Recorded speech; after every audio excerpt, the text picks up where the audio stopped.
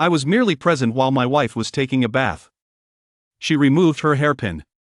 It has indeed astonished the entire nation of China. Zhou Bai is incredibly astute. Individuals from other countries lurking in the broadcasting room. They also reported this intelligence to the expert groups of their respective nations. Just moments ago, I found myself representing Huaxia in the realm of supernatural tales, where the fate of the participants hangs in the balance. Will directly influence the fortune of the nation in question. Once one meets death or is tainted within the realm of eerie tales, strange tales shall descend upon the land. Is this the representative of our Great Xia nation? They possess an appealing appearance. Yet they seem to lack intelligence. Do not panic, everyone. The fortune of our great nation, Huaxia, is flourishing. Everything will certainly be well. I hope this week, I can exhibit a bit more vigor. Upon my inaugural foray into the realm of eerie tales, I discovered that with each rule I acquired, I was granted an opportunity to rectify a mistake. At that moment, I discovered an additional notebook in my hand. It is prominently inscribed above. Home is your warm harbor. However, it is essential to adhere to rules within the household to cultivate a harmonious and joyful family atmosphere. Rule A. 1. You reside with your wife and parents, yet bear in mind that only 3 individuals inhabit your home. 2. Maintain a harmonious relationship with your wife. 3. You may place your trust in your wife, unless she removes her crimson hairpin. 4. You are currently resting in the study. Each night after midnight, please secure the door to the study tightly regardless of who may knock. Do not open it. 5. You and your wife have not borne any children. Should you hear the sound of a baby crying in the middle of the night, pay it no mind. You possess a black dog. Should you observe its transformation into white, kindly cast it from the balcony. 7. Remember, you must not share a bed with your wife. I gazed upon the guidelines inscribed in my notebook. There are merely 7 stipulations, and it is evident that the regulations are far from comprehensive. At this moment, I discovered that 2 elderly individuals were seated in the living room. I suppose they are what one would refer to as parents. On the other side, the bathroom was filled with the sound of cascading water. The silhouette seen through the glass door faintly reveals that it is a woman. Presumably, it is the wife. I pondered. Along with myself, we total 4. Who, then, truly constitutes my family? And who, pray tell, is that extract? At the very moment the rules were announced, analytical groups comprised of experts from various nations have commenced a discourse on these regulations. Discussions regarding these regulations have also commenced, yet the information provided is exceedingly scarce. Indeed, it is now apparent that there exists a conflict between the second and third rules. Given the current 7 rules, it is quite challenging to discern the counterfeit. Fortunately, each nation is granted 3 opportunities for reminders. I sincerely hope that Zhou Bai can endure until we provide him with the necessary information.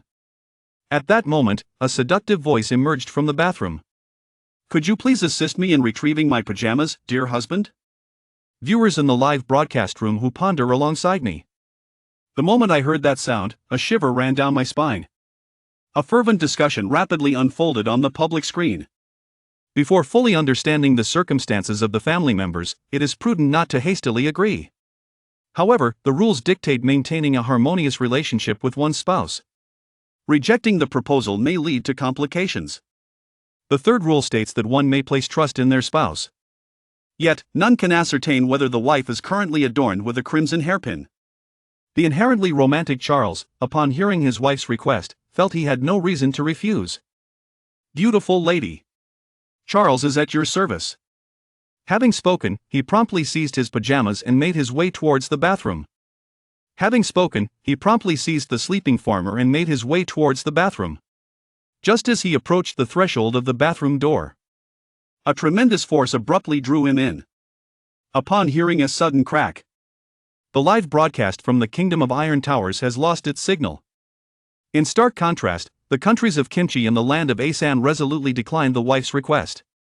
Both individuals survived unscathed and in good health. What they remain unaware of is that, upon hearing their refusal, the wife's expression grew somewhat peculiar. Suddenly, a voice resonated beside my ear, proclaiming that the third rule provided was erroneous. I gazed upon the notebook in my hand. Unless she removes the red hairpin. Is the wife untrustworthy? The wife awaited a response that seemed to linger indefinitely, her voice gradually taking on a tone of anxiety.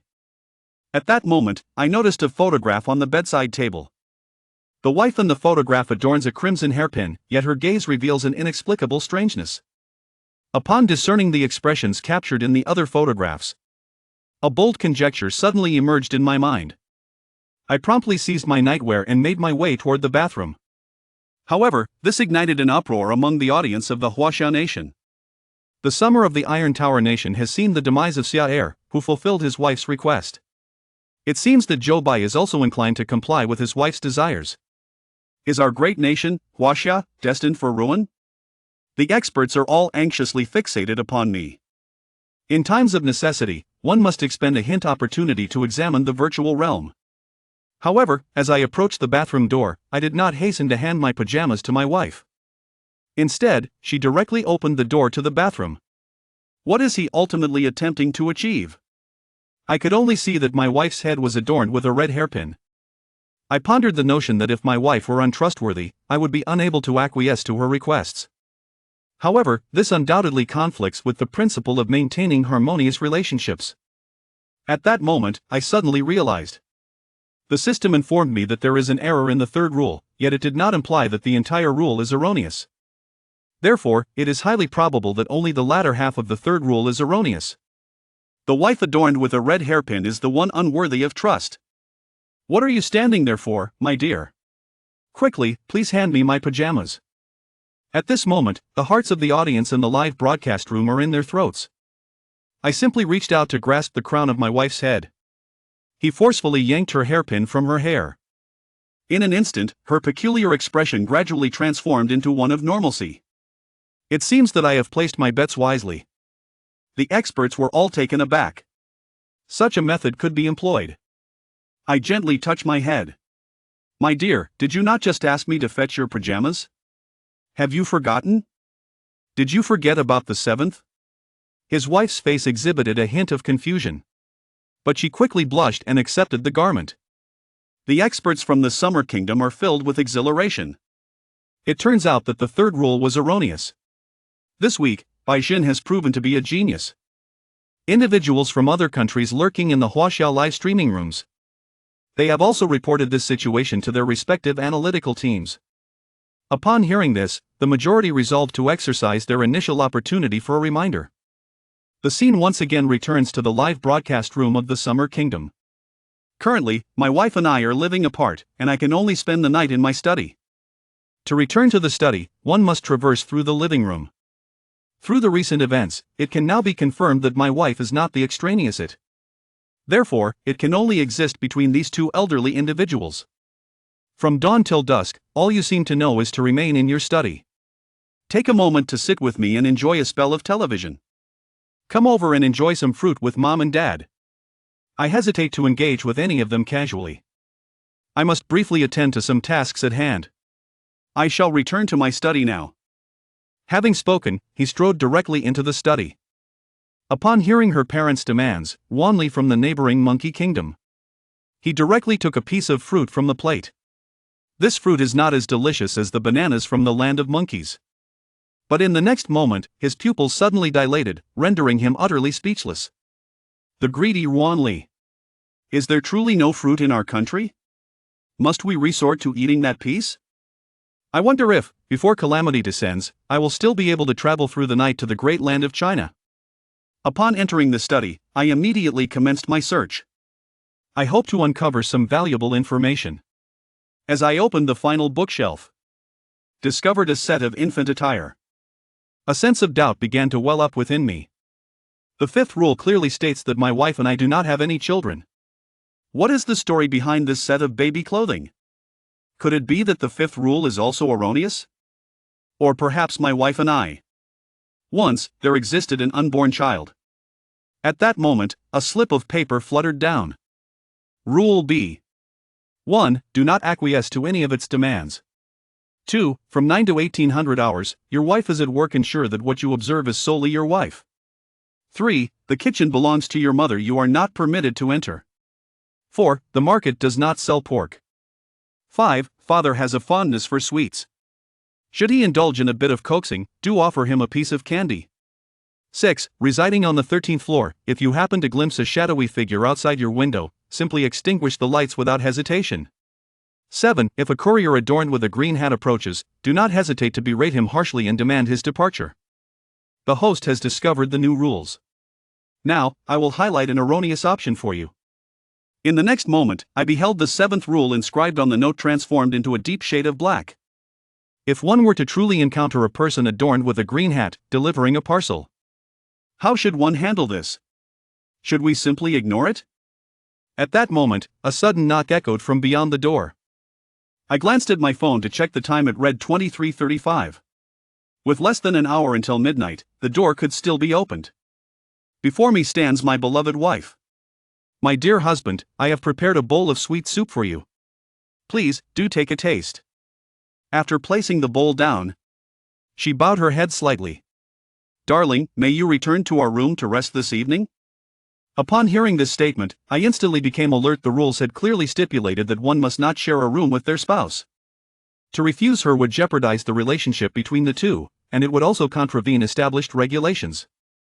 Just when I was at a loss for how to respond, suddenly reminded of the infant garments tucked away in the drawer, I promptly resolved to take a chance. My dear, I am solely concerned for your well-being. Even if it means sacrificing my own rest, it matters not. In truth, I am quite well. Observing the heartfelt expression on my wife's face, I realized that I had made the right bet.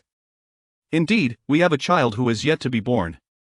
Even if you are indifferent to your own well-being, I care deeply. Upon hearing this, his wife had no choice but to depart in silence. Where did Zhou Bai acquire such acting skills? It seems rather excessive.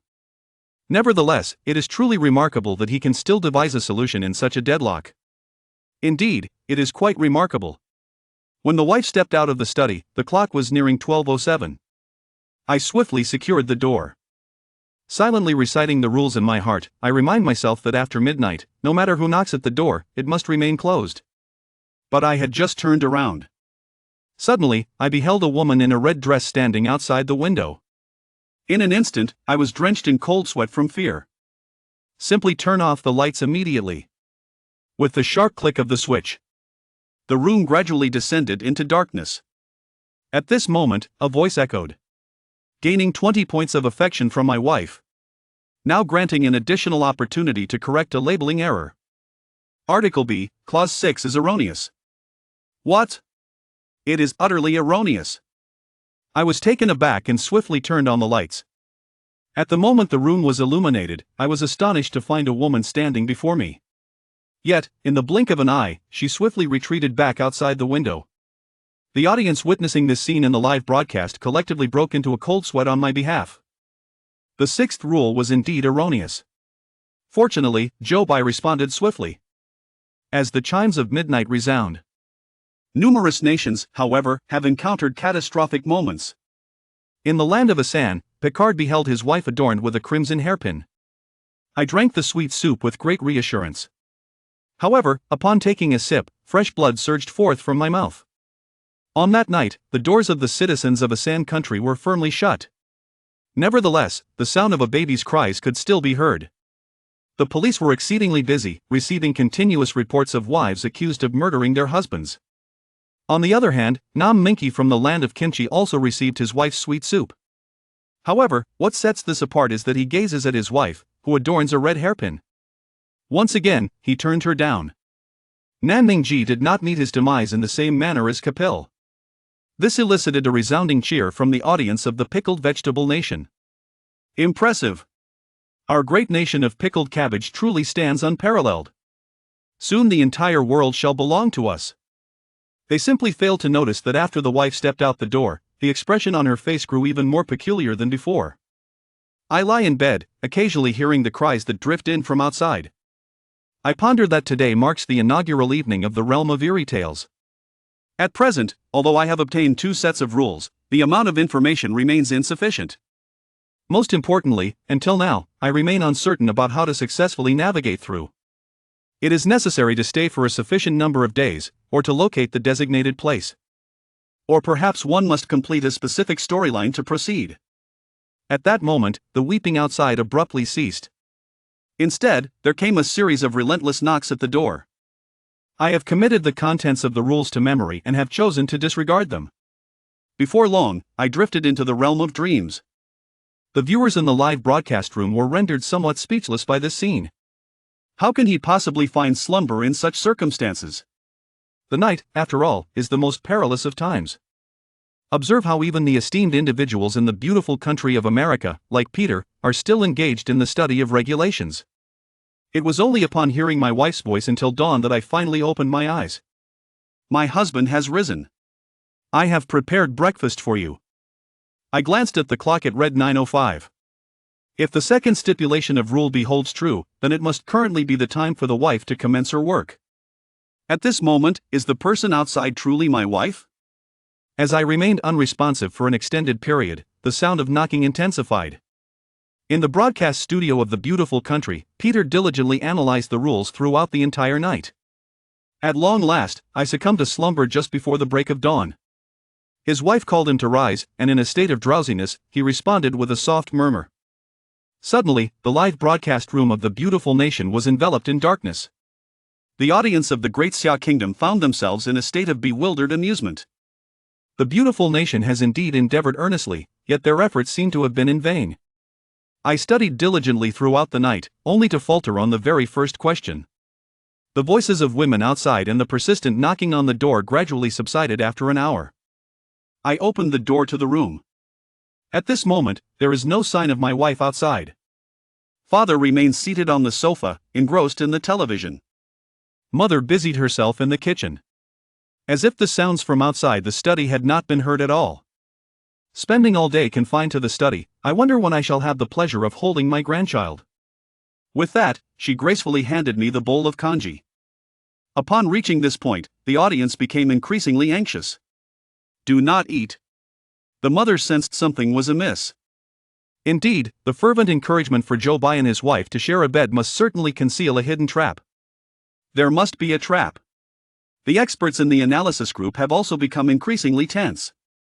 In contrast to their mother, they find their silent father to be even more peculiar. In the broadcast, I fulfilled their expectations, staying up late with my dedicated efforts. Will there be another chance to participate after the initial rush? The host, Dashue, is truly remarkable. Quickly, Suiwa, provide the link for the sauerkraut. Let's engage in conversation. Are there any discounts available, Chinchin? Hasten to share the link. Wang Fei from Bilibili has followed the host. I too have chosen to follow. Chocolate Frog, let's charge ahead. I settled at the table to enjoy breakfast. The host is indeed extraordinary. Once again, Dashue proves to be exceptionally impressive. I see you are untroubled. Experts have grown increasingly confident in their conjectures. Fulfilling the requests of both my wife and mother is of no consequence. Thus, the most significant suspicion now rests upon the father. However, the moment to unveil the truth has not yet arrived. The primary objective remains to ascertain the method of passage. My mother, while occupied with her tasks, incessantly grumbles. Even dogs have become finicky these days. They refuse to eat their kibble. I followed the direction of my gaze. I discovered that black dog lying in the corner, devoid of any vitality. Quiet, almost akin to that of an elderly sage. At that moment, mother approached, carrying a handbag. I have arranged for Aunt Wang from next door to return only in the evening. I have prepared your favorite braised pork in the refrigerator. It just needs to be heated before you can enjoy it. Braised pork? I furrowed my brow. Rule B, Article 4, the market does not sell pork. I immediately inquired whether my mother had purchased it at the vegetable market. However, my mother informed me that it was Aunt Wang from next door who provided it. Suddenly, an indescribable sense of strangeness welled up within my heart. As lunchtime approached, I rose and made my way to the dining room, where I opened the refrigerator. Several prepared dishes are beautifully arranged inside. I disregarded the plate of braised pork and casually selected 2 dishes from the array. Contemplating that the dishes are all cold, one must enter the kitchen to heat them up. However, the third rule of Regulation B states that the kitchen is off limits to everyone except for mother. The audience is also curious whether I will directly consume cold dishes and leftover rice or venture into the kitchen. After all, 2 hours ago, Henry from the land of kangaroos simply extending a hand into the kitchen. I passed a pair of chopsticks and a bowl inward. Resulted in death. Eating leftover rice is certainly preferable to death. I believe Zhou Bai would not be so foolish. Such a straightforward multiple-choice question that any rational individual would not err in their selection. However, within the live broadcast, I closed the refrigerator door and proceeded directly towards the kitchen. Is that so? What does he intend to do? Is he unable to even stomach a cold meal? Zhou Bai wouldn't have forgotten the rules, would he? Zhou Bai pushed the kitchen's sliding door aside and stepped inside. To everyone's astonishment, he truly entered the kitchen. The observing experts were taken aback by this sudden turn of events. No one anticipated that Zhou Bai would commit such an error, leaving them utterly unprepared to alert him. Now that he had already crossed the threshold, any warning would be futile. A sense of despondency enveloped the crowd. Were they truly destined to endure the arrival of the bizarre tales in the Great Xia Kingdom? In the footage, Zhou Bai placed a dish into the microwave to heat it. He remained unharmed. He retrieved the warm dish and set it on the dining table, then returned to the kitchen for another plate. Remarkably, he was still unscathed. Everyone was left in a state of disbelief. Could it be that this rule was erroneous? If so, why had Henry from Kangaroo Country perished? During the 2 instances of heating the dishes, Zhou Bai deliberately glanced around, as if searching for something. As he finished heating the second dish and prepared to exit the kitchen, he finally spotted some golden characters in the corner. His heart soared with joy as he hastily set down the dish and cleared the clutter obstructing his view. The words then became fully visible before him. Conditions for clearance: 1. Level. Investigate the truth behind the occurrences in your home. Gain the trust of key characters in the scenario and be led to a safe zone by them. 2. Level. Obtain information about the safe zone and escape there on your own. 3. Level. Survive in the house for 30 days. The viewers in a live stream were momentarily stunned upon seeing these pivotal words. How could such crucial information be hidden in the kitchen? Was Zhou Bai simply fortunate? Or was he truly astute enough to deduce that he could enter the kitchen? The experts witnessing this scene fell into a profound silence. How could Zhou Bai arrive at a conclusion that eluded so many seasoned specialists? Kangaroo Country had previously established that entering the kitchen posed a genuine threat. What was the differing factor? It was the mother. When Henry entered, his mother was present, while Zhou Bai ventured in alone. This must be the reason. The undercover agents lurking in the Great Xia Kingdom's live stream saw Zhou Bai uncover the key information for clearance and hurriedly return to report. Consequently, many nations seized their second opportunity to issue reminders. Zhou Bai served himself a bowl of rice and sat down at the dining table to enjoy his meal. What emboldened Zhou Bai to enter the kitchen? He had deduced a loophole in the 3rd rule. The crux of this deduction lay in his wife's words from the previous night. When she brought him sweet soup, she had mentioned that she had cooked it. At that moment, everyone's attention was fixated on the sweet soup, and no one considered the implications of her statement. If the kitchen belonged to the mother, then his wife should seldom have the opportunity to use it. Thus, this information was either false or partially incorrect. Every piece of misleading information harbors an underlying intent. The vast majority of erroneous information serves to lead one towards demise. However, this particular message is evidently not of such nature. It discourages entry into the kitchen, which likely indicates that something undesirable resides within. Since it wishes to prevent your access to the kitchen, you should be all the more compelled to enter. Zhou Bai scooped a spoonful of rice in his mouth, his gaze drifting towards the living room.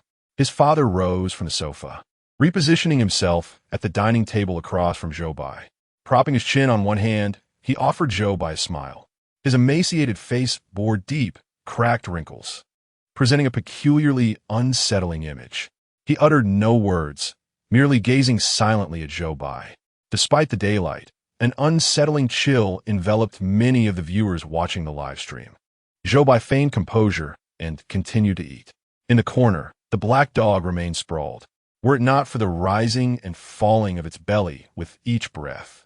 Zhou Bai might have doubted its very existence. The dog's bowl, brimming with kibble, held no allure for it. Instead, it drooped its head, curling itself into the corner. Even in its gaunt state, it refused to eat. Zhou Bai contemplated for a moment before retrieving a plate from the kitchen. He served a portion of rice and added some of the dishes from his own plate atop it.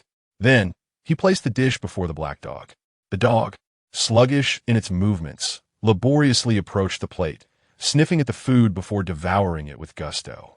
Zhou Bai retreated, resuming his meal at the dining table, intentionally ignoring his father seated across from him, engrossed in his own meal. After a while, his father, perhaps finding the atmosphere dull, returned to the sofa. Thus, the dining area was left with just one person and one dog, each silently consuming their respective meals. In this bizarre world, the scene bore an inexplicable warmth. Once the black dog finished its meal, it seemed to regain some strength, wagging its tail as it approached Zhou Bai. It tugged at his pant leg several times. Finding no success, it dashed in front of him, as if eager to lead Zhou Bai somewhere. Although perplexed, Zhou Bai followed. The black dog brought him to the threshold of his parents' room. Zhou Bai halted, hesitating whether to enter. In a realm rife with strange tales, wandering into an unknown space could spell instant death. Noticing Zhou Bai's reluctance, the black dog ceased its tugging and instead dashed inside on its own. Moments later, it emerged, clutching a note in its mouth. Zhou Bai accepted the note and opened it, astonished to discover it contained rules. Chapter 6. The Different Colored Pills Rules. 1. You must take the black dog to the pet hospital every day at 5 p.m. until it turns white. 2. If you receive a call from your wife's company, inquire which department is calling. If the response is the RD department, hang up immediately. 3. If there is a sudden, vigorous knocking from the storage room, do not open the door. Constantly attuning oneself to the emotions of family members is pivotal in maintaining a harmonious household. Exercise caution with Aunt Wong next door. If mother ventures out with Aunt Wong, upon their return, please administer the gray tablets from the drawer. Every evening, when my wife returns from work, please ensure she receives the white tablets from the drawer. After reviewing these 7 directives, the systematic voice in Zhou Bai's mind resonated. An erroneous option has been indicated for you. Upon re-examining the note, Zhou Bai noticed that the final segment of the first rule had been highlighted in crimson. The implication seems to be that taking the black dog to the veterinary clinic at 5 o'clock daily is indeed correct. However, when it turns white, should it also be taken to the clinic? This contradicts the 6th rule. Should the black dog turn white, it must be discarded from a balcony. If this rule is erroneous, what then is the purpose of its amendment? Perhaps the answer lies within the veterinary clinic he is scheduled to visit in the afternoon. Zhou Bai's gaze returned to the 6th and 7th rules. Prior to the system marking the erroneous directive, he had harbored the hope that the system would identify one of these 2 rules. Meanwhile, the experts observing the live broadcast also furrowed their brows at these 2 directives. From his 2nd and 5th rules, it could be inferred that both his wife and mother may return with certain abnormalities, or perhaps both are at risk of contamination. Yet, why must they be administered different tablets? Is one of these 2 rules incorrect, or do they suffer from distinct forms of contamination? The experts shook their heads, unable to discern a clear path. They could only hope that Zhou Bai could utilize the afternoon to glean more pertinent information before his wife's return. Zhou Bai crouched down to stroke the black dog's head, wishing to express his gratitude for its assistance in locating the note. To his surprise, the aloof creature merely cast him a fleeting glance before retreating to its previous corner to resume its repose. With a resigned shrug, Zhou Bai returned to the study, tucking the note among the other rules within a notebook. In the afternoon, Zhou Bai isolated himself within the study. The experts, observing his lack of initiative to seek additional information, speculated that he intended to pursue the 3rd method of passage, surviving 30 days within the confines of this home. After all, this approach appeared to pose the least difficulty. Although the experts expressed dissent regarding this choice, they could not compel the chosen one's decision, and thus turned their attention to other broadcasts from different nations in search of usable information. In South Korea, the chosen one, Nam Mingji, swiftly prepared to depart after his lunch. Having received a notification from the analysis team regarding the conditions for passage, he decisively opted for the 3rd method. Consequently, after finishing his meal, he ventured out to the supermarket, where he procured a substantial quantity of bread, snacks, water, and other essential supplies. He had even devised a strategy for the possibility of being confined to his study, unable to venture out even for a restroom break. Witnessing his meticulous preparations, the viewers from the land of pickled cabbage were filled with blind confidence. The actions of Na Mingji were deemed the most astute among all the chosen ones. In such a perilous world of eerie tales, it seemed implausible for anyone to succeed through the first or second methods. Ultimately, only Na Mingji would prevail. Let them perish, so that our great land of pickled cabbage might possess the entirety of Blue Star. Observing the jovial atmosphere in the live broadcast from the land of pickled cabbage, the experts from the Great Xia shook their heads in dismay. The world of eerie tales was ever-changing, and a passive approach could lead to even greater peril. However, upon glancing back at their own nation's chosen one, who remained ensconced in his study, exuding a far more despondent demeanor, they could only sigh in resignation. At 4:30 p.m., Zhou Bai finally emerged from his study. His father remained seated on the sofa, maintaining the same posture as before. Zhou Bai disregarded him, took the dog leash, and secured it to the black dog before stepping outside. The aging dog ambled slowly, and Zhou Bai did not rush it. After all, the pet hospital was not far from the community, and time was ample. Together, they made their way to the security station at the base of the building. As they approached the entrance, the security guard beckoned Zhou Bai. "You come here. We need to do some registration." Zhou Bai halted, glanced at the guard, and ultimately walked over to take the pen. Since Na Mingji from the land of pickled cabbage had also been called for registration when he ventured out at noon, the audience found nothing amiss. Zhou Bai cast a cursory glance at the registration book handed to him by the guard. Name, housing number, contact number, destination. These were the details required for registration. Zhou Bai found it puzzling. Why was there a need for such stringent controls when stepping out? What had transpired in this community to warrant such meticulous oversight? After completing the form, he set the pen down and feigned casual conversation with the guard. "I haven't been out for several days. Has anything new happened in the community recently?"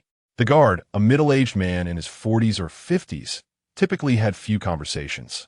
Thus, upon Zhou Bai's inquiry, he responded with enthusiasm. "How many days has it been since you last went out?" "More than a week," Zhou Bai replied. The guard's expression shifted to one of surprise. The young people these days, spending all their time at home playing games or on their phones, are oblivious to what transpires in the neighborhood. Just a week ago, a mad woman caused quite a commotion in our community. Did you hear about it? Zhou Bai shook his head. The guard glanced at the registration form. "Well, it happened in the very building you reside in. You didn't know? She was rather attractive, wearing a red dress. Such a figure. What a pity her mind seemed unhinged. You live in that building and were unaware?" Sigh, the youth of today. Yet, Zhou Bai could no longer absorb the guard's subsequent ramblings. His mind was consumed with the few keywords that echoed in his thoughts. A week ago, a red dress. A woman, and in the building where he lived. At that moment, the image of the woman who appeared outside the window last night surfaced in his mind. Could this incident be connected to her? Zhou Bai bid farewell to the security guard and turned to exit the security room. However, just before he turned away, his peripheral vision caught sight of a white pill conspicuously placed within the open drawer of the security guard's desk. Zhou Bai froze momentarily. The experts watching the live stream also fixated their attention on the screen. Chapter 7. The peculiar pet hospital. The security guard noticed Zhou Bai's gaze lingering on the drawer. With a decisive snap, he shut it closed.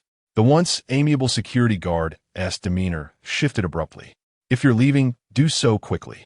Zhou Bai refrained from further conversation, leading his dog out of the security room.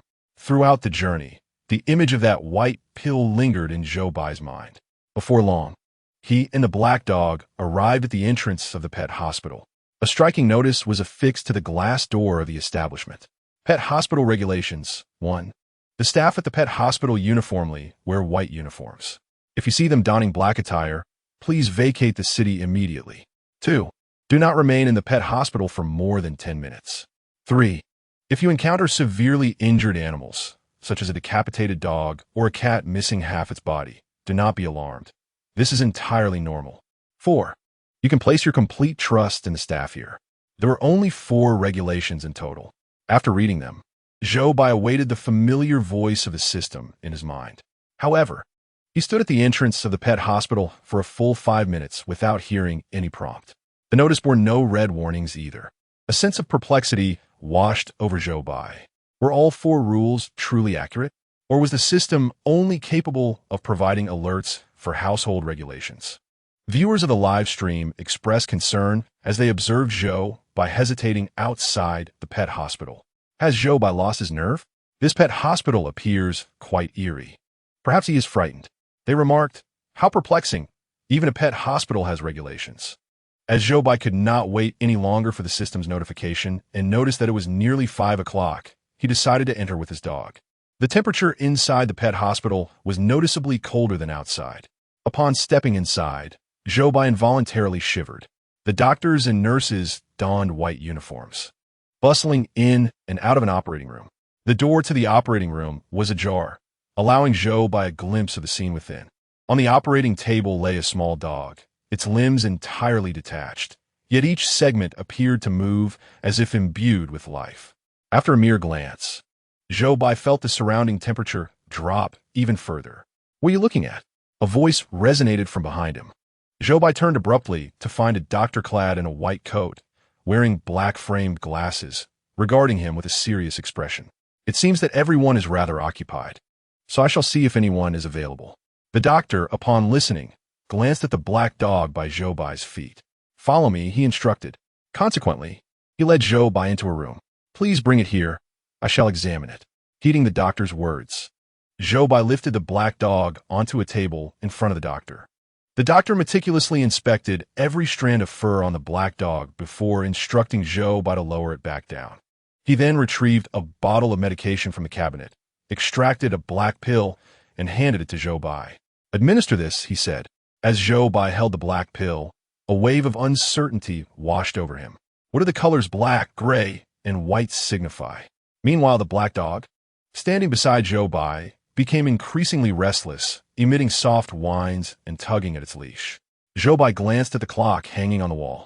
It was already 5:03 p.m. Clutching the black pill tightly, he finally squatted down and placed the pill into the dog's mouth. Not even a minute had passed after the black pill was ingested when the black dog returned to a state of tranquility. "This medication is for you. The pet hospital may be closed tomorrow. When the time comes, administer it yourself," the doctor instructed as Zhou Bai accepted the pill, nodding in acknowledgement. He then exited the pet hospital with the black dog in tow. Upon returning home, Zhou Bai found his father still seated on the sofa.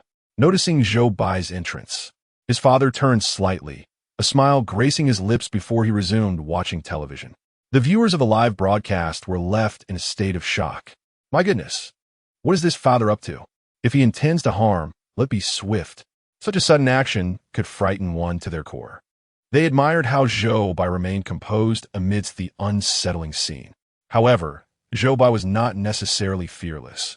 Rather, he was accustomed to the perpetual dangers of this bizarre world. A moment's inattention could spell calamity, not just for himself, but for his entire nation. Though he was an ordinary individual, he would exert every effort when his country called upon him. Thus, even if he was not particularly brave, he forced himself to maintain a facade of calmness and clarity. The experts observing Zhou Bai's demeanor expressed their admiration. Within the live broadcast, Zhou Bai untangled the leash from the black dog, which appeared significantly more energetic than in the morning.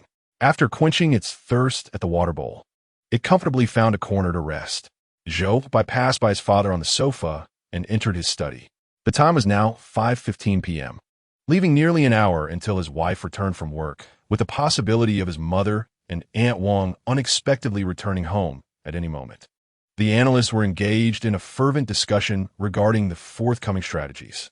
Were the 6th and 7th rules accurate or erroneous? The security personnel consumed white pills, while the pet hospital administered black pills to the dog. Could this imply that the pills were indeed effective in resisting its contamination? Upon hearing this viewpoint, the other experts nodded in agreement. Thus, it is established that medication is indeed to be consumed. However, which tablet should be taken?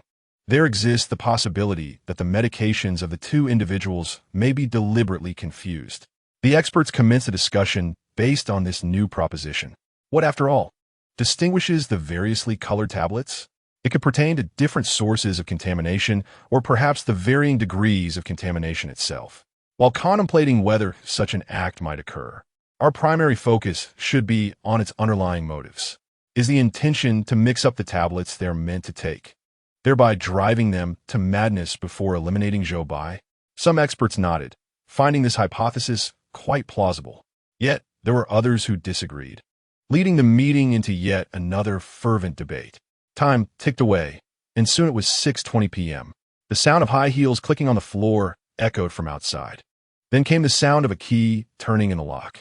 At the sharp click, the experts, engrossed in their animated discussion, fell silent. It was the return of his wife. Chapter 8. The distinction among medications, however, they had yet to reach a conclusion. The Great Xia Kingdom stood as the only nation that had never utilized a hint opportunity. The choice confronting Zhou Bai was perilously precarious. Consequently, the experts resolved to utilize a hint opportunity. They sent Zhou Bai their conclusion that medication must be taken, and their speculations regarding the colors of the pills. Zhou Bai, who had been seated in his study, heard the mechanical voice resonate in his mind. Following that, he received a series of auditory alerts from the analytical team of the Great Xia Kingdom. Zhou Bai rose and opened the door to his study. As he walked to greet his wife, he absorbed the information swirling in his mind. His father, who had been seated on the sofa, was now conspicuously absent, perhaps having retreated to his own room. His wife, clad in professional attire, stood at the door, one hand resting on the doorframe while the other removed her high heel. Her eyes appeared devoid of luster, and her face seemed paler than it had the previous evening. Zhou Bai poured her a glass of water and then opened a drawer. Hesitating momentarily between two jars of medication, the experts held their breath, fixated on his actions. Ultimately, Zhou Bai selected the white jar. With a thud, thud, thud, the experts could hear their own hearts racing anxiously as they watched Zhou Bai extend the white tablet to his wife. She accepted the pill and swallowed it with the water he provided, then smiled and expressed her gratitude. "Thank you, darling." Zhou Bai took the glass from her hand, rinsed it in the kitchen, and returned it to its place. After a brief wait, nothing unusual transpired. The experts finally exhaled, relieved. It seemed they had guessed correctly. Zhou Bai indeed possessed a modicum of luck. Truly, he was the chosen one of the Great Xia Kingdom. Since entering the realm of eerie tales, Zhou Bai had consistently demonstrated exceptional performance. Thus, the Daxiao Live broadcast room has become a focal point of attention for various nations. Observing that Zhou Bai successfully navigated yet another crisis, those lurking within the Daxiao Livestream hastily returned to their assignments. Consequently, nearly all remaining countries had exhausted their 3 warning opportunities within the Daxiao Live broadcast. Zhou Bai's wife changed into a set of comfortable loungewear and retrieved several dishes prepared by her mother from the refrigerator, proceeding to heat them in the kitchen. Zhou Bai stood nearby, ensuring that each dish contained no pork before he felt reassured. Dinner was shared between Zhou Bai and his wife, who, prior to their meal, also set aside a portion for the black dog. The dog relished the food Zhou Bai offered, savoring it with great delight. After their meal, Zhou Bai and his wife watched television for a while. Meanwhile, his father remained alone in his room, and it was not until nearly 11 o'clock that his mother entered. However, the audience in the live stream was taken aback by her entrance, for atop her head sprouted a pair of pig ears. "Mother, you're back," his wife remarked, displaying no particular reaction, as if this were a commonplace occurrence. Zhou Bai, initially startled by his mother's appearance, felt a chill run down his spine upon witnessing his wife's demeanor. Was there truly no one left in this household who was normal? His mother appeared weary, her expression vacant. His wife stepped forward to take the handbag from her. Zhou Bai forced himself to remain composed, attempting to mirror his wife's nonchalance. He rose from the sofa and opened the drawer containing the medication. The experts anxiously observed Zhou Bai's actions. This time, without hesitation, he took the gray pill. The varying colors of the pills corresponded to different levels of contamination. The darker the color, the more severe the pollution. Thus, his wife had the least contamination, his mother the second most, while the black dog bore the brunt of it. After his mother swallowed the gray pill, her vacant expression softened slightly.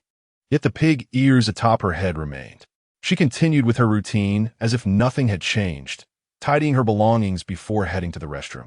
Even when she caught her reflection in the mirror, there was no sign of surprise. Zhou Bai watched her retreating figure, a shiver coursing through him. As night fell, the clock struck 11:35. After his shower, Zhou Bai stayed in his study. At the same hour as the previous night, his wife knocked on the door, bringing in a bowl of sweet soup. "Darling, have some soup," she said. Zhou Bai adhered to the rule of maintaining a good relationship with his wife, accepting the offering without hesitation and finishing the soup in one gulp before handing the bowl back to her. His wife accepted it, her head bowed, a smile gracing her lips as she exited the study. Zhou Bai turned back, only to see the woman in red reappear outside the window. This time, he did not panic as he had the night before. It is the unknown that breeds fear. It had long been anticipated that it would be there, which naturally alleviated much of the fear. Moreover, Zhou Bai understood that within the realm of eerie tales, he had not transgressed any rules, rendering it incapable of inflicting harm upon him. With this realization, his perception of it shifted, and it no longer seemed so terrifying. Zhou Bai even mustered the courage to scrutinize it from head to toe. He pondered whether the woman in red mentioned by the security guard today was indeed the same entity outside the window. A child's miscarriage. The male occupant of this room and his wife sleeping separately, the black dog behaving strangely, and the woman in red causing a commotion downstairs. All these events converged around a week ago. What connections existed among these occurrences? Zhou Bai felt that there was a pivotal piece of information still eluding him that could weave these threads together. Rule number 7. Remember, do not share a room with your wife. If the wife is not a source of danger, then what peril lies in sharing a room with her? Zhou Bai mentally revisited the information and questions he had gathered over the past couple of days. Unbeknownst to him, midnight had crept upon him. He approached the door and locked it securely. Outside, the cries of a baby echoed, accompanied by a series of relentless knocks. The viewers watching the live broadcast felt a chill run down their spines. Zhou Bai turned on the light, lay down on the bed, and drifted into slumber. The next morning, he awoke to a cacophony of vigorous knocking. Upon glancing at the clock, he noted that it was 9:35 a.m. Zhou Bai carefully discerned that the knocking did not originate from the study door. He opened the door to find the house unusually quiet. His wife had already left for work, and his parents were nowhere to be found. Only the black dog huddled in the corner, trembling as if gripped by fear. Following the sound of knocking, Zhou Bai made his way towards it, ultimately halting before the tightly locked storage room door. Chapter 9. The Secrets of the Storage Room. Rule number 3. If you hear intense knocking from the storage room, do not open the door. At that moment, the knocking from within grew increasingly frantic, as if something inside were desperate to break free. Zhou Bai took a step back, suppressing his curiosity, and turned to return to the living room. The black dog remained curled up in a ball. Zhou Bai approached, wrapping it in his clothing, attempting to shield it from its fears with warmth, and then placed it on the sofa. Upon touching the sofa, the black dog laboriously shifted itself beside Zhou Bai, leaning against him and occasionally emitting pitiful whimpers. Zhou Bai retrieved a piece of candy from the coffee table, unwrapped it, and offered it to the black dog. After a few tentative licks, the dog accepted the candy into its mouth. At that moment, a mechanical voice resonated in Zhou Bai's mind. "Congratulations, host. Father's affection level, 20. You have been granted an additional opportunity to mark an error." Father? Although Zhou Bai had already formed a suspicion in his heart. However, when he finally received a definitive answer from the system, a tempest of emotions surged within him. The black dog before him was, in fact, his father. Before Zhou Bai could fully process this revelation, the mechanical voice of the system echoed in his mind once more. The third rule is incorrect. Just as one shock subsided, another struck him. Zhou Bai quickly turned his gaze toward the direction of the storage room. Knock, knock, knock. The knocking from within the storage room persisted, unrelenting. Zhou Bai took a deep breath, rose, and approached the door, placing his hand on the doorknob. The viewers in the live stream were once again struck with terror. What was Zhou Bai doing? Could it be that he intended to open the storage room door? Had he forgotten the rules? Zhou Bai turned the doorknob. To his surprise, the door was not locked and opened with ease. As he swung the door open, the knocking ceased and silence enveloped the surroundings. Inside the storage room, there was not an abundance of items. In fact, it was largely empty. Strangely, In the center of the room stood a refrigerator, plugged in and incongruous with its surroundings. Compelled by curiosity, Zhou Bai approached the refrigerator and opened its door. After a mere glance, he swiftly shut it again, covering his mouth to stifle a surge of nausea. Just then, someone stood behind him, closely pressing against him, and softly breathed into his ear. A chill ran down Zhou Bai's spine. He stepped back and turned around to face his father's wrinkled visage. Zhou Bai fixated on it, and the silence was so profound that he could hear the frantic pounding of his own heart. A smile crept across his father's face as he leaned in closer. In Zhou Bai's mind, a tension tightened like a string drawn taut, yet his heart could not restrain its excited rhythm. He sensed that the storyline of this narrative was unfolding right before his eyes. The viewers in the live stream held their breath in anxious anticipation. What had I revealed a flaw? The night before last. Oh, his father's gaunt face tilted in curiosity. On the first night Zhou Bai entered this eerie realm, his father had beckoned, "Come here, let us share some fruit." Meanwhile, his mother had said, "Stay with me and watch some television." The distinction lay in the fact that his father referred to them as parents, while his mother used me. Over the past 2 days, Zhou Bai had observed that neither his mother nor his wife had directly communicated with his father, suggesting that they were likely unable to see him. Zhou Bai speculated that the effects of the medication they took might be the cause, and when his father had made that statement the night before last, he had overlooked this critical detail. After a moment of silence, my father seemed to grasp something profound and suddenly erupted into laughter. However, the visage that once graced his face crumbled before Zhou Bai, replaced by the delicate features of a woman. This woman's face mirrored that of the figure in the red dress outside the window each night, and bore an unsettling resemblance to the person in the refrigerator. Zhou Bai's heart raced, the truth teetering on the edge of revelation. Why had her corpse surfaced within the confines of the refrigerator? Who was responsible for her demise? What had transformed her into this entity? An incessant barrage of questions reverberated in Zhou Bai's mind, tantalizingly close to a coherent narrative. The atmosphere around them was eerily still. Zhou Bai and the woman in the red dress exchanged glances, neither daring to make the next move. Behind them lay a corpse, and before them stood the enigmatic presence. In such a precarious situation, it was nearly impossible for anyone to maintain complete composure. The audience, too, felt the tension, their hearts racing in unison with the unfolding drama. The chosen one had pierced through its disguise, an act fraught with peril. No one could ascertain whether Zhou Bai might unwittingly stumble into its trap. Suddenly, the silence of the storage room was shattered by the ringing of a telephone. The woman in the red dress fixed her icy gaze upon Zhou Bai, observing his every move. The viewers in the live stream were equally transfixed, eagerly anticipating Zhou Bai's next action. At that moment, the ringing felt eerily reminiscent of a sinister midnight bell. A chill ran down Zhou Bai's spine. Did the rules mention anything about the phone? Should he answer or ignore it? The ringing intensified, almost as if it were a harbinger of doom. Zhou Bai glanced at the entity, then chose to bypass it. Stepping out of the storage room, the red dress followed closely behind, gliding into the living room. It settled onto the sofa, resting its chin on its hand, silently observing as Zhou Bai answered the call. "Hello, who am I speaking with?" A professional woman's voice resonated from the other end. "Is this Mr. Zhou Bai?" "Yes, that's me. This is the How Effective Pharmaceutical Company. Your wife, Yu Lily, is employed with us." Upon hearing his wife's company name, Zhou Bai recalled a directive from the rules. Rule number 2, if you receive a call from your wife's company, inquire which department is calling. Should they identify themselves as the RD department, terminate the call immediately. Alertness surged within him. "I apologize for the interruption, but which department are you from?" No sooner had Zhou Bai posed the question than static crackled through the line, accompanied by a few piercing beeps. Initially, he assumed it was merely a poor connection and contemplated hanging up.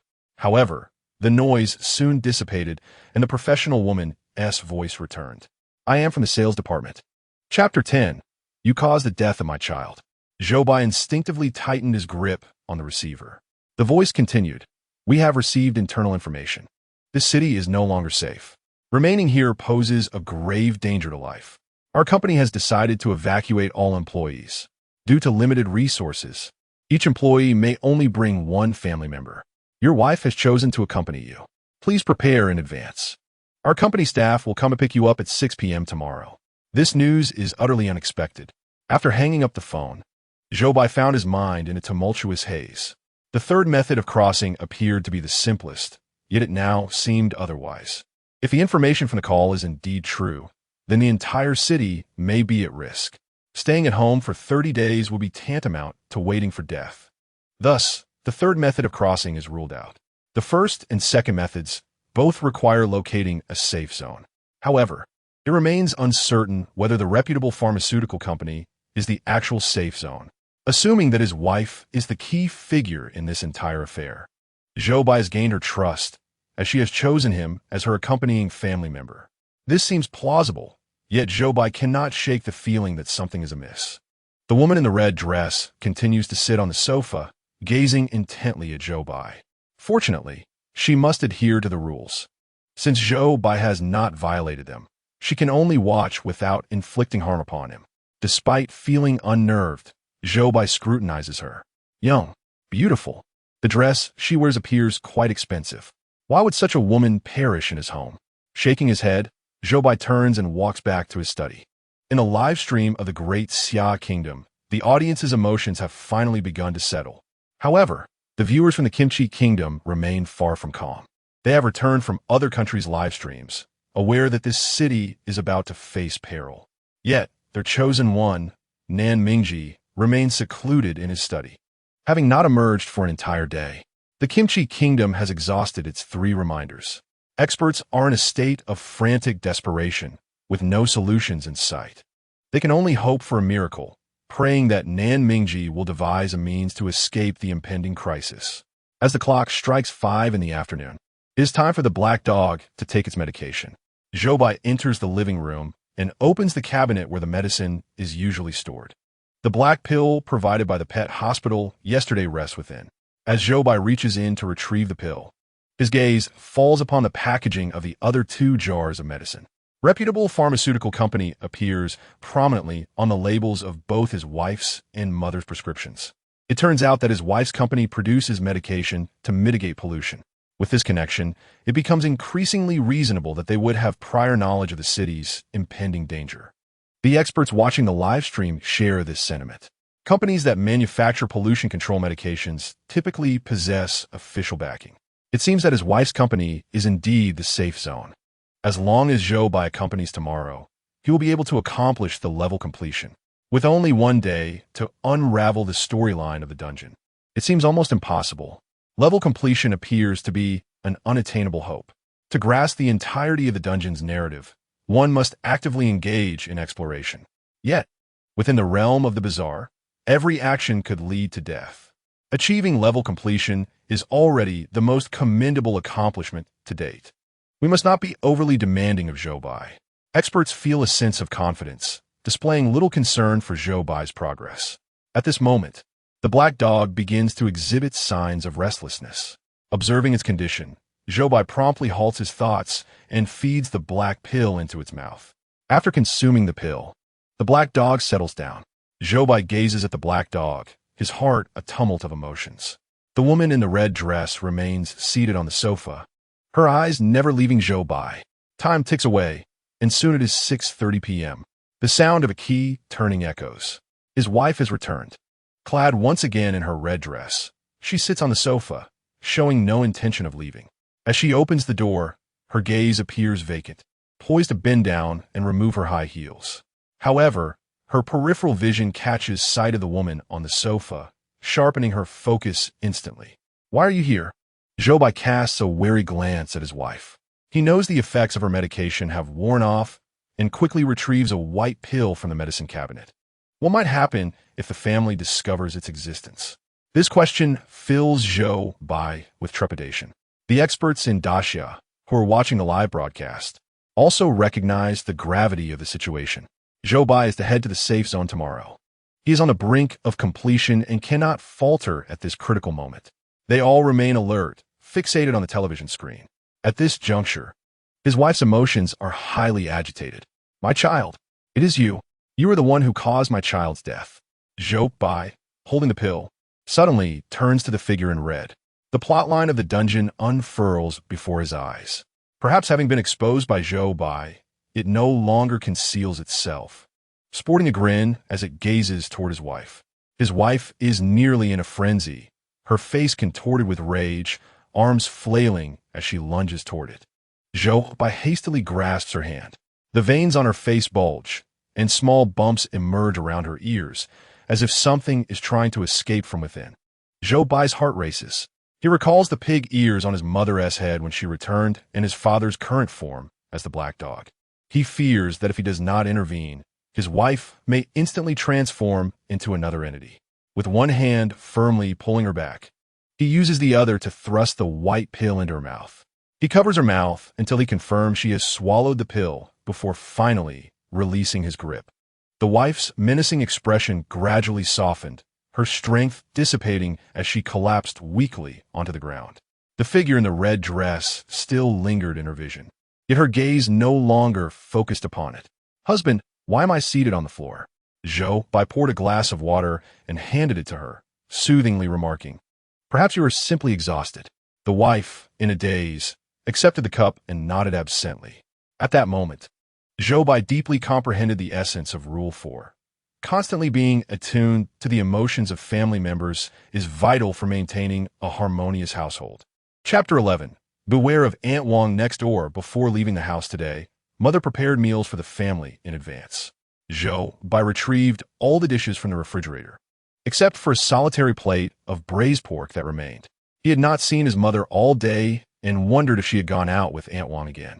The mere thought of Aunt Wong sent a chill down Zhou Bai's spine, for she was explicitly identified in the rules as someone untrustworthy. After dinner, Zhou Bai carried the dishes to the kitchen to wash them. At that moment, a knock echoed from the door. The wife approached to open it, and the ensuing conversation wafted into Zhou Bai's ears. "Aunt Wong, I truly appreciate your assistance. Please come in and have a seat. I will help Mother inside." Upon hearing this, Zhou Bai paused his actions and stepped out of the kitchen. At the entrance stood a plump woman with curly hair facing his wife. Mother was being supported by her. A large red birthmark on her face, overshadowing her right eye, along with a newly developed pig-like nose, appeared to be increasingly prominent. It seemed Mother's condition was deteriorating. Zhou Bai cast a wary glance at Aunt Wong, but her attention was fixated elsewhere, specifically on the black dog curled up in the corner. The dog had been well fed and had slept soundly over the past few days. Its condition markedly improved. Its coat gleamed with health, and it had gained a bit of weight. "I haven't had dog meat in ages." Aunt Wong's abrupt proclamation made Zhou Bai feel as though his entire being was on edge.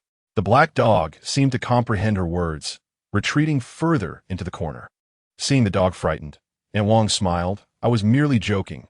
Why take it so seriously?" "Ha ha." Aunt Wong still loves to joke around. The wife engaged in familiar banter with her, indicating that such jokes were not uncommon for Aunt Wong. Yet Zhou Bai found little humor in the exchange. "This black dog is quite impressive. Could you give it to me?" Aunt Wong wore a smile, leaving Zhou Bai uncertain whether she was jesting or sincere. Regardless, he had no intention of entertaining the notion. He firmly ushered his wife and mother inside, slamming the door shut behind them with a resounding thud, leaving Aunt Wong outside without uttering a word. Never had he encountered such rudeness. Aunt Wong stood there in a daze. Yet the viewers in the live broadcast from the Great Xia Kingdom erupted in applause, exclaiming their approval. "Well done. This kind of woman is most detestable. Do not be polite with her. Joking about wanting someone else's dog and directly asking for it. What a lack of shame." Upon her return, Mother appeared exceptionally frail. Zhou Bai had to force a gray pill in her mouth for her to barely swallow it. After taking the medication, her gaze became slightly clearer, yet her weakness showed no signs of improvement. Zhou Bai and his wife could only assist her into a room to rest. Once Mother was settled, Zhou Bai recalled the unwashed dishes still in the kitchen. However, glancing back at his mother in the room, he ultimately refrained from re-entering the kitchen. The unwashed dishes remained in the kitchen overnight. The following morning at 8:30, Zhou Bai was roused by the alarm clock. He opened his study door to find his wife dressed in a professional outfit, donning high heels, preparing to leave for work. Upon seeing Zhou Bai, A smile broke across her face. Darling, I'm off to work. Goodbye. Goodbye. Zhou Bai waved her off. She appeared to be in high spirits. Skipping out of the house with a buoyant step, Zhou Bai closed the door behind her, watching her retreating figure while contemplating the phone call he received yesterday. At 6 o'clock this evening, from the Good Effective Pharmaceutical Company, he mentally calculated his itinerary for the final day. Just as he turned around, a pig-like face bearing a red birthmark suddenly appeared before him. The child who in tea washed the dishes was misbehaving. Mother held a knife in her hand, blood trickling from it. In the kitchen lay a partially processed chicken, resting in the sink. The knife was alarmingly close. Zhou Bai forced a smile and gently moved the knife away from his sight. Yes, you're right, he replied, seemingly pleasing Mother, who numbly returned to the kitchen. Zhou Bai exhaled, feeling cold sweat trickling down his back. Thud, thud, thud. The sound of the kitchen knife striking the cutting board echoed incessantly from the kitchen. The viewers in the live stream accompanied Zhou Bai in listening to these sounds, finding themselves startled even through the screen. This family of 4 resided in an old, dilapidated complex. The building, aged and crumbling, offered poor sound insulation. Indeed, the sounds of children playing above resonated clearly throughout the house. The chopping of chicken in the kitchen grew faster and heavier. Suddenly, a clang echoed as the knife was dropped to the ground. What's all the noise? Is your family the only one with children? Are you mocking me? Mother yelled loudly at the ceiling. The upper floor fell silent. The viewers in the live stream, witnessing this scene, were left speechless for several seconds. Does pollution lead to irritability? Y senza no arbores violin tendencias. Doesn't he that mean Zhou Bai is in constant danger in her presence? Zhou Bai too felt the peril looming over him as he sat quietly on the sofa. Striving to avoid any actions that might provoke his mother, Zhou Bai remained still. In the kitchen, a pot of chicken soup simmered gently. His mother retrieved a mop, ready to clean the floor. Lift your feet, she commanded. Zhou Bai obediently elevated his feet. After observing the mop glide back and forth beneath him, he cautiously lowered his feet once the mop shifted elsewhere. His mother, in a fit of irritation, was cleaning as if on a mission, although she remained uninfected. Her demand for him to raise his feet mirrored the intense demeanor of a battle-hardened warrior. Zhou Bai dare not move. Why did he feel that his mother during the day was more terrifying than at night? He shared this sentiment with the audience. As the morning progressed, her facial expressions grew increasingly distorted. It seemed the intensity of her transformation was not solely due to her outing with Aunt Wang. Moreover, her temper was far more volatile than upon her return each evening. Zhou Bai found himself puzzled by this anomaly. However, one thing was certain. Had he inadvertently provoked her, the cleaver intended for chopping chicken might very well be aimed at him. After enduring an anxious hour, a knock echoed from the door at 9:30 a.m. Zhou Bai approached and opened it, revealing Aunt Wang with her curly short hair. Upon seeing Zhou Bai, she grimaced. "Where's your mother? I arranged to go out with her." Chapter 12. The green-hatted deliverman Zhou Bai hesitated, but ultimately refrained from preventing Aunt Wang from taking his mother away. If his mother's transformation was not a consequence of her outing with Aunt Wang, then stopping them from leaving together would likely be far more perilous. As he watched his mother depart with Aunt Wang, the audience in the live stream collectively exhaled, relief washing over them. Danger averted. Gratitude flowed towards Aunt Wang for whisking his mother away. Suddenly, even Aunt Wang seemed somewhat tolerable, though perhaps not entirely. After all, she was the only villain explicitly mentioned in the rules. Once his mother left, a figure in a red dress drifted into view, causing the audience to feel a sense of dread. The alarm sounded once more. He had almost forgotten that this household was devoid of peace. Bang, bang, bang. Another knock resonated from outside. Zhou Bai glanced at the woman in the red dress before moving to the door, peering through the peephole. A man wearing a green hat stood at the entrance, holding a delivery box. Rule number 7. If a person wearing a green hat arrives with a delivery, berate him and demand he leave. Yet Zhou Bai knew this rule was flawed. He placed his hand on the doorknob, hesitating over how to respond. Bang, bang, bang. The knocking intensified, urging him to make a swift decision. Not opening the door posed a lesser risk, yet Zhou Bai felt compelled to take a chance. Gritting his teeth, he finally turned the knob and swung the door wide open. The man in the green hat stood there, muscular and menacing, eliciting a wave of concern from the audience observing the scene unfold. If Zhou Bai were to vehemently berate him and demand he leave, would he suffer a severe beating? In a physical confrontation, I believe Zhou Bai would be at a disadvantage. Zhou Bai, do not cower, strike him. What is there to fear for being beaten? Violating the rules could lead to dire consequences. Your package awaits your signature. Zhou Bai cast a glance at the scar on the other man's face, reached out, accepted the parcel handed to him, and signed for it. After delivering the package, the man turned and descended the stairs. Throughout the entire exchange, neither party engaged in a single word of dispute. The audience was left in stunned silence. Is this really happening? So timid? Brother, breaching the rules can be fatal. Good heavens, is the eerie tale truly descending upon Daxia? No, could it be that this rule is erroneous? Zhou Bai closed the door and carried the box into the living room. The anticipated demise imagined by the audience did not materialize. At that moment, they confirmed that this rule was indeed flawed. Once again, Zhou Bai had accurately predicted the outcome, reflecting on the possibility that had Zhou Bai adhered to the rules, he might have already met his end at the hands of that courier.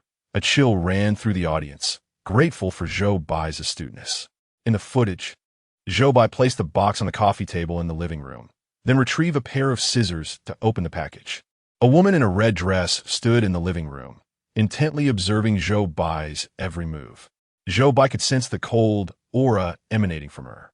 Yet, he did not halt his actions. The parcel in his hand was quite small. Zhou Bai used the scissors to cut through the tape encasing the box, opening it to reveal a plate resting at the top. Frowning, Zhou Bai lifted the plate from a box. A plate? He examined the shipping label and noted the sender's name was Heartbroken Person. What sort of name is that? Zhou Bai perceived her gaze fixated on the plate he held. Could it be something related to her? A jolt of realization coursed through Zhou Bai. The plate must be connected to the narrative of this scenario, and she was intent on preventing him from seeing it. With this thought, Zhou Bai hurried into his study, retrieving his laptop. He connected the plate to the device and opened the folder within. To his surprise, several videos were contained inside. Zhou Bai began watching the first video. As the images materialized on the screen, a wave of goosebumps enveloped him, for the figure depicted was none other than Zhou Bai himself, or rather, the character he portrayed within this eerie narrative. Was this a clandestine recording? Cameras hidden throughout the character's home, capturing his every action?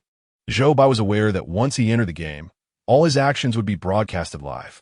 However, the footage depicted moments captured before he even entered this realm, rendering it a profoundly terrifying experience to be surveilled in such a manner in reality. Zhou Bai continued to watch. The majority of the footage showcased the mundane aspects of Zhou Bai's life at home. There is nothing particularly extraordinary about it. Just as Zhou Bai was about to open another video, another figure appeared on the screen, a woman with long hair clad in a dress. Zhou Bai quickly recognized her. She was the woman in the red dress, now drifting in the living room. In the video, as Zhou Bai stepped out of his home, the woman in red crawled out from the wardrobe. Had she been hiding there, secretly watching him all along? The thought was utterly chilling. Zhou Bai rummaged through a box of parcels and discovered several letters at the bottom. He pulled them out, and a wave of unease washed over him as he noticed each letter bore his name. He opened the envelopes and began to read their lengthy contents. Zhou Bai sat quietly in his study, absorbing every word. Outside the study, the red figure stood with her back turned, her long hair cascading down, emanating a sense of desolation. After finishing the letters, Zhou Bai sighed deeply. He summarized this as a tale of a deranged fan and a budding writer, regrettably unaware of her existence from the very beginning. Recalling what his wife had said upon seeing it last night, Zhou Bai speculated that the woman in red might have engaged in even more grievous actions thereafter. He resumed watching more videos. In one, the woman donned a red dress once again and stealthily infiltrated Zhou Bai's home. She slipped into his study, rummaging through his belongings. Suddenly, the front door swung open, and his father returned home. The woman in red frantically searched for a hiding spot, but she was ultimately discovered by his father. A fierce confrontation ensued, and in the chaos, Zhou Bai witnessed his father accidentally shove the woman away, causing her head to crash violently against his desk. Blood trickled down the edge of the table as the woman lay motionless on the floor. Chapter 13. The pet hospital's downfall. It turned out that his father had unintentionally killed her. In the video, his father, in a state of panic, rushed to assess her injuries, trembling hands futilely attempting to staunch the flow of blood. It was all in vain. Only after confirming her death did he collapse onto the floor. Zhou Bai's emotions were a tumultuous mix as he watched this scene unfold. His father's frail, stooped figure turned away from him. After a long moment, he finally stood up, laboriously dragging her body out of the study. He then fetched a mop and cloth, scrubbing the area repeatedly.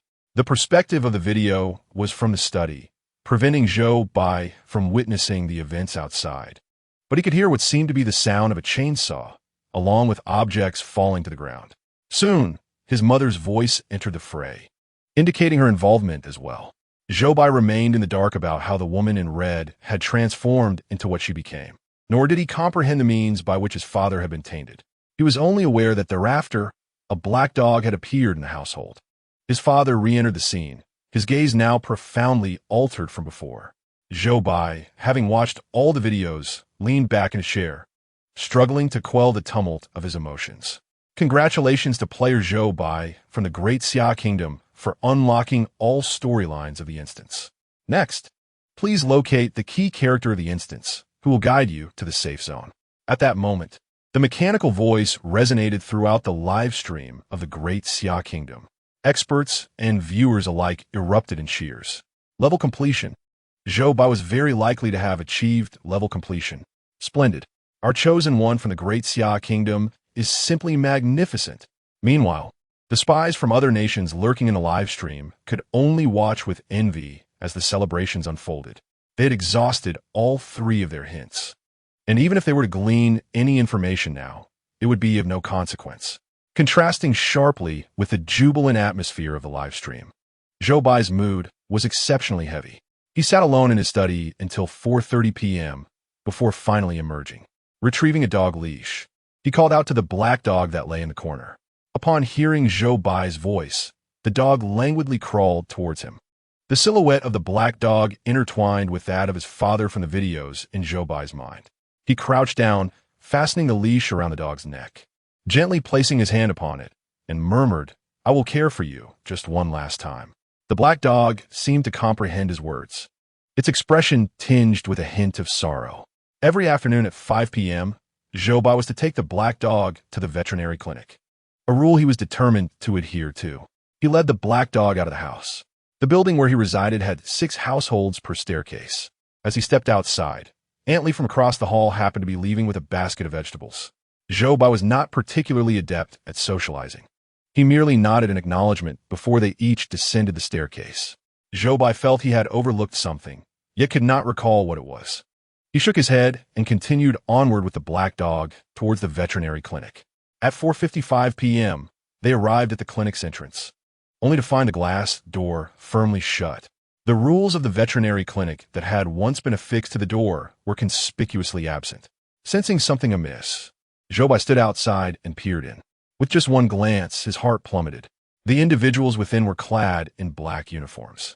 Zhou Bai vividly remembered the first rule that had previously been displayed at the entrance of the clinic. Veterinary staff must wear white uniforms. If you see them in black, please leave this city immediately. Please leave this city immediately. This echoed the content of the call from the pharmaceutical company. Danger was indeed looming over the city. Inside the glass door, a doctor turned to face Zhou Bai, his eyes unnaturally bloodshot. In his grasp, a small dog thrashed and struggled desperately. Zhou Bai abruptly turned, cradling the black dog, and hurried back towards home. As he neared home, Zhou Bai unexpectedly encountered Aunt Lee, who had just returned from the market, her basket brimming with an array of meats and vegetables. A sense of panic washed over him as he clutched his black dog tightly and hurried past her, only to suddenly halt in his tracks. With a bewildered expression, he turned back, striving to regain his composure and appear less conspicuous. "Aunt Lee, where did you purchase this pork?" he inquired. Aunt Lee, taken aback by Zhou Bai's sudden initiative to engage in conversation, was nonetheless eager to respond. "I bought it at the market, of course." Zhou Bai instinctively clenched his fists. Do they sell pork at the market? Aunt Li erupted in laughter. Young man, what nonsense are you spouting? How could there be a market without pork?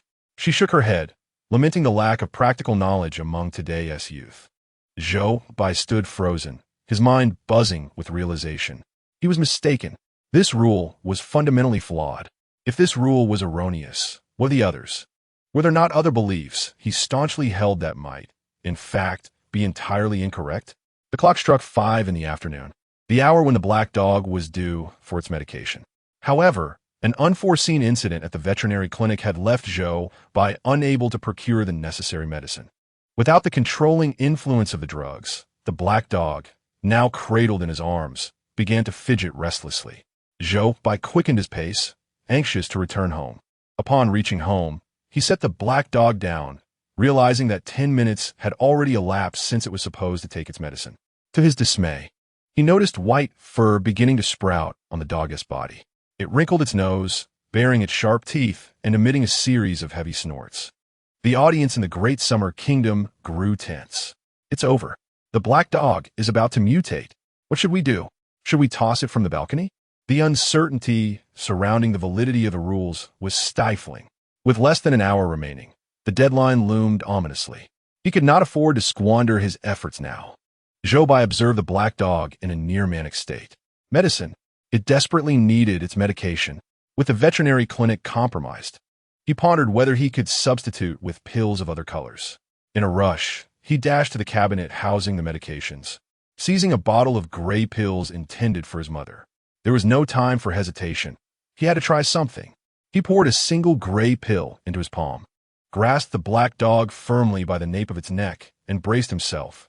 The dog's strength had surged, and it thrashed violently, baring its teeth in a menacing display. With life at stake, Zhou Bai summoned every ounce of his strength. He held the dog's neck with one hand while using the other to grasp its jaw, forcing the gray pill into its mouth. As he watched the black dog swallow the medication, Zhou Bai, along with the viewers in the live stream, held their breaths in anticipation of the pill's effect. Chapter 14. The efficacy of the pharmaceutical factory after swallowing the pill. The black dog's eyes seemed to regain a glimmer of clarity, and its struggles gradually lessened. The fierce expression remained unyielding, accompanied by continuous whimpering from its nose. Zhou Bai attempted to loosen his grip on the creature. The black dog, sensing its release, cautiously retreated a few steps. Then, with its front limbs lowered and hind legs bent, it assumed a posture ready to attack.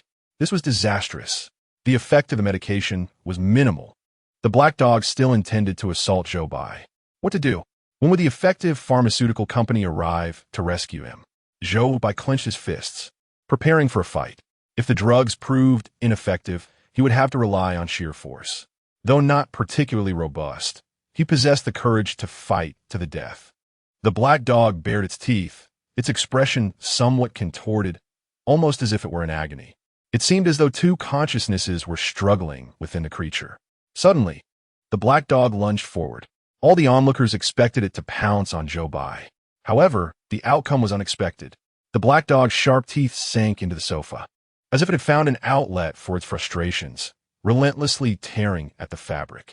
In no time, the upholstered sofa was shredded, leaving a gaping hole, with stuffing scattered throughout the room. Zhou Bai stood rooted, observing the black dog's actions. It appeared that the gray pill had taken effect, awakening his father's latent consciousness, which had halted the dog's aggression. Yet, Zhou Bai soon noticed that the white fur on the dog was rapidly increasing. As the white fur proliferated, the creature's frenzied state intensified. Zhou Bai realized he needed to devise a solution promptly, his mind racing. Rule number 6. If you own a black dog and it turns white, please throw it off the balcony. Was this rule indeed correct? Zhou Bai had previously doubted its validity upon discovering the error in the first rule. However, upon further reflection, it was conceivable that this rule might not be erroneous. When the black dog turned white, it could either be taken to a veterinary hospital or thrown from the balcony. These were merely two different choices that might not conflict. Zhou Bai gazed again at the black dog. In the video, his father sat slumped on the ground, his frail and aged figure lingering in Zhou Bai's mind. After arriving in this world, The image of the black dog retrieving the rules for him remained vivid in his memories. At that moment, the dog's eyes had turned crimson, and a significant portion of its fur had turned white. The sofa was nearly reduced to its skeletal frame from its relentless gnawing. A torn piece of fabric dangled from its mouth as it turned its head, casting a sinister glance at Zhou Bai. It seemed poised to seek a new target for destruction. The clock read 5:55. The appointed time for the effective pharmaceutical company to arrive was fast approaching. Zhou Bai urged himself, "Hang in there a little longer. The end is near. Don't falter, strike it. Disobedient dogs must be dealt with harshly." The black dog let out a whimper and charged toward Zhou Bai's direction. Yet, just a meter away, it suddenly halted. The expression on its face was grotesquely contorted, with veins protruding from its body. It trembled incessantly, yet managed to glance up at Zhou Bai. In that fleeting gaze, Zhou Bai perceived a shadow of his father from the video. Subsequently, the black dog altered its course and dashed towards the balcony. Zhou Bai understood its intent and called out, "Father!" The black dog did not respond, but its resolve only deepened. It leaped over the balcony railing and plummeted downward. This was a father's final act of protection for his child before death. Zhou Bai rushed to the balcony, only to behold a pool of crimson below. Not far away, several figures clad in white were approaching the building where Zhou Bai stood. The conspicuous character's effective pharmaceutical factory adorned their attire. There was no time for Zhou Bai to collect his thoughts. New challenges loomed before him. Upon sighting those individuals, the audience recognized that the ones sent to lead Zhou Bai to safety had arrived. Zhou Bai fixated on the words emblazoned on their garments, the unsettling feeling within him refusing to dissipate. Everything seemed too predictably orchestrated. He sensed he had overlooked some crucial detail. Returning to the living room, Zhou Bai contemplated gathering a few belongings. He casually grabbed some snacks, then reconsidered and opened the drawer containing medication. He took the 2 bottles belonging to his mother and wife as well. The bold letters "Effective Pharmaceutical Factory" were prominently printed on the packaging. Zhou Bai's gaze lingered on the bottles. After a moment, he recalled the source of his unease. His wife had informed him that the Effective Pharmaceutical Factory and the Effective Pharmaceutical Company were not located in the same place. The factory was responsible for research and production, while the company handled sales. This implied that the Effective Pharmaceutical Factory had no sales department. The individuals sent to retrieve Zhou Bai were not from the sales department. A wave of alarm surged through Zhou Bai. It was indeed not so simple. He had come perilously close to falling into a trap. A series of knocks echoed through the door. "Hello, is Mr. Zhou Bai there? We are from the Effective Pharmaceutical Factory, sent to escort you." The audience in the live stream erupted with excitement. After waiting with bated breath, they finally had their arrival. Tension and exhilaration filled the air. The Great Xia Kingdom was on the brink of a significant breakthrough. Although the Sakura Kingdom had not unlocked all storylines, they could still reach the safe zone, suggesting that only 2 nations could successfully clear this instance. The knocking at the door continued relentlessly. At that moment, the audience suddenly realized that Zhou Bai showed no intention of opening the door. Could it be? Had Zhou Bai lost his senses? Why was he not answering? Did he no longer wish to clear the level? This fellow wanted to perish, dragging their entire nation down with him? The viewers from the Great Xia Kingdom were bewildered by Zhou Bai's current behavior, flooding the comments with their fervent reactions. Analysts from the expert group furrowed their brows as well. Based on their observations over the past few days, they felt he was not the type to act rashly. Had he perhaps discerned something? Meanwhile, in the Sakura Kingdom's livestream, the atmosphere was filled with jubilant cheers. In the land of cherry blossoms, the chosen one, Asada Kazuko, has skillfully evaded numerous loopholes within the rules through sheer survival instinct, managing to endure until now. Presently, he finds himself aboard a bus arranged by the esteemed pharmaceutical company. The entire nation of cherry blossoms has commenced its celebrations in advance. Achieving a successful clearance is regarded as a significant accomplishment for them. The bus carrying Asada Kazuko bounces along the winding rural roads as night descends. Only the bus lights pierce through the darkness. Amidst the overgrown wilderness, a solitary factory stands abandoned. Chapter 15. The city begins to crumble. The knocking on the door persisted for at least half an hour before it finally ceased. The audience from the Great Xia Kingdom, witnessing the departure of the pharmaceutical company's personnel from Zhou Bai's residence, could almost hear their own hearts bleeding. The hard-earned clearance had slipped away just like that, and they were now faced with the imminent dread of a supernatural occurrence. Such a stark contrast in fortunes would provoke anger in anyone. Consequently, the live comments in the Great Xia Kingdom's streaming room erupted with criticism directed at Zhou Bai. Meanwhile, the vehicle transporting Asada Kazuko came to a halt before the pitch-black factory entrance. Oblivious to the looming danger, Asada Kazuko remained blissfully cheerful, asking naively, "Is this the exit?" as he surveyed the array of experimental equipment surrounding him. In response, the individuals clad in white approached him with ropes, binding him tightly. At that moment, both Asada Kazuko and the audience from the Cherry Blossom Nation began to sense that something was amiss. "What do you intend to do with me?" Asada Kazuko questioned in bewilderment. The figures in white smiled ominously. "Of course, we are here to conduct experiments." As he struggled desperately, Asada Kazuko finally discerned that the skin beneath the long sleeves of these individuals was covered in fur. They had long since undergone mutations. The emotional state within the Cherry Blossom Nation's live stream plummeted from its zenith to an abyss. Asada Kazuko was dragged into the laboratory, his arms punctured with needles. Although the live stream had not yet blacked out, the torment for the Cherry Blossom Nation was more profound than any blackout could convey. After witnessing the plight of the Cherry Blossom Nation, the audience from the Great Xia Kingdom realized their earlier misjudgment of Zhou Bai. "I admit, I may have spoken too loudly just now.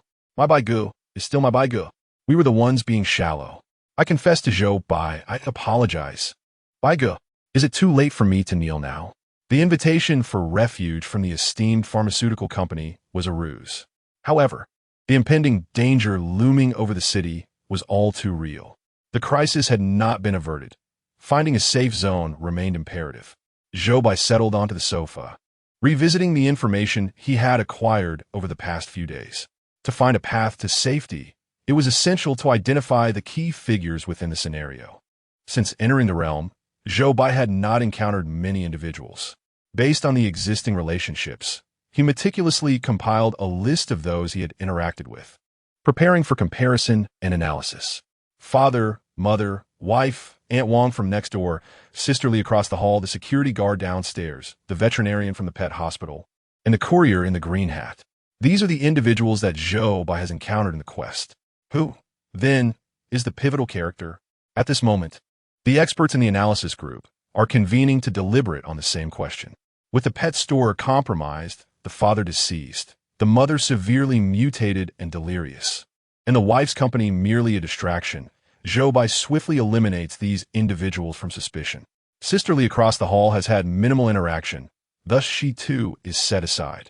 Although the courier in the green hat delivered crucial items, his whereabouts remain unknown, warranting a temporary dismissal of him as well.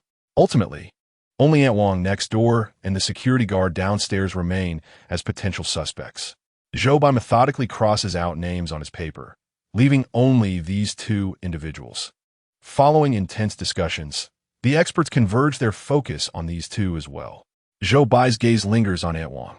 When a person seems least likely, yet all evidence converges upon them, perhaps they are indeed the one you seek. Zhou Bai reassesses all information related to Aunt Wong. From the outset, she has appeared villainous. The rules caution against her. She provided pork to his mother, despite the rules stating that pork is not sold in the market. Following their outing, his mother underwent mutation. This series of events leads Zhou Bai to suspect and distance himself from her. However, should she be the key figure, it seems plausible that she intentionally manipulated the rules to steer the chosen one away from her. Zhou Bai revisits the points of suspicion regarding her. If the initial rule stating that pork is not sold in the market, which raised doubts about Aunt Wong, is indeed false, then the warning to beware of Aunt Wong also becomes suspect. The only aspect Zhou Bai cannot fathom is that his mother's first mutation occurred after she went out with Aunt Wong. Viewed in this light, approaching Aunt Wong still poses certain risks. The experts, after thorough discussion, cannot disregard the potential danger she represents. As they proceed, caution mounts. They decide to utilize a hint opportunity to inform Zhou Bai of their conclusions. Although their findings may not significantly aid Zhou Bai, he resolves to err on the side of caution and first seek out the security guard downstairs to gauge his intentions before making a decision. Just as Zhou Bai steps outside, he notices the moon hanging in the sky has turned a deep red. Everything around him is enveloped in the eerie crimson light. The entire city appears unnaturally strange. The crisis has arrived. A chilling wind sweeps through, causing Zhou Bai to shiver as he wraps himself tighter in his clothing. In the darkness of the night, it feels as though numerous eyes are silently watching him. Meanwhile, in a live broadcast room in the land of kimchi, Nan Mingji had confined himself to his study for 3 days. Within the confines of this room, discarded remnants of meals lay scattered about, and a bucket filled with excrement stood ominously beside his bed. Even through the screen, the viewers could almost sense the foul odor permeating the space. In his alternate reality, a crimson moon cast its eerie glow. Outside, his wife's incessant knocking echoed through the door. Nan Mingji reclined calmly on his bed, having grown immune to the sound after 3 days. However, this time, the knocking morphed into a violent battering against the door. Suddenly, with a thunderous crash, the door of the study collapsed. Startled, Nan Mingji bolted upright. His wife's face, illuminated by the red moonlight, gradually revealed sharp fangs. Behind her, several shadowy figures emerged, bearing their own elongated teeth. In unison, they lunged towards Nan Mingji. In a live broadcast room of the Pickled Cabbage Nation, a chorus of anguished screams erupted. Nan Mingji had failed to clear the level, and the horror had descended upon the realm of pickled cabbage. Among the chosen ones of the Blue Star who had entered this nightmarish world, only Zhou Bai remained. In the Great Summer Nation's Livestream, many viewers were already aware of the calamity that had befallen the Pickled Cabbage Nation. Upon seeing the shadow behind Zhou Bai, they instantly recalled the monstrous beings that had attacked Nan Mingji, causing their hearts to race with trepidation. The sound of Zhou Bai's shoes striking the ground resonated clearly in the tense atmosphere. It was now 8:05 p.m. The security booth downstairs still glimmered with light. Clad in uniform, the guard sat with his back to Zhou Bai. As Zhou Bai cautiously approached, an unsettling sensation weighed heavily upon him. Chapter 16. Departure at 11 o'clock tonight. Are you going out at this late hour? The guard appeared somewhat agitated, his tone curt. Zhou Bai hesitated briefly before responding. No, I merely stepped out for a stroll. By the way, I am quite curious about the woman in the red dress you mentioned last time. Could you elaborate? The guard mechanically tilted his head, an awkward grimace crossing his face, a stark contrast to his demeanor from 2 days prior. Don't mention that woman. It's all her fault. Zhou Bai sensed something amiss with the guard's state, but pressed on. What happened to her? I don't want to take medication. It's all because of that woman that the company insists I take pills every day. I'm not sick. Why must I take medication? And that red-faced old hag quarreled with her, and the company handed her a bottle of pills as well. It's utterly nonsensical. Suddenly, Zhou Bai seized upon a crucial detail in the guard's words. The red-faced old woman? Are you referring to an elderly lady with a prominent red birthmark? Yes. The guard seemed to be enduring something, his voice low and strained. Zhou Bai noticed a chilling glint at the corner of his mouth and instinctively took a step back. Thank you. I shall take my leave now. The guard revealed sharp teeth. All right, remember to lock your door tightly. Zhou Bai said nothing further and hastily turned to return home. The corpse of the black dog that had jumped from the balcony was nowhere to be found by the afternoon. A pair of eyes, concealed in the darkness, fixated intently on Zhou Bai's every movement.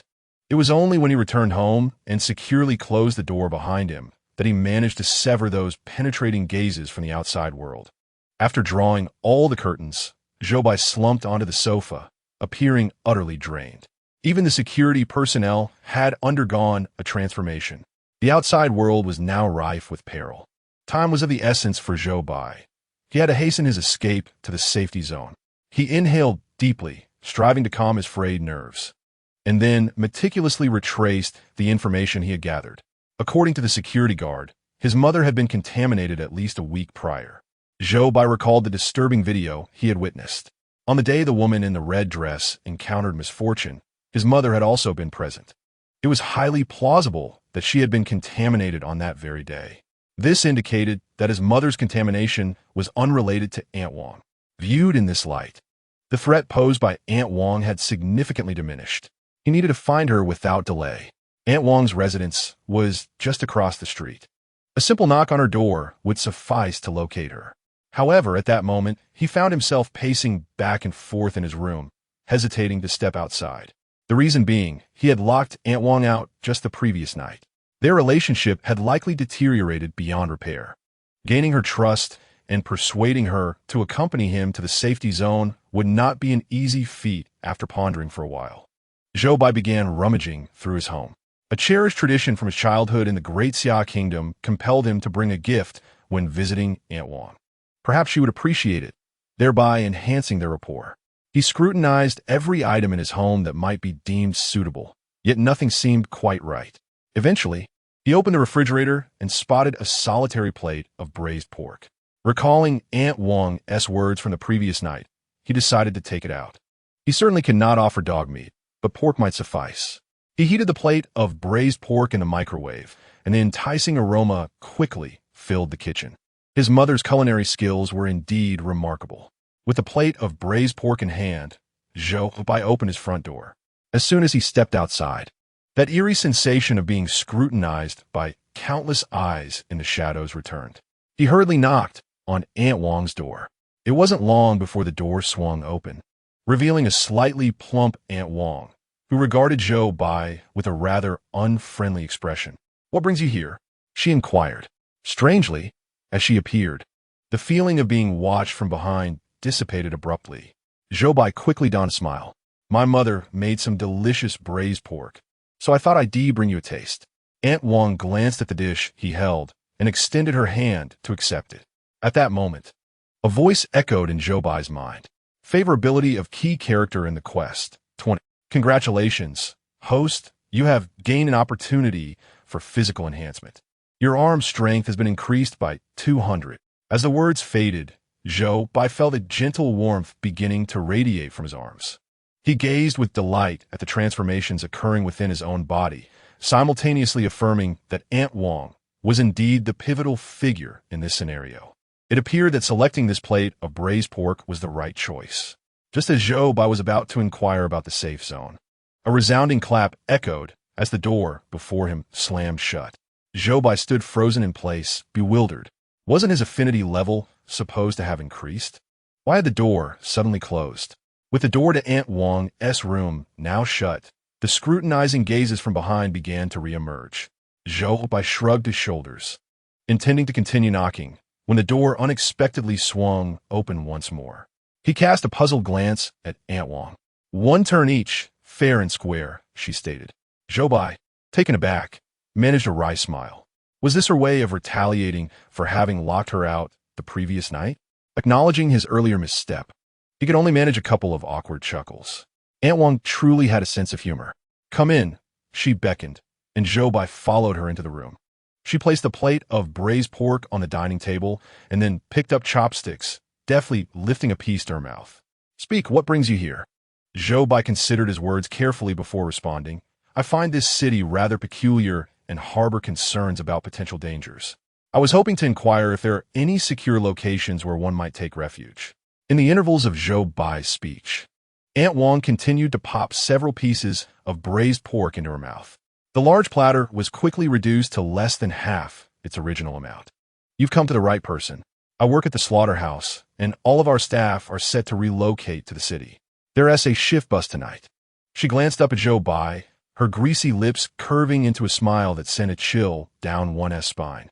"If you're bold enough, I could take you along." The audience in the Xia Kingdom's live stream collectively shivered. There's something amiss. Aunt Wang is suspicious. Why is even Aunt Wang so enigmatic? If it's a safe zone, why would one need to be bold to go there?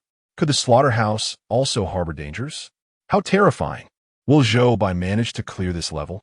Aunt Wang observed Zhou Bai with a smile, seemingly intrigued by his forthcoming response. Without hesitation, Zhou Bai replied, "Then I shall trouble you, Aunt Wang. What time do we depart?" Aunt Wang erupted into hearty laughter, thoroughly pleased with Zhou Bai's answer. "Tonight at 11. Right at the entrance of the community, we shall depart on time." Chapter 17. The blood-soaked slaughterhouse Zhou Bai returned home, meticulously checking the items he had prepared for the afternoon once more. He then settled onto the sofa, awaiting the arrival of 11 o'clock that night. This evening, the viewership for the Great Xia Kingdom's live stream soared to unprecedented heights. Billions of individuals from other nations on Blue Star were glued to their televisions, eagerly anticipating the conclusion of this scenario. Should extraterrestrial beings observe the Blue Star inhabitants at this moment, they would undoubtedly question their intelligence. For they were all engrossed in watching the screen, where a man sat in the living room, lost in thought. That man, of course, was Zhou Bai. Outside, the night deepened further. The cats meow, the dogs bark, the nails scraping against the window, and the incessant turning of the doorknob. An array of spine-chilling sounds reverberated through the air. It felt as though countless monsters were lurking, coveting the inhabitants of this room. A sense of impending crisis loomed. Was this the final darkness before triumph, or a harbinger of failure? None could ascertain the outcome until the very end. As the clock's hands pointed to 10:55, Zhou Bai rose from the sofa, clutching his prepared belongings. The door creaked open, and the darkness outside seemed to rush towards him. Fortunately, at that moment, the door of the neighboring room also swung open. "Let us proceed," Aunt Wang urged, leading the way while Zhou Bai followed closely behind. Those eyes hidden in the shadows trailed them at a distance, yet dared not draw near. The security booth at the entrance of the community still glimmered with light. The guard, oblivious to their presence, was engrossed in his meal, occasionally emitting crunching sounds. "Stay silent," Aunt Wang whispered, prompting them to hasten past the booth. Outside the community gate, a bus stood waiting, where a burly man with a bushy beard awaited at the door. As Zhou Bai approached, he was immediately struck by a pungent scent of blood. The man uttered little, merely stepping aside to allow Zhou Bai and Aunt Wang aboard before shutting the door behind them. Inside the bus, the atmosphere was thick with silence, and Zhou Bai felt no inclination to speak. He gazed out the window, watching as the vehicle departed the community, gradually distancing itself. The audience of the Great Xia Kingdom remained vigilant, closely monitoring Zhou Bai's movements. The chosen one from Cherry Blossom Country had previously boarded a similar bus, only to meet a tragic fate. Without receiving any notification of passage, apprehension lingered among all. Throughout the journey, Zhou Bai observed various grotesque figures on the city streets, engaged in frenzied pursuits, tearing at each other, and screaming. It was as if the entire city had been plunged into hellish chaos. Though enveloped in a world of horror tales, Zhou Bai couldn't help but feel a tinge of compassion at the sight. Yet, none of the passengers shared his sentiment. They all sat with expressions of numbness, as if these aberrant beings were no longer kin. Before long, the bus exited the city limits. The vehicle swayed, lulling its occupants into drowsiness. Unbeknownst to him, Zhou Bai's eyelids grew heavy and soon closed. When sunlight streamed through the window, he awoke to find the city's emblem before him. Everything appeared to have returned to normalcy. The streets were populated by ordinary people.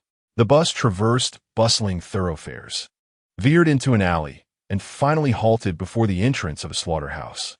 As Zhou Bai disembarked with the others, a mechanical voice resonated from the live broadcast in the Great Xia Kingdom. "Congratulations to the chosen one Zhou Bai for reaching the safe zone and successfully passing through. Rating level." As the mechanical voice faded, the citizens of the Great Xia Kingdom, gathered around their screens, erupted into jubilant cheers. It was true. The city's slaughterhouse was indeed the safe zone. Zhou Bai had triumphed.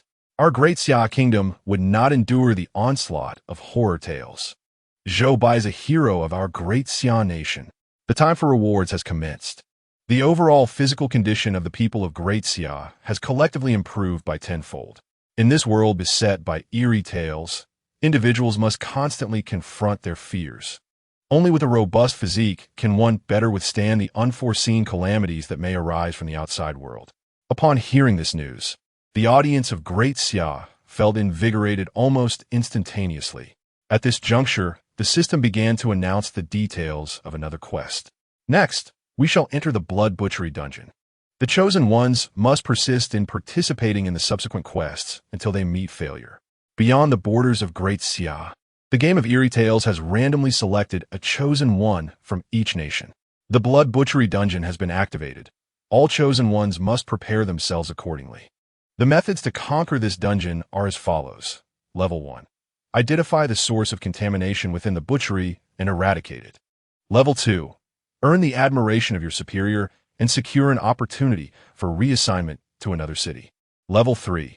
Survive within the butchery for 7 days and receive commendation from your superior. Subsequently, the live streams from other nations, which had previously gone dark, flicker back to life. Viewers beheld that all randomly selected chosen ones stood at the entrance of the butchery, much like Zhou Bai. Gamba! Exclaimed the audience from Sakura Nation. This time, we shall surely triumph. Huiting! Cried the representatives of the beautiful nation. The ultimate victory shall undoubtedly belong to us. Our Sunset Nation will demonstrate our prowess to the entire world. After absorbing all the information, Zhou Bai gazed at the entrance of the butchery. It appeared that this so-called safe zone was not as secure as it seemed. At that moment, Aunt Wong stepped down from the vehicle and called out to him. "If you wish to stay, come with me," she said before walking into the butchery. The butchery was spacious yet somewhat antiquated. Upon entering, Zhou Bai was immediately greeted by the damp, bloody odor that permeated the air. Before he could fully comprehend the layout of the butchery, Aunt Wong led him into a room adjacent to the entrance. The butchery is currently in need of a gatekeeper. You could take on this position. The job responsibilities and precautions are detailed on this paper. Please take a look. If you decide to accept the position, proceed to the office of the factory manager, Mr. Lee, to report in. Zhou Bai received the paper from Aunt Wong and inquired, "Aunt Wong, may I ask you a question?" Aunt Wong smiled in response. "Feel free to ask, though I may not have the answers. There are many things about the butchery that I cannot disclose. It is not about the butchery. I wish to inquire about my mother." Aunt Wong paused before replying, "I cannot answer that question either. You only need to know that we do not wish to cause her any harm." Zhou Bai nodded, refraining from pressing further. Seeing that he had no more questions, Aunt Wong exited the room.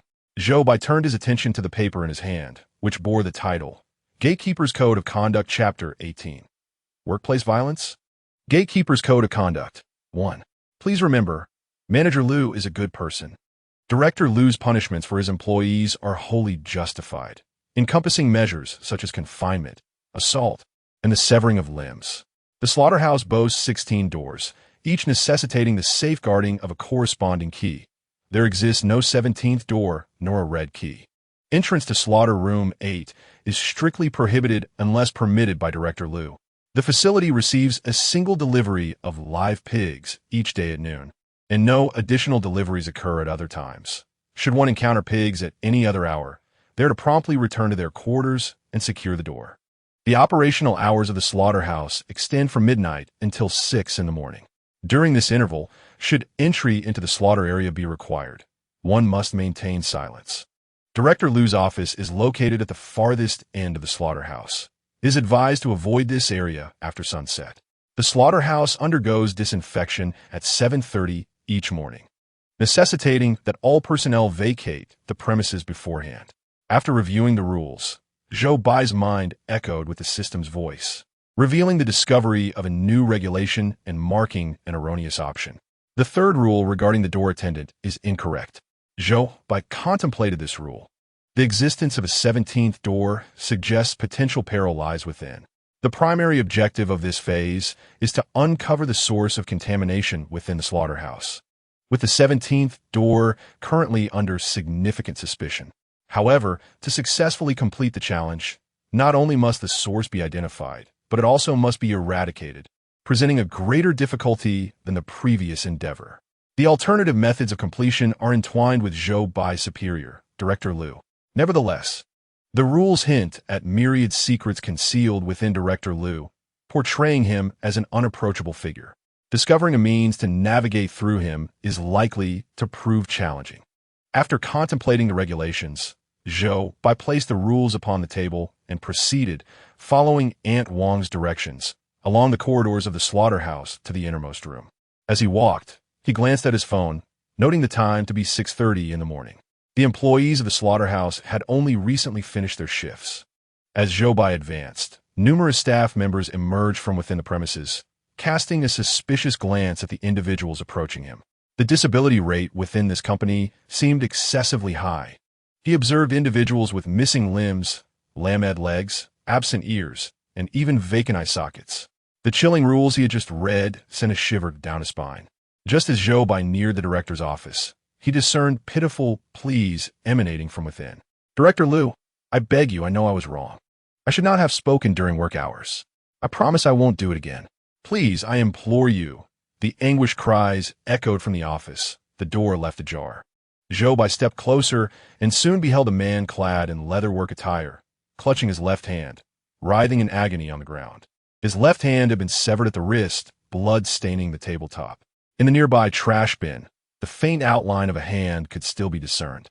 Zhou Bai stood a short distance away, taking in the scene, and felt a chill run down his spine. Although the rules mentioned the term severed hand, witnessing such a horrific event unfold before his eyes evoked an entirely different sensation. The audience in the live stream collectively gasped in horror. What kind of infernal place was this? To utter a word during work hours could result in such punishment. For someone like him, who frequently slacked off, he would have surely become a wretched creature long ago. If he were to enter this realm, he doubted he would survive even a single episode. Zhou Bai paused, contemplating whether he should return at a later time. Entering now might expose him to sights better left unseen, potentially placing his life in jeopardy. However, he glanced at the passers-by and noticed that each person's expression remained eerily calm. No one exhibited shock, nor did anyone rush in to offer assistance. Zhou Bai also observed the supervisor's office, its door ajar, yet he ultimately chose not to retreat. Knock, knock, knock. Zhou Bai stood at the entrance of the supervisor's office and politely rapped on the door. The supervisor, wielding a knife, kicked the trash bin, nudging it beneath the table. Zhou Bai could not discern its contents. "Who is it?" The supervisor's sharp voice caused a live stream audience to collectively inhale sharply. Why was Zhou Bai still approaching? George from the Sunset Nation had just been in the supervisor's office, but he had wisely turned back, preserving his life. The supervisor held a knife. Wasn't Zhou Bai fearful of witnessing something he ought not to see and subsequently being silenced? In the live stream footage, the supervisor appeared to be around 40 years old, clad in a white tank top. His arms bore numerous scars from knife wounds, some fresh, with congealed blood crusting over exposed flesh. Zhou Bai forced himself to remain calm, diverting his gaze from the struggling individual on the ground. Addressing the supervisor, he stated, "I'm the new doorkeeper, here to report for duty." The supervisor scrutinized Zhou Bai briefly and replied, "Very well, here are all the keys to the slaughterhouse. Take them." Zhou Bai accepted the keys handed to him by the supervisor. The supervisor then gestured toward the unconscious man on the floor, instructing, "Carry him away to the infirmary." The slaughterhouse had an infirmary? It seemed that the staff here frequently sustained injuries. "Understood," Zhou Bai replied, moving forward to assist the fallen butcher. The man appeared to weigh at least 200 pounds. Fortunately, Zhou Bai's strength had increased by 200 during his last endeavor, making the task of lifting the butcher seem remarkably effortless. Wow, who would have thought Zhou Bai possessed such strength? Slim in clothes, yet muscular when undressed. Above, the sister, coveting our chosen one, has erred by not including me. Zhou Bai supported the butcher, casually grasping another person to inquire about the direction of the infirmary. He then escorted him to the infirmary. Meanwhile, the chosen one from the Monkey Kingdom, Ruan Wenliang, also assisted the butcher to the infirmary. However, his frail physique led to several comical falls along the way, eliciting laughter from those watching the live broadcast in his country. It was quite embarrassing. "Ruan Wenliang, you truly ought to engage in more exercise." In stark contrast to Zhou Bai from the neighboring Great Xia Kingdom, I find it hard to accept this chosen one. Ruan Wenliang's emaciated figure might lead other nations to suspect our poverty. Although Ruan Wenliang moved slowly, he had set off earlier than Zhou Bai. Now, the two individuals appeared almost simultaneously at the infirmary's entrance. Chapter 19. Do not anger the Dr. Zhou Bai supported the butcher with a severed arm as they entered the infirmary. Spotting an empty bed, he gently assisted him onto it. On the other side, Ruan Wenliang also brought the butcher into the infirmary, but his lack of steadiness caused them to crash heavily to the floor. In the center of the infirmary, A row of neatly arranged hot water bottles tumbled askew with a cacophony of cracking sounds upon their collision. Viewers in the Monkey Kingdom's live stream erupted in laughter as Ruan Wenliang fell flat on his back once more. This fool has truly brought disgrace upon the Monkey Kingdom. Look at his foolishness. I am doubled over in laughter. However, their mirth quickly froze on their faces. Let it be destroyed. This damned world. I can no longer endure it. Just die. Within the infirmary, the white curtain was violently yanked aside, revealing an enraged doctor, his eyes aflame with fury. He charged toward Ruan Wenliang, launching a fierce assault. Terrified, Ruan Wenliang attempted to break free, but his feeble strength was no match for the doctor. Soon, the live stream from the Monkey Kingdom dimmed, and their chosen one became the first to be eliminated. The gruesome tale of the slaughterhouse descended upon the Monkey Kingdom. Observers in the Great Xia Kingdom felt a chill of apprehension for Zhou Bai. Behind him, the white curtain swayed ominously. Everyone prayed for Zhou Bai to escape quickly or remain silent, lest he provoke the enraged doctor. In the infirmary, Zhou Bai noticed it was deserted and sought to apply a bandage to staunch the butcher's bleeding. His hand brushed against a tray, producing a sharp clang. The audience from the Great Xia Kingdom gasped in shock. Who was outside? Zhou Bai turned to glance behind him, realizing there were indeed people within the infirmary. A doctor clad in a white coat emerged from behind the curtain. The viewers anxiously scrutinized him, relieved to see that his eyes were not red. It appears that the nation of monkeys has just provoked him, igniting a fury within. The viewers from the Great Xia can only hope that Zhou Bai exercises utmost caution and refrains from inciting the ire of this physician. Doctor, there is a patient here. He must be tended to promptly to stop the bleeding. The doctor, visibly impatient, glanced at the butcher lying on the bed. What is the rush? He is not going to die. With that, he turned away to retrieve his instruments. Zhou Bai, having entrusted the ensuing matters to the doctor, prepared to depart, realizing he could be of no assistance. However, just as he approached the doorway, the kettle beside him swayed slightly. In an instant, an entire row of kettles toppled over, followed by a cacophony of shattering sounds. The audience from the Great Xia, upon hearing the commotion, was nearly driven to madness. The kettles, placed in the midst of the path, seemed to be a deliberate act of provocation. Unbeknownst to Zhou Bai, who had not witnessed the tragic state of the chosen one from the nation of monkeys, he remained oblivious to the impending peril. Destruction upon this wretched world. I can no longer endure. Let them perish. Perish. The same refrain echoed in his mind, as Zhou Bai crouched to right the fallen kettles. He turned in surprise upon hearing a sound behind him. Emerging from the shadows, the doctor, his eyes stained crimson, lunged at Zhou Bai with bared teeth, roaring in fury. Many viewers from the Great Xia shielded their eyes, unwilling to witness the gruesome demise of their chosen one. Yet, after a prolonged silence, the ominous notification signaling the arrival of supernatural dread in the Great Xia did not sound. Curiosity got the better of the audience, who cautiously peered through their fingers at the screen. To their astonishment, the scene depicted Zhou by pinning the doctor to the ground, unleashing a barrage of punches upon the physician's face. The viewers were left dumbfounded. Is this even possible? Zhou Bai's chaotic strikes were evidently born of desperation. What choice did he have? To remain passive and await his own demise? The doctor's visage had become swollen and bruised, his features distorted to the point of near unrecognizability. Sympathy started to blossom among the audience for the doctor. The Zhou Bai from Great Xia, who had appeared frail in the previous scenario, unleashed such ferocity in combat. To the informant above, heed this. Even a cornered rabbit will bite. Do not entertain thoughts of bullying the people of Great Xia. Each of us, when provoked, can inflict harm. Please cease the assault. The doctor pleaded for mercy. Zhou Bai, upon observing the doctor's eyes, noted their return to normalcy and cautiously released his grip. The doctor, pathetically cradling his battered face, stood trembling before Zhou Bai. What are you dawdling for? Hurry and bandage him. Oh yes, of course. The doctor hastily retrieved his tools and approached the butcher to tend to his wounds. Strangely, the injuries on the butcher's hands healed remarkably quickly.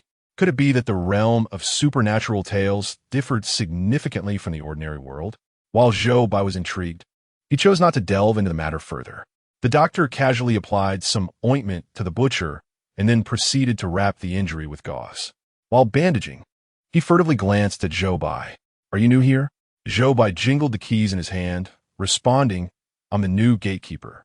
The doctor laughed awkwardly, his gaze lingering on Zhou Bai's now somewhat muscular arms, a result of his enhanced strength.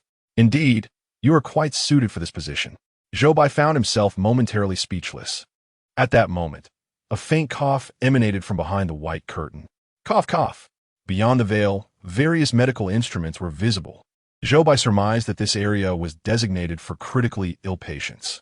It was rather unusual for a small clinic in a slaughterhouse to be so well equipped. Noticing Zhou Bai's attention drawn to the curtain, the doctor leaned closer, speaking softly, "And there is the butcher from slaughterhouse number 8.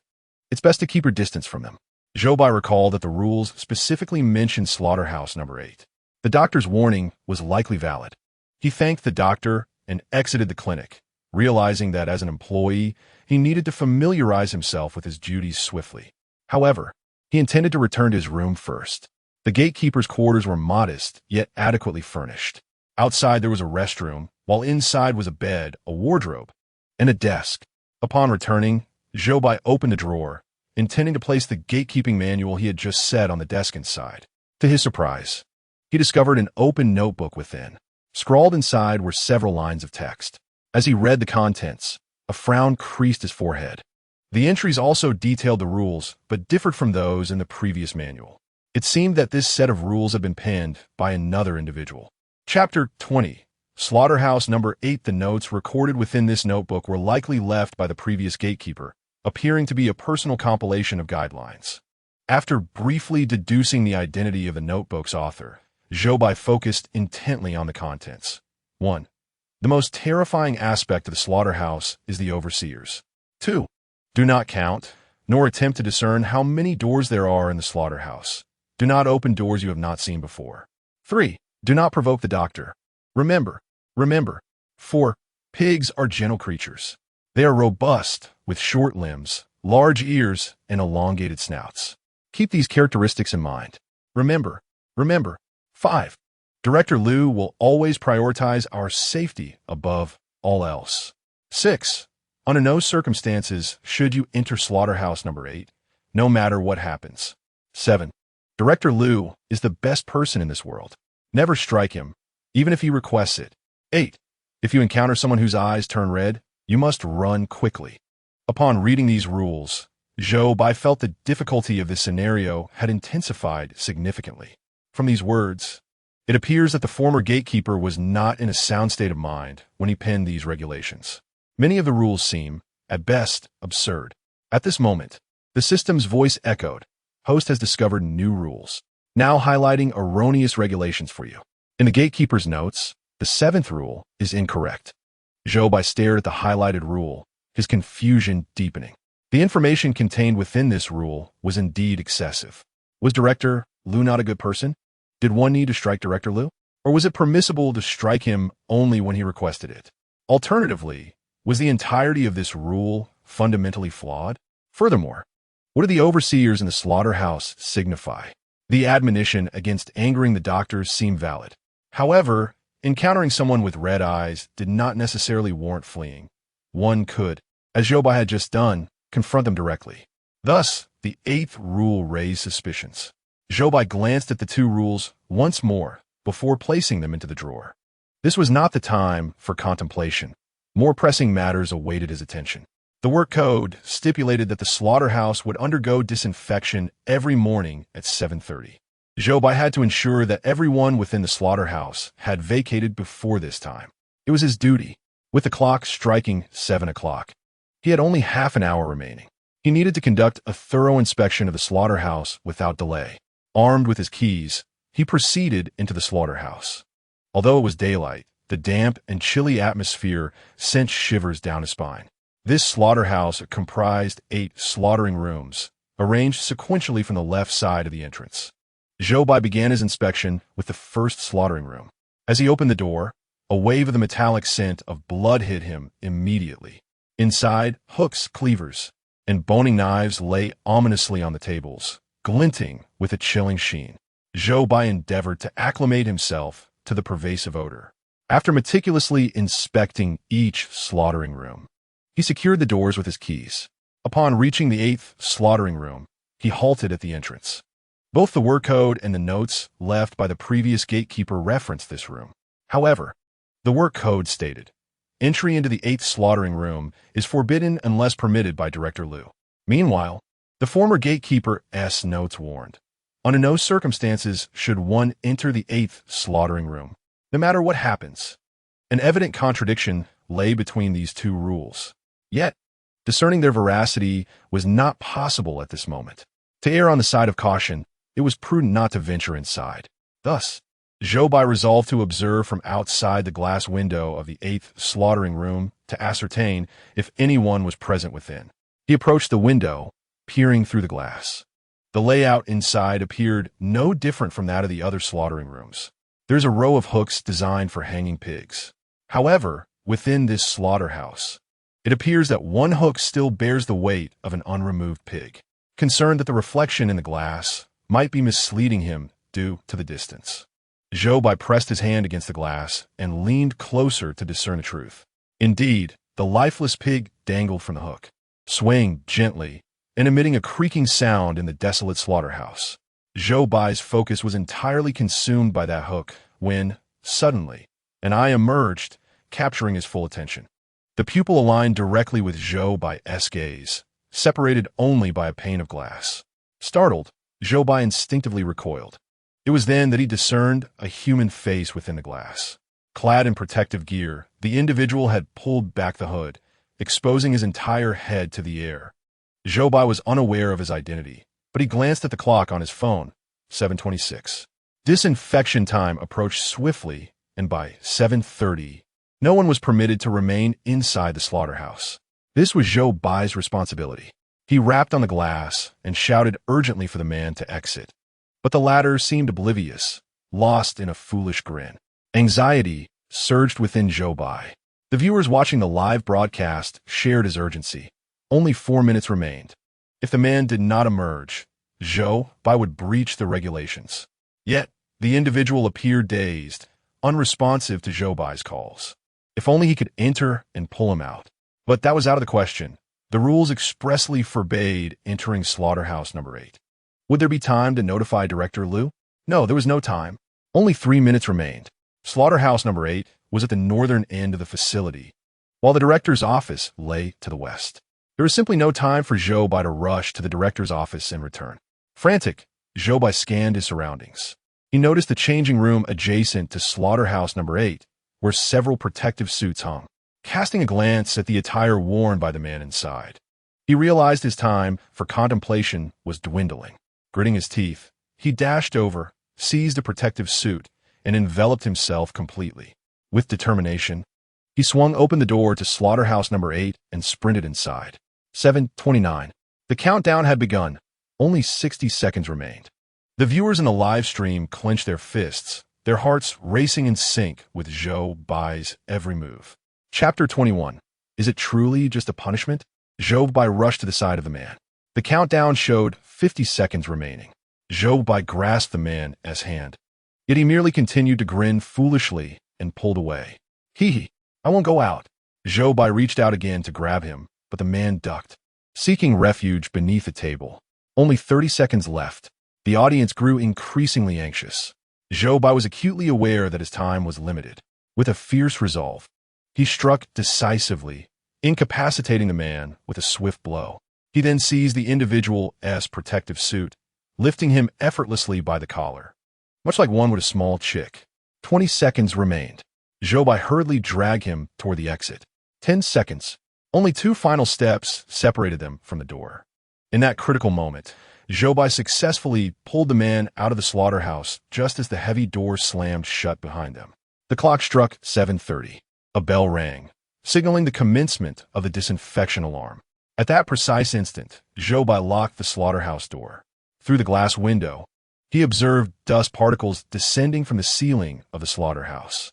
The lifeless pig hanging from the rack began to decay as the dust coated its skin. Then, a fine mist of water began to spray down, enveloping the slaughterhouse in a veil of vapor. The onlookers, having witnessed the entire ordeal, suddenly realized their backs were drenched in cold sweat. If Zhou Bai and his companion had delayed by just a few seconds, would they have met the same grim fate as the deceased pig? The audience dared not envision such a horrific scene. It was only after the crisis had been averted that Zhou Bai felt the weight of his near miss. How perilous it had been, yet no one dared to relax. The consequences of Zhou Bai's entry into the 8th slaughterhouse remained uncertain.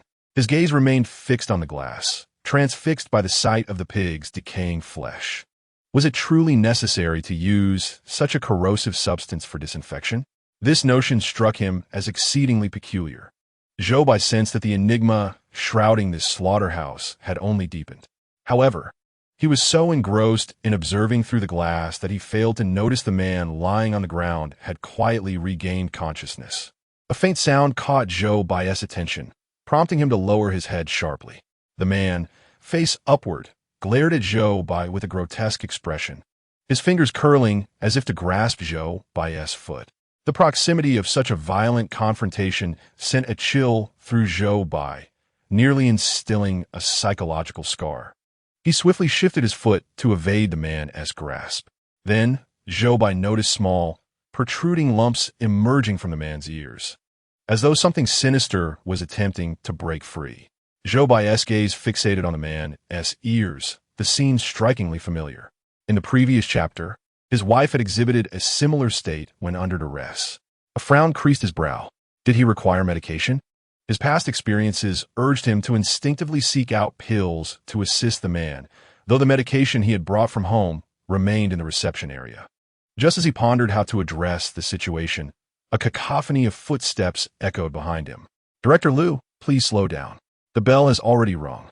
Those who are late, like Old Li, are likely." The speaker's voice trailed off as he approached Zhou Bai. Zhou Bai turned to see Director Liu, his expression dark and foreboding, staring directly at him. The hearts of the audience in the Great Xia Kingdom's live streaming room sank once more. It was over. Infiltrating the number 8 slaughterhouse, he was discovered. Meanwhile, people from other nations began to revel in schadenfreude. Ha ha ha. The chosen one, the Great Xia, has entered the know. 8 slaughterhouse without the consent of Director Liu. It seems he is doomed. I am curious to see whether Director Liu will sever Zhou Bai's hands or feet, or perhaps swiftly slice his throat. Finally, the Great Xia is about to face humiliation. The joy is indescribable. The individual sprawled on the ground attempted to lunge at Zhou Bai once more. Alarmingly, Old Li's words were left unfinished amidst the crowd. Suddenly, Director Liu dashed forward, his knife slicing swiftly downwards. Old Li clutched his ears in agony, blood seeping through his fingers. Zhou Bai felt a chill run down his spine. Upon entering the slaughterhouse, one must don protective gear meticulously. When the workday concludes, one must vacate the premises immediately. You have violated 2 rules of the know. 8 slaughterhouse today. This strike serves as your lesson. Old Li, curled up while clutching his ears, pleaded, Director Liu, I acknowledge my mistake. I shall not dare again. Zhou Bai observed Old Li's now clear eyes, yet his confusion deepened. This does not appear to be a mere reprimand for an employee. After reprimanding Old Li, Director Liu turned his gaze toward Zhou Bai. Zhou Bai was enveloped in protective attire, revealing only his pair of eyes. The key he had held in haste was now discarded on the ground, conveniently at Zhou Bai's feet. Well done, Director Liu remarked before returning to his previous position. Those who accompanied him pulled Old Li away, escorting him to the medical room. Once everyone had departed, the onlookers finally realized that the crisis had indeed subsided. Could it be that the 2 rules concerning the number 8 slaughterhouse were erroneous? Otherwise, how could one explain his entrance without consequence? The most astonishing part was that Director Liu had even praised him, which was utterly unbelievable. The experts in the analysis group were equally perplexed. They convened in the conference room, where the 2 rules were transcribed onto the whiteboard. The experts fixated on the rules, subsequently descending into deep contemplation.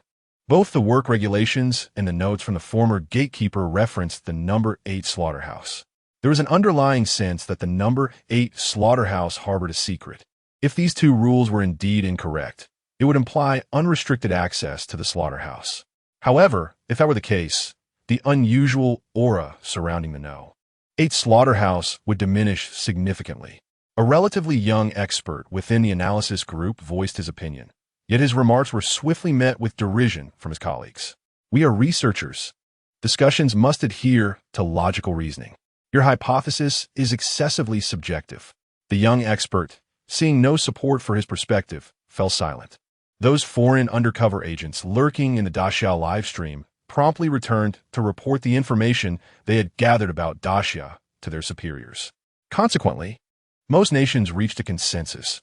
The fourth rule of the Gatekeeper's Code, entry to Slaughterhouse Number 8 is prohibited unless granted permission by Director Liu, was erroneous.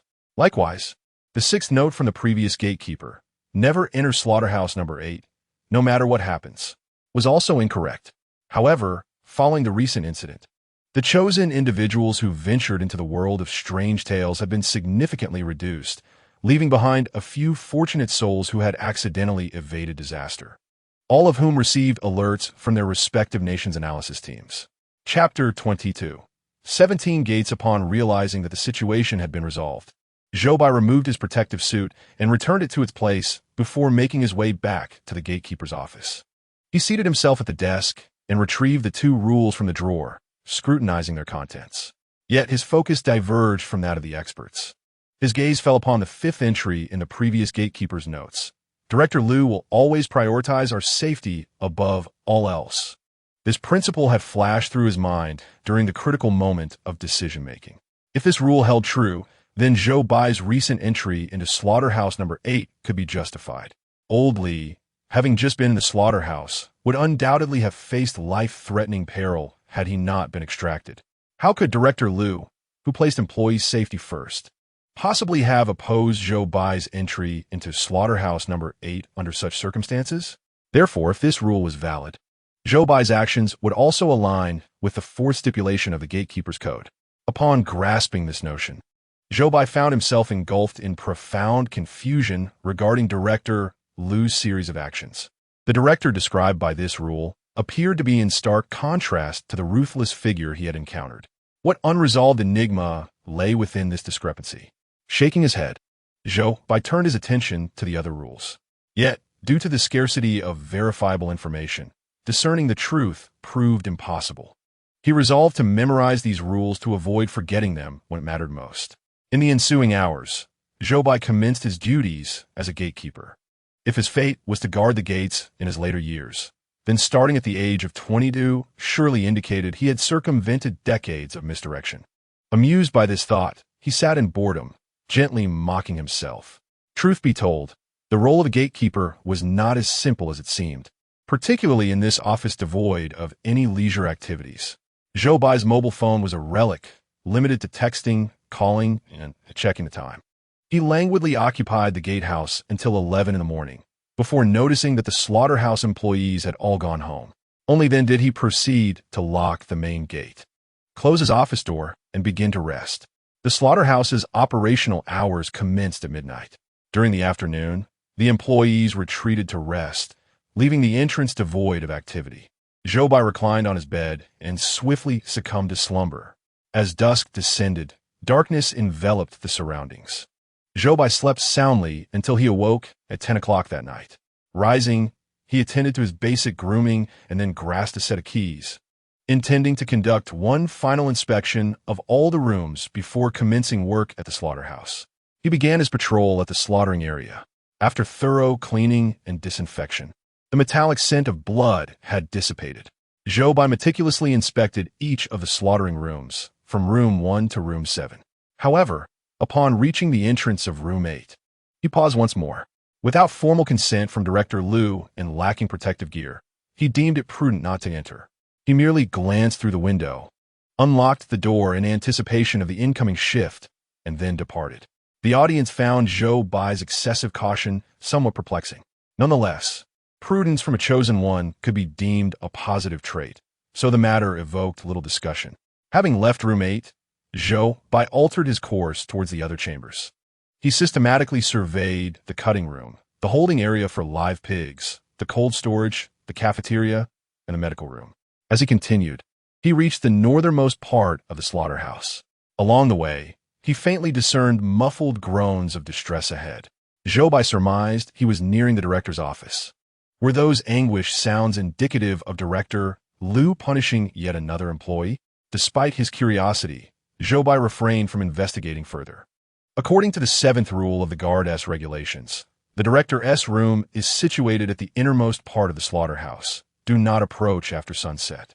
Without hesitation, Zhou Bai turned and retraced his steps. From the entrance to this point, he had inspected all 15 rooms except for the director's office. He could now proceed to unlock the main gate and await the arrival of his colleagues. With this thought, he felt a sense of ease as he jingled the keys in his hand. The metallic keys clinked together, producing a crisp sound that resonated through the empty corridor. Suddenly, this melodious sound abruptly ceased, followed by a dull thud. Zhou Bai tightened his grip on the keys and fixed his gaze upon a red door nearby. He was certain that this door had not been present when he first arrived. He examined the keys in his possession. 16 keys, indeed. Each key had corresponded to a door he encountered earlier. Moreover, according to the 3rd rule of the Guard S regulations, the entire slaughterhouse comprises 16 doors. You must safeguard 16 keys. There is no 17th door, nor is there a red key. The system had already indicated that this rule was erroneous. Thus, this must be the 17th door. Zhou Bai stood still, contemplating how to proceed. Meanwhile, the Livestream's chat had erupted with excitement. A red door? How utterly bizarre. Is this the 17th door? The 3rd rule of the gatekeeper is indeed erroneous. It appears to be something one should not behold. Shouldn't Zhou Bai hasten away? Yet to their disappointment, Zhou Bai not only refrains from fleeing, but also strides towards the crimson door. His prior experiences in the last instance have imparted wisdom. The more a rule discourages interaction, the more likely it conceals the key to success. This door is rarely visible. If he does not seize the opportunity to investigate now, he may find it exceedingly difficult to do so in the future. The audience observes as Zhou Bai approaches the red door. Some timid spectators even averting their gaze from the screen. Weren't they supposed to be uncurious? Such curiosity could be fatal in horror film, where one might not survive beyond 3 minutes. The viewers have witnessed Zhou Bai's audacious maneuvers in the previous chapter. When he is timid, he is indeed meek. Yet when he is brave, he is rather formidable. The audience remains uncertain of his tactics, merely hoping he can replicate his prior fortuity. In the scene, Zhou Bai stands before the red door, twisting the doorknob. The audience breaks into a cold sweat, marveling at his audacity. However, after several attempts, the door does not yield. It seems he must first locate the key. At this juncture, the audience's anxiety is somewhat alleviated, though their relief is short-lived. Soon, they hear a vigorous knocking emanating from within the door. Who is inside? Chapter 23. Is paying the key to suppressing contamination? Do you wish to know who I am? No, you do not. If you wish to survive here, you'll want to uncover the secrets of this slaughterhouse. Zhou Bai's scalp prickles at the voice echoing from beyond the door. The inquiry posed is indeed what he longs to know most. Can the occupant discern the thoughts of others? Zhou Bai pauses, contemplating, and asks, "Can you tell me?" A burst of laughter resounds from within. "Indeed, I can. But in exchange, you must assist me in finding the red key to release me from this place." Zhou Bai grows cautious. The voice does not seem benevolent. He deliberately counters. "On what ground should I trust you?" The speaker, unfazed by Zhou Bai's skepticism, responds, "I can offer a small deposit. If you see a second truck delivering live pigs tonight, you may wish to investigate. There, you will find the answers you seek." A second truck delivering live pigs? Zhou Bai recalls the 5th rule of the gatekeeper. The slaughterhouse will only transport live pigs once daily at noon. No other deliveries will occur. Should you witness one at any other time, return to your room and lock the door immediately. Is this yet another erroneous rule? Or is the voice within attempting to lure Zhou Bai into transgression? According to the stipulations, merely witnessing the arrival of a second truck could already spell danger. Zhou Bai's wariness towards the individual within the door intensified. The truth was elusive. He reminded himself to remain ever vigilant, resolutely avoiding any deception. Hesitating, Zhou Bai pondered how to respond. Just as he was about to articulate his thoughts, the other party spoke first. "Look behind you." Instantly, Zhou Bai felt an unsettling chill creep down his spine. Taking a deep breath, he slowly turned his head. To his astonishment, he beheld the doctor from the infirmary that morning, clad in a pristine white coat, silently standing behind him. Perhaps Zhou Bai had been too engrossed in his thoughts to notice the approach of footsteps. "What are you doing?"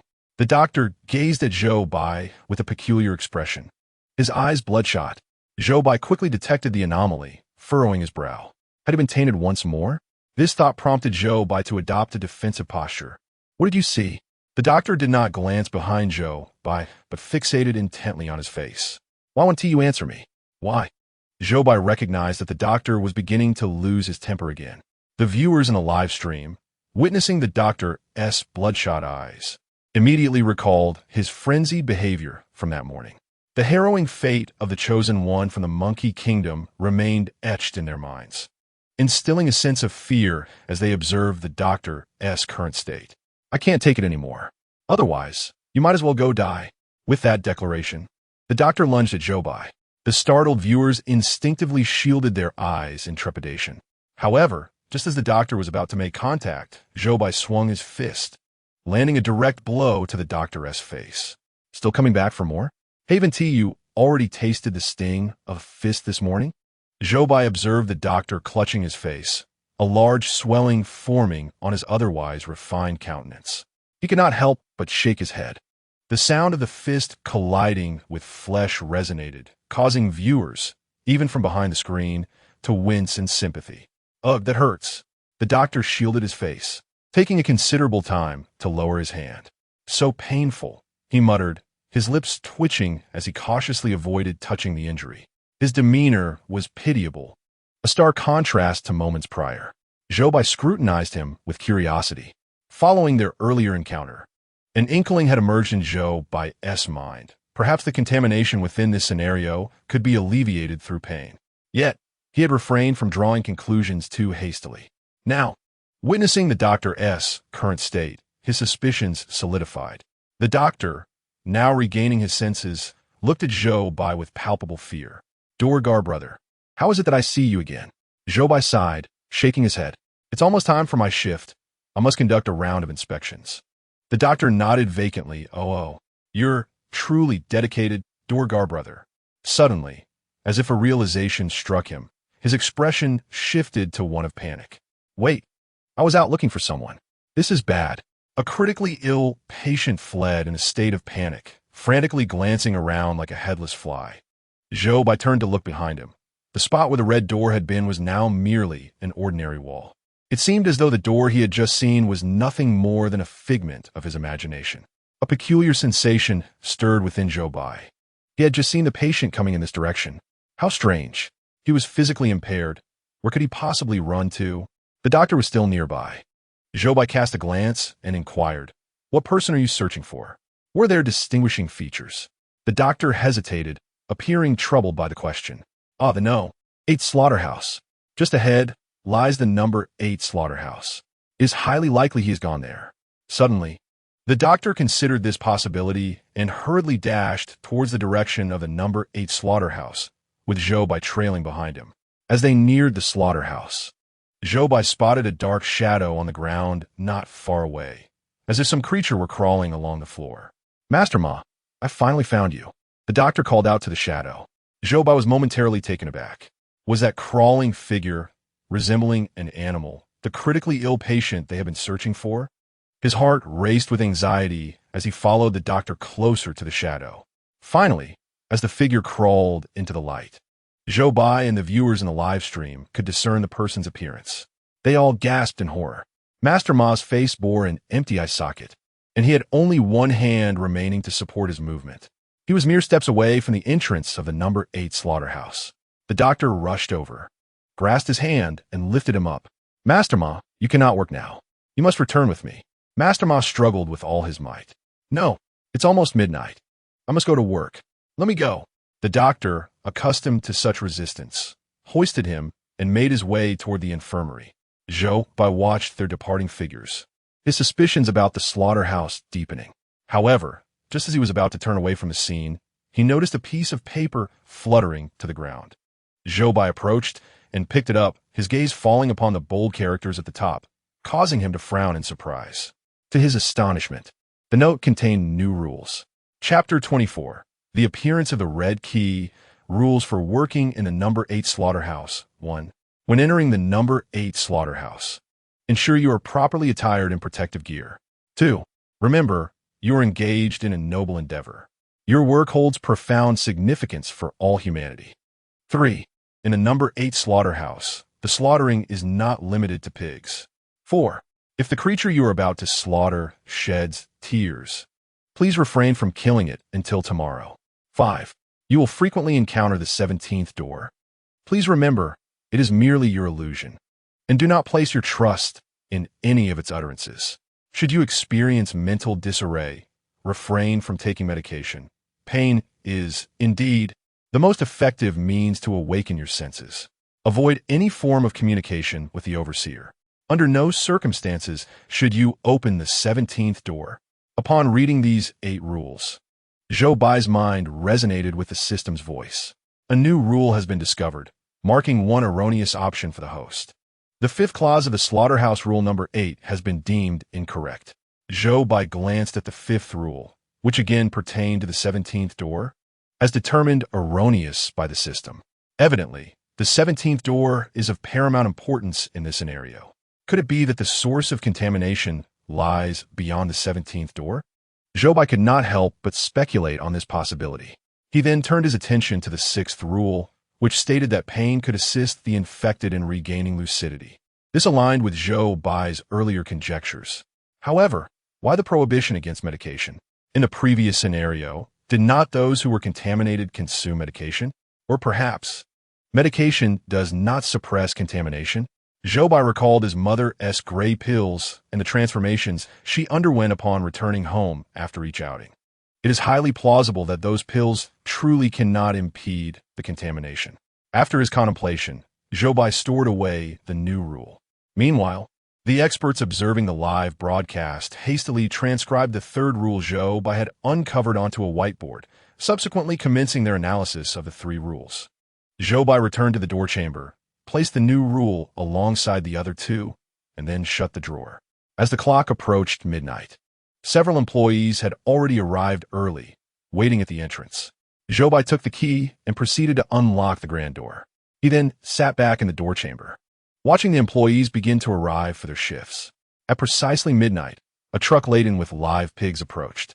Zhou Bai stepped forward to fully open the grand entrance. The truck backed in and halted at the holding area designated for the pigs awaiting slaughter. Several laborers swiftly rushed to assist. The pigs being unloaded were merely ordinary livestock. Zhou Bai stood by, observing the entire process without noticing anything amiss. Once all the pigs had been unloaded and the truck departed, he returned to his seat within the chamber. Through the window, he gazed at the silvery moon above, while the haunting cries of the pigs being slaughtered echoed in his ears. He waited the entire night without sighting another truck delivering pigs. Zhou Bai began to question his analysis of the rules. Could it be that the words of the individual beyond the door were false? Was a red door he perceived merely an illusion? No. According to the system's indications, the 17th door must indeed exist. Yet, there must be some aspect that Zhou Bai had overlooked. He laid the 3 rules before him on the table and scrutinized them for an extended period, but still found himself in a state of confusion. He rubbed his somewhat swollen head. The long night stretched ahead, offering ample time for contemplation. Seconds slipped away, and gradually, the first light began to illuminate the horizon. At last, the clock struck 6 in the morning, signaling the end of the workday at the slaughterhouse. One by one, individuals emerged from the processing area. The prepared meat was either stored in the cold storage or had already been transported away by vehicles during the night. As the crowd thinned, Zhou Bai, as per his usual routine, ventured into the slaughterhouse for a thorough inspection. He passed through each processing chamber, all of which stood wide open. The pungent scent of blood assaulted his senses, provoking a sense of nausea. Upon reaching the 8th processing chamber, he was taken aback to discover that it had not operated the previous night. Inside, everything remained pristine, every item in its designated place. The guardhouse was situated at a distance from the slaughterhouse, and Zhou Bai had remained within its confines the entire night, oblivious to the happenings inside. He couldn't help but connect the inactivity of the 8th chamber with the absence of the second truck transporting live pigs. If the second truck had not arrived, would the 8th chamber remain dormant? Although lacking concrete evidence, Zhou Bai boldly entertained this hypothesis. A few more nights of observation might yield answers. Unable to draw any conclusions at this moment, he set the speculation aside and resumed his duties. Standing outside the window, Zhou Bai confirmed that no one was present in the slaughterhouse before relocking the door. Having completed his tasks, he turned his thoughts toward the matter of how to clear the levels. Today marked the second day of the new quest. To achieve completion, he must identify the source of contamination within the slaughterhouse. From his observations over the past few days, numerous areas raised suspicions. The manager's office, the 17th door, the 8th processing chamber, and the medical room all presented potential clues. Which location, object, or individual might be the source of contamination? The considerations were overwhelming. Moreover, devising a means to eliminate the contamination posed another challenge. With this thought, Zhou Bai felt a headache beginning to form. He sighed inwardly and redirected his focus toward the other two methods of clearing the levels, both of which were connected to Manager Liu. Perhaps it would be prudent to visit Manager Liu first. Now that daylight had broken, according to the rules, there should be no danger in approaching the manager's office at this hour. Resolute in his decision, Zhou Bai made his way to the manager's office. It was unusually quiet inside today, suggesting that no employees were facing punishment. As Zhou Bai reached the office door, he noticed Manager Liu rummaging through his drawer. Upon seeing Zhou Bai, Liu promptly closed the drawer, but with keen eyes, Zhou Bai caught a glimpse of a red key lying within. Though he was startled internally, he maintained a facade of composure, donning a smile and striving to present himself as a sincere new employee seeking guidance. Director, he began, I commenced my duties yesterday and am uncertain if I performed adequately, so I wish to consult you regarding any areas that may require improvement. Chapter 25. The trials of the corporate drone. Despite Zhou Bai's attempts to appear earnest, at merely 22 years of age and having recently entered the workforce, he struggled to embody the essence of a corporate worker.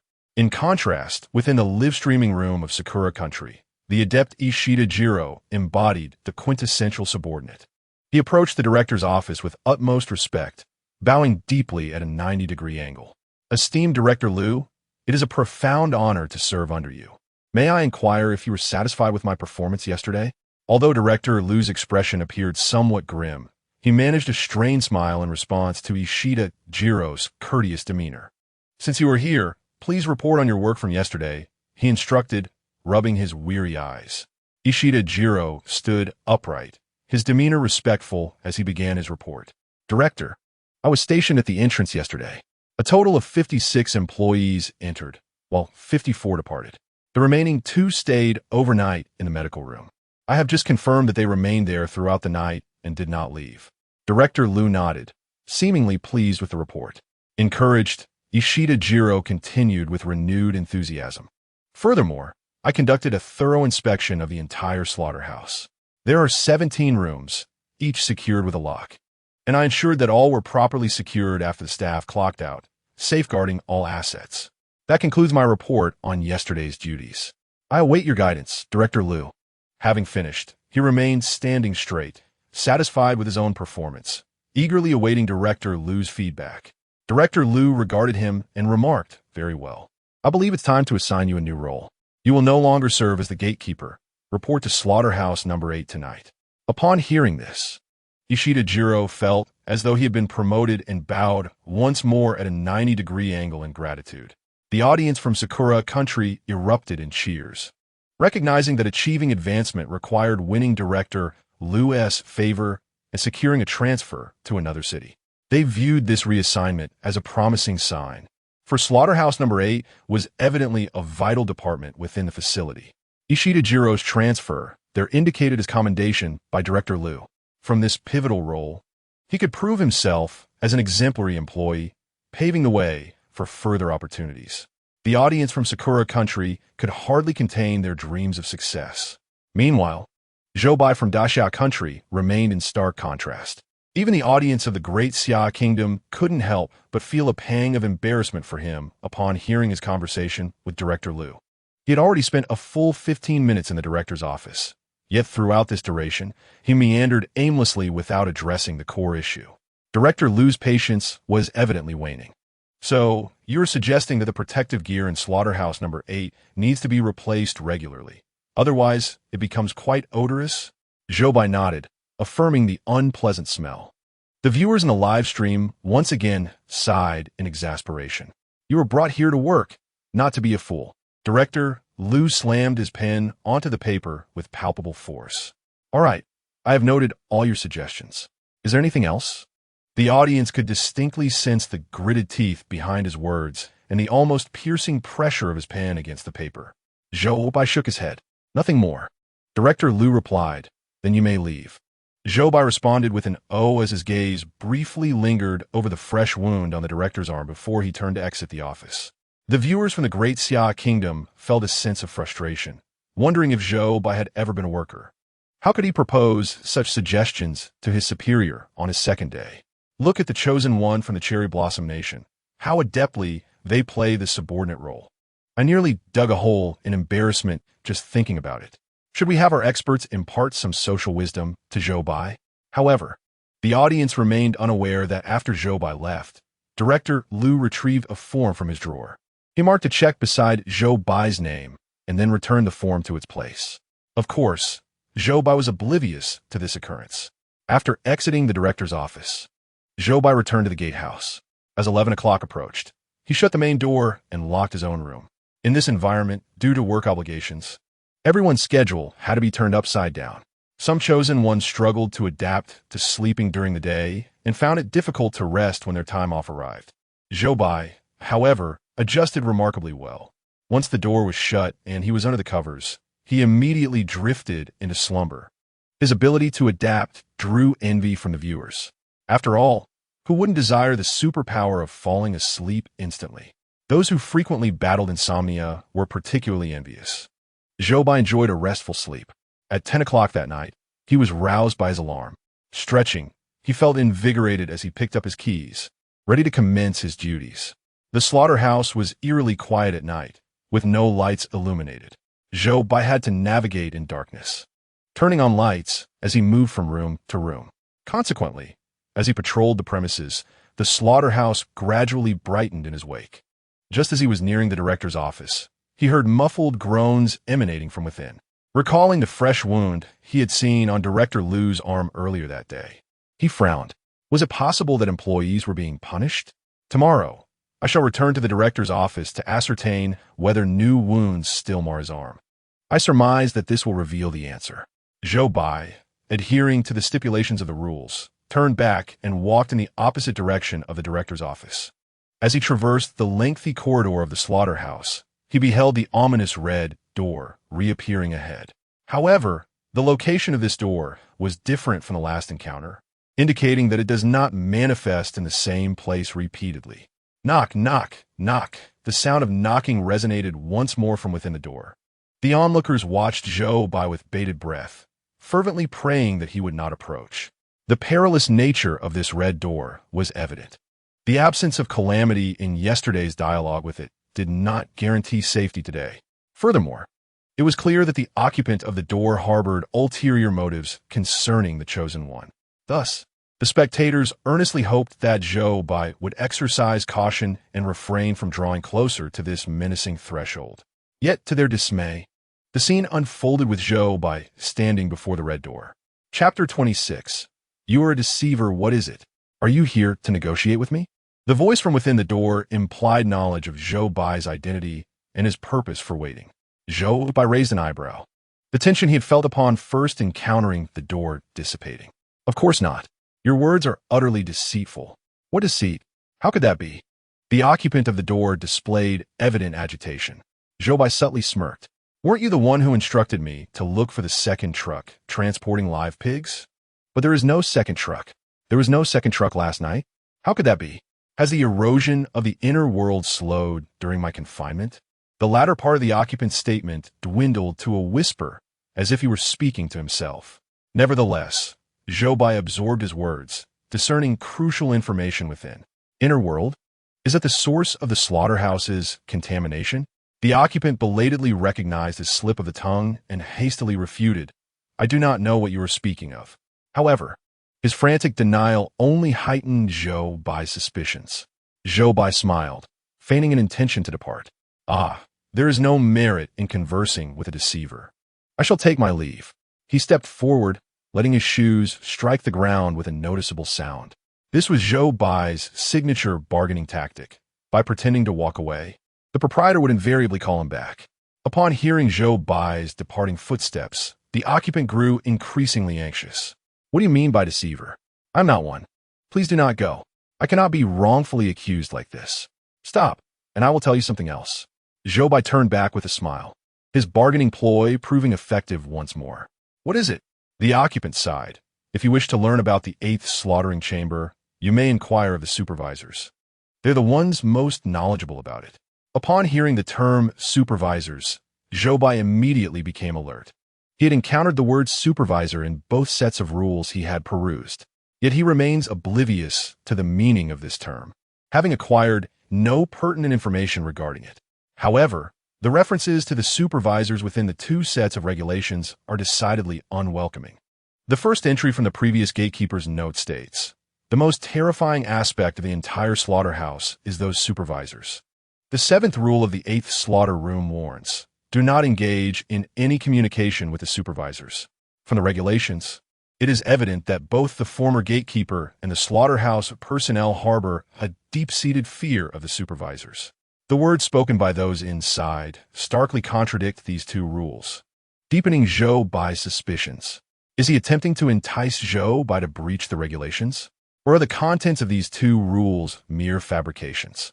Such doubts had arisen during their last conversation, and to this day, no conclusions have been reached. Should he trust him? Zhou Bai is yet to find an answer. Were the supervisors? Zhou Bai could only tentatively inquire. However, he was unprepared for the response that followed, which struck him like a thunderclap, leaving him momentarily stunned. "You have never encountered a supervisor?" This slaughterhouse has a slightly plump, short-haired older woman. She is the supervisor. As soon as the words left the mouth of the insider, the image of Aunt Wang instantly materialized in Zhou Bai's mind. Aunt Wang is the supervisor? She appears to be just an ordinary middle-aged woman, based solely on her appearance. It is indeed difficult to associate her with the individual described in the regulations. Nevertheless, Zhou Bai had interacted with her in the previous chapter and recognized that she possessed certain peculiarities, especially when recalling that night with the monsters lurking in the shadows. With this thought, Zhou Bai's brow furrowed even deeper. "You still cannot escape the suspicion of being a deceiver. I shall find a way to verify what you have claimed." With that, he turned away. "I'm not a deceiver. Once you have verified everything, you will come to understand how reliable the information I provided is." "Wait, why are you leaving again? Come back." Zhou Bai, disinterested in further dialogue, continued to walk away without a backward glance, regardless of the other's calls. As the clock struck midnight, it was once again time for the slaughterhouse to commence operations.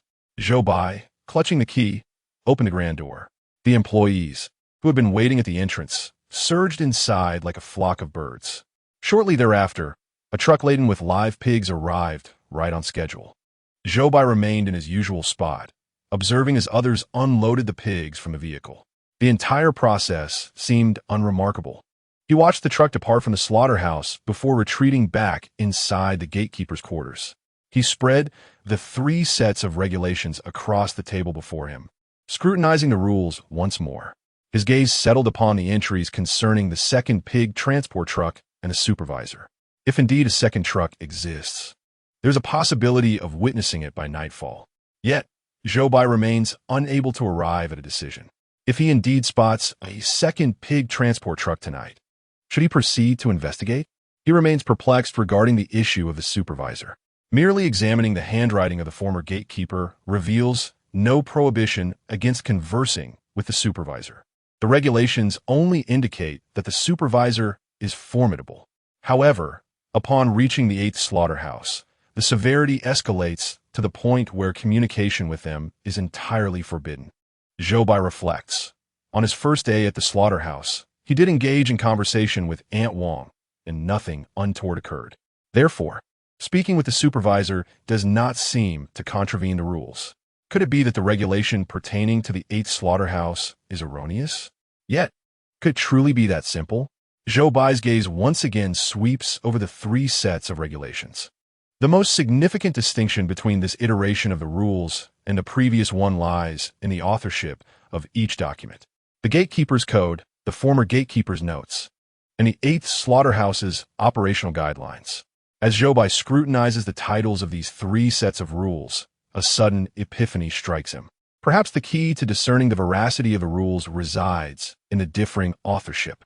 For instance, Zhou Bai is already aware that there is indeed a 17th door within the slaughterhouse. Thus, why does the Gatekeeper's Code assert the absence of such a door? It is plausible that the management of the slaughterhouse wishes to prevent others from making such connections.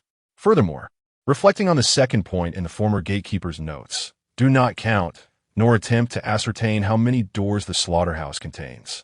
Do not open doors you have not seen. It becomes evident from these rules that the former gatekeeper must have encountered the 17th door, however, understanding the peril behind it. He penned his notes with palpable urgency. With this thought in mind, Zhou Bai revisits the 2 rules concerning the supervisor, and an entirely new understanding dawns upon him. Chapter 27.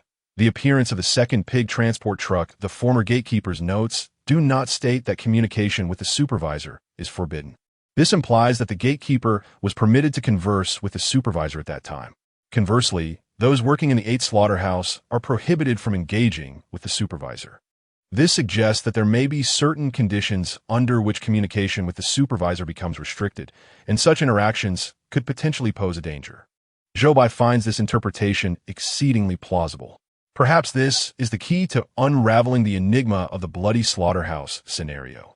Just as Zhou Bai revels in the exhilaration of his newfound insight, he suddenly looks up to see a truck approaching in the distance. Is this the second pig transport truck? Zhou Bai's heart races. Although he has eyed, however, Zhou Bai racked his brains, yet still could not prove the rules to be erroneous. Locking the door and relinquishing this lead seemed the most prudent choice. Yet, Zhou Bai felt a pang of reluctance, standing resolutely at the entrance without any intention of retreating. The audience of the Daxia livestream held their breath in anticipation once again. The headlights of a truck illuminated the scene, prompting Zhou Bai to squint and shield his eyes from the glare. Against the light, he discerned a figure descending from the truck. Before he could make a decision, the person approached him. At that moment, Zhou Bai finally recognized her face, a slightly plump figure with short, curly hair. Was this not Aunt Wang? His eyes widened in astonishment, just as he intended to inquire. She suddenly pushed him. Caught off guard, Zhou Bai stumbled back several steps. Before he could comprehend what had transpired, Aunt Wang swiftly closed his door. Standing outside, she urged him to remain inside and not to come out until the vehicle departed. It dawned on Zhou Bai that Aunt Wang wished to shield him from witnessing the pig transport truck. Could it be that she was trying to save his life? This thought crossed not only Zhou Bai's mind, but also that of the Daxia livestream audience. Thank heavens it was Aunt Wang who arrived. Otherwise, Zhou Bai might have met a dire fate. Having traversed the previous instance together, it seemed they shared a bond, revealing an unexpected warmth in the world of bizarre tales. Zhou Bai felt a surge of emotion, nearly moved to tears. He was indeed fortunate. The remaining chosen ones in the current instance were few, yet they tended to be rather cautious. Upon sighting the second pig transport truck, they promptly secured their doors, ensuring no one faced misfortune in this episode. Nonetheless, viewers from other nations, witnessing Zhou Bai's escape due to Aunt Wang's assistance, felt a simmering resentment. The game was inherently unfair. The chosen ones of Daxia, having navigated through 2 instances, possessed a greater familiarity with the world of bizarre tales, compounded by the aid of an acquaintance from the previous instance, an undeniable advantage. Had Aunt Wang not intervened, Zhou Bai would likely have perished. These countries finally seized a reason to criticize Zhou Bai and would not let it slip away. Thus, the remaining chosen ones united and flocked to Daxia's livestream to voice their grievances. The audience of Daxia, not one to be trifled with, retaliated immediately. Consequently, a verbal skirmish erupted online between the viewers of Daxia and those from other nations. While the citizens of Daxia occasionally mocked Zhou Bai's peculiar maneuvers, they could not tolerate any disparagement from outsiders. For every insult hurled at Zhou Bai, the audience of Daxia responded with hundreds, even thousands in kind. The spirit of unity within the Great Xia nation was vividly exemplified during this fierce verbal confrontation. Ultimately, all foreign adversaries were left in disarray. Even those undercover agents who had previously infiltrated the Great Xia nation's live streaming room were unmasked during this battle, with several being exposed. The management of the live streaming room promptly placed these infiltrators on a blacklist. These nations incurred significant losses, both in personnel and resources, thus elevating the difficulty of future infiltration. The scene shifted back to Zhou Bai, who found himself confined within a reception room. The door was not locked, allowing him the freedom to exit at will. Outside, the sound of trucks rumbling resonated clearly in his ears. Zhou Bai approached the door, hesitated momentarily, yet ultimately refrained from opening it. To survive, he understood the necessity of adhering to the established rules. Aunt Wang, sensing Zhou Bai's presence at the door, called out to him from outside. Remembering the words of the individual he encountered behind the 17th door, Zhou Bai decided to seize the opportunity to probe Aunt Wang. "Are you a supervisor?" he inquired.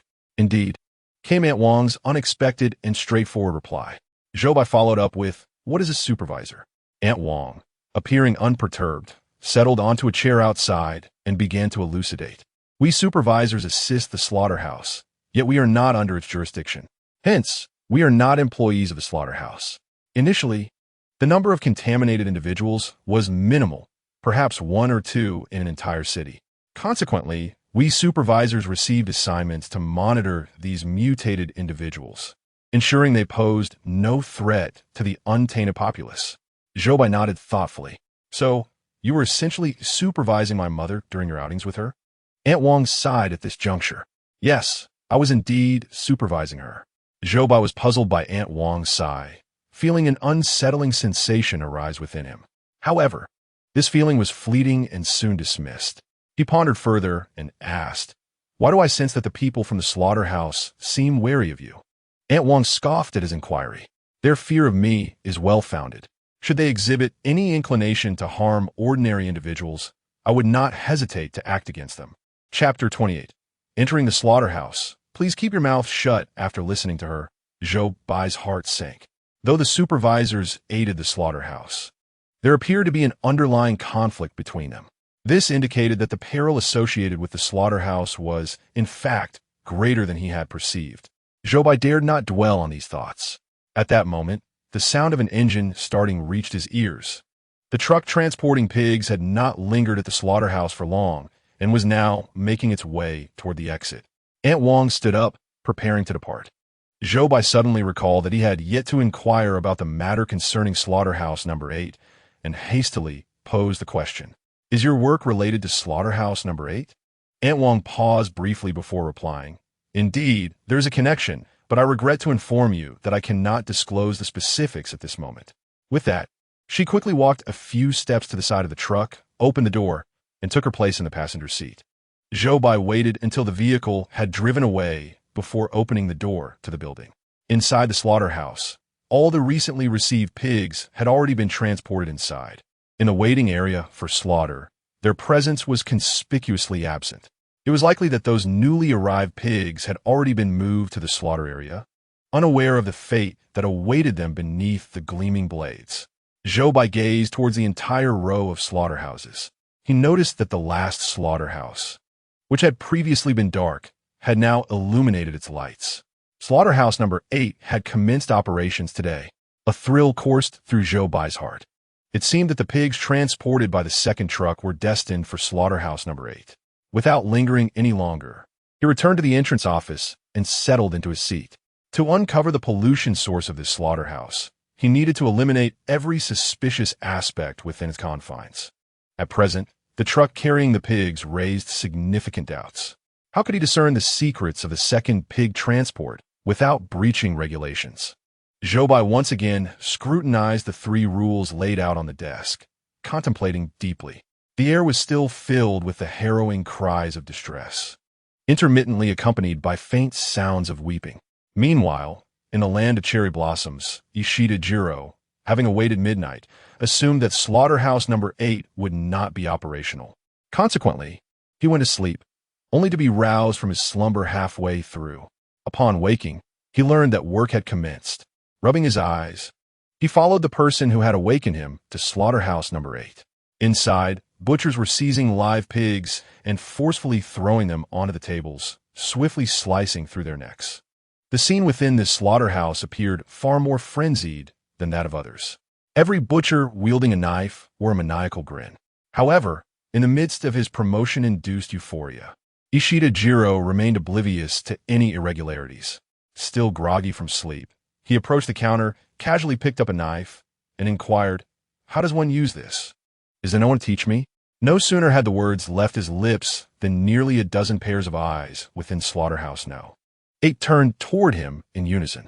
The 6th clause of the gatekeeper's work regulations stated, "The hours of operation for the slaughterhouse are from midnight to 6 in the morning. If you must enter the slaughterhouse during this time, please keep your mouth shut." Ishida Jiro, believing he was no longer required to serve as a gatekeeper, had completely forgotten this rule. Why is there a pig unbound here? The butchers, their knives gleaming brightly, began to approach Ishida Jiro. Terrified, he hastily stepped back. "What do you intend to do? I'm not a pig." However, upon hearing his voice, the butcher's expressions grew increasingly deranged. "Hurry! This pig has spoken. It must be slaughtered immediately." Thus, nearly 10 butchers surrounded Jiro Ishida, binding him and lifting him onto the table. The slaughter knife gleamed before descending. The live broadcast of Sakura Nation plunged into darkness, and the air soon became saturated with the stench of blood. The macabre tale of the bloody slaughterhouse had descended upon Sakura Nation. Foolishly, Jiro Ishida squandered our chance for a seamless passage. Why was he so careless? We are doomed in Sakura Nation. Ah, how terrifying. My father has brought a slaughter knife. Zhou Bai spent an entire night poring over those 3 sheets of paper. As dawn broke, he finally yawned. At 6 o'clock in the morning, the slaughterhouse closed its doors promptly. Many butchers, still stained with blood, left without washing their hands. Zhou Bai gazed at them through the window of the guardhouse, perceiving the coldness etched on each of their faces, akin to lifeless puppets meandering down the street. A shiver ran down his spine as he recalled Aunt Wang's words from the previous night. They were indeed afraid of me. Should they harbor any inclination to harm ordinary people, I would not spare them. The image of the doctor with bloodshot eyes lunging toward him resurfaced in Zhou Bai's mind. Those tainted by this scenario certainly exhibited heightened aggression. But why was this the case? Was the extent of corruption in this world worsening? Or was the contamination source within this slaughterhouse more severe than that of the previous scenario? Zhou Bai shifted his gaze away from these individuals. Once the slaughterhouse staff had departed, he took the keys and commenced his inspection. He meticulously examined the condition of each room. Upon reaching slaughterhouse number 8, he paused, standing outside the window to behold the interior marred with blood. It seemed the 8th slaughterhouse only operated when the 2nd livestock truck arrived. Gazing from the window, Zhou Bai could discern no differences between it and the other slaughterhouses. After a thorough check confirmed the absence of any personnel, he prepared to head toward the manager's office. If seamless passage proved too challenging, then striving for each level was imperative. Just as Zhou Bai was about to leave, he heard a noise emanating from the changing room behind him. An ominous premonition welled up within him, reminiscent of a horror film, where frightening scenes were bound to unfold. Nevertheless, Zhou Bai steeled himself and approached.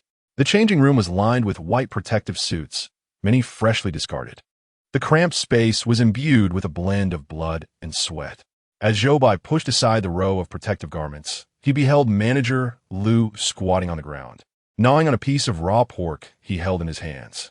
The viewers in the live broadcast were instantly struck with a sense of dread. This is disgusting. Is Manager Liu about to mutate?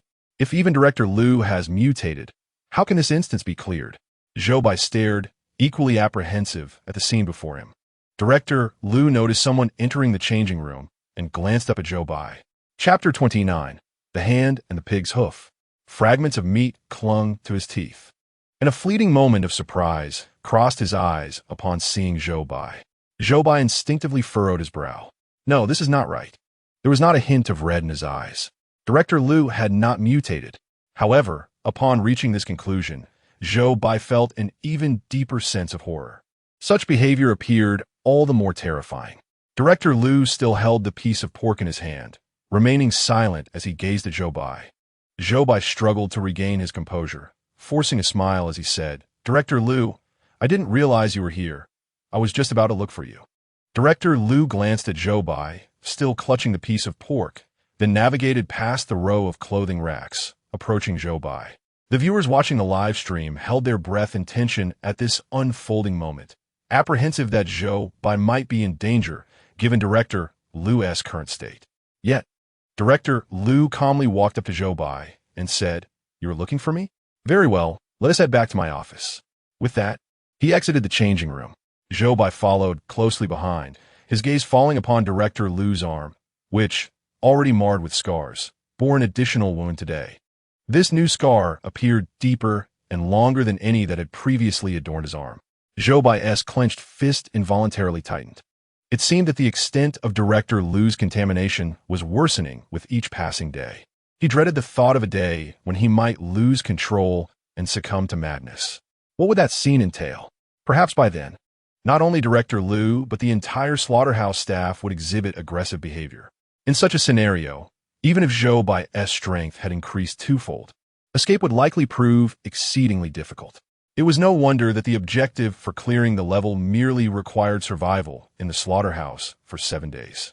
It was highly probable that regardless of the chosen method for clearing the level, the time allotted to the chosen one was limited to 7 days. Today marked Zhou Bai's 4th day in the slaughterhouse. If his conjecture was correct, he had already surpassed the halfway mark of his allotted time to clear the instance. As he pondered this, he turned to look at Director Liu, who, without protective gear, was reaching for the door of the number 8 slaughtering chamber, seemingly on the verge of opening it. Zhou Bai was momentarily taken aback. Was it possible that the rules of the slaughterhouse did not apply to Director Liu? Yet, he felt that this possibility was slim. Just as he was engulfed in doubt, he saw Director Liu turning the doorknob while saying, "Let us discuss this in my office." At that moment, Zhou Bai comprehended the situation. He hurriedly quickened his pace, grasping the door before Director Liu could open it. "Director Liu, your office is over there." Director Liu stood there, momentarily stunned, gazing at the locked door of the number 8 slaughtering chamber, his brow furrowed in confusion. It was only when he noticed the sign by the door that he suddenly came to a realization. Immediately, he tapped his greasy hand against his forehead. "Oh dear, how foolish of me. Yes, my office is over there." As Zhou Bai observed the scant strands of hair on Director Liu's head, now coated in grease, they appeared even more sparse. Director Liu walked ahead, with Zhou Bai trailing closely behind, watching the few oily tufts of hair bobbing up and down with each step. Such an ordinary scene, under the circumstances of today, felt profoundly peculiar.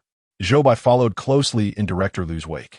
Since it was after work hours, they encountered no other employees on their way. They traversed a significant portion of the slaughterhouse and finally arrived at the director's office door. Director Liu swung the door open, entered, and gestured for Zhou Bai to follow. The office appeared far more disordered than usual. Scattered across the desk were various documents and forms. On the floor behind the desk lay a bloodied knife. The audience from the Great Xia Kingdom gasped at the sight of the knife. Director Liu seated himself at the desk and unceremoniously tossed a piece of raw pork onto the tabletop. Zhou Bai glanced at the greasy documents. Noticing an evaluation form inscribed with his name, precariously positioned beneath the slab of meat, his pupils dilated momentarily. To achieve a level clearance, one must survive 7 days in the slaughterhouse while also receiving a commendation from Director Liu. This piece of paper was crucial to Zhou Bai's success. The viewers in the Great Xia Kingdom's live stream also took note of the evaluation form. "That's the evaluation form. Quick, check if there's a score for Zhou Bai." Such an important item, and Director Liu had placed it beneath a chunk of raw pork. Despite the inherent dangers of this mission, achieving level clearance was already quite an accomplishment. On the live stream, Director Liu settled into his chair and inquired of Zhou Bai, "How did yesterday's work go?" Everything proceeded smoothly. It was a routine day with no unexpected incidents requiring my attention. Upon hearing this, Director Liu nodded. Remember to conduct thorough inspections both morning and evening. Particularly the inspection before 11 p.m., before the employees commence their shifts, is of utmost importance. Director Liu conveyed Zhou Bai's responsibilities in an unremarkable tone, akin to a typical exchange between a superior and subordinate. However, the implications of his words sent a chill down Zhou Bai's spine. The slaughterhouse's operational hours were distinctly from midnight to 6 a.m. the following morning. Why then did it seem that Director Liu had stated the shift began at 11 p.m.? Had the rules changed? Or was Director Liu simply confused? For a fleeting moment, Zhou Bai even began to doubt his own recollection of the regulations. He watched as Director Liu finished speaking, picked up the slab of raw pork from the table, and took a bite, his hands glistening with grease.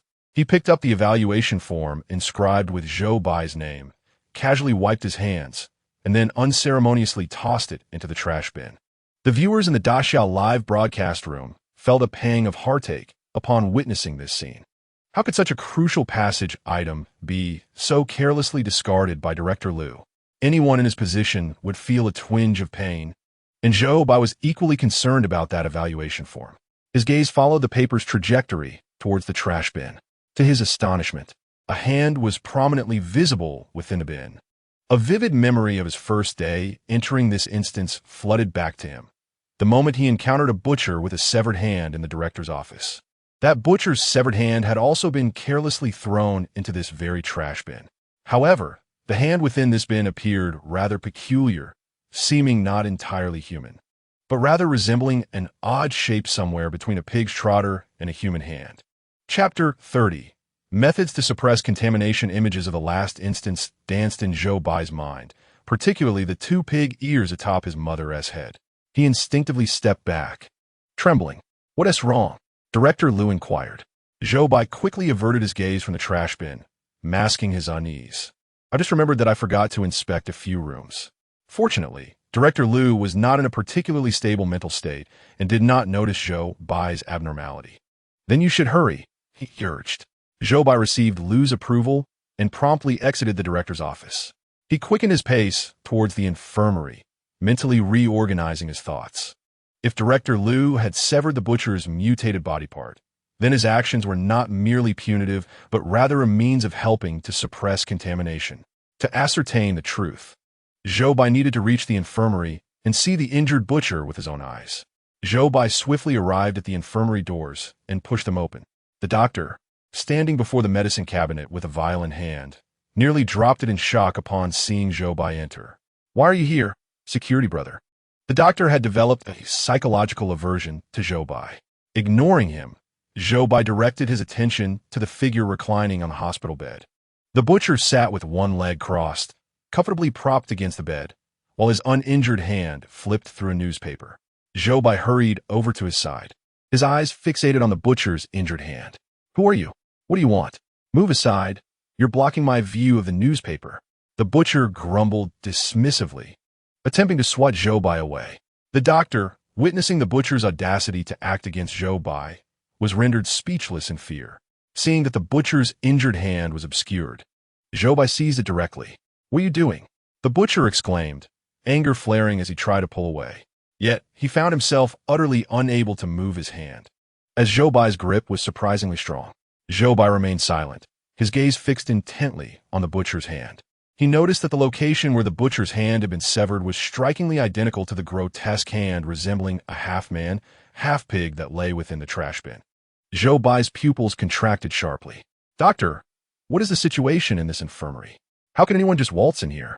When Zhou Bai had escorted the butcher to the infirmary that day, the man had already succumbed to unconsciousness from the pain, rendering him unaware of Zhou Bai's presence. Zhou Bai's gaze swept over the butcher's body once more, discerning that aside from the amputated hand, there were no other signs of mutation.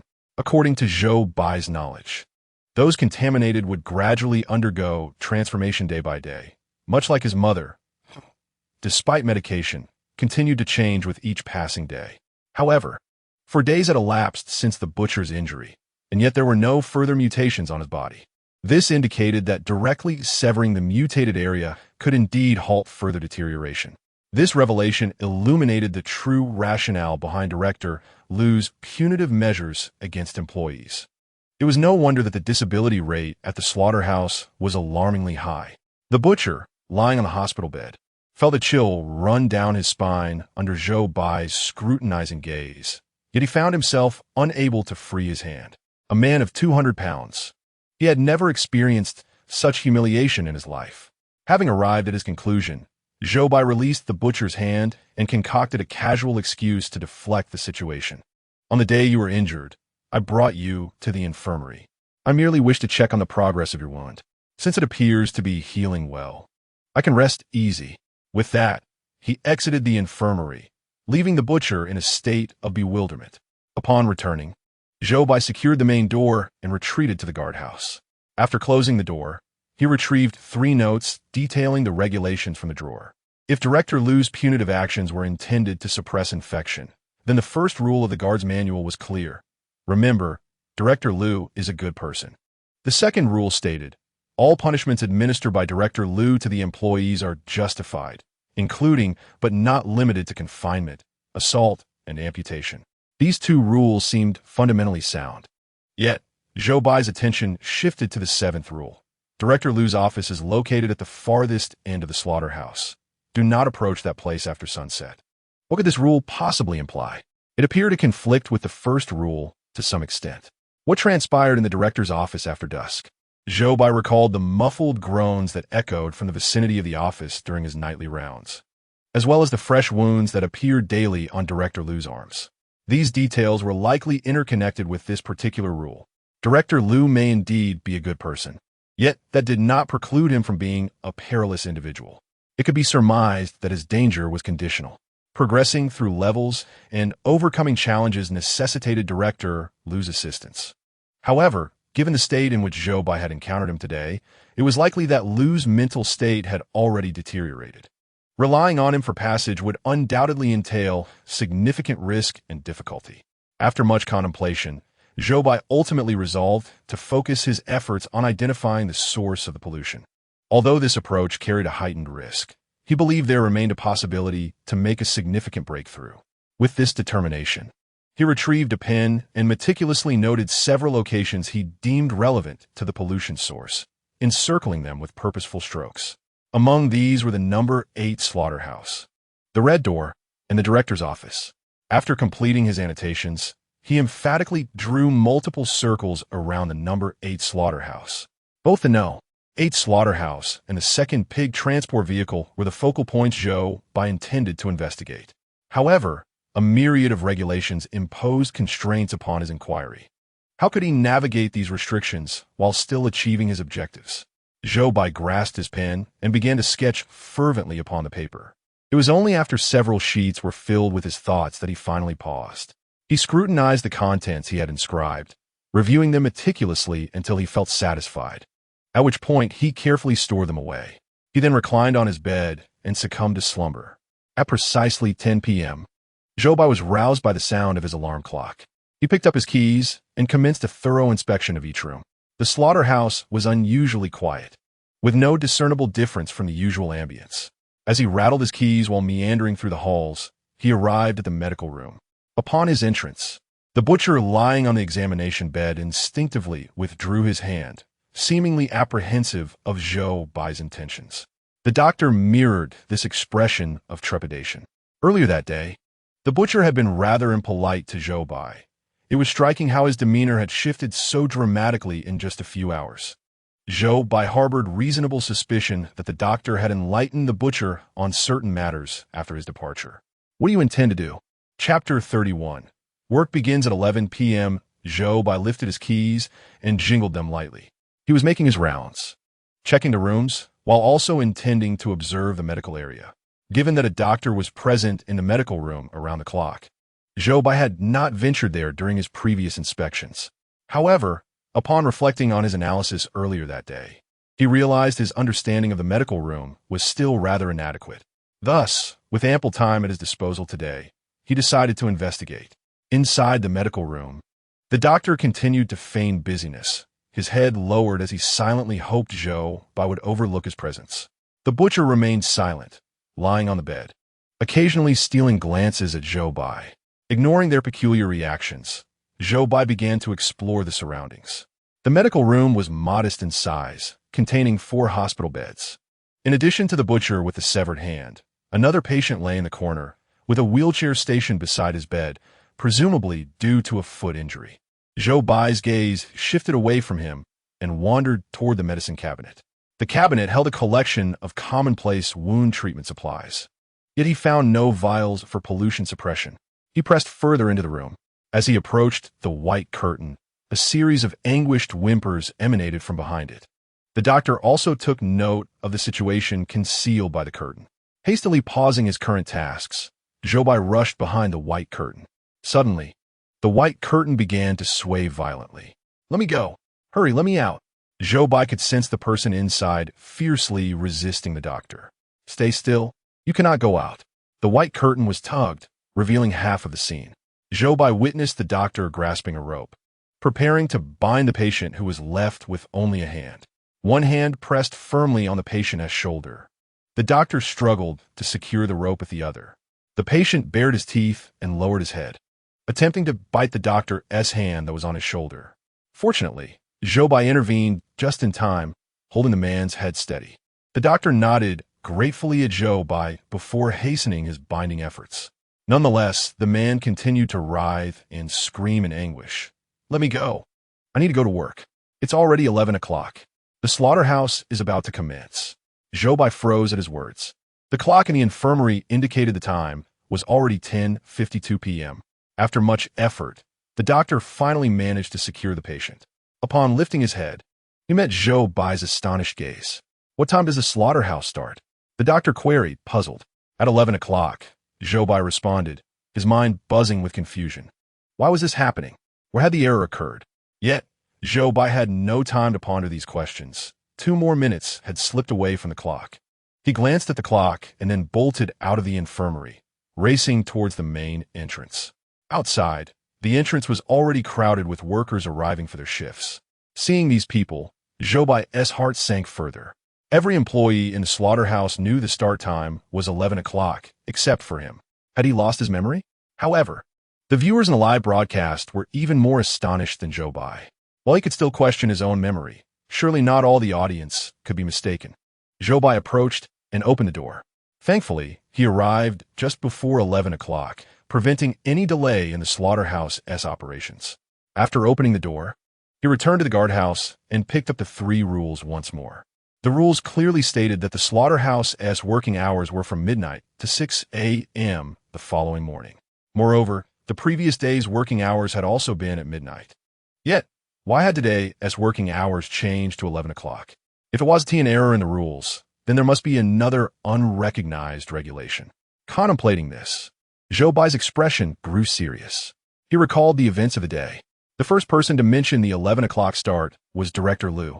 It seemed the key to the problem lay with him. Zhou Bai then turned his gaze to the 7th rule of the Guard-S regulations. Director Liu's office is located at the far end of the slaughterhouse. Do not approach that area after sunset. What could possibly transpire in the Director's office at night? This remains an unsolved mystery. Zhou Bai's gaze fell upon the latter half of the rules. Perhaps there exists a means to enter the venue manager's office at night without contravening the regulations. Outside the gate, the first pig transport truck approached. Zhou Bai glanced at the time on his phone. It was precisely midnight. It appeared that the other rules remained unaffected. After the live pigs were unloaded from the truck, it departed. Around 2 in the morning, another pig transport truck arrived. This time, Zhou Bai did not hesitate. He promptly locked the gate of the entrance. After this truck entered and unloaded the pigs, it too drove away. The subsequent hours passed without incident. Zhou Bai remained in the gatehouse until dawn. Once the slaughterhouse employees had finished their shifts, he conducted his routine inspection of the entire premises before locking his room's door and retiring for the night. At 9 o'clock in the evening, his alarm clock roused him punctually. After another round of inspection through the slaughterhouse, he entered the medical room. The doctor, the butcher, and even the patient in the intensive care unit behind the white curtain cast fearful glances at Zhou Bai. He was puzzled as to how the doctor could portray him in such a manner that instilled fear in everyone present. Nevertheless, it served him well, as it saved him some effort. He approached the innermost bed, pulling out the wheelchair beside it. "What are you doing with my wheelchair?" The patient attempted to protest, but lacked the courage to do so. Zhou Bai deliberately assumed a menacing expression. "May I borrow it? Is that not permissible?" The patient, terrified, hesitated to reach for the wheelchair. He glanced towards the doctor for assistance, yet the doctor merely offered an expression of helplessness. Thus, he could only watch as Zhou Bai wheeled his chair away. Exiting the medical room, the audience of the Daxia livestream felt a twinge of confusion, especially when Zhou Bai, pushing the wheelchair, approached the venue manager's office. All viewers were taken aback. Is he really attempting to enter the venue manager's office at night? The spectators were genuinely frightened by Zhou Bai's audacity. Subsequently, they witnessed him sit in the wheelchair, turning the wheels and advancing towards the manager's office. It was then they grasped Zhou Bai's true intention. Since the rules forbade approaching the manager's office, surely sitting in a wheelchair to draw near could not be deemed a violation of the rules, could it? Chapter 32. A loophole in the rules. To their astonishment, Zhou Bai had indeed exploited a loophole in the rules. This maneuver was audacious, truly audacious. The experts of Daxia had not anticipated such an application of the regulations. Amidst their shock, a sense of concern also arose. While Zhou Bai's actions might make logical sense on the surface, it did not necessarily hold up under scrutiny. Nevertheless, one could not help but admire Zhou Bai's courage. This young man dared to dream and act. Were it anyone else, they might not possess the same boldness to attempt such a venture. At this juncture, there was little they could do but hope for his good fortune. Zhou Bai sat in his wheelchair, gradually approaching the director's office. As he drew nearer, the muffled groans emanating from within became increasingly distinct. At last, his wheelchair turned and halted at the entrance of the office. Fortunately, despite arriving at this ominous threshold, no calamity had yet befallen him. Just the previous night, in the land of Banya, Delardo had inadvertently stumbled upon the director's office and was abducted by a sudden shadowy figure. Thus, the Banya chapter was declared a failure. The audience, witnessing Zhou Bai's relatively safe arrival, began to entertain a flicker of hope that he had indeed guessed correctly. However, just as their vigilance began to wane, the previously discernible muffled sounds from the office abruptly ceased. A sense of unease washed over Zhou Bai, and his heart began to race. The door to the director's office stood ajar, revealing an empty interior. He hesitated momentarily, a chill creeping down his spine, yet he propelled his wheelchair forward into the office. The audience, mirroring his movements, felt their anxiety intensify. Upon entering, Zhou Bai surveyed his surroundings. The disarray within was even greater than what he had observed days prior. Clothes lay haphazardly strewn across the floor, faint traces of blood visible upon them. The wardrobe stood slightly ajar, its darkness seemingly imbued with an alluring pull, beckoning him to peer inside. Zhou Bai turned his wheelchair towards the table. The silence enveloping the room was eerily profound, the sound of his wheelchair wheels echoing sharply in the stillness. He halted beside the table, noticing a half-open drawer wherein a red key lay undisturbed. Taking a deep breath, he gently pulled the drawer open and swiftly pocketed the key. Just as he was about to return the drawer to its original position, his gaze fell upon a piece of paper nestled within. Boldly inscribed upon it were the words Director's Code of Conduct. Zhou Bai's heart raced at the revelation of an undiscovered rule. He quickly retrieved the paper, folding it hastily before tucking it into his pocket. Having completed his task, Zhou Bai prepared to leave. Yet, suddenly, a sound broke the stillness behind him. Drip, drip, drip, the sound of water falling onto the wooden floor. Then came a creaking noise. The wardrobe emitted a sound as well. Zhou Bai turned, astonished, to behold the visage of Director Liu before him, a knife clutched in his hand and a fresh wound marring his arm. Behind him, blood dripped ominously from the wardrobe. The scene was so horrifying that it nearly caused the audience to leap from their seats in terror. Good heavens, that scared me to death. They gasped. He's still holding a knife.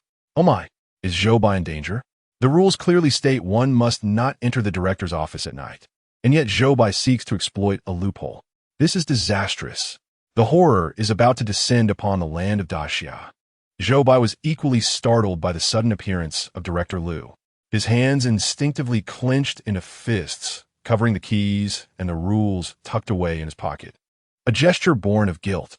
"Here," Director Liu exclaimed, pulling out a handful of cash from his own pocket and presenting it to Zhou Bai. In an instant, Zhou Bai was taken aback, momentarily frozen. He detected a strong scent of alcohol emanating from Liu, who appeared to be inebriated to the point of confusion. Likely mistaking Zhou Bai for one of the disabled employees, Liu tilted his head mechanically, only relenting when he saw Zhou Bai accept the money. However, Liu's state did not persist for long. Suddenly, his face began to convulse, and the hand gripping the knife exhibited prominent veins as it trembled, as though two opposing forces were waging war within him. His expression twisted into a grotesque mask, and the knife in his hand swung uncontrollably toward Zhou Bai. Yet, just as the blade was about to graze the wheelchair Zhou Bai occupied, it halted abruptly. Liu's eyes were fixed intently on the wheelchair, and then, in a startling turn, the knife redirected toward himself. He let out a muffled groan of pain as a wound deeper than the previous one opened on his hand. In the wake of this self-inflicted injury, the ferocity etched on his face began to soften, and he appeared to gradually regain his senses. Zhou Bai was perplexed by Liu's sudden shift in target, yet he recognized that this was his opportune moment to flee. Seizing the chance, he swiftly maneuvered his wheelchair and departed hastily from the director's office. As he sped away, the pained groans of Director Liu echoed behind him, sending shivers down Zhou Bai's spine, urging him to increase his pace and distance himself from the office. Upon nearing the infirmary, he finally stood up from the wheelchair, exhaling a breath laden with trepidation before returning the wheelchair to the infirmary. On his way back to the guardhouse, the red door reappeared. As he passed by, the person inside incessantly attempted to engage him in conversation. "Hey, new guard, did you just come from the director's office? Did you retrieve the red key for me? Hey, why are you silent? Don't you want to eradicate the source of pollution here?" At the mention of pollution, Zhou Bai halted, his fingers tightening around the red key in his pocket, which suddenly felt excessively hot. The sensation of the paper bearing the rules also conveyed itself to him, and he found himself momentarily lucid. He knew he must not be easily swayed before understanding the situation. Ignoring the calls from behind the door, he hastened back to the guardhouse. He opened the main door, observing as the employees filed in for their shifts. Only when no one remained before him did he extract the concealed key and the rules from his pocket. He examined the red key closely. It appeared no different from any other key. The object, crafted from metal and adorned with a coat of crimson paint, exuded an unsettling aura. Zhou Bai procured a piece of paper, carefully wrapped the key, and placed it gingerly into the drawer. He then steadied his breath and proceeded to unveil the new regulations.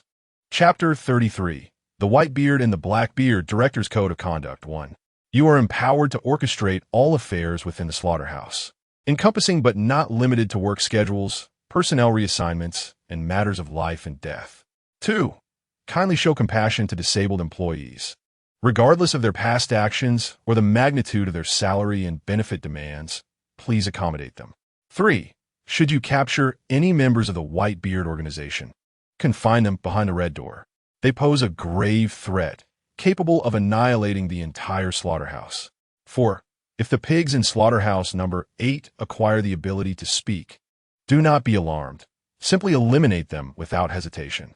5. You must experience pain daily, as this will keep you alert.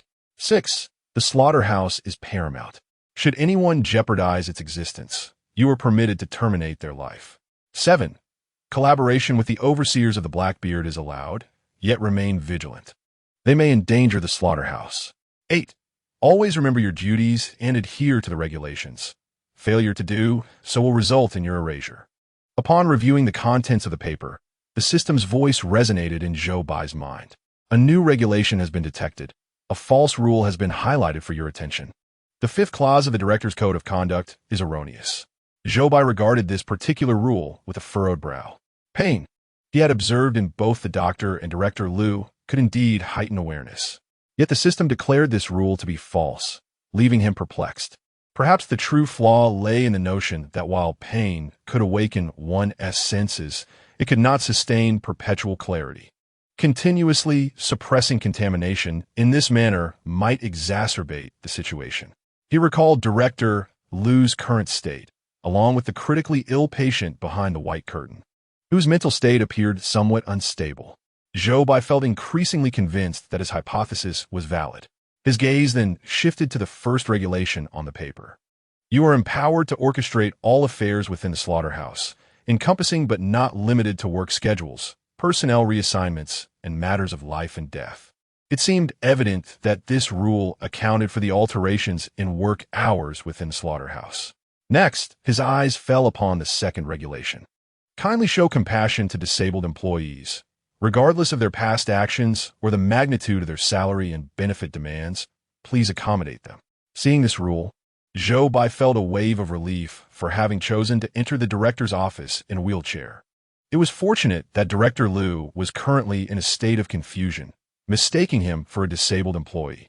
Zhou Bai placed the stack of cash that Director Liu had recently handed him onto the table and shook his head in resignation. Choosing a mere cart may not afford one an easy escape from peril. Subsequently, Zhou Bai turned his gaze toward the other regulations. Within this set of rules, he encountered information previously unknown to him. Blackbeard and Whitebeard. What manner of organization is this? In light of this, it seems Aunt Wang might possess knowledge regarding the individuals within the confines. He resolved to inquire with her later. Furthermore, the sixth rule prompted a moment of hesitation from Zhou Bai. He then opened the drawer and retrieved the notes of the previous gatekeeper. He placed the fifth rule from that page next to the current rule. Director Liu will always prioritize our safety. The slaughterhouse is of utmost importance. If anyone threatens its existence, you may terminate them. These two rules evidently stand in contradiction. The experts before the television screens were momentarily taken aback as Zhou Bai juxtaposed these two rules. Our chosen one proves to be quite astute, swiftly identifying the inconsistency between this rule and the sixth. Yet, which of these is the veritable truth? In my experience, the likelihood of the Director's work regulations being accurate seems greater. It is only reasonable that capitalists prioritize their own interests. Meanwhile, Zhou Bai's contemplation diverged entirely from that of the experts. The fifth rule from the previous gatekeeper's notes had already been validated through prior events. Thus, the sixth rule might indeed be erroneous. However, it is also possible that Director Liu himself could contravene the regulations. Zhou Bai's expression grew somber. As the clock struck 12, the first pig transport truck arrived. Zhou Bai stored the regulations back in the drawer, gazing outside as he observed the entire process of live pigs being unloaded. Time advanced to 2 o'clock, and the second pig transport truck approached from a distance. It was now the 6th day since the commencement of this ordeal, and Zhou Bai's time was dwindling. He must uncover the secrets surrounding this transport truck and the 8th slaughtering chamber by nightfall. With this thought, anxiety welled up within him. Yet he forced himself to maintain composure. He noticed the headlights illuminating the area as Aunt Wang emerged from the passenger side of the vehicle. Promptly, he locked the door. Standing by the door, he heard footsteps approaching, as if they were to pass by him. Zhou Bai urgently called out Aunt Wang. The footsteps paused momentarily before drawing nearer to his position, stopping just beside the door. What do you want, you little rascal? With limited time, Zhou Bai cut straight to the chase, asking Aunt Wang, are you familiar with the Whitebeard organization? Aunt Wang, stationed outside the door, appeared momentarily taken aback upon hearing Zhou Bai's question. Yes, I am aware. We originally belonged to the same organization. However, due to differing approaches to certain issues, the two leaders diverged, forming two separate entities. Although our methods of addressing problems differ, our goals and principles remain aligned. After listening to Aunt Wang's words, Zhou Bai had already arrived at an answer regarding a certain matter.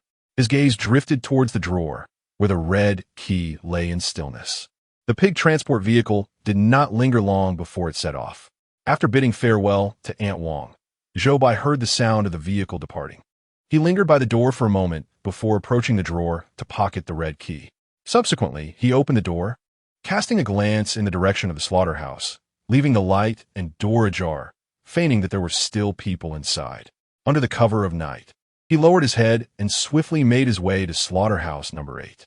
Based on Zhou Bai's observations as a gatekeeper over the past few days, he deduced that there would be no activity at the main gate between 2 o'clock and 3:30 a.m.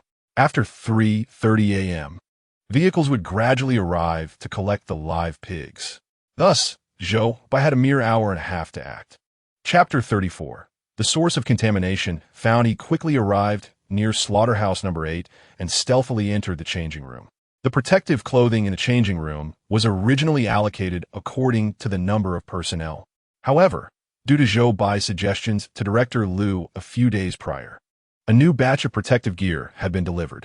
At this moment, a row of old protective suits still hung in the room. Zhou Bai grabbed one, donned it, and meticulously concealed his entire face. He then dashed towards the director's office. Upon seeing Zhou Bai clad in protective gear, those who had previously mocked him for his ignorance suddenly realized their folly. Ah, Brother Bai is indeed formidable. How shallow I was. Please accept my submission, Brother Bai. On his way, Zhou Bai casually took a small cart. When he reached the vicinity of the director's office, he stood atop the cart, propelling himself forward with his feet. By adopting this alternative approach, he evaded the punitive rules once more. It seemed that the overarching logic of this bizarre world was quite rigid. Zhou Bai quietly reflected on this as he glided the cart to the door of the director's office. There, he found Director Liu seated in agony, a new wound marring his arm. Alongside the 2 previous wounds Zhou Bai had observed, Director Liu now bore 3 in total, indicating that his contamination had grown increasingly severe. Zhou Bai understood that this was not the time to ponder such matters. Redirecting his gaze, he hurried as Zhou Bai traversed the lengthy corridor. He once again beheld the Crimson Door. Its presence was unmistakably intended for him, as though it awaited his arrival. As he passed, a voice emanated from within, calling out to him incessantly. Hey, guardian of the gate. Wait, brother, don't rush so hastily. I sense you possess the key. Are you here to unlock the door for me? However, Zhou Bai had neither the time nor the inclination to respond. He quickened his pace, leaving the voice trailing far behind him. Although he carried the red key, he had no intention of unlocking the door at that moment. It merely served as a precautionary measure, an extra layer of security. At last, Zhou Bai approached the vicinity of slaughterhouse number 8. To maintain an appearance of normalcy, he deliberately slowed his pace, keeping a distance from his destination. The audience in the Great Xia Kingdom's live broadcast, though already startled by Zhou Bai's previous encounters, could not help but feel their hearts race at his current actions, especially since just moments ago, Ska from the Great Mao Kingdom had met a gruesome fate at the hands of the suddenly deranged butchers. Thus, Zhou Bai had once again become the sole survivor of this scenario. While Daxia remained unscathed, other nations had fallen victim to the malevolent tales that had emerged. Therefore, despite Zhou Bai's apparent preparedness, the audience remained anxious as he prepared to enter the 8th slaughterhouse. In the live feed, Zhou Bai had opened the door to the slaughterhouse and swiftly stepped inside. Within, nearly 10 butchers were engrossed in their work, oblivious to his sudden presence. Hanging from the hooks in the slaughterhouse were several pigs, already slaughtered and cleaned, awaiting dismemberment.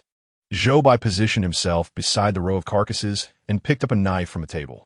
Mimicking the technique of the butcher across from him, he began to carve into the lifeless pig before him. He pressed down firmly on the pig's leg, wielding the knife with strength, and within a few swift motions, he severed a large pig's leg. As he prepared to place the leg into a nearby basket, he felt an unsettling sensation in the hoof he grasped. 1, 2, 3. For 5, why does this pig's hoof have 5 toes? A jolt of alarm surged through Zhou Bai, compelling him to release his grip. He gazed at the hoof, which appeared grotesquely hybrid, resembling a cross between a human foot and a pig's hoof. Suddenly, he recalled the severed hand he had seen in the refuse bin of the venue director's office. A chill ran down his spine, causing his grip on the knife to falter. With a loud clatter, he inadvertently struck the table.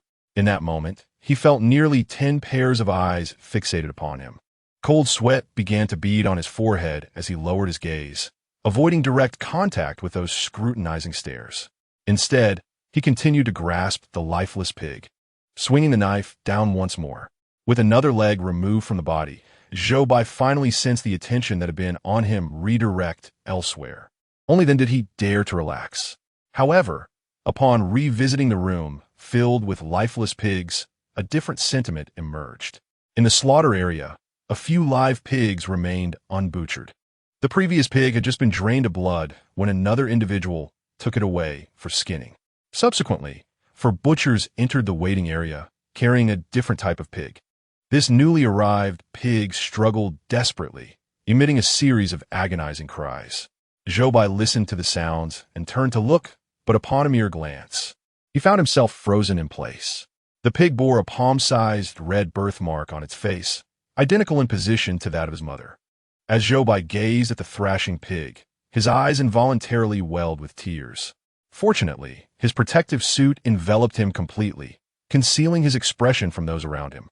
At the slaughtering station, a butcher raised his knife high before bringing it down toward the pig's neck. At that moment, the pig with the red birthmark turned its gaze toward Zhou Bai, and as the knife descended, a solitary tear fell.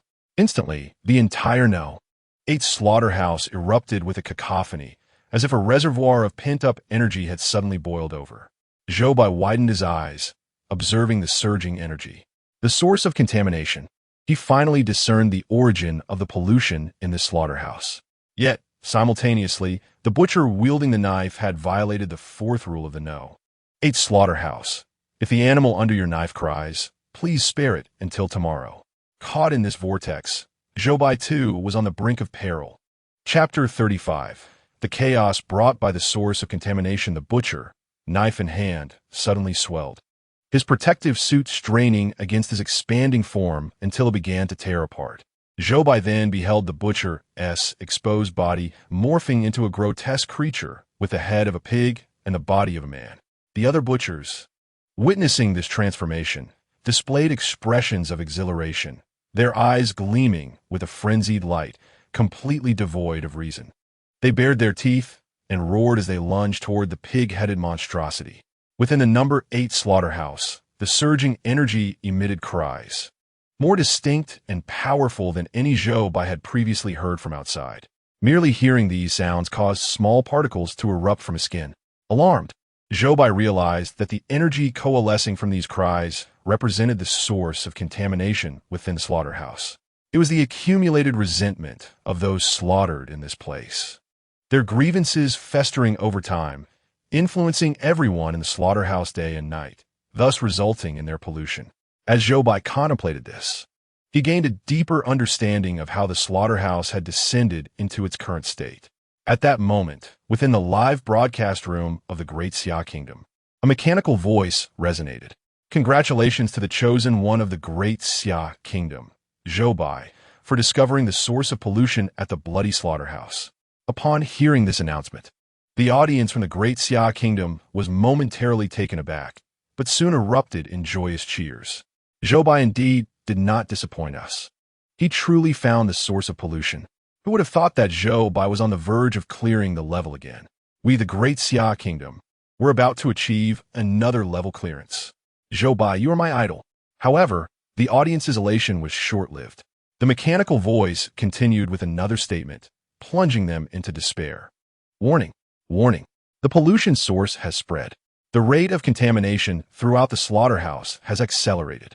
You must eliminate the pollution source within the next 5 hours, or you will fail to clear the level. Though the recent incident had aided Zhou Bai in identifying the pollution source, it also rendered his situation increasingly perilous. The viewers in the Great Xia live room were all on edge. They were just one step away from clearing the level. Zhou Bai must not falter. At this moment, Zhou Bai too could hear the mechanical announcement reverberating in his mind. He understood that the time remaining for him was dwindling. Inside slaughterhouse No. 8, chaos was unfolding as the butchers had gone mad, resembling both pigs and dogs, gnawing at the half-human, half-pig monstrosity on the ground. Zhou Bai felt an ominous sensation as strange particles began to surface on his skin. Seizing the opportunity while others were distracted, he stealthily made his way to the door and swiftly exited.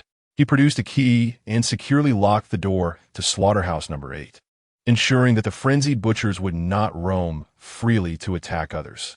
Next, he removed his protective suit, allowing his skin to be exposed to the air once more. However, some sharp-eyed viewers noticed a small tuft of fur sprouting on the back of Zhou Bai's hand. Zhou Bai turned around and glanced through the window at the current state of the slaughterhouse. He then slipped his hand into his pocket, quietly grasping the red key. To this point, he had yet to encounter any information that could directly lead him to a solution for eliminating the pollution source. Therefore, to find a resolution within 5 hours, he felt uncertain. The pollution source within the slaughterhouse stemmed from their methods of dealing with the mutated beings. This implied that the emergence of the pollution source was actually a consequence of the slaughterhouse's actions. Fundamentally, there existed a conflict between the goals of the slaughterhouse and Zhou Bai's own. Among all the established rules, the only entity with a direct conflict of interest with the slaughterhouse that Zhou Bai could think of was the person confined within. This individual had been repeatedly flagged by the rules as someone to be wary of. Furthermore, the system's frequent alerts regarding rule violations were all linked to the regulations concerning him. Thus, clutching the red key, Zhou Bai quickened his pace toward the direction of the recently encountered red door. The sounds of gnashing from the slaughterhouse number 8 did not disrupt the orderly operations of the other slaughterhouses. Along the way, Zhou Bai observed a meticulously organized work environment. Had it not been for the gruesome scene he had just witnessed, he might have doubted that this night was anything but ordinary.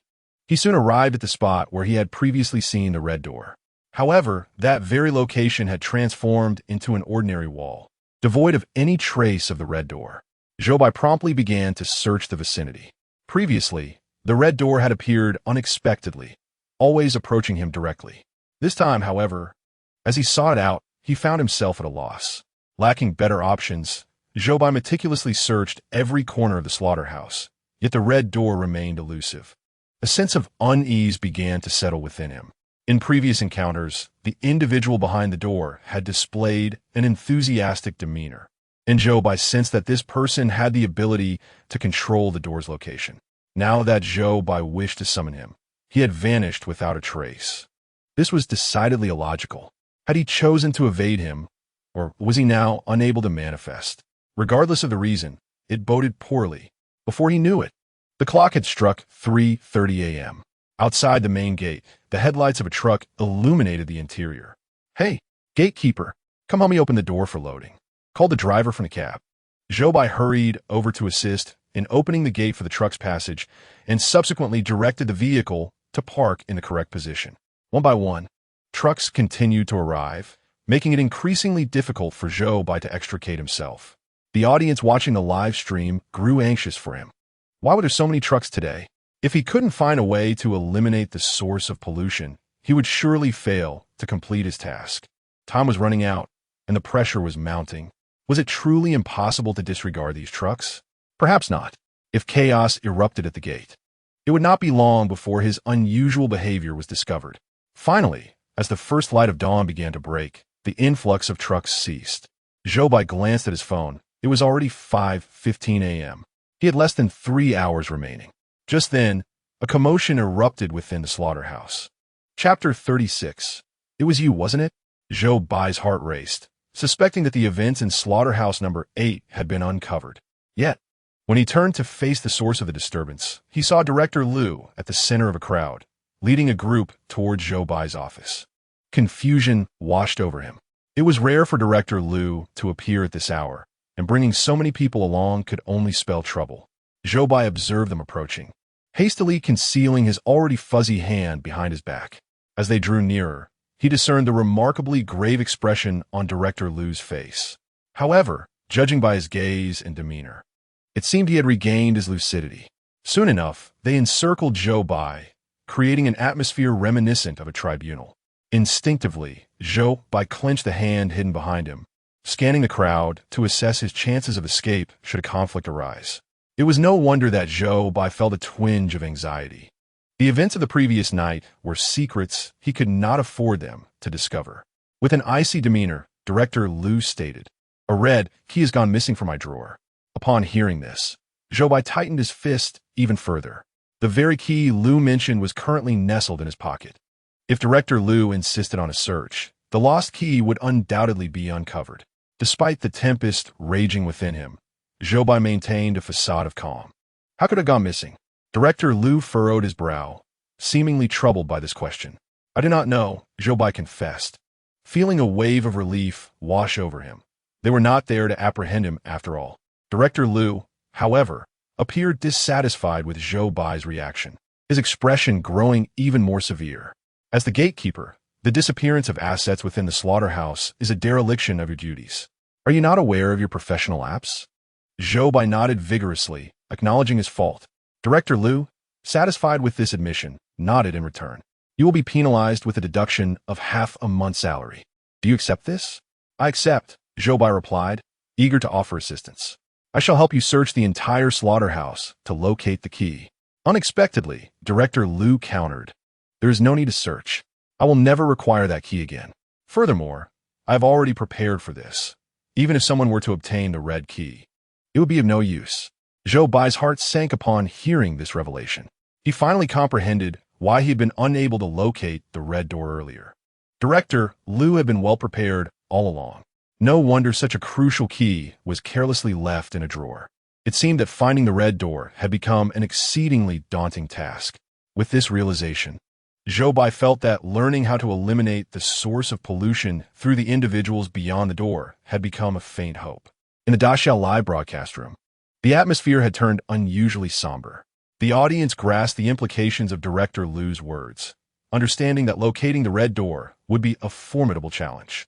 With less than 3 hours remaining, Zhou Bai pondered the impossibility of discovering a solution to eradicate the pollution source within such a limited time frame.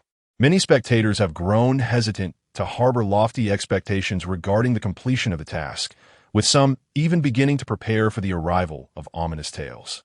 While the audience refrains from hope, Zhou Bai, as the chosen one of the Great Xia Kingdom, cannot so readily concede defeat. If one path proves unviable, another must be sought. Until the final second has passed, the narrative remains unresolved. Zhou Bai revisited all the information he had gathered in his mind. The Whitebeard and Blackbeard organizations are intricately connected to the slaughterhouse and share conflicting interests, particularly the former, where the discord is more pronounced. Both organizations may possess knowledge regarding the eradication of the source of contamination. However, the red door is lost, and seeking Aunt Wang would be futile at this juncture. Thus, these two organizations must be temporarily disregarded. Moreover, there exists another individual who might hold the key to eliminating the source of contamination. Zhou Bai's thoughts turned to Director Liu. He wields the highest authority within the slaughterhouse and is likely privy to its most profound secrets. Yet, how could he glean information from him? Furthermore, addressing the source of contamination may inflict damage upon the slaughterhouse itself. It is nearly impossible to compel Director Liu to undertake actions that would harm the establishment. Just as Zhou Bai was on the verge of dismissing this notion from his mind, he noticed a worker from the 8th slaughtering chamber rushing towards him in a state of panic. Zhou Bai realized that the abnormalities in the 8th slaughtering chamber had indeed been detected. The worker breathlessly approached Director Liu, gasping for air as he pointed towards the slaughtering chamber, exclaiming, "Director Liu, something terrible has happened. The butchers inside have gone mad." At the sound of his words, Director Liu's expression darkened immediately. He gathered a group of individuals and proceeded towards the 8th slaughtering chamber, with Zhou Bai following closely behind. Upon entering the chamber, the group collectively gasped in horror.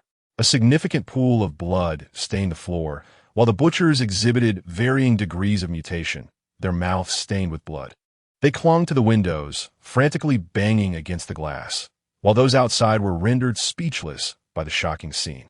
Director Liu's face was grim, and his expression alone because the door handle unexpectedly refused to turn. He turned in shock and glared at Zhou Bai with murderous intent. The door had been locked from the outside. "You did this, didn't you?" Upon hearing Director Liu's accusation, everyone else turned their gaze toward Zhou Bai.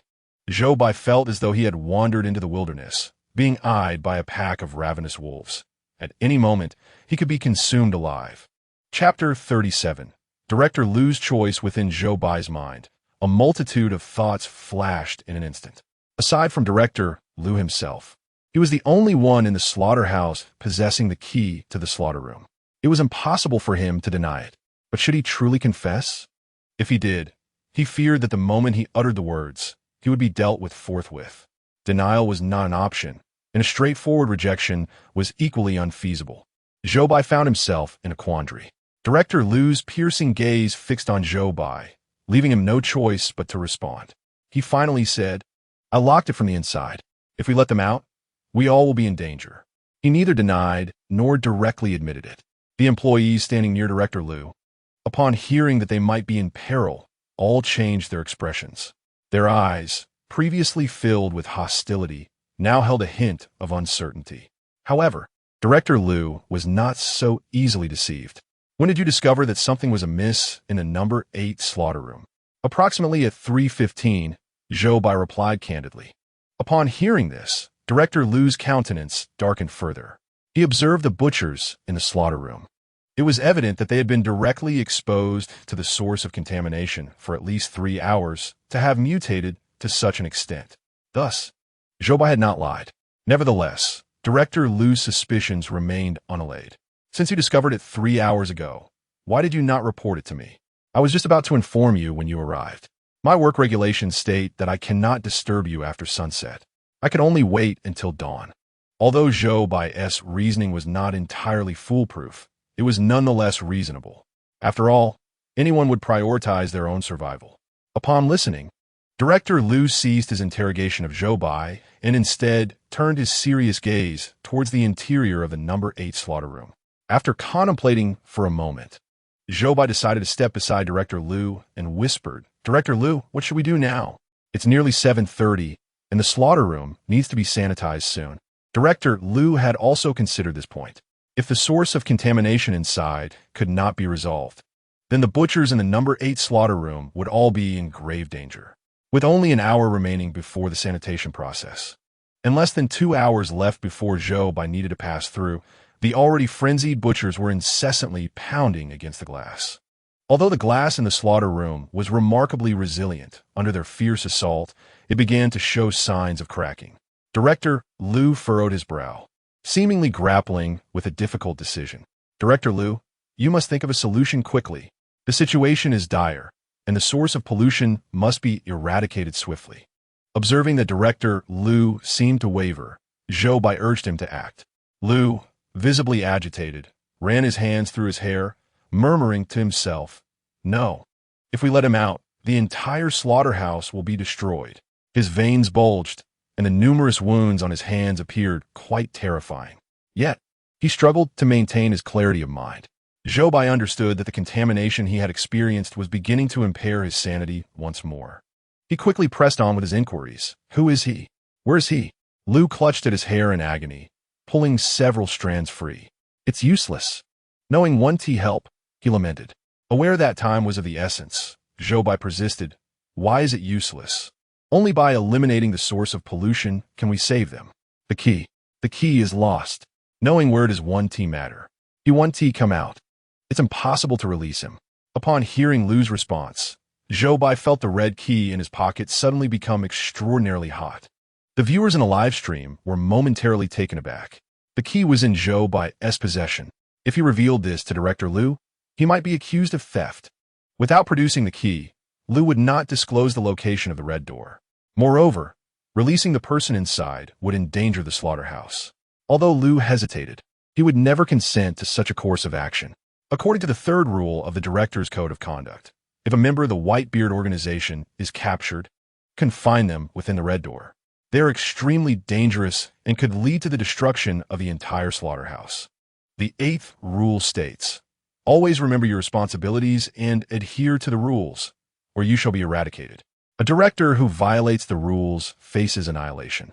No viewer believed that Director Liu would breach the rules to save those few individuals in the 8th slaughterhouse.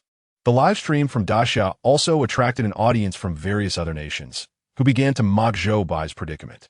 "Haha, Zhou Bai has dug his own grave.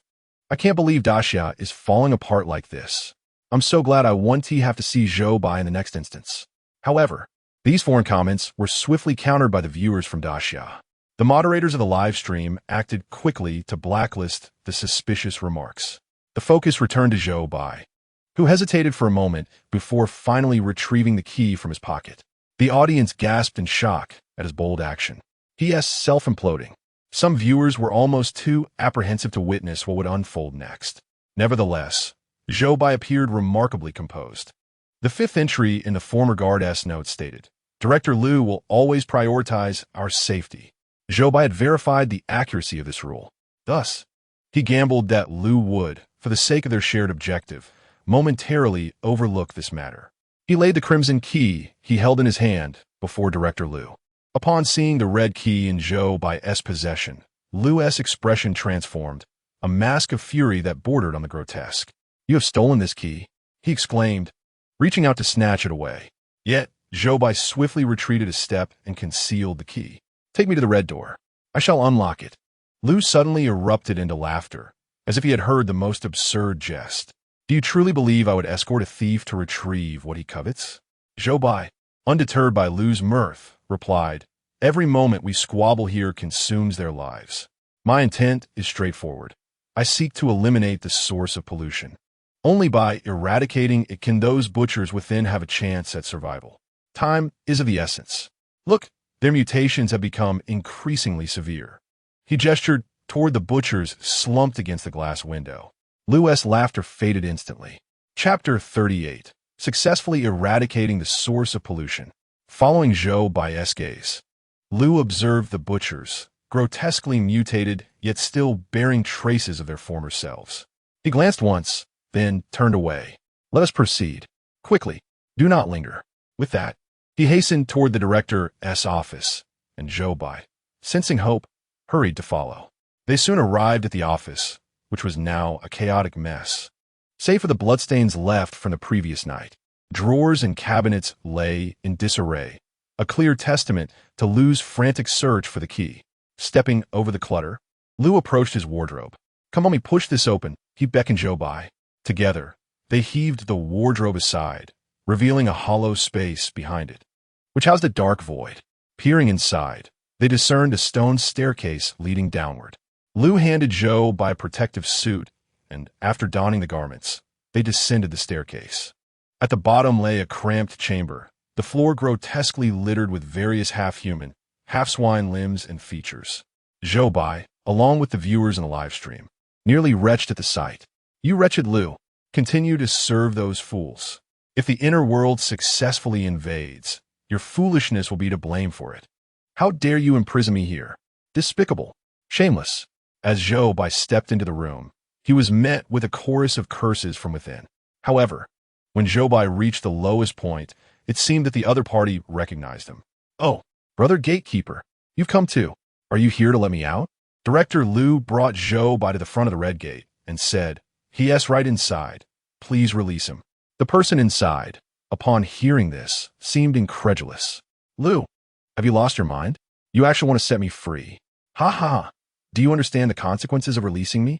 Zhou Bai hesitated momentarily with the key in hand, but then swiftly turned the lock.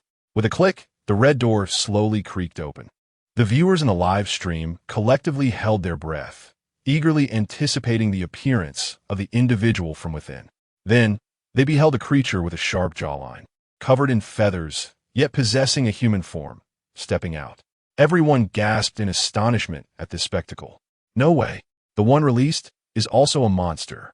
Zhou Bai had not anticipated this turn of events either.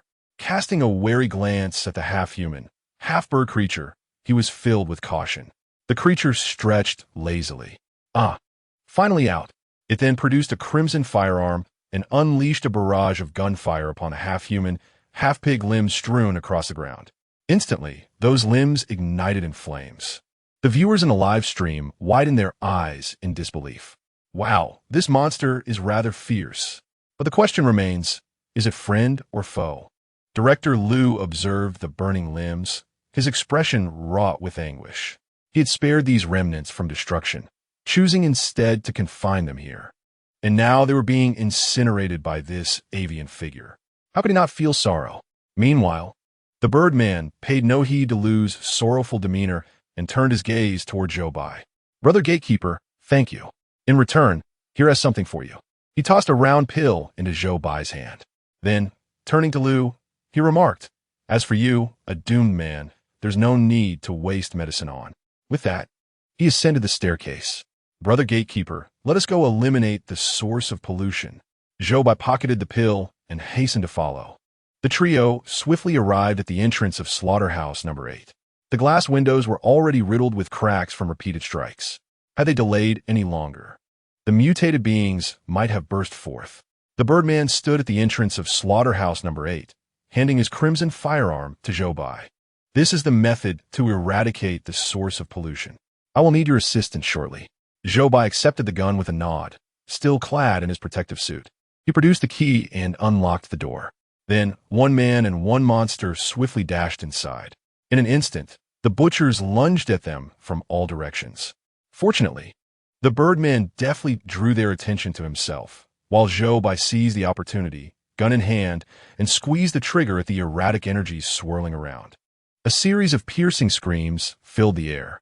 Then, the energy fluctuations within the slaughterhouse gradually subsided into tranquility. Zhou Bai exhaled in relief, turning his gaze toward the avian figure. At that moment, the Birdman had already administered the pills to the butchers. After consuming the pills, they all descended into a state of calm. Meanwhile, in the Great Xia live broadcast, a mechanical voice resonated. Congratulations to Zhou Bai for successfully eliminating the source of pollution and completing the level. Rating, level. Upon hearing this announcement, the audience of Great Xia was overwhelmed with tears of joy. I am profoundly moved. Zhou Bai's journey through this level was truly arduous. Another level cleared. Zhou Bai is simply remarkable. Zhou Bai, we are proud to have you in Great Xia. Rewards are now being distributed. The intelligence quotient of all citizens of Great Xia has increased by 20. As soon as the mechanical voice faded, the citizens of Great Xia simultaneously felt a refreshing surge within their minds.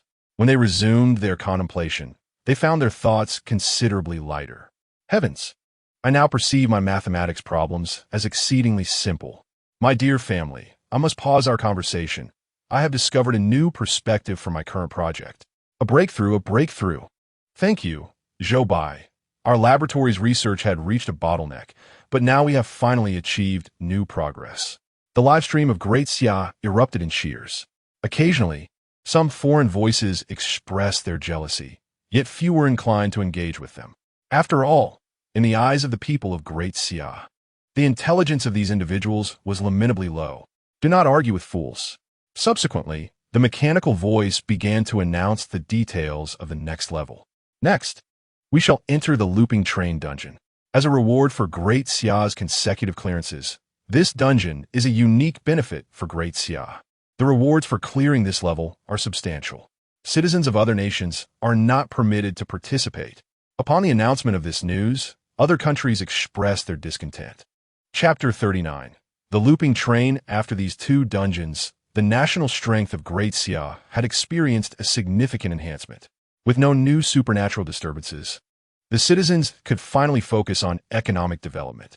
Coupled with the rewards from these two encounters, the overall quality of the populace had ascended to a higher tier, and their wallets were now filled with currency. The various industries within the nation were flourishing with vitality. In contrast, other countries were ensnared in turmoil due to newly emerged supernatural incidents. Zhou Bai was once again granted the opportunity for a unique benefit dungeon, prompting the major powers on Blue Star to unite in their attempts to tarnish Great Xia's reputation. However, as the saying goes, strength is the ultimate truth. After a straightforward response from Great Xia, they chose to disregard the naysayers. In the face of absolute power, the cries and roars of the vanquished had never garnered attention. Other nations even mocked these countries for their impotent rage. In the realm of supernatural tales, Zhou Bai, having received the announcement of his level clearance, understood that he would soon embark on the next dungeon. At this moment, he and the feathered humanoid were dragging the drug butchers out of Slaughterhouse Number 8. Once they had extricated the men, the disinfection alarm rang out within the facility. Director Liu visibly exhaled in relief upon witnessing the safe rescue of the 10 butchers. However, beneath his feet, a black hole suddenly materialized, from which nearly 10 hands emerged, grasping his legs and dragging him down into the abyss. The entire ordeal transpired in less than 5 seconds. Zhou Bai, standing nearby, instinctively reached out to grasp him, but he was far too late. Others were still processing the situation when Liu vanished without a trace. The avian figure gazed at the spot where Liu had disappeared. then turned its attention back to the slaughterhouse, ultimately saying nothing but letting out a sigh. It was evident that this slaughterhouse would likely cease to exist in the future. The bloody slaughterhouse chapter had officially drawn to a close. Subsequently, Zhou Bai felt his surroundings violently shake, and then darkness enveloped him. When he opened his eyes again, he found himself aboard a swaying train. The looping train scenario has commenced. Chosen one, please prepare yourself. This journey will loop 5 times, passing through 4 stations each cycle. Due to the absence of station names, passengers frequently disembark at the wrong stops. To successfully complete this scenario, it is imperative that all passengers disembark at the correct station. After absorbing all the information, Zhou Bai began to survey his surroundings. He was seated by the window, with an empty seat beside him. Including himself, there were only 5 passengers in the entire carriage. A cursory glance revealed nothing out of the ordinary. However, when he directed his gaze towards the front of the carriage, a sense of unease washed over him. In the corner stood a figure clad in a uniform, facing the wall utterly still. It resembled not a human, but rather a mannequin from shop display. Zhou Bai understood that the world of eerie tales was fraught with peril. The immediate priority was to discern the rules. Thus, he briefly glanced at the figure before attempting to shift his attention elsewhere. Yet at that moment, he felt as if his entire being had been frozen. He wished to avert his gaze, but found himself unable to do so, his eyes fixed unwaveringly upon the figure. Then, he heard a peculiar sound emanating from it. A soft clucking noise. Slowly, the figure turned its head. A face with a grin that split from ear to ear appeared before Zhou Bai.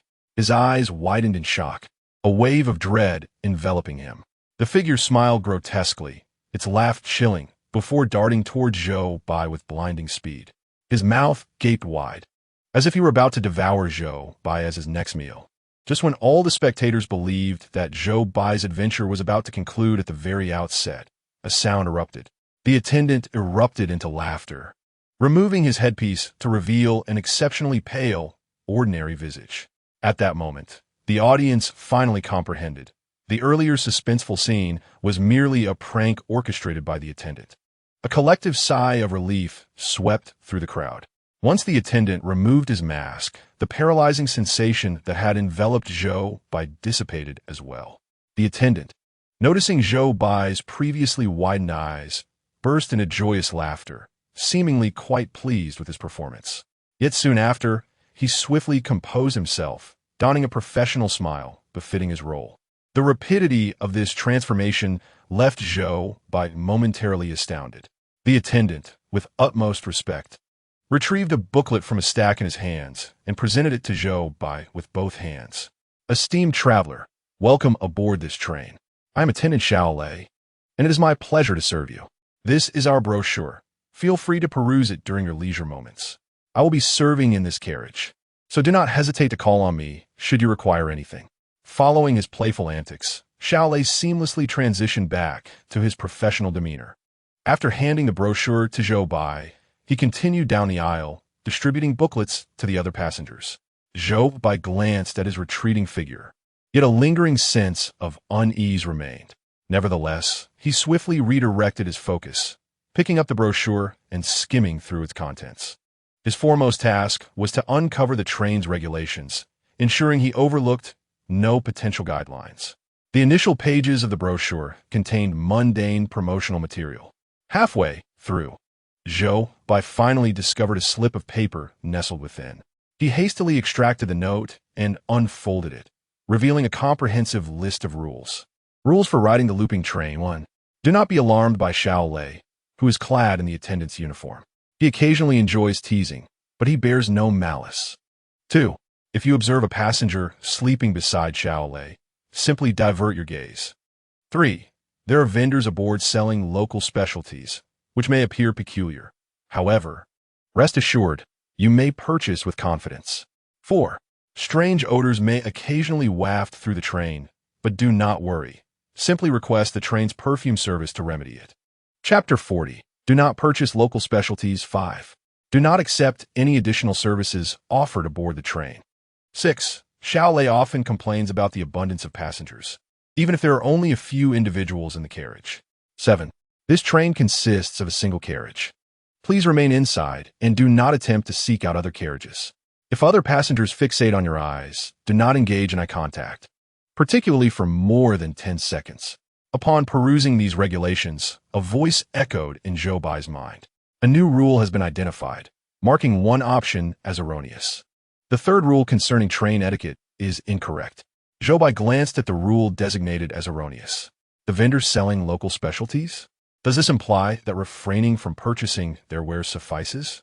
He contemplated this erroneous rule with a rudimentary assessment. The first rule aligned with Xiao Lei's behavior.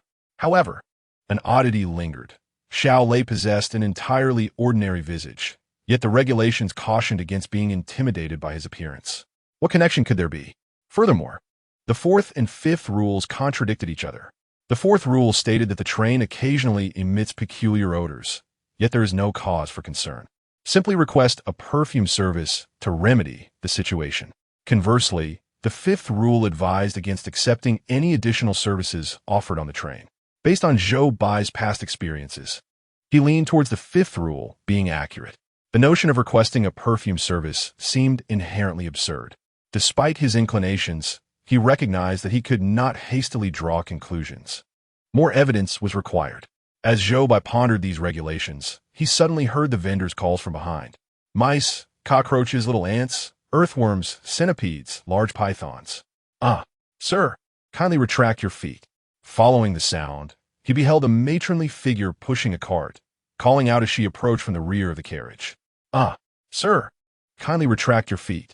Even though the aisle was devoid of obstructions, she persisted in her shouts. This reminded Zhou Bai of the sixth rule. Xiao Lei often complained about the abundance of passengers on the train, even when only a few individuals were present. Upon recalling this, Zhou Bai felt a chill emanating from the vacant seat beside him. As the vendor passed each passenger, she ardently promoted her cart's specialties. Would you care to purchase some train delicacies? Little one, do you fancy large cockroaches? Look at this magnificent specimen. I just captured it from the train floor. Guaranteed fresh. If cockroaches are not to your liking, perhaps you might prefer this large python, which scurried in from the nearby grass. The first to be queried was a small boy, approximately 6 or 7 years old, seated at the back. Clutching a ball, he retrieved a coin from his pocket and handed it to the vendor.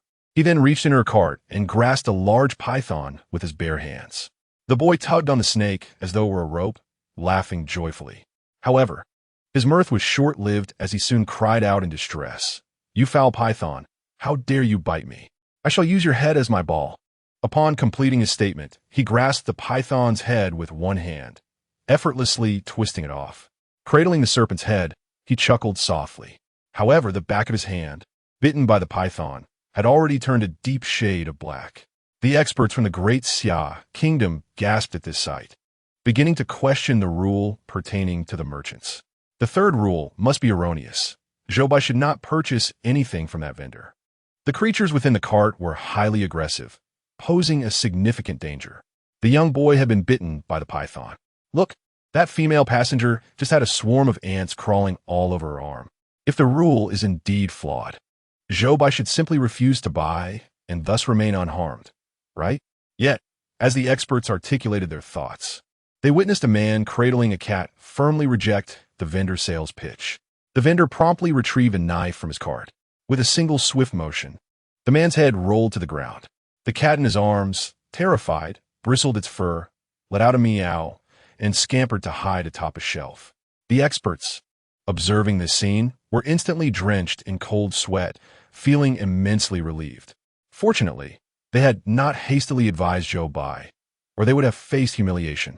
Although they gleaned information from the man's demise, the time remaining for Zhou Bai to devise a strategy was rapidly diminishing. Zhou Bai's seat was merely 2 rows away from where the man had been. The vendor, pushing her cart, would soon approach him. He could neither purchase her wares nor decline them. Another dilemma lay before Zhou Bai. Furrowing his brow, he sensed the audience from the Great Xia Kingdom clenching their fists in anticipation. Just as the vendor approached Zhou Bai, the audience watched in astonishment as he suddenly stood up, disregarding the vendor entirely, and moved to the back row, taking a different seat. The spectators were taken aback. The vendor stood frozen for several seconds, equally bewildered. Ultimately, however, She did not turn back, but continued pushing her cart forward. The experts from the Great Xia Kingdom erupted in laughter, applauding Zhou Bai's ingenuity. How could I not have thought of this solution? I must be getting old. It is indeed the sharp minds of the youth that prevail. The vendors could not easily alter their sales routes, and Zhou Bai's approach was indeed a novel one. In fact, if Zhou Bai had merely pretended to head to the restroom earlier, he might have evaded danger as well. This offhand remark from one expert drew the attention of others to the train's restroom. Since Zhou Bai had entered this scenario, the restroom had remained locked, prompting speculation among the experts about what lay within. Just then, the sound of flushing echoed from the restroom, followed by the door swinging open from the inside. Zhou Bai heard footsteps approaching from behind, gradually drawing nearer until they halted right beside him. A woman's voice addressed him, requesting that he make way. As the seat beside him was hers, Zhou Bai felt a chill envelop him as she drew closer. Chapter 41. Brother, play ball with me. Zhou Bai glanced up, and before him sat a girl with delicate features and short hair. Despite it being early autumn, she shivered uncontrollably, tightly wrapped in a cotton blanket. Zhou Bai found her peculiar, yet he refrained from any overt reaction. He withdrew his feet, granting her a place to sit. The girl then settled in beside him, occupying the space to his right. Zhou Bai was taken aback that his randomly chosen seat had been claimed, rendering him somewhat awkward. However, switching seats now would seem overly deliberate. After much contemplation, he resolved to remain where he was. Regrettably, Zhou Bai soon found himself lamenting this decision. The girl beside him, since taking her seat, had turned her head and was fixated on him with an unwavering gaze. He felt a creeping unease under her scrutiny, but maintained his focus ahead, striving to resist the urge to look her way, mindful of Rule 8.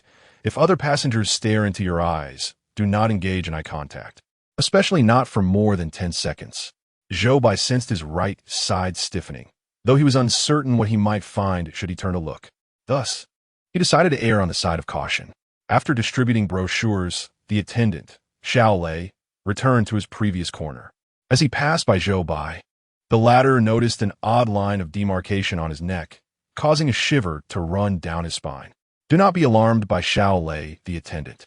When you see him on the train, echoed in his mind, and a new suspicion began to form within him regarding this rule. He shifted his gaze toward the other passengers in the train. The objective of this particular challenge was to assist all passengers in locating their correct disembarkation points. Therefore, gathering information about them was Zhou Bai's primary task. The girl beside him continued to gaze at him in a strange manner. Unable to meet her eyes, he redirected his attention to others. He turned to his left front, where a woman in a flowing white dress with long hair sat. Earlier, she had purchased a bottle of ants from a vendor. To her dismay, the bottle shattered upon receipt, and ants swarmed over her hands. After a struggle, she managed to rid herself of the insects, but her hands had swollen to an alarming size. She scratched incessantly, drawing blood with her nails. Zhou Bai's pupils constricted as he fixated on her hands, which began to swell with bumps that erupted, releasing tufts of fuzz. It was a mutation. The items sold by the vendor could induce transformation. Moreover, the rate of mutation is astonishingly rapid. The individuals within the carriage displayed no overt signs of distress. Perhaps they inhabit a realm of strange tales, having long since acclimatized to such phenomena. However, the audience in the live broadcast from the Great Xia Kingdom was thoroughly startled, their skin prickling with goosebumps. Zhou Bai observed this scene with a grave expression, lowering his gaze to his own hand, where fine hairs had also begun to sprout. Following the conclusion of the bloody slaughterhouse instance, he had been immediately transported onto this train. Soon after, he was confronted with a series of events, leaving him with no opportunity to consume the pill. Fortunately, his level of contamination was not severe, allowing the mutation to progress slowly. Nevertheless, he knew he must find a chance to take the pill promptly. With this thought in mind, he resolved to change his seat. The train was sparsely populated, and the attendants raised no objections to Zhou Bai's relocation. Just as he was searching for a new position, he heard a young boy sitting behind him burst into laughter. "Haha, this is so fun, so amusing." Zhou Bai recalled that the boy had just single-handedly twisted off the head of a giant python. He mused that this child was no ordinary boy. and certainly possessed a rather aggressive disposition. He silently reminded himself to keep a distance from him. However, events rarely unfold as one anticipates. After the boy finished laughing, he jumped from his seat and bounced over to Zhou Bai's side. "Brother, will you play with my ball?"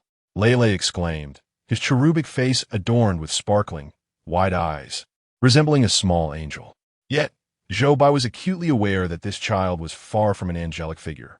The severed snake head, which the boy had so effortlessly twisted off, had somehow transformed into a small ball.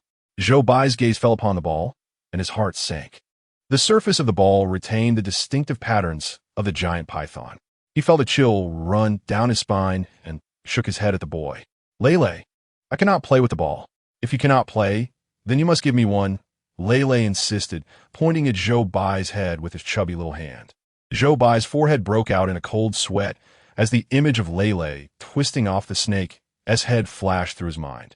"All right, Lei, how do you wish to play?" Seeing Zhou Bai acquiesce, Lei jumped for joy. "Brother, look, there's a hole in that rack. If you throw the ball into the hole, I'll consider you the winner." Zhou Bai took the ball from Lei's hands, feeling its unusual warmth. Yet he could only nod in agreement. "Very well.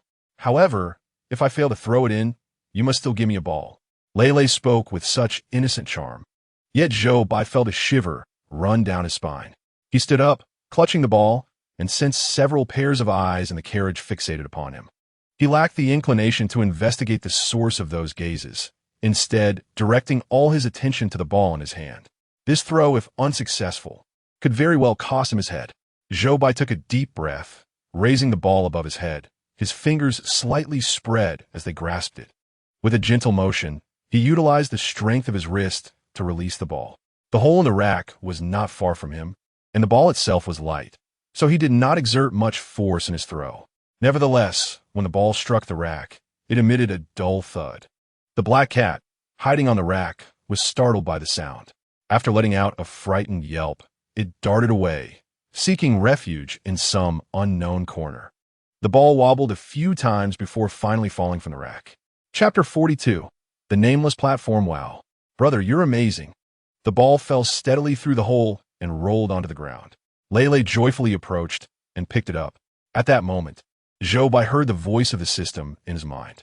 "Detected Lei's favorability towards you. 20. You have gained an opportunity to mark an error. Rule 4 is incorrect." Zhou Bai recalled this rule in his mind. This train sometimes emits strange odors. However, do not worry. Simply request the train to provide a perfume service to resolve it. It seemed that his earlier suspicions were correct. This rule was indeed erroneous.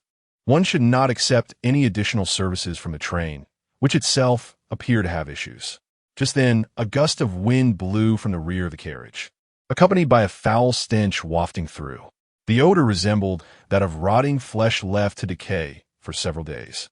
Lei covered his nose, exclaiming, "EW, it stinks." Zhou Bai fanned the air with a brochure he held. "Just bear with it. It will pass soon." Lei nodded in agreement.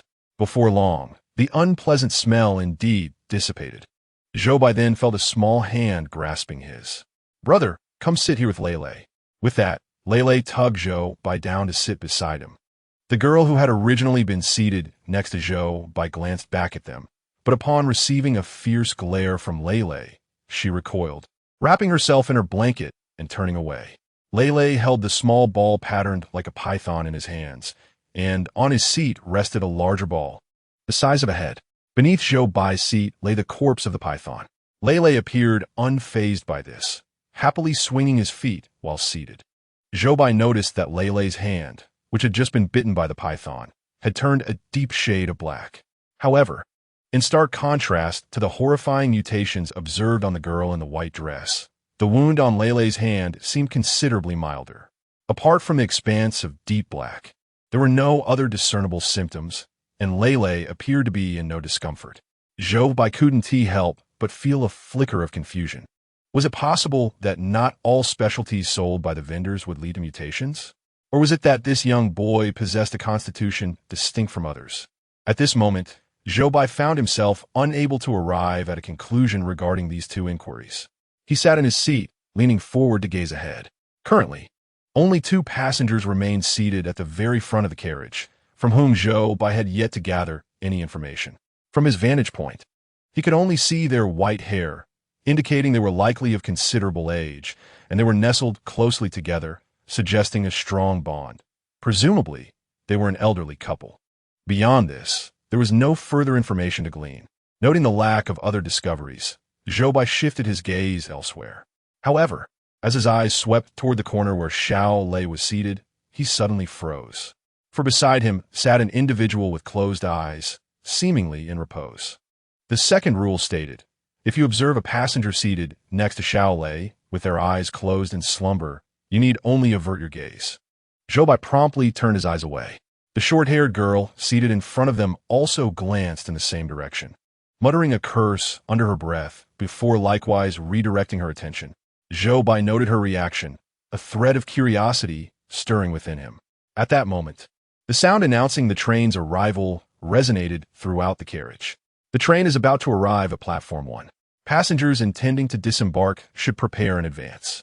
The announcement provided no indication of the station's name.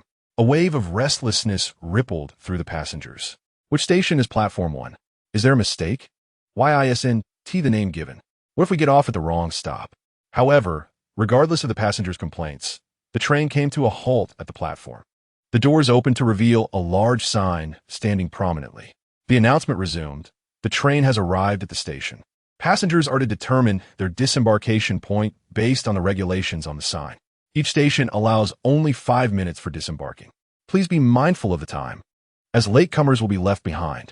As the announcement concluded, all eyes turned toward the sign, which bore 2 lines of text. 1. This station has 2 exits. Passengers must enter through the left door. If you see only one door, please do not disembark at this station. 2. If you feel your presence may cause inconvenience to those around you, know that you are most welcome here. After reading the rules, Zhou Bai looked toward the station exits and indeed saw 2 doors standing there. As he pondered the implications behind these regulations, he heard Lei beside him remark, "There's only one door. This can't be the place I'm meant to go."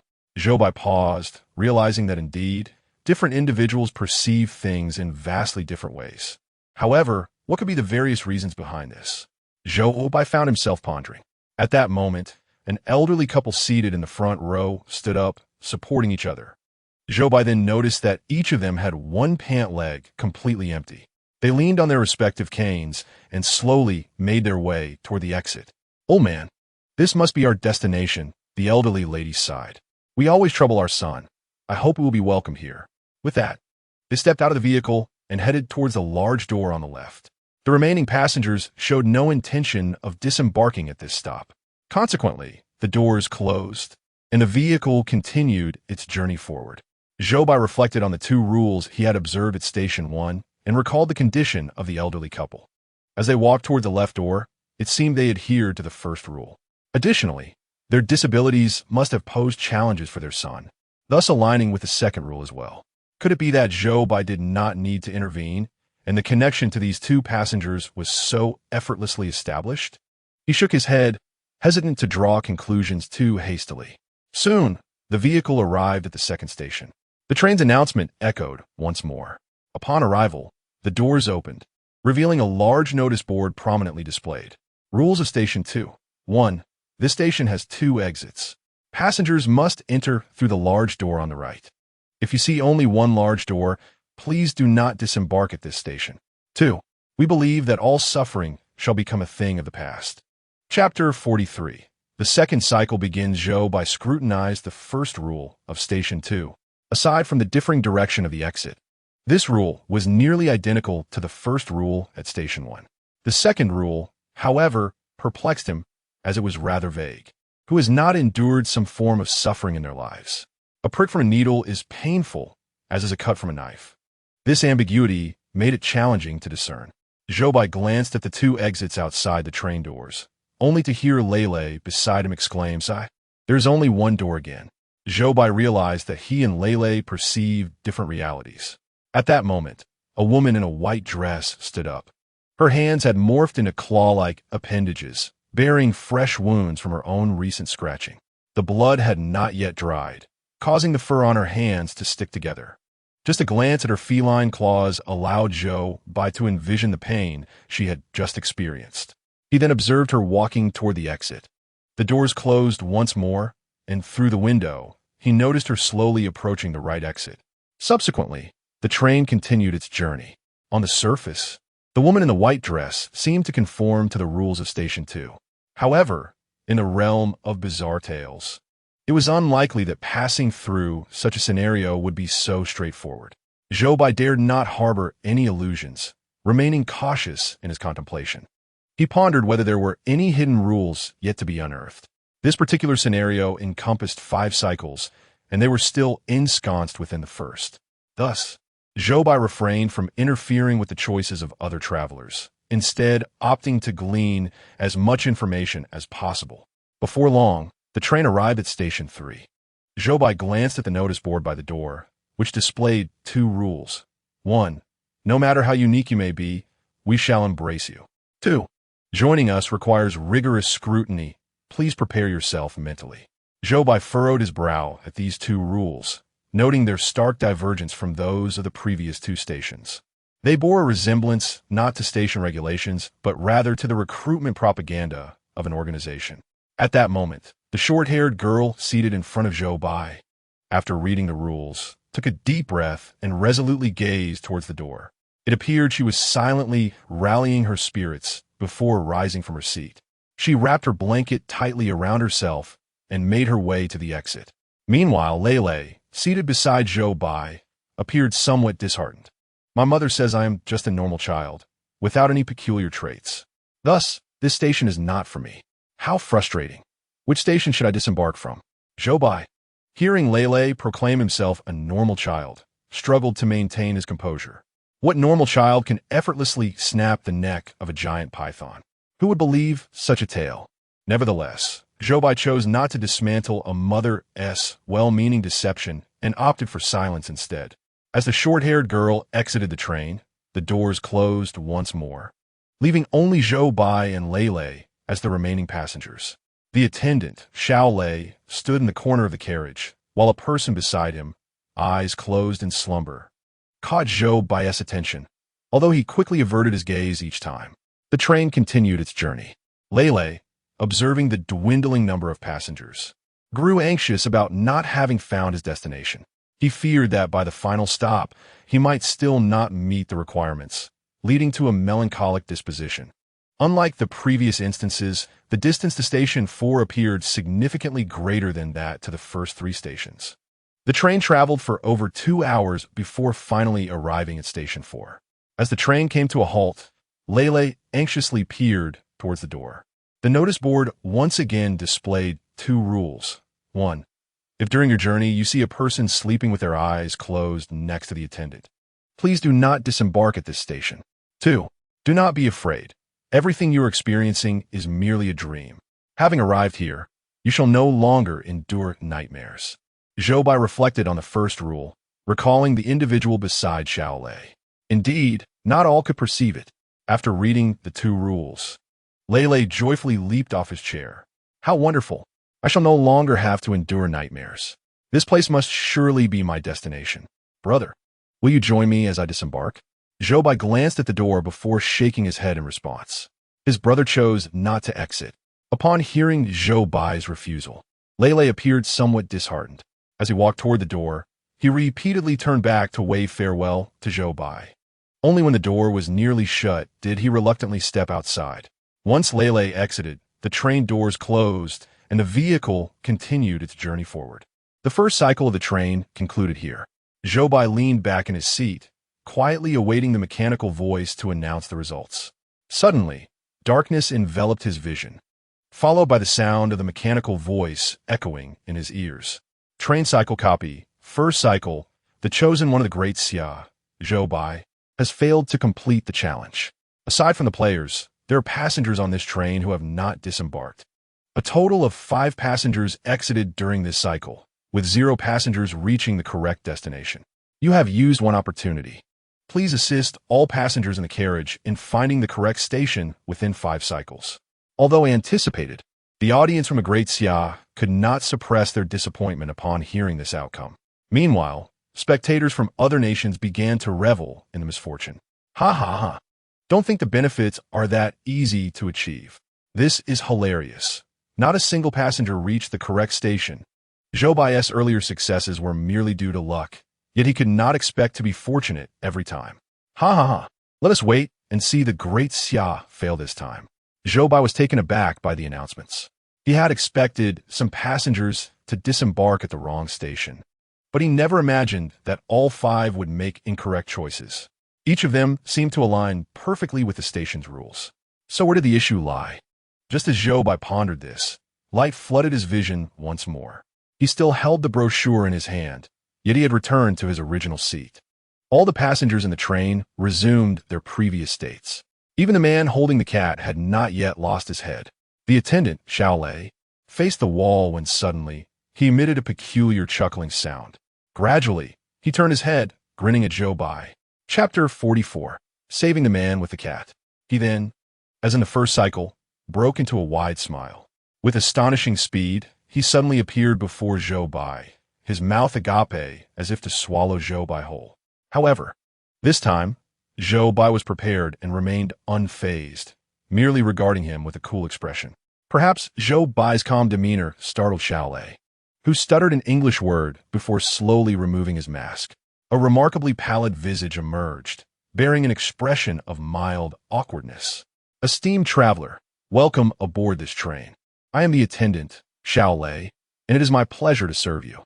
Xiao Lei, flustered, momentarily forgot to don the customary smile of a train attendant. In a hurried attempt to retrieve a brochure from a stack of notes in his hands, he noticed that Zhou Bai already possessed one, which only deepened his embarrassment, prompting him to retract the notes. I apologize. I had forgotten I had already provided you with one. Xiao Lei found this peculiar, yet he was aware of his own forgetfulness and chose not to dwell on it. With a light tap to his forehead in frustration, he prepared to move further down the aisle, but hesitated before finally stopping. Esteemed passenger, if you wish to rest, you may relocate to the seat at the rear. That spot is currently unoccupied and offers a more comfortable seating arrangement. Zhou Bai followed the direction of his finger, discovering that he was referring to a solitary seat at the very back of the carriage. The surrounding space was ample, and the distance from the front row indeed promised greater comfort. Zhou Bai pondered why Xiao Lei had suddenly extended such kindness towards him. Perhaps he simply disliked witnessing fear on others' faces? Regardless, Zhou Bai earnestly expressed his gratitude. No, please, it's nothing, Xiao Lei replied, a hint of embarrassment coloring his tone, before continuing his journey down the aisle with the brochure in hand. Zhou Bai glanced at the brochure he held, feeling a sense of confusion. Ordinarily, during a cycle, one would revert to the initial state with each iteration. Yet, what was the significance of this brochure? Did it imply that the items Zhou Bai possessed, as well as his physical condition, did not partake in the cycle? Contemplating this, Zhou Bai retrieved a pill from his pocket and quickly swallowed it. He resolved to observe its presence during the next cycle to unveil the answer. Upon consuming the pill, Zhou Bai sensed a surge of energy coursing through him, traversing to the back of his hand. In moments, he felt the skin on his hand begin to warm. A residual force within him gradually evaporated amidst this heat. Subsequently, Zhou Bai experienced a profound sense of lightness throughout his body. However, upon inspecting his hand again, he noticed that the fine hairs had not vanished as a result. Fortunately, the extent of contamination he had previously endured was not severe, and the hairs were hardly discernible. Moreover, this trivial detail did not detract from Zhou Bai's appearance, so he dismissed it from his mind. At that moment, the vendor's calls broke the silence. Mice, cockroaches, little ants, earthworms, centipedes, and pythons. Ah, sir, kindly retract your feet. Upon hearing this voice, Zhou Bai immediately became alert. Should he consider purchasing some local specialties from a train? Young lad, do you fancy large cockroaches? Observe this large cockroach, which I have just captured on the floor of the carriage. I assure you, it is utterly fresh. If cockroaches do not pique your interest, one might instead consider the great python that has slithered in from the nearby thicket. The vendor, an elderly woman pushing her cart, continues to utter the same phrases as in the previous cycle. Zhou Bai turned his gaze to see Lei handing a coin to the vendor. Subsequently, He agreed to procure a large python from the cart. Upon witnessing this, Zhou Bai immediately glanced at the man cradling a cat.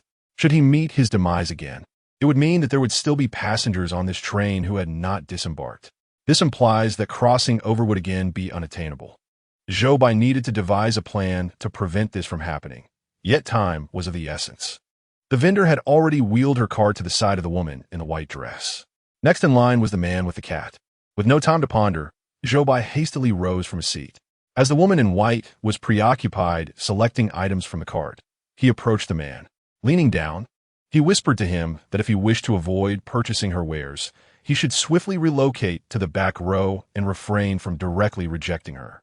As there was a knife in her cart, without waiting for the man's response, Zhou Bai proceeded to the single seats at the rear.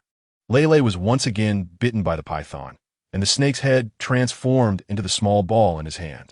The ant jar held by the woman in white suddenly shattered, and ants immediately swarmed her hands. The vendor continued to push her cart forward, nearing the man with the cat. The audience's hearts raced in their chests. Zhou Bai himself was not confident, uncertain whether the man would heed his advice. Yet, he had to make an attempt. Fortunately, as the cart approached the man's seat, Zhou Bai observed him carefully lifting the cat and moving to the back row to find a seat. Seeing this, Zhou Bai leaned back into his chair, releasing a long sigh of relief. He had saved a passenger's life, marking a step closer to victory. Next, he needed to contemplate the true disembarkation points that corresponded to these passengers. Zhou Bai reflected on the information he had gathered. However, in the previous cycle, the choices made by all passengers seemed to align perfectly with their individual circumstances. No matter how he matched the passengers with the relevant station rules, he felt that some vital information was still missing. He surmised that there must be additional rules yet to be discovered. Up until now, he had only uncovered some rules, suggesting that at least more existed. Thus, he began to search his surroundings. Fortunately, after rummaging through just 2 places, he discovered a note tucked away in the mesh beside his seat. Upon unfolding it, he was astonished to find that the note contained the rules for riding the cyclical train. Zhou Bai couldn't help but marvel at his good fortune. However, upon further reflection, I realized that my current position was likely a deliberate attempt by Xiao Lei to assist me in uncovering this set of rules. Chapter 45. Conditions for arriving at the correct station. The rules of the circular train. 1. Please trust that all our efforts are dedicated to ensuring passengers reach their intended destinations. 2. Security at each station is exceedingly stringent. Therefore, when exiting, it is imperative to thoroughly understand the station's regulations. Failure to do so may result in expulsion. 3. Should an alarm sound after a passenger disembarks, it is crucial to remain utterly silent. 4. If one is returned to the train, there is no need for alarm. You may select another disembarkation point. 5. When passenger numbers are low, seat changes within the train are permitted, but such exchanges must not exceed 2 instances. 6. The small animals aboard the train are quite timid. Please refrain from startling them, especially when their eyes turn red. 7. Mr. Li, who sells local specialties, has some difficulty with mobility. 8. In the event of a conflict among passengers, please ring the silver bell located at the front row to summon the attendant's assistance, except when the bell has turned red. After perusing these 8 regulations, the voice of the system echoed in my mind. New rule discovered by the host. A mistake has been identified in one of the rules. Rule 4 is erroneous. I gazed at the erroneous rule. Was it truly the case that passengers would be expelled for entering the wrong station?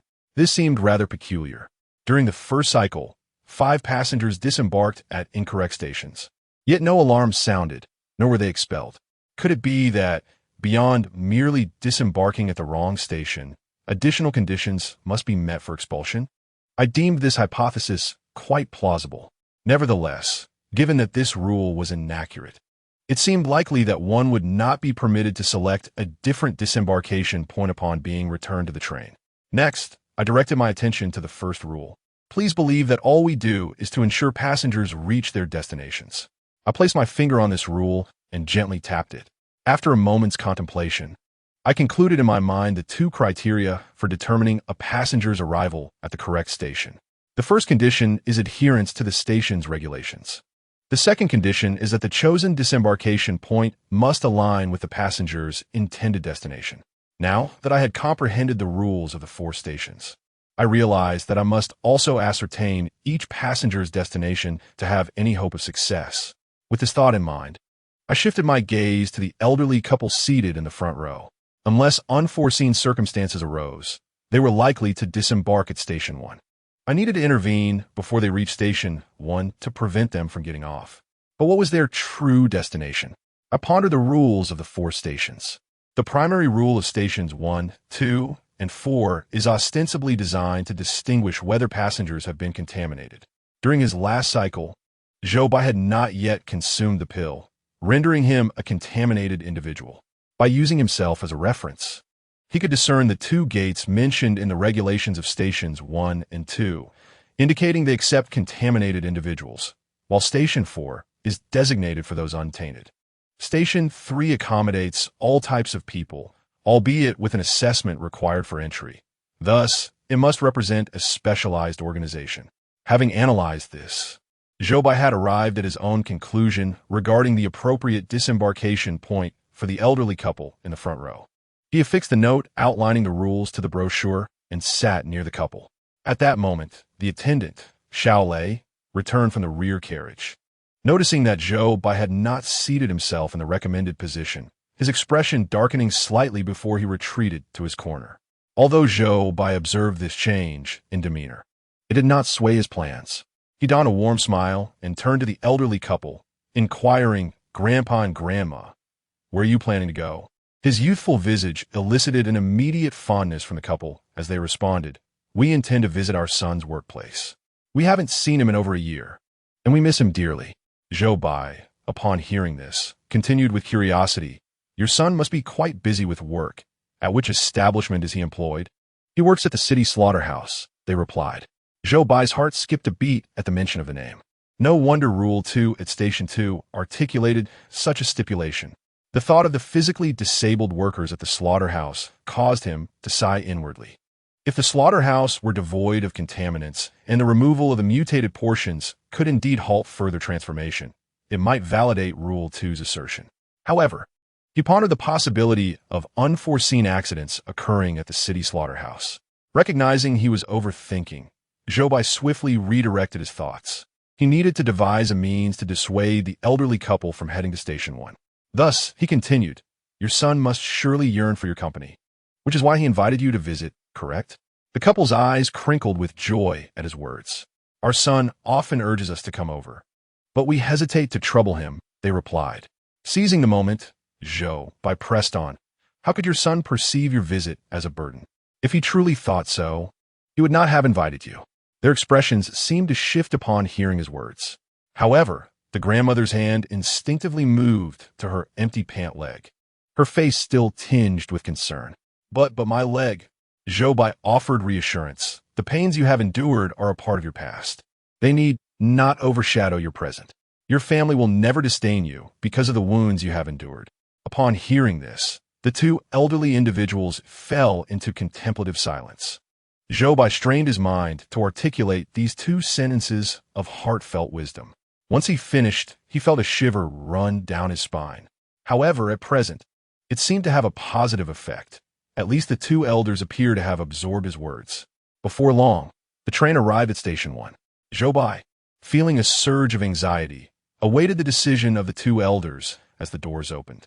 The elderly couple leaned closer to the door, scrutinizing the 2 lines of text on the notice board. "Old man, do you think this station is our destination?" The old gentleman expressed a hint of uncertainty.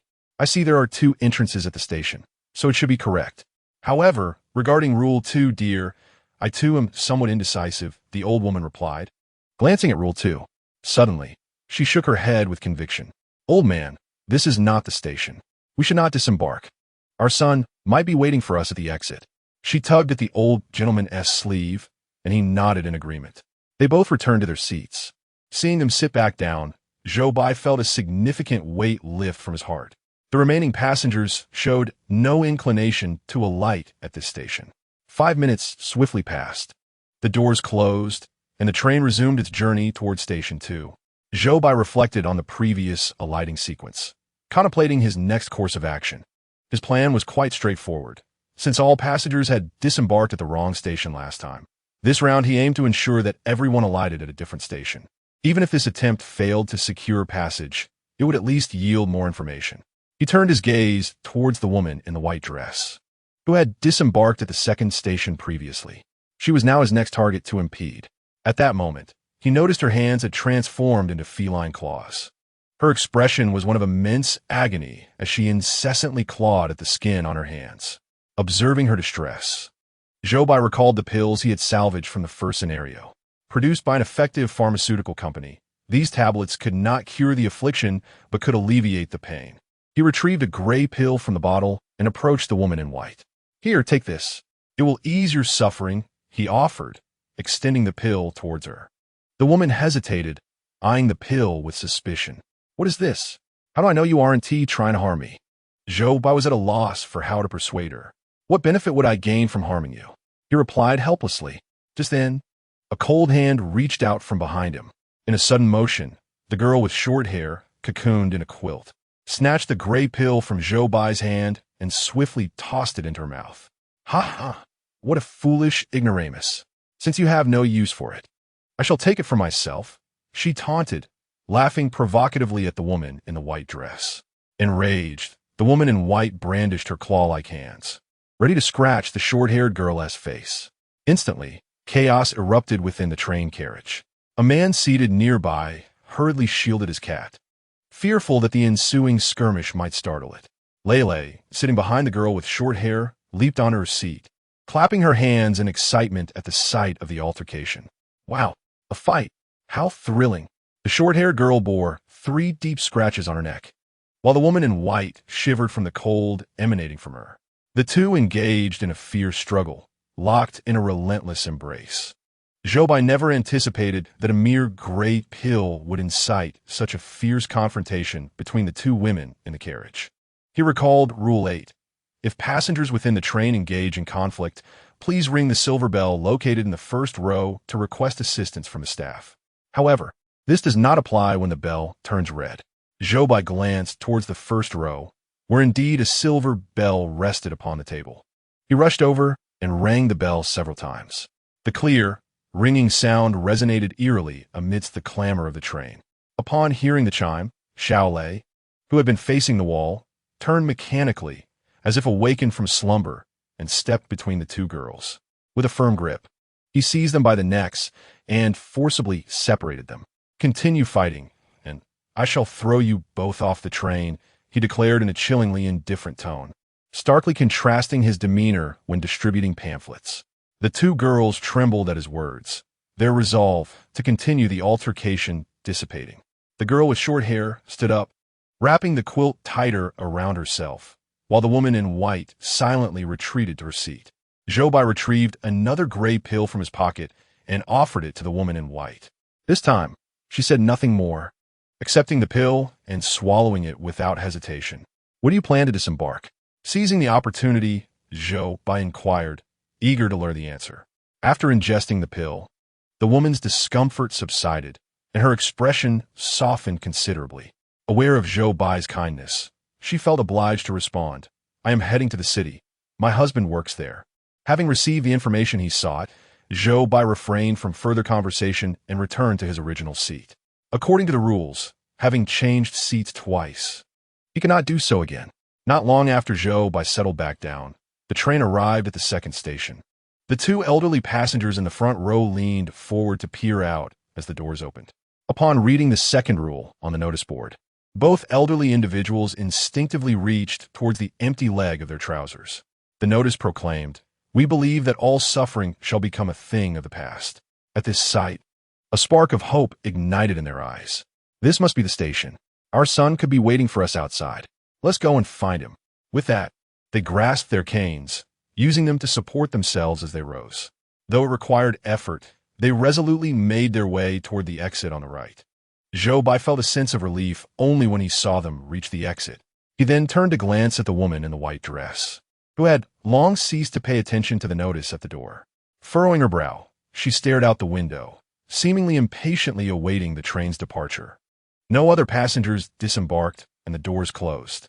The train then proceeded towards Station 3. With only 2 stations remaining, yet 4 passengers and a cat still aboard, the task at hand appeared daunting. The short-haired girl must not be allowed to disembark at Station 3, and Lele must not be permitted to leave at Station 4.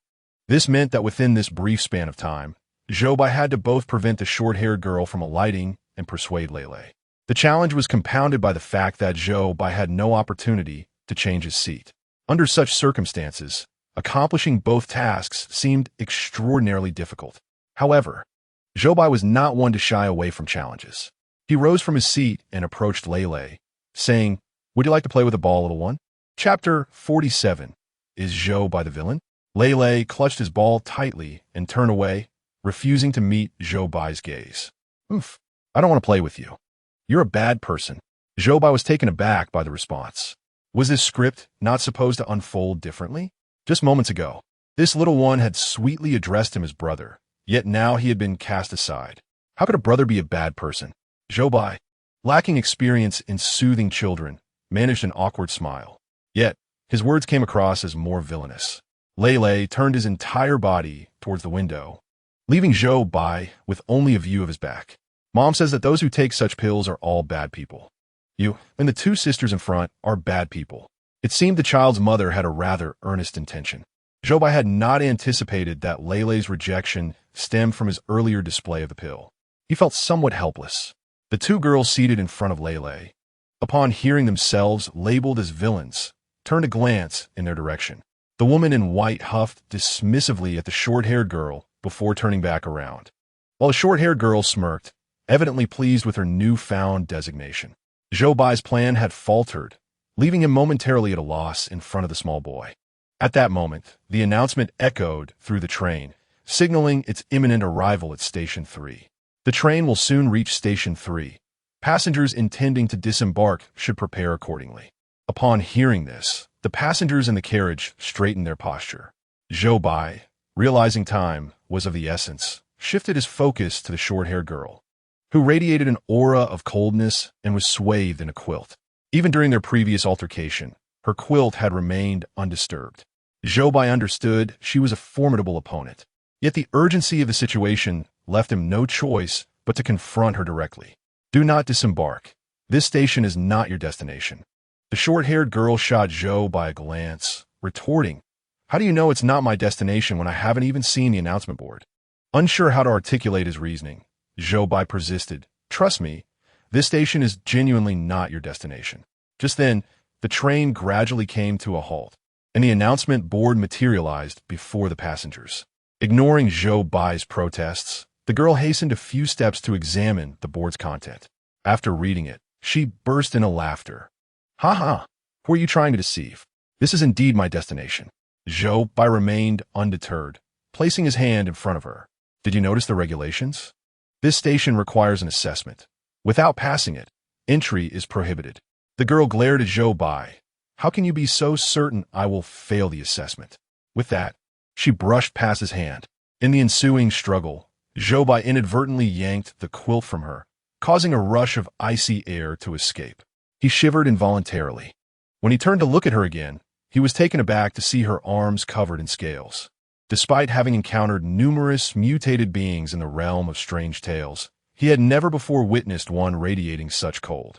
The sight momentarily rendered him speechless. Seizing the opportunity, while Zhou Bai was momentarily stunned, the girl snatched the quilt back and dashed out of the train. Zhou Bai could only shake his head in resignation as he watched her retreating figure. Alas, this round is undoubtedly a failure. Let us start over. Fortunately, he still had 3 chances remaining. He returned to his original seat, while behind him, the man cradling a cat gazed intently at the regulations displayed on the announcement board. "No matter how unique you are, we will embrace you." As he read this line, hope flickered in his eyes, and he tightened his embrace around the cat. Then, he rose and made his way toward the door. The train doors closed, and it set off toward Station 4. After a journey lasting a full 2 hours, the train finally arrived at Station 4. Zhou Bai calculated the time intervals between the other 3 stations and surmised that Station 4 might be located in a different city altogether. The elderly couple mentioned their intention to visit the city's slaughterhouse, while the woman in the white dress expressed her desire to seek her husband in the city. Assuming that stations 1 to 3 are situated within the city, it follows that Station 4 must also be part of it. If this assumption holds true, then Station 4 becomes the destination of the woman in white. In the next round, inquiring about the destinations of the other passengers should clarify the situation. Zhou Bai succinctly summarized his thoughts and turned his gaze toward the notice board by the door. The first rule for Station 4 read, "If you see someone sleeping with their eyes closed next to the attendant during your journey, please refrain from disembarking at this station." Throughout this cycle, Zhou Bai had not noticed anyone near the attendant. He nearly forgot this crucial detail, having taken a pill to cleanse himself of contamination. He was unable to perceive the person beside Xiaolei. This indicated that Station 4 only accepted individuals who had not been contaminated. Lei, untainted, but with a destination other than Station 4, must therefore be headed to Station 3, eliminating Stations 1 and 2. However, Lei harbored a prejudice against the rules of Station 3. Convincing him to willingly choose to disembark there seemed a daunting task. As Zhou Bai pondered this, he observed Lei bouncing down the steps with a ball in his arms, followed closely by the woman in white, who reached the station entrance just as a shrill alarm echoed throughout Station 4. Zhou Bai's heart raced. The second rule stated, security at each station is extremely stringent. Therefore, please ensure you clearly understand the station's rules before exiting. Otherwise, you may be at risk of being expelled. He scrutinized the scene within the station. The woman in white and Lei stood frozen, anxiously scanning their surroundings. Shadows began to emerge around the station, and the previously silent train erupted with eerie laughter. Zhou Bai's hair stood on end. The third rule advised, if an alarm sounds after a passenger exits the station, please do not make any noise. Zhou Bai recalled this rule and resolved to keep his mouth shut, regardless of the commotion surrounding him. Within Station 4, the shadows surged forward, encircling the woman in white completely. Terror filled her eyes as she attempted to struggle, but her efforts were futile. In an instant, she was lifted and unceremoniously tossed back onto the train. The bizarre laughter within the carriage crescendoed at that moment, and the doors slid shut behind her. Lei, clutching his ball, stood on the platform and burst into tears. The train continued its journey, and Zhou Bai watched through the window as Lei's figure gradually faded from view. The laughter inside the carriage slowly subsided, bringing the second cycle of the train to a close. Zhou Bai sat in his seat, the world around him dimming, as the mechanical voice echoed once more. Cycle of the train copy. Second loop. Chosen one of the Great Xia, Zhou Bai, mission failed. There are still passengers aboard this train who have not disembarked. A total of 6 passengers alighted this cycle, with 2 reaching the correct station. You have utilized 2 opportunities. Please assist all passengers in this carriage to find the correct disembarkation point within 5 cycles. Despite a sense of disappointment, he found solace in the fact that 2 passengers had reached their destination correctly, marking a modicum of progress. Zhou Bai consoled himself internally. The light brightened again as the third loop commenced, and he found himself once more clutching the pamphlet, seated in his original position. He swiftly opened the brochure, revealing 2 slips of paper detailing the rules within. A search of his pockets confirmed that the pill was absent. With these confirmations, he deduced that his possessions and physical condition would indeed not participate in the cycle. However, this also implied that any harm he endured here was genuine and would not be mitigated by the loop. With this realization, Zhou Bai recognized that his future actions must be executed with greater caution. He surveyed his surroundings, only to be startled by the absence of the elderly couple seated in the front row. Puzzled, he glanced backward. Aside from the couple, the others remained unchanged. A wave of excitement washed over Zhou Bai as he grasped the significance of this change. It appeared that the elderly couple had been the 2 passengers who successfully disembarked in the previous round. Thus, it was indeed confirmed that Station 2 led to the city's slaughterhouse. Furthermore, those who had correctly disembarked would not partake in the cycle again. This was undoubtedly good news, as the difficulty had been halved. It was only at this moment that Zhou Bai fully comprehended the first rule's meaning. Please believe that everything we do is to ensure passengers reach their destinations. He contemplated the two slips of rules in his hand, pondering his next course of action. In the corner at the front of the train, Xiao Lei turned his head once more. However, lost in his thoughts about the rules, Zhou Bai missed Xiao Lei's imminent attack. Xiao Lei grinned, poised to strike. Zhou Bai, engrossed in the rules, only lifted his gaze when he felt a shadow cast over him. Suddenly, Xiao Lei's peculiar face loomed large before him. With calm composure, Zhou Bai closed the pamphlet and waved its cover before him. "Attendant, are you here to distribute pamphlets? You needn't bother. I already have one." His tone was nonchalant, as if he regarded Xiao Lei as a typical attendant. Xiao Lei was momentarily taken aback, forgetting even the customary greeting for attendants. Slowly, he began to remove his mask. "How did you know I was an attendant?" Zhou Bai pointed to the uniform he was wearing, his expression suggesting that the question posed was rather peculiar. Xiao Lei, only then realizing, uttered a soft "oh." Despite revealing an ordinary visage, he cautiously inquired, "If I were to take on the appearance of a mask, would you still regard me merely as an ordinary attendant?" Upon hearing this, Zhou Bai recalled the strange edge at Xiao Lei's neck, and a conjecture blossomed in his mind. In truth, the ordinary face he presently wore was also a mask. Contemplating this, Zhou Bai replied, "Of course." At his words, a spark of excitement ignited in Xiao Lei's eyes. "Esteemed passenger, if you wish to rest, you may relocate to the rear seats. That position is currently vacant and would offer greater comfort." Xiao Lei reiterated the same phrase as in the previous cycle. Yet this time his steps toward the back were noticeably lighter. Shortly after his departure, the vendor's cries echoed from behind. Mice, cockroaches, little ants, earthworms, centipedes, and great pythons. "Oh, sir, kindly retract your feet." Zhou Bai swiftly turned, spotting the vendor attempting to peddle wares to Lei. Without hesitation, he sprang to his feet and approached the man cradling a cat. As in the last cycle, he bent down and whispered, "If you do not wish to purchase her goods, quickly move to the rear seats. Do not outright reject her, for she carries a knife." Having delivered this warning, he hastened to the side of the woman in the white dress. In the previous cycle, the woman in white had been thrown back into the carriage by a shadow. Zhou Bai surmised that this was due to her contamination within the train, rendering her unfit for Station 4's requirements. Furthermore, by providing her with a pill, he had temporarily obscured her vision of the individual beside Xiao Lei. Thus, if he wished to assist her in entering Station 4, it was imperative to prevent her from purchasing the vendor's specialties. Therefore, Zhou Bai cautioned her, "Do not buy anything from the vendor, nor outright refuse her. Quickly move to the rear seats." However, he did not anticipate that the woman in white would regard him with the disdain reserved for the mentally ill. Insane. After uttering this, she shifted to a position by the window, distancing herself from Zhou Bai. This woman remained as guarded as in the previous cycle, prompting Zhou Bai to exhale in resignation. His gaze swept toward Lei's location, where he observed her handing a coin to the vendor and seizing the python. The vendor, pushing his cart, began making his way toward Zhou Bai's position. With no other options, Zhou Bai retreated to the back. As for the woman in white, he resolved to let her fate unfold as it would.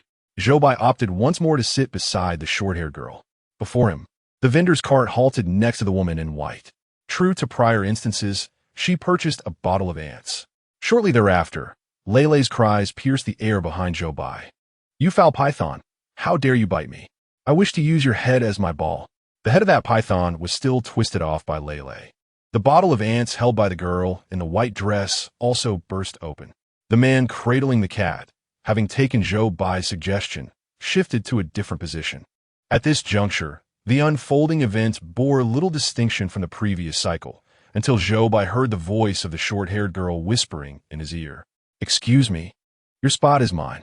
Upon hearing this voice, Zhou Bai felt an instantaneous chill envelop the air around him. Chapter 49. Was it really just a matter of delivering a pill? Zhou Bai retracted his foot, allowing her room.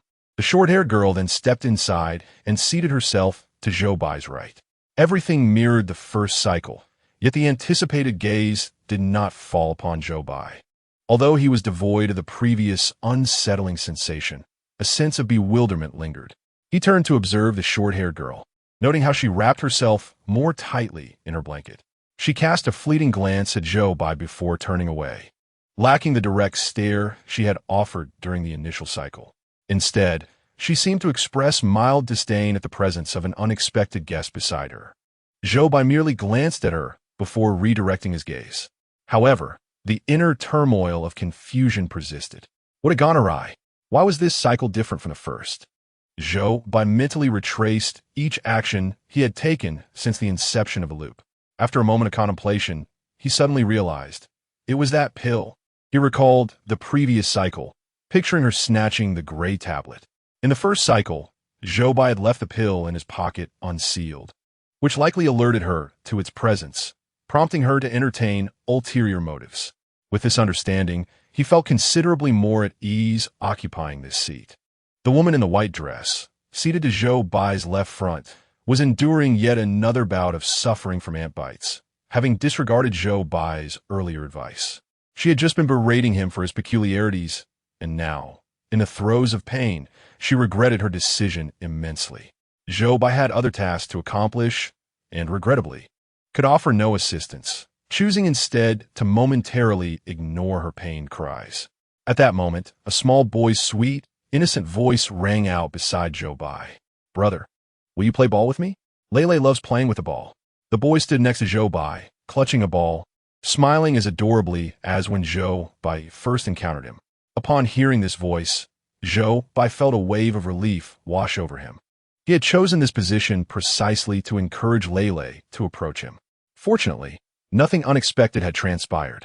Nevertheless, Zhou Bai feigned hesitation, addressing Lele. "I can, but I have a condition. I wonder if you can meet it?" Lele tilted her head and gazed at Zhou Bai, innocently inquiring, "What are the conditions?"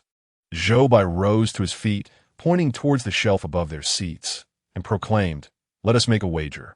Do you see that hole up there? If I manage to toss the ball into it, I win. You shall then be obliged to assist me with a certain task." Upon hearing Zhou Bai's words, Lele immediately erupted into a fit of giggles. "How amusing! How delightful! If you lose, you must give me a ball. Look, I want this one." Lele pointed at Zhou Bai's head. Although Zhou Bai anticipated her demand, he still felt a shiver run down his spine as she indicated towards him.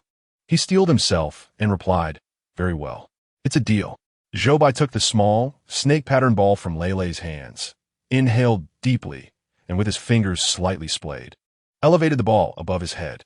With a flick of his wrist, he released the ball, which arced gracefully through the air. With a swift whoosh, the ball perfectly landed in the hole. This flawless shot prompted the viewers of the live broadcast to erupt in applause. One could not deny the coolness of his move.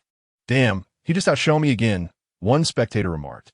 "Honestly, I was sweating for him just now. If he had missed, it would have been disastrous."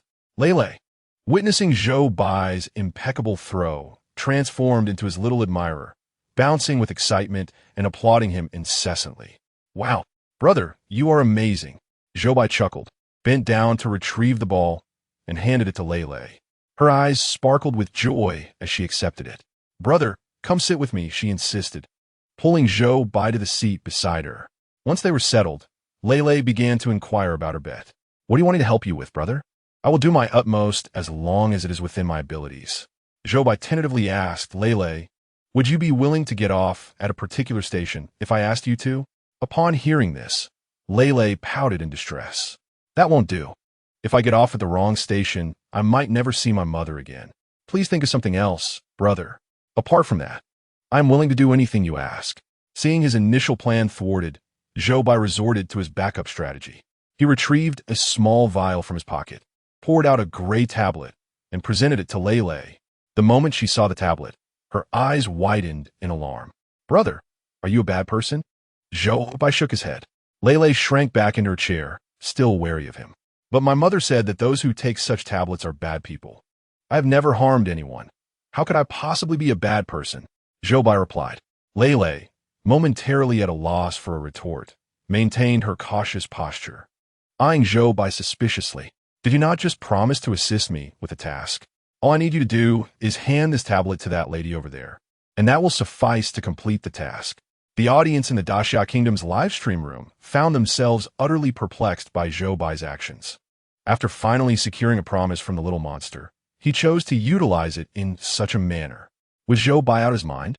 Could he not deliver the medicine himself? Moreover, the woman had always shown ingratitude. Why should he continue to extend such kindness towards her?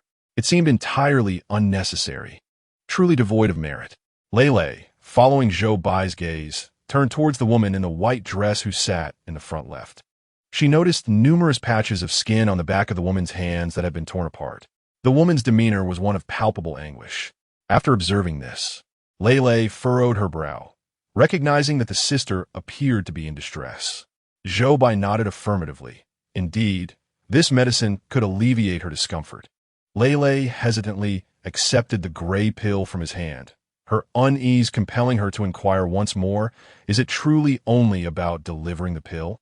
Zhou Bai smiled and nodded again. Yes, it is merely about delivering the pill. With reluctance, Lele grasped the pill in her small hand, jumped down from her seat, and approached the woman in white. She opened her palm, offering the pill. Sister, this pill is for you. However, just as she finished speaking, a short-haired woman reached out from behind her, attempting to snatch the pill from Lele's hand. Chapter 50. Escalation of Conflict. Lele, sensing someone approaching from behind, quickly closed her hands, tightly clutching the pill. Consequently, the short-haired girl missed her target. Lele turned to face her, her youthful voice questioning, "Are you a bad person? Do you want to steal my things?" The short-haired girl, however, was fixated on Lele's hand that held the pill, her face contorted with a desperate and frenzied expression. Unwilling to concede the pill, she reached forward, grasping Lele's hand. Her touch was icy and piercing. A thin layer of frost instantly formed on Lele's clothing where she was seized. Being merely a child, Lele burst into tears at the sudden grasp of a stranger. Seeing the situation escalate, Zhou Bai hurriedly moved to assist. Yet, in the next moment, he witnessed the short-haired girl's head being twisted 180 degrees, leaving only the back of her head facing them. Zhou Bai halted mid-step, uncertain. Lele wiped her tears and, upon seeing the girl in such a state, began to giggle. The short-haired girl attempted to turn her head back, but found herself stuck halfway, resembling a wind-up puppet in agitation. Zhou Bai then observed the scales on her body rapidly spreading. They enveloped her neck and arms, transforming her appearance beyond recognition.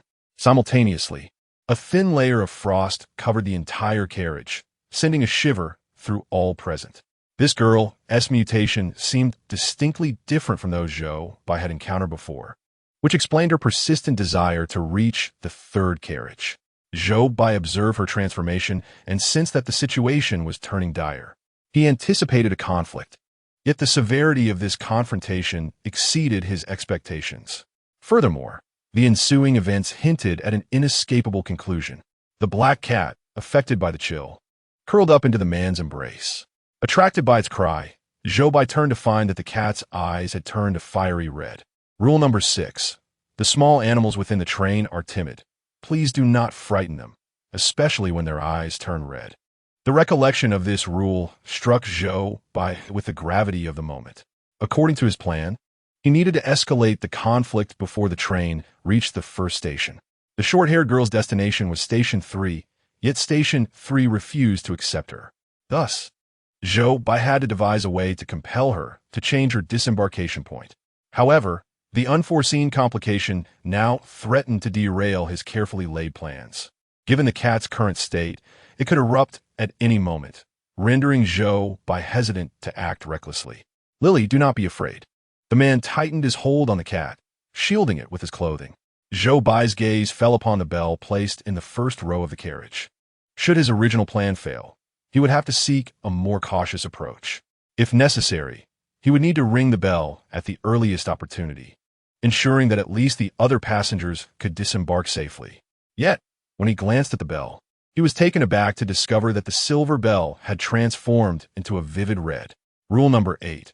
If a conflict arises among the passengers, please ring the silver bell located in the first row to request assistance from the crew. This does not apply when the bell has turned red. This was disastrous. He had left no route for retreat. Although the short-haired girl was nearly stripped of her rationality due to the influence of the drug, she still exhibited a natural fear in the face of Lele. Had she not been lured by the pill moments ago, she likely would not have dared to confront Lele at all. She stood frozen, hesitant to make any further moves, merely extending her hand, cloaked in scales and frost, towards Lele, demanding, "Give me the pill." Lele concealed her hand behind her back. "No." The two remained locked in place, the atmosphere thickening with tension. At that moment, the train's announcement echoed through the carriage. "The train is about to arrive at Platform 1. Passengers wishing to disembark should prepare accordingly." Zhou Bai watched as the train slowly approached the station, pondering that his plan was likely doomed to fail. Just then, the short-haired girl's gaze suddenly fixed on the red bell in the front row. Zhou Bai simultaneously noted the shift in her demeanor and inwardly cursed his luck. Indeed, the next moment, he saw the girl sprint toward the location of the bell. Zhou Bai was left in uncertainty, unsure of what would transpire after the bell was rung. He could not comprehend why the short-haired girl suddenly desired to seize the bell. However, he understood that it was imperative to thwart her intentions. Thus, he too dashed towards the front of the carriage. Just as the girl's hand was about to grasp the crimson bell, Zhou Bai swiftly intercepted her, ensnaring her hands within his own. In that instant, Zhou Bai felt as if he had captured 2 blocks of ice. Her hands turned an alarming shade of purple from the cold. Observing Zhou Bai's reaction, the short-haired girl burst into laughter, effortlessly breaking free from his frozen grip. Her next move was to reach for the bell on the table. At that moment, however, her hands were firmly seized by a small hand. Lele, despite his clothes being adorned with frost, appeared unaffected. With a swift motion, the short-haired girl's head was twisted a full 360 degrees. She stumbled to the doorway, furiously pointing at Lele, exclaiming, "Do you know what I despise most? Is people like you. Why is your uniqueness so easily attained, while I must endure such suffering?" Just then, the door to car 1 swung open. The short-haired girl glanced at the rules on the notice board and then let out a few derisive laughs towards the heavens. "I understand now. I cannot defeat you, nor can I possibly pass their assessments. Forget it, forget it." With that, she rose unsteadily from the ground and staggered out the door. As she exited, the temperature within the carriage gradually began to normalize. 5 minutes passed without any other passengers disembarking, and the doors closed punctually. Only when Zhou Bai saw the doors shut did he release a sigh of relief. Although the process had been somewhat convoluted, the outcome aligned with his expectations. He turned to return to his seat, only to find Lele still standing there, looking dazed. When Zhou Bai's gaze fell upon him, Lele pitifully inquired, "Brother, am I truly different from other children?" Chapter 51. Normal does not equate to mediocrity. Upon hearing this, Lele burst into tears once more. Zhou Bai felt a chill run down his spine. Based on his experience, every time this child cried, calamity ensued. The first time he cried, a giant python's head was twisted off.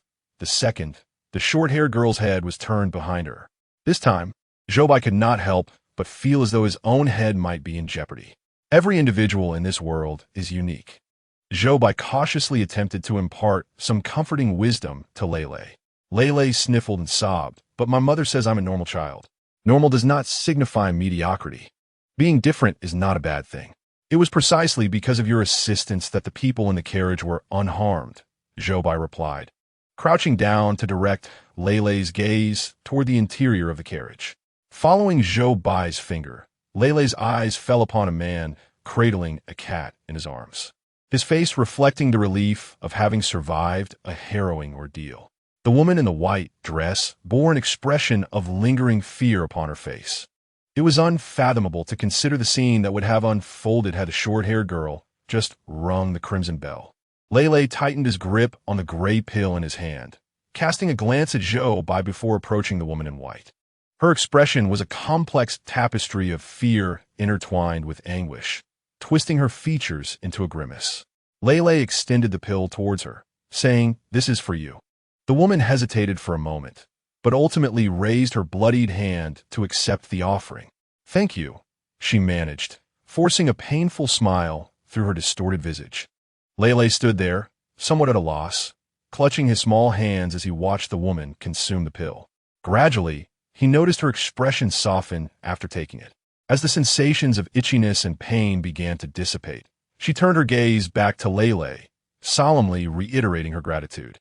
A smile blossomed on Lele's face in response. He turned to Zhou Bai, his eyes sparkling with excitement. Brother, come here, let us sit here. Zhou Bai smiled and took Lei's hand, and together they returned to their seats. The train soon arrived at the second station. The doors opened, yet no passengers disembarked, prompting the train to continue its journey. Zhou Bai leaned back against the seat, observing the remaining 3 passengers, and fell into contemplation. The man cradling the cat had not exited at either the first or second station, indicating he was an untainted individual. He had chosen to disembark at the third station, but would similarly fail the assessment. This left only the fourth station. However, the cat in his arms posed a significant complication. In this peculiar world of tales, a cat might not merely be a cat. It could very well have once been a person. Should this hypothesis hold true, the man carrying the cat would undoubtedly trigger an alarm upon disembarking at the fourth station. This presented quite the dilemma. If the man insisted on taking the cat with him, none of the 4 stations would accommodate them. Zhou Bai scratched his head, troubled by the thought. The only feasible solution would be to separate them. Yet would they be willing to part? He glanced at the man's seat, where he saw the man cradling the black cat protectively, tenderly stroking its fur, his eyes filled with affection. Zhou Bai let out a soft sigh. It was indeed a challenging situation. At that moment, the train's announcement echoed, informing passengers of the imminent arrival at the third station. Lei, in high spirits, swung his legs playfully from his seat, peering out of the window with his fluffy little head. Zhou Bai waited anxiously for the doors to open, wondering if Lei would choose to disembark at the third station. The announcement sounded once more. The train has arrived at the third station. Passengers are advised to select their exit stations according to the displayed rules. As the door of the train slowly swung open, Zhou Bai observed Lei eagerly lean out to glimpse the notice board. The words inscribed read, "No matter how unique you are, we can embrace you, and joining us requires a rigorous assessment. Please prepare yourself mentally." Lei gazed at the regulations for an extended period.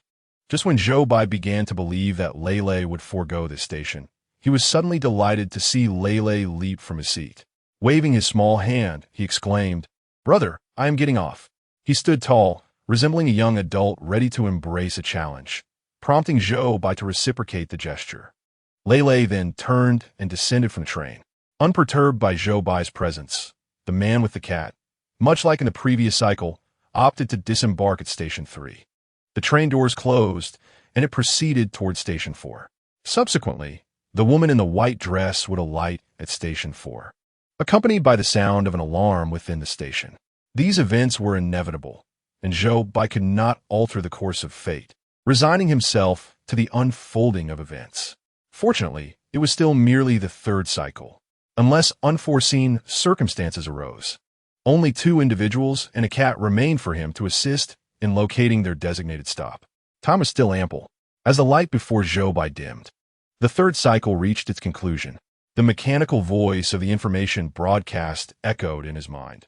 Train cycle copy, third cycle, chosen one of the Great Xia, Zhou Bai, failed to clear the level. Aside from the player, there are still passengers on this train who have not disembarked. A total of 4 passengers have disembarked this cycle, with 2 reaching the correct station. You have exhausted 3 attempts. Please assist all passengers in the carriage in finding the correct stop within 5 cycles. The audience in the Great Xia Livestream room erupted with excitement upon hearing this announcement. Only 2 individuals remained, and there were still 2 cycles left. Zhou Bai would surely succeed. They wondered what rewards awaited upon clearing the level, filled with anticipation. Zhou Bai was indeed remarkable. However, after absorbing this information, Zhou Bai's expression remained stoic. On the contrary, he felt an overwhelming sense of tension. He was preparing to undertake a rather audacious endeavor in the forthcoming cycle. Closing his eyes, he engaged in deep breaths to steady his nerves. Then, a sudden brightness filled his vision. When he opened his eyes and glanced back, he confirmed that Lei's previous seat was indeed vacant. The restroom door in the carriage was now ajar. After verifying that both Lei and the short-haired girl had exited safely, Zhou Bai turned back, stowing away the pamphlet in his hand, and swiftly made his way towards the rear of the carriage. Chapter 52. I cannot part with it. The audience in the Great Xia Livestream room was momentarily taken aback as they witnessed Zhou Bai suddenly rise and walk towards the back. This action seemed markedly different from his previous maneuvers. the woman in the white dress and the man cradling the cat. Upon witnessing Zhou Bai hastily retreating towards the rear of the carriage, were taken aback, assuming that something amiss had occurred. Zhou Bai approached the back of the carriage and, to their astonishment, slammed the door shut, locking it from within. The onlookers gasped in disbelief. Zhou Bai's audacity was, as ever, strikingly bold. Meanwhile, in the corner at the front of the carriage, Xiao Lei, despite noticing that Zhou Bai was not seated in his original spot, chose him as the target for his prank. As Zhou Bai locked the door and turned around, he was met with the gaping maw of Xiao Lei. Regardless of how many times the audience had beheld Xiao Lei's antics, his sudden appearance still managed to startle them. In contrast, Zhou Bai exhibited no fear. Instead, he felt a surge of anger. This marked the fourth occasion that Xiao Lei had played a trick on him. Enduring the same prank 4 times while in a heightened state of tension caused Zhou Bai's frayed nerves to snap. Mr. Conductor, your prank is hardly frightening. Please refrain from this game in the future, if you would be so kind. Faced with Zhou Bai's dark expression, Xiao Lei appeared flustered, silently removing his mask and lowering his head like a chastised child. Just then, a sound of turning could be heard from the carriage door. Rats, cockroaches, little ants, earthworms, centipedes, and large pythons. Excuse me, sir, could you kindly retract your foot? The vendor, though yet to enter, was already calling out from the other side of the door, vigorously twisting the doorknob, but unable to gain entry. Xiao Lei stared blankly at the locked door, only to feel Zhou Bai's piercing gaze upon him, prompting him to quickly lower his head once more. You wouldn't assist her in opening the door, would you? Xiao Lei shook his head vigorously several times before retreating to his corner. Zhou Bai, observing the vendor's predicament being resolved with unexpected ease, finally relaxed slightly. He then approached the man with the cat and found a seat beside him. The woman in the white dress remained undisturbed, likely able to disembark at Station 4 without issue. Thus, Zhou Bai's focus now rested solely on the man and his feline companion. He needed to persuade him to part ways with the cat when they alighted. But how could he convince him? Zhou Bai felt uncertain about his chances. Just as he settled down, the man protectively sheltered his cat closer to his chest. Zhou Bai sighed, realizing that the task had become even more daunting. Nevertheless, he steeled himself and said, "Her name is Lily, isn't it?" The man looked at Zhou Bai in astonishment upon hearing the question. How do you know? He had not spoken a word since boarding the train. It was inconceivable that anyone could know the cat's name. If I told you that we are trapped in a loop, would you believe me? I heard you call her Lily during the last cycle. Upon hearing Zhou Bai's words, the man did not exhibit the anticipated astonishment, yet he remained acutely vigilant, fixating his gaze upon Zhou Bai. Behind that locked door resided the vendor of this train. During the initial cycle, she had attempted to sell you something, which you declined, leading her to sever your head. At that moment, your cat, frightened, had sought refuge atop the overhead shelf. As the man recalled Zhou Bai's account, he seemed to be transported back to that harrowing scene, tightening his embrace around his cat in trepidation. Zhou Bai continued, during the second and third cycles, I allowed you to change your position, thus you narrowly escaped. Thank you. Despite the absurdity of Zhou Bai's words to an ordinary listener, the man before him nonetheless expressed his gratitude earnestly. Zhou Bai paused in surprise, but swiftly resumed. This train will traverse 4 stations. Each station lacks a name, necessitating a choice based on rules to determine your disembarkation point. Selecting the correct station allows one to avoid further cycles. You have consistently chosen Station 3, yet each time, your choice has been erroneous. Thus you remain ensnared in the cycle. Therefore, you have come to seek my guidance on the correct station to alight? Zhou Bai nodded, but soon shook his head. I have come to urge you to part ways with your cat upon disembarking. The man's countenance darkened at Zhou Bai's words, his gaze sharpening with a newfound ferocity. I cannot part with it. Zhou Bai sighed, aware that persuading him would not be a simple endeavor. Nevertheless, he resolved to make an earnest attempt. Lily was not always a cat, was she? The man's expression grew even more wary upon hearing this inquiry. Recognizing his intuition was correct, Zhou Bai proceeded. Stations 1 and 2 accommodate those who are tainted. Station 4 receives the untainted. In essence, to disembark successfully, you must separate. Upon hearing Zhou Bai's revelations, the man's eyes dimmed. He gently caressed the cat nestled in his arms and, in a hoarse voice, questioned, "What reason do I have to trust your words? I can divulge the rules of each station. We are nearing Station 1. You may compare my account with the established rules displayed there." As Zhou Bai's words fell, the train's announcement echoed through the carriage. The train is about to arrive at Station 1. Passengers wishing to disembark should prepare accordingly. The announcement did not specify the station's name. The man turned to Zhou Bai, his astonishment palpable. Station 1 has 2 rules. Zhou Bai recited the rules of Station 1 verbatim. As he concluded, the train came to a halt. The man anxiously glanced at the notice board near the door and observed that the rules inscribed there precisely mirrored Zhou Bai's recitation. After absorbing this, he slumped back into his seat, as if drained of all strength. Zhou Bai, witnessing his condition, felt a pang of compassion, yet knew he must persist. "You should let it disembark at Station 1. Here, it shall be embraced. Station number 2 resembles a slaughterhouse. Should one disembark there, survival may be a mere fantasy." Zhou Bai extended his hand, seeking to assist in ushering the black cat to safety. Yet at that moment, the man abruptly recoiled, using his elbow to distance Zhou Bai. "No, it cannot be. I must not part from it." As he uttered these words, Zhou Bai discerned a fleeting, sorrowful smile upon a man's visage. Chapter 53. Are there still passengers? The 5-minute disembarkation window had nearly elapsed, yet Zhou Bai had yet to persuade the man to separate from his feline companion. Could it be that this cycle was destined to culminate in failure once more? Just then, Zhou Bai was taken aback as the man proclaimed, "I trust you." In the next instant, he witnessed the man glide his hand across the black cat's teeth. Meow. The black cat, startled by his action, emitted a cry, its fur standing on end. The man hastily reached out to soothe it. After a considerable time, the black cat eventually curled back into his embrace. Zhou Bai gazed in astonishment at the man's actions, his eyes fixated on the wound upon his hand. He observed tiny particles emerging rapidly from the laceration. These particles swelled, as though something were poised to break free from their confines. The man grimaced in pain, yet a smile graced his lips. "Now, we can remain together forever." Zhou Bai watched in disbelief at his actions. He had never fathomed that anyone would opt for such a method of problem-solving. The man, cradling the black cat, rose to his feet. He offered a slight bow of gratitude to Zhou Bai before making his way toward the train doors. As they approached the left exit of Station number 1, the doors closed behind them. Zhou Bai remained transfixed, unable to shake off the shock of the preceding events. The train glided forward. Zhou Bai leaned back in his seat, gazing out the window. The originally 7 passengers aboard had all reached their respective destinations.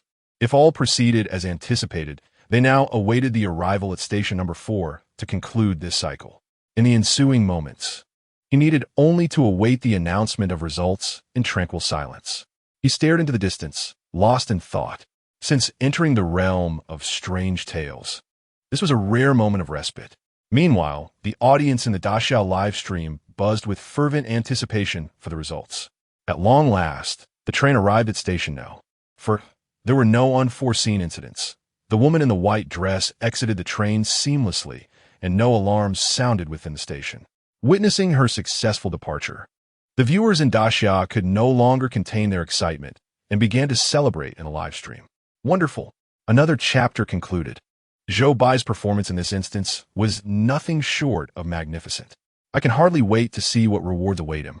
Zhou Bai is truly remarkable, completing a cycle ahead of schedule.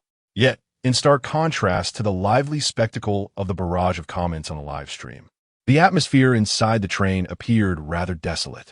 As the doors closed, the train resumed its journey. Only Zhou Bai remained seated, the sole passenger aboard. Gradually, the screen dimmed, and the viewers in the live broadcast room were met with the mechanical voice of the information announcement. The repetitive train scenario, 4th cycle, chosen one of the Great Xia. Zhou Bai has failed to clear the level. Zhou Bai, who had been reclining against the back of his seat, straightened up at the sound of this news. Failed to clear the level? No, what had gone awry? Apart from the players, there are still passengers on this train who have not disembarked. Upon hearing this next line, Zhou Bai felt a chill sweep down his spine. There were still passengers who had not disembarked, but there was clearly only him left on the train. Who? Who had yet to leave? In previous cycles, This announcement had been made, yet he had never pondered the matter deeply. During the first cycle, he assumed the undischarged passengers were merely the man who had lost his head and his cat. In the second and third cycles, he believed the only undischarged passenger was the woman in the white dress who had been returned. Now he realized that was not the case. Each cycle had indeed featured other passengers who had not disembarked. He had never considered that there might be more passengers in the train beyond those he had seen. A total of 3 passengers have disembarked this cycle, all correctly alighted at their destination. You have used 4 chances. Please assist all passengers in the carriage in finding the correct disembarkation point within 5 cycles. Fortunately, not all the news he received was grim.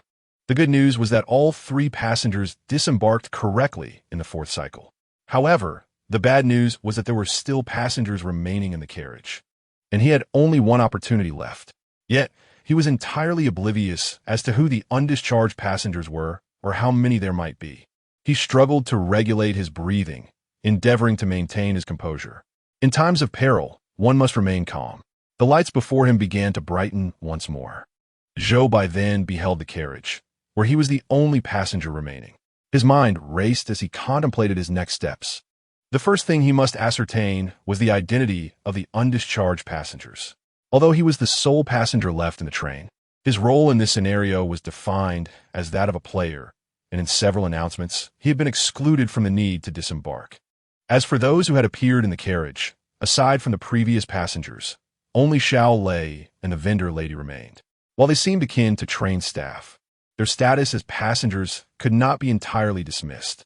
Thus, Zhou Bai needed to devise a method to verify their identities. Moreover, there was another possibility. As this thought crossed his mind, a sudden chill enveloped him. The 6th rule of the game. Xiao Lei often complains about the excessive number of passengers on the train, even when one can see that there are merely a few individuals in the carriage. Zhou Bai, reflecting on this, cast his gaze toward the vacant seats, which now appeared strikingly eerie in his eyes. Soon, he heard a series of clucking sounds emanating from the front of the carriage. Upon hearing this, Zhou Bai realized that Xiao Lei must be nestled in a corner, slowly turning his head. Zhou Bai hastily lifted his gaze towards Xiao Lei's location, scrutinizing him in an attempt to discern some clue. Xiao Lei grinned and turned around, only to meet Zhou Bai's probing stare. Initially taken aback, he then hastened forward, appearing before Zhou Bai in an instant. As he approached, Zhou Bai was able to observe the details of his attire more clearly. His eyes traversed Xiao Lei's uniform, following the collar down to a conspicuous line on his neck. A frown creased Zhou Bai's brow. He sensed that there were indeed numerous discrepancies surrounding Xiao Lei. Could it be that Xiao Lei was the very passenger who had not disembarked? However, at that moment, Xiao Lei felt increasingly uneasy under Zhou Bai's unwavering gaze. Chapter 54. The Merchant Uncle or the Merchant Aunt? What are you staring at? Xiao Lei retreated a step, feeling unnerved by the passenger before him, particularly as Zhou Bai wore a smile directed at him. Noticing Xiao Lei's retreat, he stood up and took a step forward. What do you want? Xiao Lei thought it was strange that he, who usually instilled fear in others, was now the one being intimidated by a passenger. What do I want? Hith. I simply wish to unveil your mask. Xiao Lei fell to the ground in terror, while Zhou Bai advanced and placed his hand on Xiao Lei's mask. The audience in the live stream from the Great Xia Kingdom was utterly astonished by this scene. Had Zhou Bai lost his mind? Did he believe that if he could not pass through, he might as well give up entirely? I strongly suspect that Zhou Bai was seeking revenge for the mischief Xiao Lei had inflicted on him in previous encounters. Did Zhou Bai truly intend to remove Xiao Lei's mask? This was sheer recklessness. Goodness. This was the first time I had witnessed a chosen one being so audacious in the realm of eerie tales. For some inexplicable reason, I found myself feeling a tinge of sympathy for Xiao Lei. In the live broadcast, the first layer of the mask Xiao Lei wore had already been yanked off by Zhou Bai. Beneath it lay an ordinary human face. Zhou Bai casually discarded the torn mask and reached for Xiao Lei's neck. No, this mask cannot be removed. Zhou Bai paid no heed to the warning and seized the edge of the mask. With a swift motion, he tore it away. Xiao Lei covered his face, yet Zhou Bai still beheld a visage that was far more gruesome and violent than the torn mask. It was no wonder that Xiao Lei felt inferior. Was this truly all there was? Zhou Bai deliberately allowed his tone to resonate with disdain. Xiao Lei was momentarily taken aback, his hand hesitantly lowering from his face in disbelief. He then beheld Zhou Bai gazing at him, devoid of any trace of fear. "Aren't you afraid?" Xiao Lei inquired cautiously. Zhou Bai chuckled softly, extending his hand, adorned with fine fuzz, toward Xiao Lei. "Look at my hand. Are you not afraid?" Xiao Lei examined Zhou Bai's hand and replied, "What is there to fear?" "Indeed, then what about my face? What is there to fear?" Upon hearing this, Xiao Lei immediately lowered his head. The audience presumed that Xiao Lei had been incensed by Zhou Bai. However, they soon observed a smile gradually emerging upon Xiao Lei's face. Though this smile bore a hint of eeriness, Zhou Bai could sense that it was a genuine expression of joy. Subsequently, a voice resonated within Zhou Bai's mind. Detected Xiao Lei's favorability towards the host. 20. You are granted one opportunity to mark an erroneous option. Rule number 7 is incorrect. Zhou Bai rummaged through his mind for information regarding this rule. This train consists of only one carriage. Please remain inside the carriage and do not attempt to seek other carriages. Upon recalling the contents of this rule, he was utterly shocked. Was it truly only one carriage? If there were indeed more than one, the ramifications of this error would be quite severe. Zhou Bai swiftly turned his gaze towards the rear of the carriage. There were no other exits at the front. To access other carriages, he would have to proceed from here. Contemplating this, he made his way towards the back carriage. At that moment, a cart brimming with local delicacies appeared before him, accompanied by the boisterous calls of a vendor. Mice, cockroaches, little ants, earthworms, centipedes, and large pythons. "Hey, sir, kindly retract your feet." Upon hearing this voice, the audience in the live stream broke into a cold sweat. The vendor was back. Zhou Bai had been too preoccupied with unmasking Xiao Lei to secure the carriage door, thus missing the prime opportunity to prevent her entry. Now he was the sole passenger left in the carriage, and in this circumstance, changing positions would likely prove futile. A sense of seriousness etched itself upon Zhou Bai's face as he contemplated this predicament. The vendor, noticing Zhou Bai, pushed her cart directly towards him. The audience was tense, their palms clammy with sweat. "Would you like to purchase some local specialties? Look at this bottle of fresh earthworms. If they were to crawl on you, they would surely appear quite adorable." This marked the first instance throughout the numerous cycles that the vendor had engaged Zhou Bai in conversation. Everyone held their breath, awaiting Zhou Bai's response. Zhou Bai glanced at the vendor, then pointed behind her, stating, "I need to use the restroom." With that, he stepped into the restroom, closing the door behind him, leaving the vendor in a state of astonishment. Upon witnessing this scene, a young expert from the Great Xia Kingdom's analysis team excitedly pounded the table. "Ha ha ha, I said it during the first cycle. Hiding in the restroom can indeed help evade the merchants. See, I was right." The older experts regarded him as if he were a fool. Nevertheless, even they had to concede that Zhou Bai's reaction was remarkably swift. However, despite this, only one final cycle remained. For Zhou Bai to successfully navigate through, the challenge remained formidable. Zhou Bai concealed himself in the restroom, waiting patiently until the sound of the merchant's cart gradually faded away before he gently opened a crack in the door. He released a sigh of relief, inwardly lamenting, "That Annie is truly terrifying." Yet, as this thought flitted through his mind, he suddenly froze in shock. It was only at that moment that he recalled a significant detail. Rule number 7. The merchant selling local specialties, Old Li, has difficulty walking. However, the merchant pushing the cart was clearly an elderly woman. Zhou Bai lightly tapped his head in frustration. He had noticed this information when reviewing the rules. But at that time, he had been focused on the other passengers. The merchant was merely a factor of danger to him. Whether male or female, an aunt or an uncle had little impact on his mission. Thus, he had subconsciously overlooked it. It was only when he realized that there were passengers still on the train that the importance of this rule struck him. They were approaching the station quickly. He needed to verify the identity of this aunt without delay. Zhou Bai cautiously opened the restroom door, only to be met with a foul stench wafting from the rear of the carriage. This odor resembled that of raw meat that had been rotting for days. Zhou Bai wrinkled his brow, a sudden tightness gripping his heart. Chapter 55. The corpse in the abandoned carriage recalling the recently remembered rule. Zhou Bai's heart began to race. He opened the restroom door and proceeded down the left corridor of the train, following the direction for which the foul odor emanated until he reached a tightly locked door, at which point he halted. The stench had intensified considerably by now, and he couldn't help but cover his nose. He was certain that the odor was seeping from behind this door. Yet he had no key. Zhou Bai leaned closer to the crack in the door, peering inside. There lay rows of empty seats. Clearly, the other side of the door led to another carriage. In this bizarre world, even the structure of the train deviated from that of reality. He muttered to himself and stepped back slightly. Just as he was about to turn away, he felt something collide with his back. The sensation was akin to bumping into a mannequin displayed in a mall. A creaking sound echoed behind him. Zhou Bai spun around abruptly, only to be confronted by a face marred with cracks, suddenly appearing before him. "What are you doing?" Xiao Lei's unexpectedly revealed face loomed ominously in the dim corridor, heightening the fear. The audience watching the scene broke into a cold sweat. This is an abandoned train carriage, from which passengers are typically prohibited. Xiao Lei lowered his voice suddenly, stating, "However, I won't divulge this to anyone." He produced a set of keys from his pocket, declaring, "I shall assist you in unlocking it."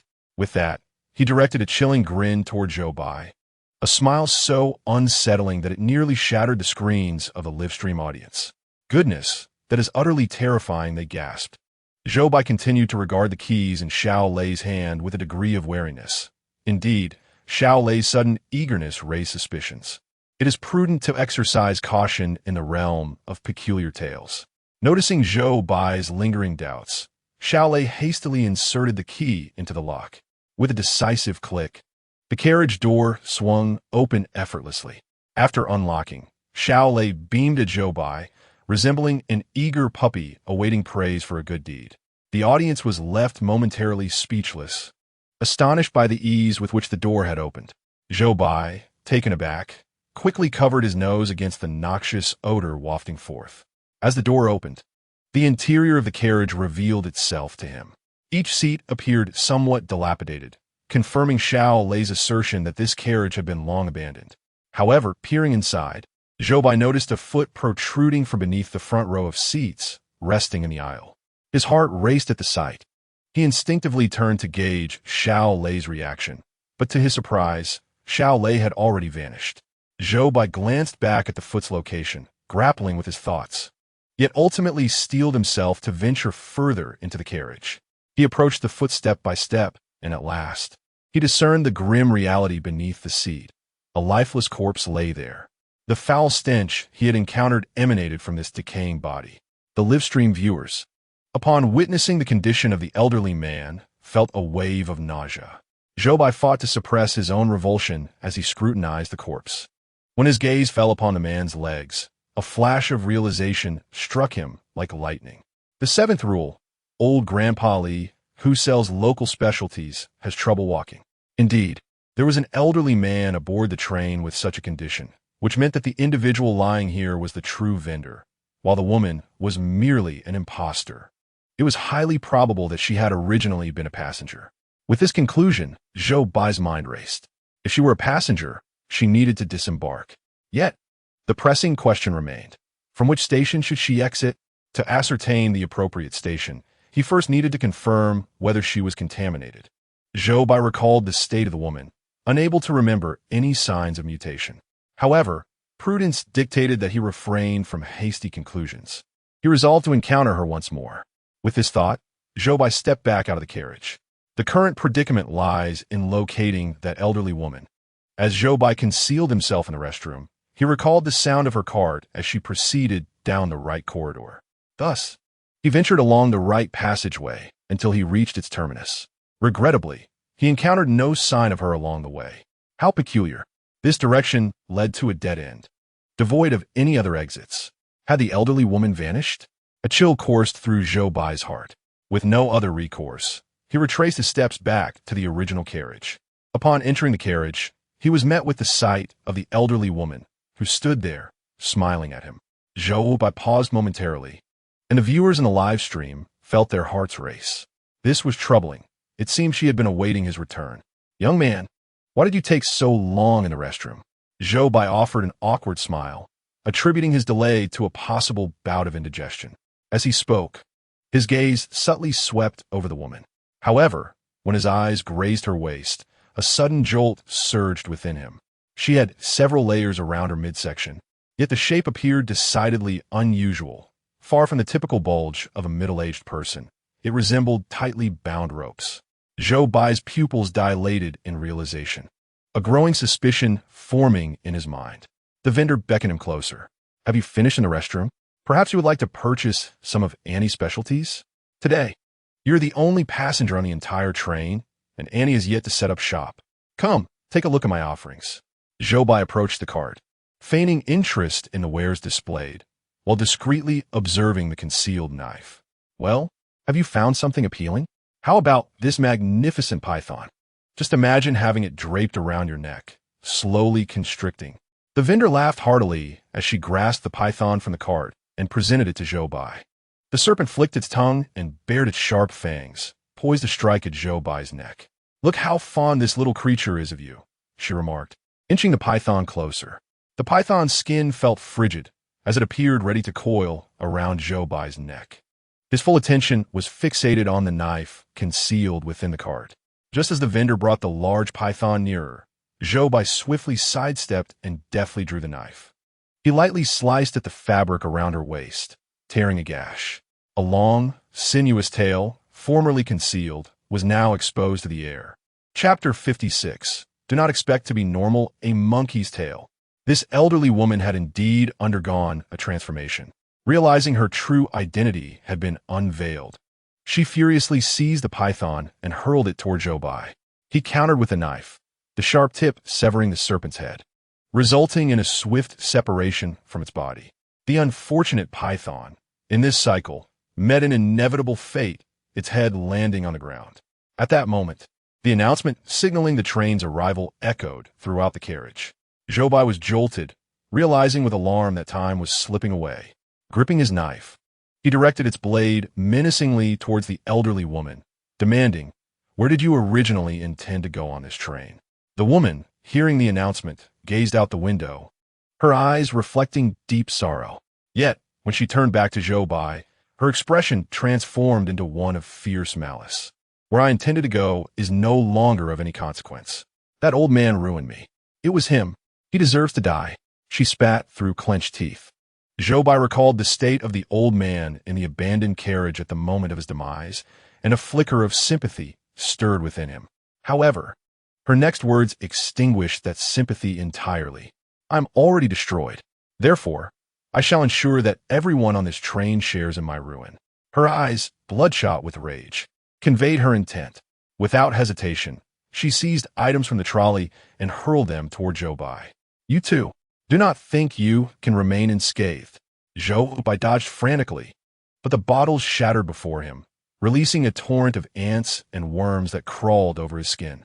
Zhou Bai let out a cry of despair. Though he quickly shook off the insects, he could not escape their bites. The viewers in the Daxia livestream felt a chill of dread wash over them. It was over. Zhou Bai had been bitten. He was tainted, and soon he would mutate. How could he possibly succeed now?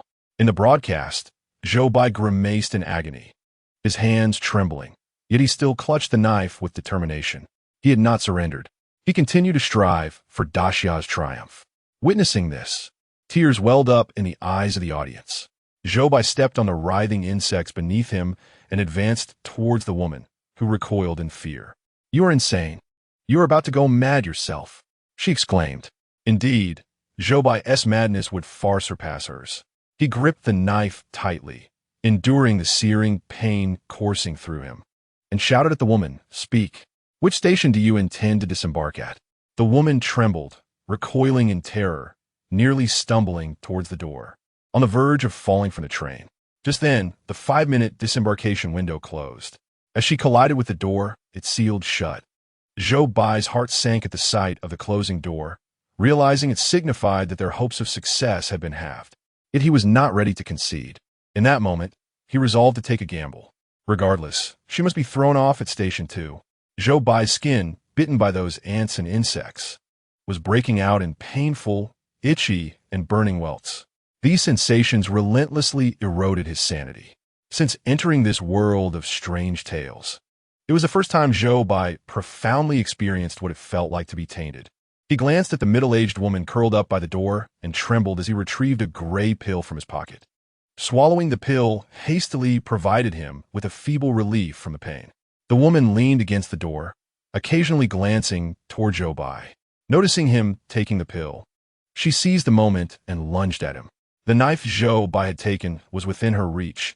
She merely needed to lean forward slightly to touch it. Fortunately, Zhou Bai reacted swiftly. He immediately grasped the knife in his hand and swung it back. The woman's tail fell to the ground. With a cry, she clutched the spot where her tail had been, painfully collapsing and rolling on the floor. Zhou Bai watched her coldly, devoid of any sympathy. Since you refuse to tell me your destination, it can only be one, Station 2. When the door opens, you will exit on your own. Do not force my hand. Upon saying this, Zhou Bai raised the knife before her, mimicking a slicing motion towards her arm. Instantly, the woman was terrified, scrambling to the door. Shortly after, the train's announcement echoed once more. Station 2 was nearing. Zhou Bai aimed the knife at the woman, who immediately trembled and waved her hands in surrender. I'll get off. I'll get off. I'll exit from here. As she finished speaking, the train door coincidentally opened. She hurriedly stumbled off the train, rushing chaotically toward the exit on her right. At last, Zhou Bai found himself alone in the train once more. Only then did he lower the knife. However, the accompanying pain and itchiness began to spread throughout his body. He collapsed on the floor, trembling incessantly. The agony was nearly overwhelming his sanity. Viewers in the live broadcast room of Great Xia Kingdom were moved to tears at this sight. It's all right, even if we fail to clear the level. Zhou Bai will always be our hero. I will forever remember him. Is it not merely accepting the arrival of strange tales? What is there to fear? Zhou Bai has faced the rules of the strange tales 3 times. We have accompanied him through it all. Fear not, Zhou Bai, we are with you. At that moment, Station 3 slowly appeared before the viewers. Zhou Bai turned his gaze toward the door, where he saw 2 rules he had long since memorized. 1. No matter how different you are, we will accept you. 2. Joining us requires a rigorous review. Please prepare yourself mentally. Zhou Bai stared at these 2 rules, suddenly feeling that they resonated differently within his heart. He struggled to rise to his feet. He cautiously supported himself against the back of the chair as he approached the door. The moment his foot crossed the threshold of the train, the mechanical announcement echoed in his ears. Cycle of the train replica, 5th iteration. The chosen one of the Great Xia, Zhou Bai, has successfully completed the mission. Immediately after, another voice resonated. Welcome to the Whitebeard Organization. Chapter 57. The Whitebeard emblem. Zhou Bai found himself engulfed in darkness, with only a beam of light illuminating the distance. Straining to open his eyes, he gazed toward the light and discerned a small boy gradually making his way toward him. As the boy drew closer, Zhou Bai recognized him as Lei. Brother, they sent me to find you. They? Zhou Bai felt a chill of dread seep through him. His mind clouded and unable to process further thoughts. Suddenly, he felt Lei place a pill into his mouth. After swallowing the pill, the pain in his body began to dissipate. Subsequently, Lei pressed a badge in Zhou Bai's hand. This is also something they asked me to give you. Zhou Bai held the badge up to the light, revealing an emblem adorned with a pair of white beards. All right, the task is complete. I must take my leave now. Goodbye, brother. With those words, Lei swiftly turned and vanished into the darkness. Zhou Bai stood there, gripping the badge tightly, as a mechanical announcement reverberated in his ears once more. Congratulations to Zhou Bai for successfully assisting all passengers on the train in locating their destination. The cycle of the train replica has been completed successfully with a high rating. Upon hearing this news, the audience from the Great Xia watched with teary eyes. The atmosphere in the live broadcast room was devoid of the usual jubilant spirit that accompanied successful completions. Instead, it felt overwhelmingly oppressive. The events Zhou Bai had just endured in darkness were unseen by the viewers, leaving them anxious and concerned for his safety. What did it matter if he achieved a high rating? Could it bring Zhou Bai back to us? Why was the screen still dark? I simply wish to see Zhou Bai and know how he is faring. At that moment, I realized that no reward could compare to my hope that Zhou Bai remained alive. Just then, the screen of the Great Xia live broadcast room suddenly illuminated. Zhou Bai stood at the center, shielding his eyes from the brightness until he adjusted to the light and lowered his hand. It was only then that the audience dared to believe they were witnessing Zhou Bai in the flesh. It was indeed Zhou Bai. He had not perished. Look, he has not mutated either. This is splendid, truly splendid. The viewers erupted in cheers before their screens. Seeing Zhou Bai alive stirred more excitement in them than the news of the high rating. Rewards are now being distributed. All supernatural phenomena in the Great Xia have been eradicated. Upon hearing this announcement, the Great Xia live broadcast room fell into an eerie silence. This world had been plagued by the bizarre for many years. The impact of these anomalies had severely disrupted people's lives, causing the entire social and economic structure to regress year by year, having grown accustomed to a distorted existence. The sudden return to normalcy left everyone in a state of bewildered joy. However, other nations receiving this news did not share the same elation. The Great Xia Empire had managed to dispel all ominous tales that had befallen them, allowing for a secure path toward economic development. Thus, the future advancements of the Great Xia Empire were poised to surpass those of its counterparts in no time. That very night, countries across the Blue Planet convened urgent meetings, their focus shifting to the Great Xia Empire, deliberating on how to navigate this newfound reality. Meanwhile, in the Great Xia Empire, the populace gradually regained their composure and commenced their celebrations. They poured out of their homes, gazing up at the luminous night sky. On such a splendid evening, they could finally stroll through the streets with peace of mind. In a live broadcast, Zhou Bai stood illuminated, awaiting the arrival of the next quest. Yet, what he received instead was another message. There will be a 2-day respite. You shall return to the real world. Please take this time to rest well and prepare for the next adventure. As the voice faded, Zhou Bai felt a darkness envelop him. And when the light returned, he found himself in his bedroom. Outside, a silvery full moon hung serenely in the sky, breathing in the fresh air of reality. He let out a long sigh of relief. Knock, knock, knock. The door to his bedroom was rapped upon. As Zhou Bai opened the door, he was immediately enveloped in a warm embrace. Son, you truly have returned. Do you know how much your mother worried while watching your broadcasts? Every day, tears shimmered in her eyes as she scrutinized him, ensuring he was unscathed before finally releasing him. Thus began her lengthy, affectionate monologue. Standing behind her, his father struggled to interject, his frustration evident as he glared at his wife. Our son must be exhausted after so many days without rest. He just got back. Don't cling to him with your tears. Let him rest early, his father remarked, wrapping an arm around his mother's shoulders and turning away. With his other hand, he discreetly gave Zhou Bai a thumbs up before leading her away. Zhou Bai smiled softly, a sense of warmth filling his heart. He closed the door and stepped onto the balcony. It was 1 o'clock in the morning, and the street below was still alive with revelers who had yet to disperse. How wonderful it was! He hadn't seen such a night in ages. With a smile, Zhou Bai returned to his room, drew the curtains, and soon drifted into a deep slumber. He slept soundly until around 11:30, when a gentle patter of rain outside roused him. The aroma of something delightful wafted from the kitchen. His mother was preparing soup. Upon seeing him awake, she hurriedly called out, "Hurry and wash your face and brush your teeth. Breakfast will be ready soon." Zhou Bai replied affirmatively and walked into the bathroom. As he brushed his teeth, he gazed out at the rain, pondering if his father had remembered to take an umbrella when he left. Zhou Bai rinsed his mouth, wiped away the froth at the corners, and then addressed his mother. "That old fool probably forgot it. He mentioned last night that he would return to have lunch with you. Allow me to fetch him."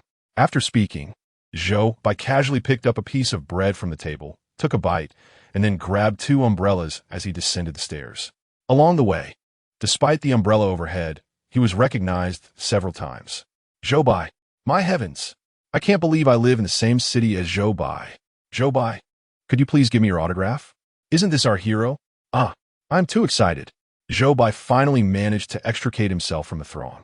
As he neared his father's office building, he hastily donned a mask, which spared him much trouble. His father finished work at noon, and Zhou Bai arrived 10 minutes early. standing at the entrance awaiting his father's arrival. Peering through the glass door, he sought his father's figure within. Soon, he spotted his father emerging, arms laden with papers.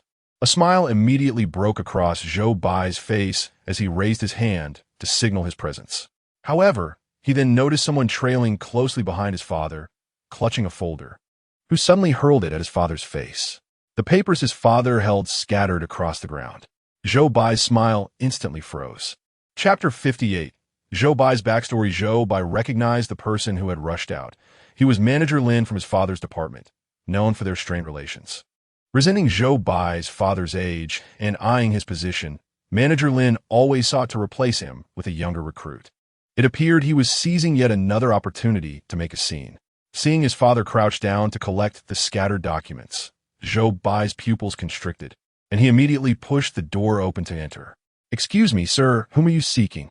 This is an office area, and we do not entertain visitors." Zhou Bai's expression turned fierce, and Manager Lin quickly sensed the hostility. "I am looking for you." "Oh, but I am not acquainted with you." "You will be shortly," Zhou Bai retorted, seizing the folder from the table and smashing it back into Manager Lin's face. With a painful gasp, Manager Lin shielded his face with his hand and pointed at Zhou Bai. "How dare you strike me? Security, where are you? Quickly, throw this person out." Zhou Bai couldn't care less about him, instead crouching down to assist his father in gathering the papers. Zhou Bai's father immediately recognized him. "Stop, this is my son. Do not touch him." Upon hearing Zhou Bai's father, Manager Lin's expression shifted to a smug grin. "Ah, Lao Zhou, your son is causing trouble in the office. This will reflect poorly on you. It seems your bonus this month is in jeopardy." No sooner had he spoken than several security guards burst in. Manager Lin pointed at Zhou Bai. "Come, throw this disgraceful son of Lao Zhou out of the office."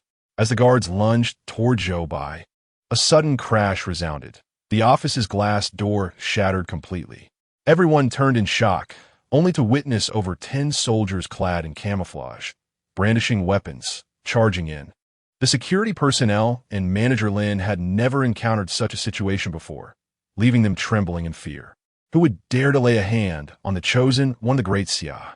Manager Lin quivered, questioning the very existence of such a figure. Suddenly, his eyes widened in recognition as he gazed at Zhou Bai. "Zhou Bai? You are Zhou Bai." Upon scrutinizing Zhou Bai's eyes more closely, a faint sense of familiarity washed over him. Zhou Bai's father had never boasted about his son being his. Thus Manager Lin remained oblivious to this fact. At that moment, he wished he could slap himself twice for having previously declared Zhou Bai to be the disgrace of the Zhou family. How audacious he had been to utter such a statement. He intended to approach Zhou Bai for a few words, but was immediately pushed aside by several warriors. "Mr. Zhou Bai, the highest authority of the Great Xia Analysis Group, wishes to meet with you. Please accompany us," they said. Zhou Bai nodded in response. Having become the chosen one, his fate was now intertwined with that of the Great Xia, making it entirely reasonable for the top leader of the analysis group to seek him out. He glanced at his father, and the warriors, reading his concern, assured him, "Rest assured, your parents are under 24-hour covert protection. Even if you had not intervened, we would have dispatched warriors to safeguard your father." Upon hearing this, Manager Lin felt a chill run down his spine. Zhou Bai nodded. "Father, here is an umbrella for you. Wait for me at home. I will return soon for dinner." After speaking to his father, he followed the warriors outside. He was swiftly led to a conference room, where an elderly gentleman seated at the head of the table rose as Zhou Bai entered. "Mr. Zhou Bai, we are grateful for your contributions to the Great Xia," he said. The others in the room also stood, their eyes reflecting admiration, gratitude, and sympathy. Every chosen one must continuously face challenges in the realm of bizarre tales until they ultimately fail.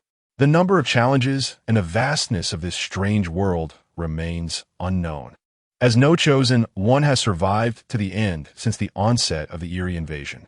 Thus, this young man before them was both a hero of the Great Xia and a figure prematurely declared deceased. "It is nothing. Any citizen of the Great Xia chosen for this fate would strive as I have," Zhou Bai replied calmly. Though merely 22 years old, the numerous life and death crises he had faced in the bizarre world had imbued him with an unflappable demeanor. The elder regarded him with a nod of appreciation. You have now become a focal point of interest for various foreign entities. However, there is no need for concern. We have reinforced covert protection for your parents. As for their future, the state will ensure their well-being. In the realm of bizarre tales, you may fight with abandon. It appeared their purpose in summoning Zhou Bai was to arrange his affairs, allowing him to embark on his journey with peace of mind. Though it may seem somewhat cruel to think this way, Zhou Bai had to admit that this was the best arrangement his country could offer. Thank you, but I shall not allow my parents to lose their son, nor will I permit the Great Xia to falter. Upon hearing Zhou Bai's declaration, none in the conference room believed he could succeed, yet no one had the heart to undermine his confidence. Ah, young man, such ambition is commendable. As Zhou Bai exited the conference room, he found himself in possession of an 8-digit bank card, which had been handed to him by an elderly gentleman. He accepted it without hesitation. Upon returning home, a steaming meal had just been served. As soon as I saw you approaching from the balcony, I promptly sent your mother to reheat the dishes. Am I not clever? Zhou Bai chuckled at his father's playful demeanor, shaking his head in resignation. Clever indeed. At that moment, his mother had already dished out a bowl of soup for each family member. What are you two whispering about? Hurry and come eat. The old man chided. I'm talking to you. Quit lingering and chat with your son. Zhou Bai's father shrugged, and Zhou Bai smiled before joining them at the dining table. The brief respite of 2 days swiftly came to an end, and soon it was time to part ways. Zhou Bai placed the bank card into his mother's hand. She turned away, discreetly wiping away a tear before instantly mustering a smile. His father gently patted Zhou Bai's shoulder. Go now. I will take good care of your mother. Zhou Bai nodded and closed his bedroom door behind him. Lying on his bed, he shut his eyes. Before long, the mechanical voice echoed once more. Welcome to the world of horror tales. The scenario you're entering is titled The Terrifying Tavern. Please prepare yourself and remain vigilant at all times. Chapter 59. The Terrifying Tavern Scenario begins. The Terrifying Tavern Scenario has commenced. All chosen ones should brace themselves. Completion methods for this scenario. Level completion. Acquire a blue handgun and ensure the tavern's survival. Level completion. Obtain the blue handgun. Level completion. Enter the terrifying tavern 7 times and survive. Once the information was relayed, live streams from various countries on Blue Star illuminated simultaneously. Hundreds of newly selected chosen ones stood on a street, just like Zhou Bai. A full moon hung in the sky, and before them stood a dilapidated 2-story tavern. This time, our nation will surely triumph, exclaimed one. The beautiful nation is a great power of Blue Star. There are no challenges we cannot overcome. Another declared, oh, since this is a tavern scenario, might there be beautiful maidens within? Our Iron Tower Nation's chosen ones are in for a treat. As the chosen ones stood before the tavern, they simultaneously took note of the rules posted at the entrance. Rules for customers of the terrifying tavern. 1. The tavern's operating hours are from 23 to 4:44. Do not arrive early or depart late. 2. This tavern upholds the principles of gentlemanly conduct. During the time period of 02000300, it is imperative to proactively invite a lady to dance. The more beautiful the woman, the more tempestuous she may be. Therefore, one should exercise utmost caution to avoid inciting her wrath, as you may find yourself unceremoniously ejected at any moment. Should you observe vacant seats adorned with a glass of wine, take heed to avoid selecting such a seat. The tavern maintains stringent regulations, with patrolling attendants wearing red hats frequently making their rounds. Regardless of their activities within the establishment, there is no need for trepidation. However, if you observe them brandishing black clubs, it is advisable to make a hasty exit from the tavern. The establishment graciously offers complimentary food and beverages, yet it is crucial to refrain from wastefulness. If the bartender, tilting his head, presents you with a drink, do not under any circumstances refuse it. Furthermore, do not pose any inquiries to the bartender. After absorbing all the rules, Zhou Bai heard the voice of the system resonating in his mind. It signaled the detection of a new rule acquired by the host, subsequently highlighting an erroneous option. The 8th clause of the tavern's customer regulations is incorrect. Zhou Bai glanced at the marked erroneous rule. Thus, it is permissible to inquire of the bartender. He surmised that matters might not be as straightforward as they appear. The system only identifies erroneous rules. However, if one naively assumes that the entire rule is erroneous, one may very well fall into a trap. Zhou Bai resolved to adopt a primarily observational approach during his inaugural visit to the tavern. Less action, more observation. Having organized his thoughts, he retrieved his mobile phone to check the time. The screen revealed that it was currently 1:55 a.m., a permissible hour for entering the tavern. He tucked his phone away and stepped through the tavern's wooden doors. Welcome. Upon pushing open the entrance, Zhou Bai was greeted by a beckoning fortune cat, which, while shaking its paw, recited a welcoming phrase.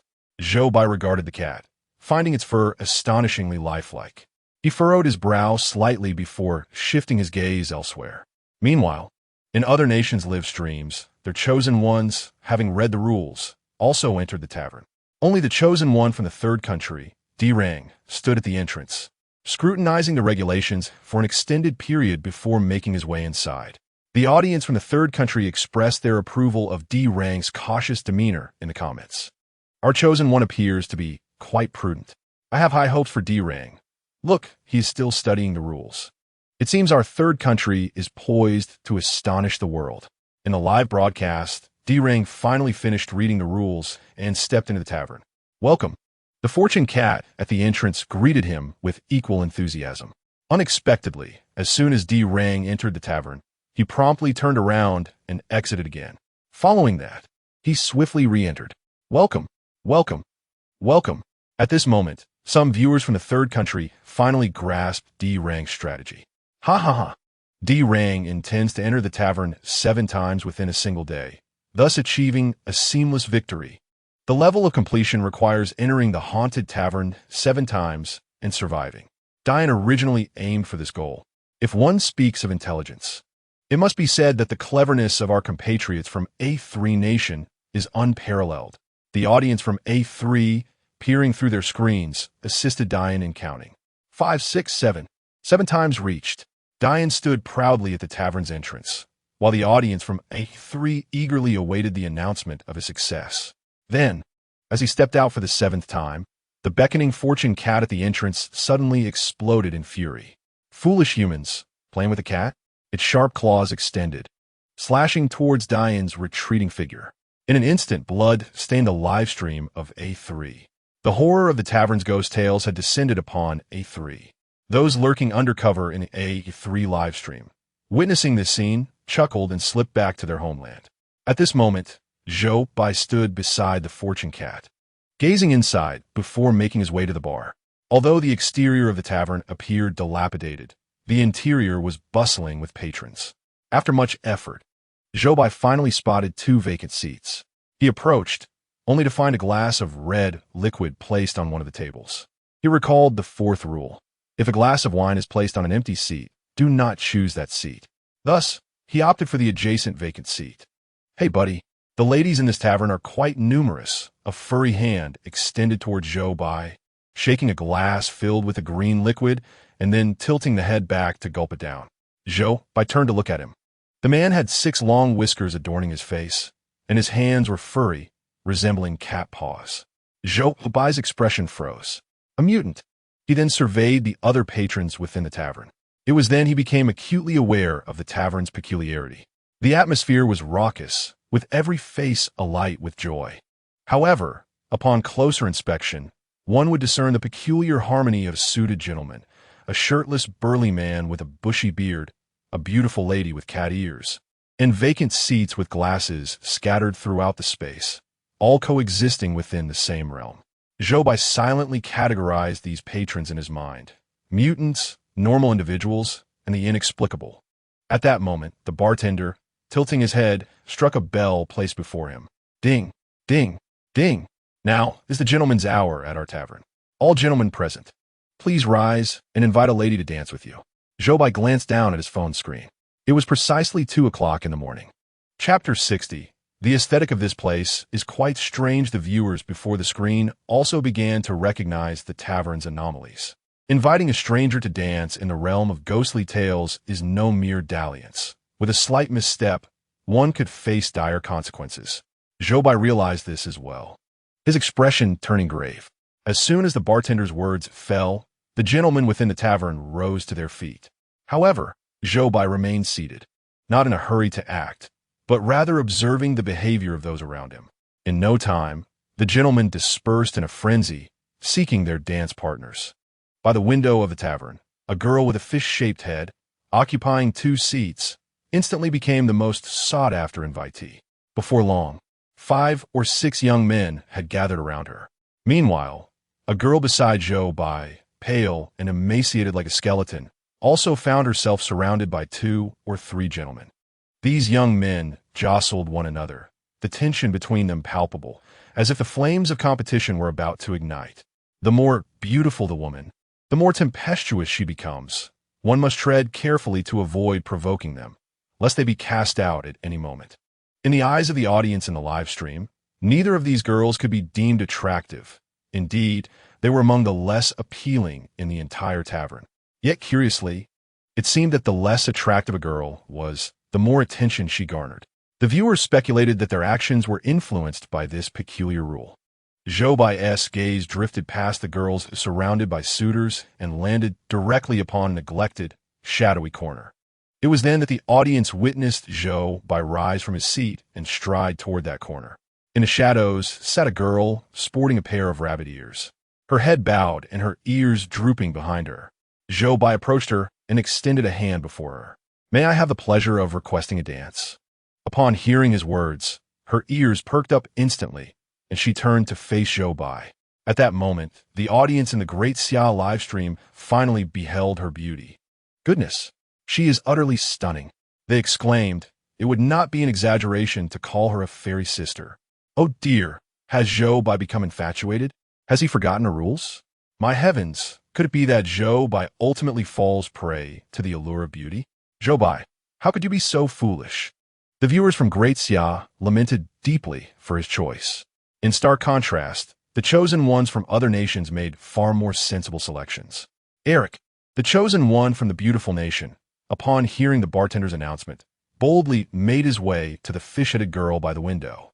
Leveraging his imposing stature, he shoved aside the other suitors and extended his hand toward her.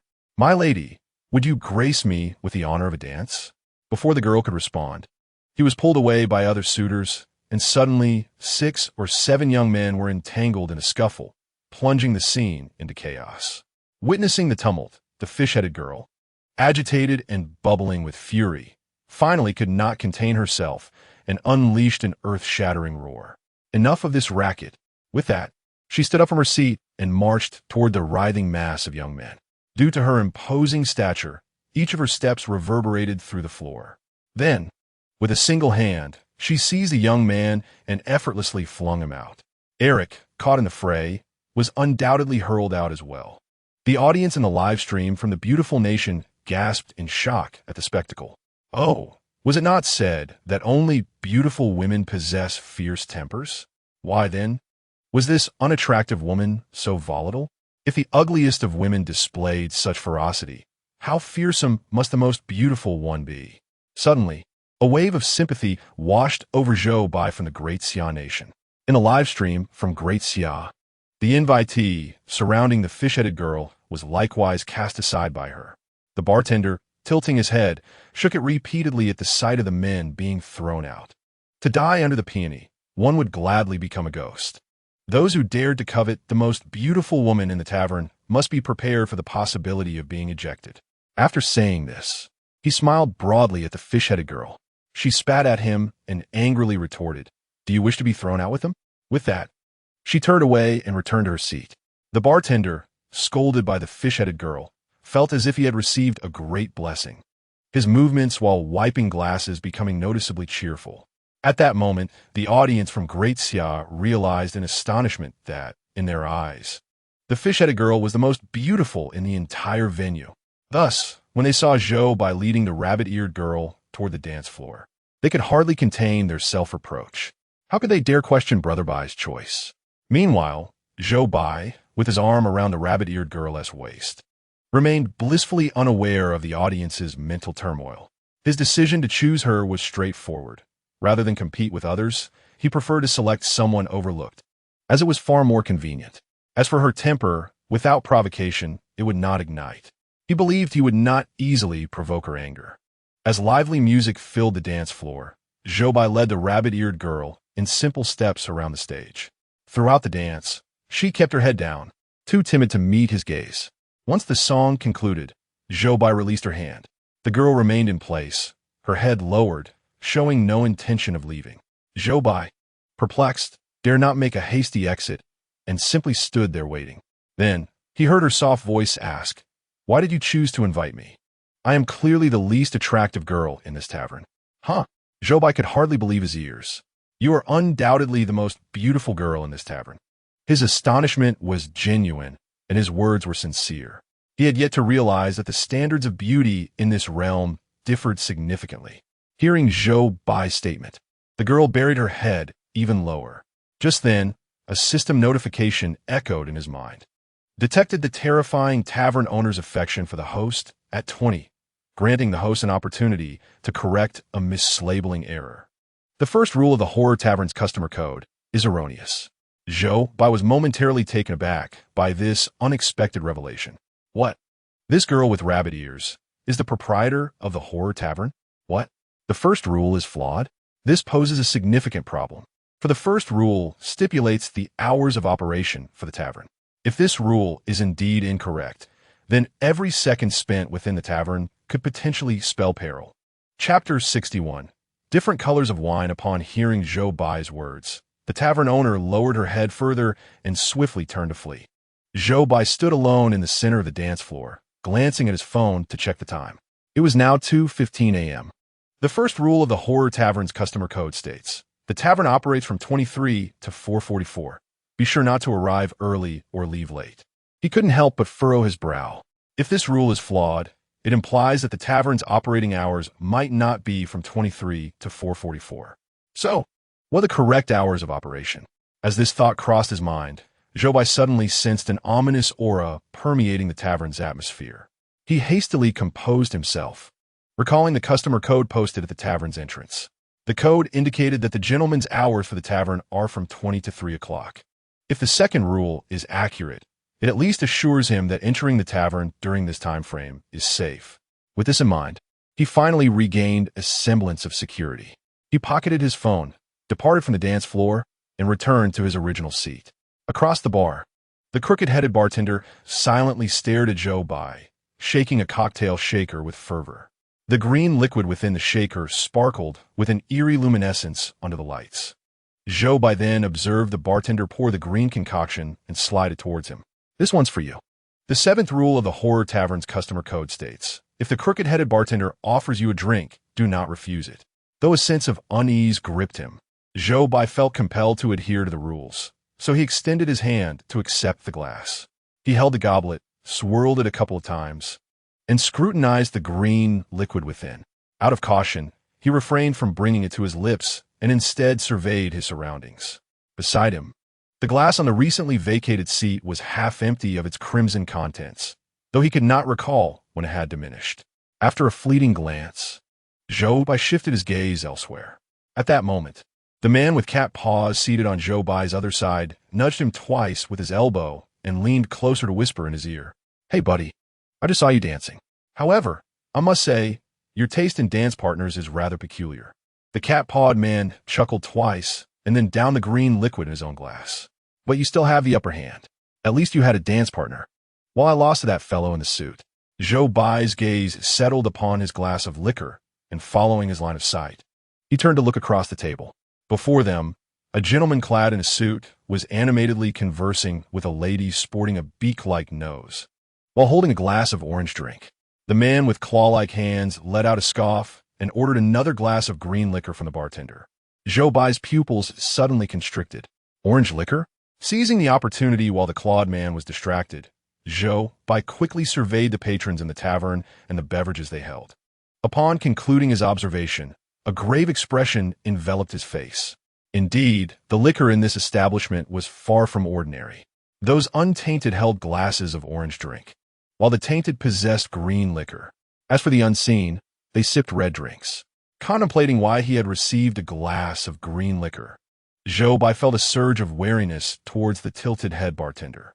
The bartender, still tilted, busied himself serving other customers, yet occasionally cast glances in Zhou Bai's direction. It seemed that if Zhou Bai refrained from consuming the drink before him, he would remain under the bartender's watchful eye. The sixth rule of the tavern's patron code stated, "This establishment offers complimentary food and drink, but waste is strictly prohibited." In other words, should Zhou Bai decline to drink from his glass, he would be in violation of this rule. The glass in his hand suddenly felt scalding. What should he do? The audience in the live broadcast from the Great Xia Kingdom sensed Zhou Bai's predicament. Some astute viewers recognized the pattern of the drinks, leading to an air of concern for Zhou Bai. The green liquor in his grasp posed a dilemma, neither drink nor abstain. All viewers anxiously awaited Zhou Bai's response. At that moment, the clawed man beside him, reeling from romantic disappointments, took his frustrations out on the alcohol. After obtaining his drink, he tilted his head back and downed it in one go. He then waved to the bartender, intent on ordering another. Zhou Bai quickly intervened. "Buddy, you're already drunk. You can't drink anymore." The clawed man brushed his hand away, exclaiming, "No, I want more. I've just gone through a breakup, and you won't let me drink? This is infuriating. Do you not consider me a brother?" Zhou Bai was baffled as to how he had suddenly acquired a brother. However, sensing the opportune moment, he slid his glass towards the clawed man. All right, let's drink. I'll join you for a toast. Bartender, bring me an orange drink." Upon hearing this, the clawed man eagerly accepted Zhou Bai's glass. "Now it's more like it. Good brother." The bartender presented a glass of orange liquor, casting a complex expression towards Zhou Bai. Zhou Bai accepted the glass, clinked it with the clawed man's, and then tilted his head back to drink. The fiery taste surged straight to his head. The clawed man, having downed another glass, seized a cockroach that had crawled across the table and swallowed it whole. Zhou Bai grimaced in disgust, turning his head away to check the time on his phone. The screen revealed that it was now 2:35 a.m. He dared not linger too long in the tavern. For the sake of prudence, he planned to depart before 3 o'clock. Time was of the essence. He needed to acquire more useful information swiftly. The man with the cat's paw lay drunkenly on the table, sobbing. Zhou Bai glanced at him and, with a sense of resignation, rose from his seat and made his way deeper into the tavern. Along the way, a waiter, balancing a tray, navigated deftly between the tables. By appearance, he seemed the most ordinary employee in the establishment. Zhou Bai stopped him and inquired, "Could you please direct me to the restroom?" The waiter paused and turned to Zhou Bai. Suddenly, he opened his mouth, revealing a gaping black void devoid of a tongue. The onlookers gasped in shock. Although the scene was not overtly terrifying, the abruptness of it was unsettling. The waiter gestured, pointing Zhou Bai in a direction. Following his indication, Zhou Bai proceeded inward. However, upon reaching the end of the corridor, he found only a staircase. "Is the restroom on the second floor?" Zhou Bai pondered, raising his gaze ahead. There, beside the staircase, a sign pointed upward, its arrow outlined in black ink.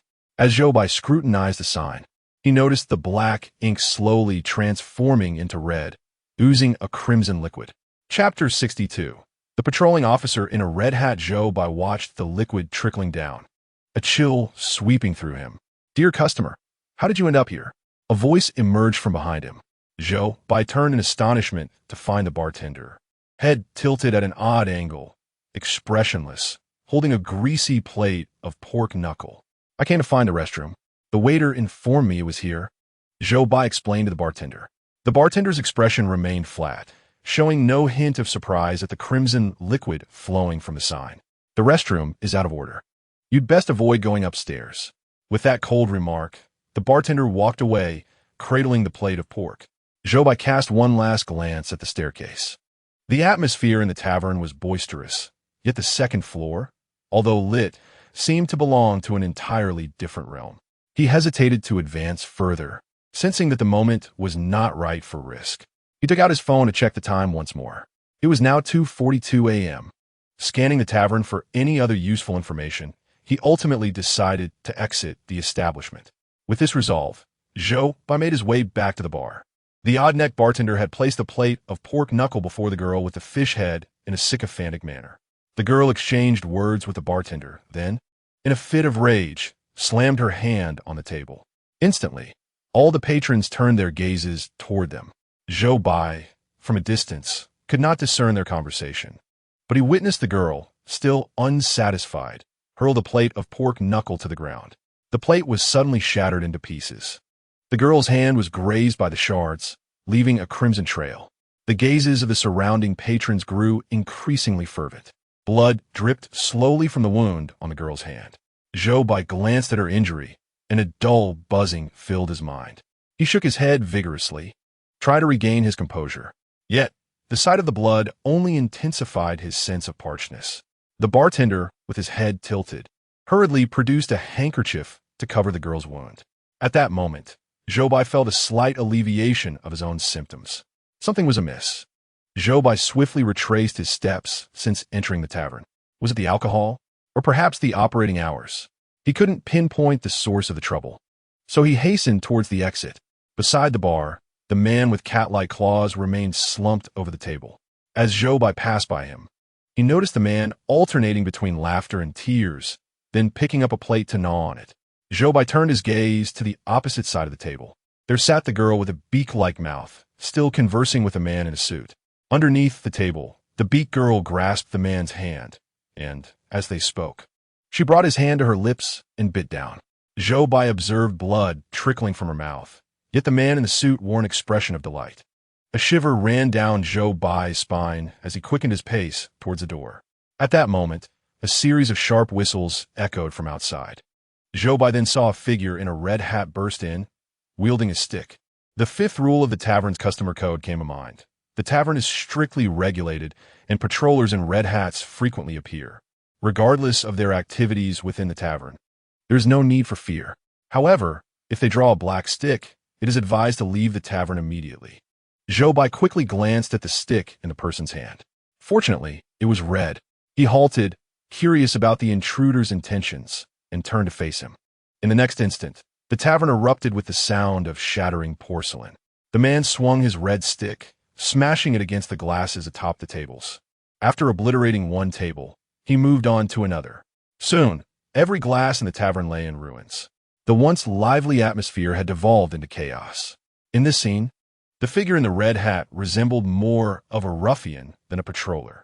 The cacophony of breaking glass seemed to jolt Zhou Bai's mind into clarity. The tavern's proprietress, with rabbit ears, cowered in a corner, too fearful to show her face. Meanwhile, the tilted-head bartender repeatedly bowed in apology to the patroller, appearing more like the tavern's owner. After much effort, the crooked-necked bartender finally ushered the patroller out. Zhou Bai glanced at the time in his hand. It was precisely 3 o'clock in the dead of night when he followed the patrolman out of the tavern.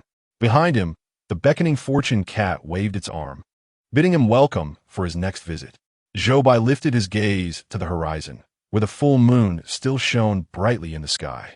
Opposite the tavern stood an inn, designated as a resting area for the chosen ones in this instance. As long as the chosen ones refrained from entering the tavern, they could linger in the resting area. The street outside the tavern was eerily quiet, a stark contrast to the lively scene inside. After exiting the tavern, Zhou Bai made his way to the resting area, where he found his designated room. His window faced the tavern's entrance, so he settled by the window, gazing distantly at the tavern across the way. As Zhou Bai departed, the patrons inside the tavern gradually left as well. He took out his phone to check the time displayed on the screen. Even at 5 o'clock, the lights in the tavern remained aglow. Eventually, Zhou Bai could no longer resist the pull of sleep and rested his head on the windowsill. Viewers in the Great Xia Kingdom's Livestream, witnessing Zhou Bai's tireless efforts, felt a pang of sympathy. Was he attempting to ascertain the tavern's hours of operation? Did he suspect a possible error in this rule? It was rumored that the chosen one from the Iron Tower Kingdom, who had also selected the rabbit-eared beauty like Zhou Bai, had not been ejected but had inexplicably perished instead. The cause of his demise remained a mystery, leaving many to contemplate the frightening nature of the rules. Caution seemed to be the prudent approach. Many viewers, unable to withstand the late hour, eventually succumbed to sleep, leaving only a handful of spectators fixated on the screen. However, the longer they watched, the greater their bewilderment grew. Despite the dawn breaking in the real world, the moon outside Zhou Bai's window remained steadfastly high in the sky. Was there truly no daytime in this instance? This conjecture surfaced in the minds of the viewers. At that moment, Zhou Bai stretched and awoke from his slumber, squinting at the moon above. He then retrieved his phone, and upon discerning the time on the screen, his eyes widened in disbelief. Chapter 63. The rules of the tavern's back door. Zhou Bai's phone displayed the time as 10 o'clock in the morning. Yet the full moon still hung prominently outside his window. Incredulously, he checked his phone again. Indeed, it was 10 o'clock in the morning. Was this instance devoid of daytime? Was his phone malfunctioning? Or was there an issue with his mental state? Zhou Bai's initial reaction was to enumerate all possible explanations. Meanwhile, experts from the Great Xia Kingdom's analysis team convened in an emergency meeting to discuss the matter. Instances devoid of daytime had been documented in their eerie archives, typically accompanied by temporal disarray. At such a juncture, it was crucial for the chosen ones to ascertain the correct time. Let us utilize one hint opportunity to inform Zhou Bai of the current time in the real world, providing him with an additional point of reference, suggested one expert, garnering agreement from the others. Soon, Zhou Bai swiftly received the information sent by the analysis team in his mind. Upon receiving the message, he picked up his phone and cross-verified the time once more. The time displayed on his phone perfectly matched the time sent by the experts, thereby eliminating the latter two hypotheses. However, it remained to be verified whether the time in this copy aligned with that of the real world. Zhou Bai gazed out the window again, observing that the street was even quieter now than it had been the night before. There were almost no pedestrians on the road, save for a limping old man who wandered restlessly around the tavern. After having lunch in the lounge area, Zhou Bai continued to sit by the window, watching the tavern. Throughout this time, there were no other passers-by on the street. It was only when the time on his phone indicated 2:30 in the afternoon that he noticed a garbage truck stopping behind the tavern. From a distance, Zhou Bai saw someone carrying several bags of garbage out of the tavern and tossing them onto the truck. The garbage truck then turned around and retraced its route. It was at this moment that Zhou Bai realized the tavern had a back entrance. After the garbage truck drove away, he stepped out of the lounge area and approached the back door of the tavern. There, he noticed a set of rules affixed to the door. Rules for the back door of the horror tavern. 1. The working hours for tavern staff are from 22 to 5 o'clock. Please strive to arrive early and leave late. 2. The garbage truck may come to collect refuse at any time. The tavern owner will personally take out the garbage.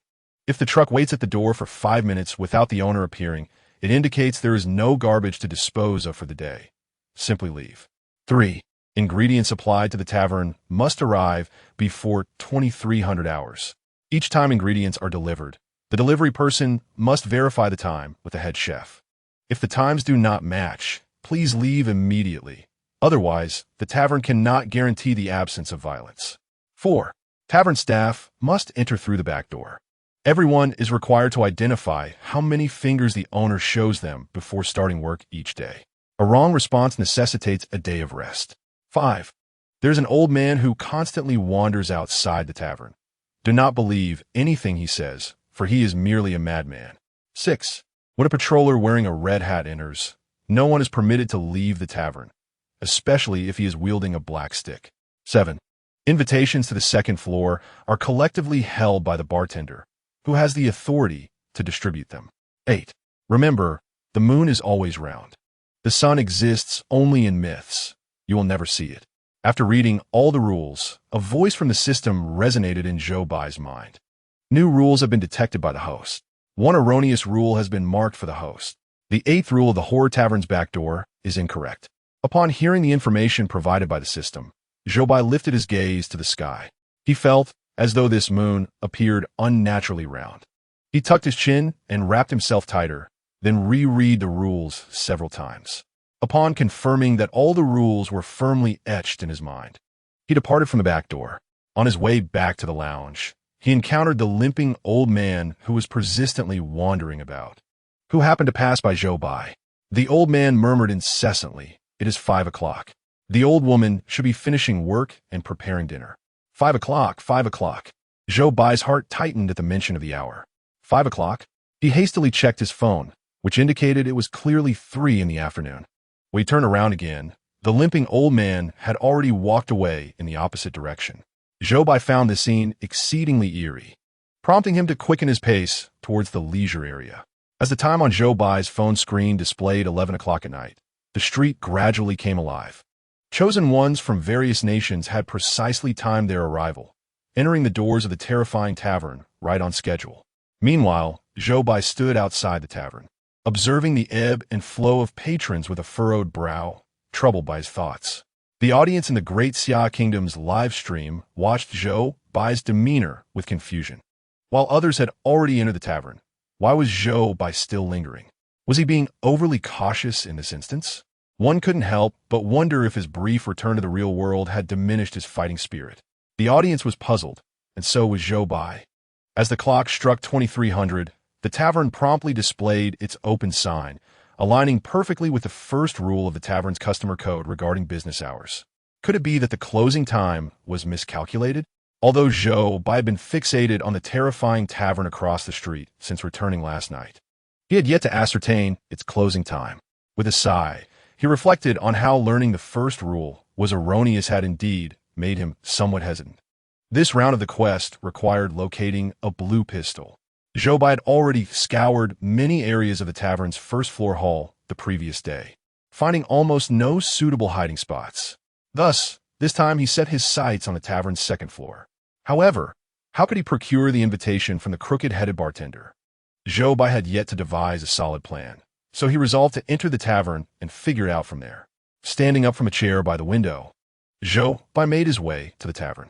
"Welcome," chirped the beckoning cat stationed outside, warmly greeting each customer. He approached the bar and took a seat at the same spot he had occupied the night before. The crooked-headed bartender cast a glance at Zhou Bai before swiftly shaking his cocktail shaker, then poured a glass of orange liquid and presented it to Zhou Bai. Chapter 64. The red thread. Zhou Bai accepted the glass, placing it before him. Now, even this orange drink seemed daunting to him. He surveyed his surroundings. Arriving early today, the tavern was not particularly crowded. The fish-headed girl, however, had come in quite early, sitting alone by the window. From time to time, boys approached with glasses in hand, eager to sit beside her, only to be met with her irritable rebuffs. The tilted-head bartender, bowing his head, silently polished the glass in his hand. Yet his gaze frequently strayed to the girl with the fish-head hairstyle. Zhou Bai observed this scene with amusement and leaned closer to the bartender, inquiring, "Are you fond of her?" The bartender, startled, nearly dropped the glass. "How could I not? She's stunning," he stammered. Zhou Bai broke into a cold sweat, realizing the peculiar tastes of the people in this world. He turned his attention to the fish-head girl, pondering that this could present an opportunity to win over the tilted-head bartender. Noticing Zhou Bai's gaze upon her, the bartender warned, "Pretty girls are not easily won over. Be careful, or she might toss you out of the tavern." Zhou Bai found this amusing and chose to ignore him, continuing to observe the girl. She sat sideways to the bar, a green drink before her, with no other food in sight. Zhou Bai scrutinized her for quite some time, feeling increasingly out of sorts. The position she occupied allowed the bartender to spot her with the slightest glance. Moreover, although she faced away from the bar, Zhou Bai sensed that her gaze seemed perpetually directed toward him, or more specifically, toward the tilted-head bartender who stood opposite him. Upon uncovering this secret, Zhou Bai could not help but chuckle quietly. The bartender shot him an angry glare. "Are you also thinking of making a play for her?" Zhou Bai quickly waved his hands in denial. No, I wouldn't dare." Seated, he occasionally tapped his fingers against the glass, contemplating how to forge a connection. At that moment, a furry paw suddenly rested on Zhou Bai's shoulder. Turning to see a face adorned with 6 whiskers leaning in, he heard, "Hey brother, why are you here so early today?" The cat paw man plopped down beside him and shouted to the bartender, "More drinks?" The tilted-head bartender responded promptly, offering a glass of green liquid. The cat paw man clinked his glass against Zhou Bai's and declared, "Come on, brother, let us drink together." With that, he downed his drink in one swift motion and then turned to Zhou Bai. "What's wrong? Aren't you drinking?" At that moment, Zhou Bai truly wished to distance himself from this unbidden brotherhood. However, the bartender suddenly halted his actions, also looking at Zhou Bai. A chill ran down Zhou Bai's spine. He lifted his glass to his lips, took a sip, and only then did they both avert their gazes. Outside the tavern, a girl with a bird-like appearance nestled against a suited man's shoulder as they entered together. The cat paw man snorted in irritation and turned his head away. "Quick, Another round. As the two of them passed behind Zhou Bai, he caught a glimpse of the suit-clad man's wound from the previous night, now delicately cloaked in a layer of feathers. Soon, it was time for the gentleman's hour at the tavern. The slanted-eyed bartender struck the bell before him. Ding, ding, ding. It is now the gentleman's hour at this establishment. Gentlemen present, please rise and invite a lady to dance with you. Zhou Bai hastily lowered his head, glancing at his phone screen, which displayed the time as precisely 2 o'clock in the morning. This indicated that the tavern's time was synchronized with that of the real world. What, then, was the meaning of the time the limping old man had mentioned? Could he truly be mad? Zhou Bai's gaze drifted towards the girl with the fish-shaped hairstyle. As soon as the bartender announced the news, a swarm of young men rushed towards her. The cat-claw man, now thoroughly inebriated, rose to seek another target. With him gone, Zhou Bai leaned closer to the bartender and asked, "Aren't you going to invite her?" The bartender immediately cast his eyes down, looking uneasy. "I don't think so. She wouldn't accept my invitation. She has so many options." Zhou Bai surveyed the chaotic surroundings and leaned in closer to whisper a few words in the bartender's ear. The bartender's eyes widened in surprise. Then he solemnly nodded in agreement. Seeing that the bartender had acquiesced to his suggestion, Zhou Bai turned and made his way towards the fish-haired girl. In a corner of the tavern, the owner sat with her ears drooping. Whenever a sound passed by her, her ears would perk up slightly, but they inevitably drooped back down in disappointment. Meanwhile, Zhou Bai rolled up his sleeves and pushed through the throng of men encircling the fish-haired girl. The viewers in the Great Xia Kingdom's live stream stared wide-eyed at the unfolding scene. Had Zhou Bai lost his mind? His dance partner for the night was the fish-haired girl? Why would he choose her over the beautiful and gentle bunny ear miss? Other nations had all utilized hints, and except for Zhou Bai, the other chosen ones opted for the bunny ear Mississippi. This was it. Zhou Bai was bound to be thrown out of the tavern. The live stream captured Zhou Bai, empowered by his enhanced strength, shoving aside the men surrounding the fish-haired girl. His display of strength intimidated many, yet a few persistent souls continued to advance. After a considerable struggle, Zhou Bai finally broke free from the throng and approached the fish-haired girl, disheveled and breathless. She shot him an irritated glance and shouted, "You're so annoying. I want to dance with you." With that, she made to grab him. The viewers in the Great Xia live stream shook their heads in despair. This was the end. He was going to be thrown out. Then, they witnessed Zhou Bai blocking her hand and exclaiming loudly, "No, no. It's not me who wishes to invite you to dance. It's him." He quickly pointed towards the slanted-eyed bartender at the bar. Thus, the gaze of the entire tavern was drawn towards him. The girl with the fish head paused momentarily, then shook off Zhou Bai's hand and strode towards the bar. With each step she took, the whole tavern trembled slightly. The crooked-headed bartender's heart also skipped a beat. Chapter 65. The tavern's underground cellar. Are you inviting me? The fish-headed girl approached the crooked-headed bartender. He tightened his grip on the wine glass in his hand and nodded nervously. "Yes. But if you..." Before the crooked-headed bartender could finish his sentence, the fish-headed girl yanked him out from behind the bar. "Come, let us dance." "Oh, huh." Before the crooked-headed bartender could respond, he was dragged away by the fish-headed girl. In his fluster, he didn't know how to place his wine glass, and with a loud crash, it fell behind them. In the center of the dance floor, the fish-headed girl held the crooked-headed bartender and twirled again and again. The crooked-headed bartender felt dizzy, as if he were lost in a dream. Meanwhile, the surrounding men cast envious glances at him. Zhou Bai stood beside the dance floor, observing their lively steps and calculating when it would be appropriate to approach the crooked-headed bartender for his payment. At that moment, he glanced at the time and realized it was already 2:45 in the morning. This meant he had to invite a dance partner within the next 15 minutes to avoid breaking the rules. He turned to survey the scene, only to find that all the girls present already had their partners. This posed quite a dilemma. Should he boldly intervene, or simply leave? Just as Zhou Bai was torn about what to do, the tavern's proprietress, with her rabbit ears, emerged from a corner, her head drooping as she quietly distanced herself from the crowd. Zhou Bai's eyes brightened at once, and he hurriedly followed her. He watched as the proprietress wove through the crowd and made her way to the back of the tavern, then vanished from sight. Zhou Bai trailed closely behind and reached the end of the path, discovering himself at the spot where the staircase had appeared the previous day. However, the staircase that should have led to the second floor had now disappeared, replaced by a descending stairway. The sign still hung in its original place, but it was now black and pointing downward. Zhou Bai stood at the edge of the staircase, peering down. The camera of the Daxiao livestream adjusted to his perspective, revealing a pitch-black scene. Warning for high energy ahead. Folks, I have a premonition that our Brother Bai is going down. No need for premonitions. Knowing Brother Bai as I do, he will surely explore this seemingly safe place. Wait, let me wrap myself in my little blanket first. In the live stream, Zhou Bai did not disappoint the audience. After hesitating for merely 2 seconds on the staircase, he proceeded downwards.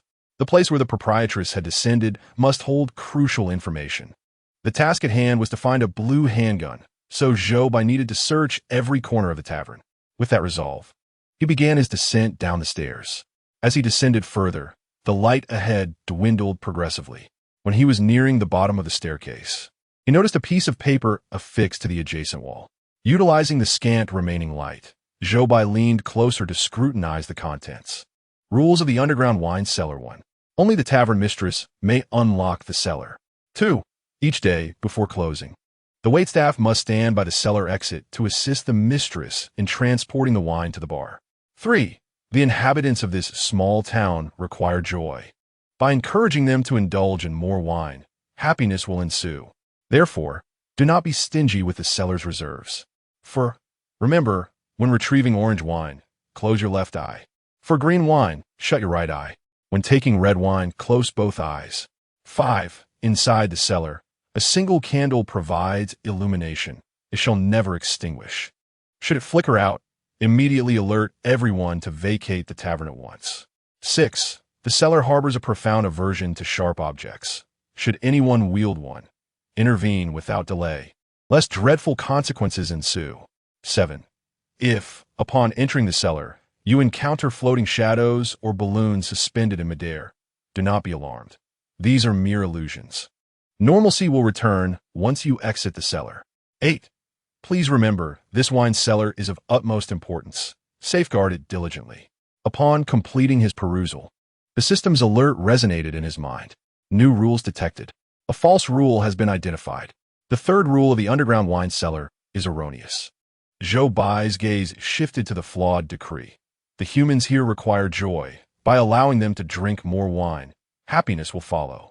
Therefore, do not be frugal with the cellar's reserves. Could it be that people should not drink excessively? Is it true that wine does not yield joy? Or perhaps a certain quantity of wine must be preserved within the cellar? The information was indeed imprecise. He mused inwardly, reflecting on the frenzied behavior of last night's patrons. One thing was certain. The wine in the tavern was undoubtedly problematic. He succinctly summarized the rules and meticulously reread them several times, ensuring they were firmly etched in his memory before proceeding further. As he descended the final step, the light from the first floor vanished entirely, leaving only the flickering candle in the cellar to provide a semblance of illumination. Beyond that, darkness enveloped him. He ventured deeper into the cellar, which was airless, yet the candle flickered incessantly, casting erratic shadows that danced before his eyes. He surveyed his surroundings, first determining the location of the tavern mistress, and continued onward through the expansive cellar, comparable in size to the tavern's first floor, meandering between rows of wine racks. At the end of the room, adorned with a wine cabinet, a figure stood facing the wall. The slender silhouette, complemented by long ears cascading behind, unmistakably belonged to the proprietress. Zhou Bai hastened a few steps to approach her from behind. Sensing someone nearing, the proprietress spoke in a soft tone, inquiring about his purpose for entering. At that moment, the time on his phone displayed 2:58 in the morning. Zhou Bai, undeterred by the lateness of the hour, recalled the initial reason for his pursuit. Thus, he proposed, "I came to invite you to share a dance with me." No sooner had his words left his lips than a clattering sound echoed through the air as an object slipped from the proprietress's grasp. Zhou Bai glanced down and was taken aback to see a sharp pair of scissors lying ominously on the floor. According to the 6th rule of the wine cellar, sharp objects are to be feared within the cellar.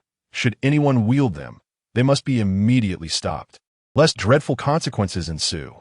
Zhou Bai's pupils constricted in alarm. What was her intention just moments ago? Chapter 66. The illusory bubbles in the wine cellar. The proprietress slowly turned her head. To the audience, her beautiful visage remained unchanged. Yet it pained him to see such beauty marred in a world of distorted aesthetics. It seemed as if she were teetering on the brink of despair. Her recent demeanor resembled that of someone contemplating self-harm. How tragic it was that such a stunning face went unappreciated in her world.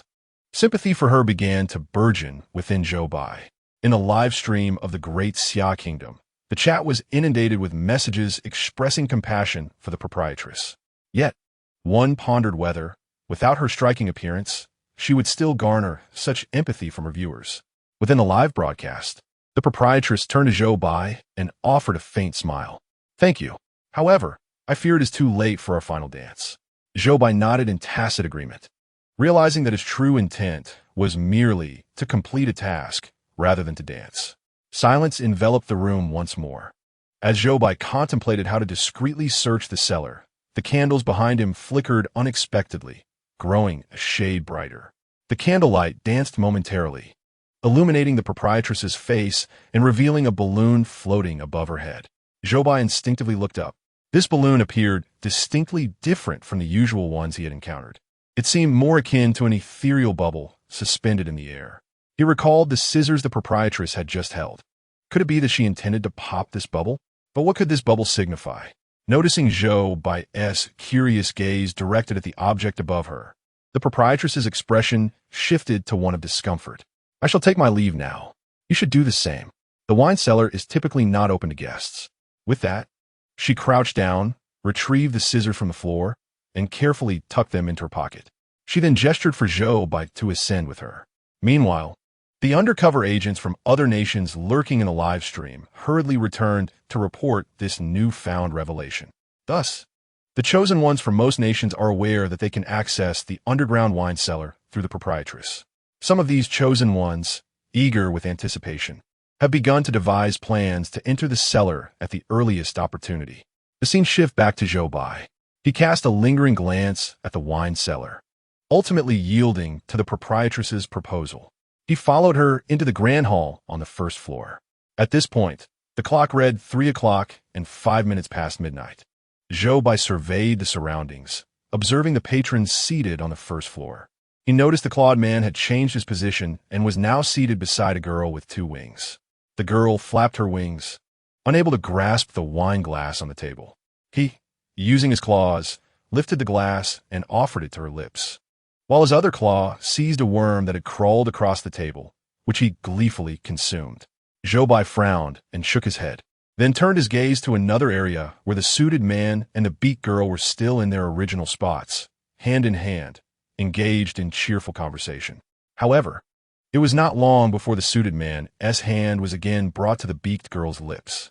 She bit down hard, creating a wound deeper and larger than the previous day.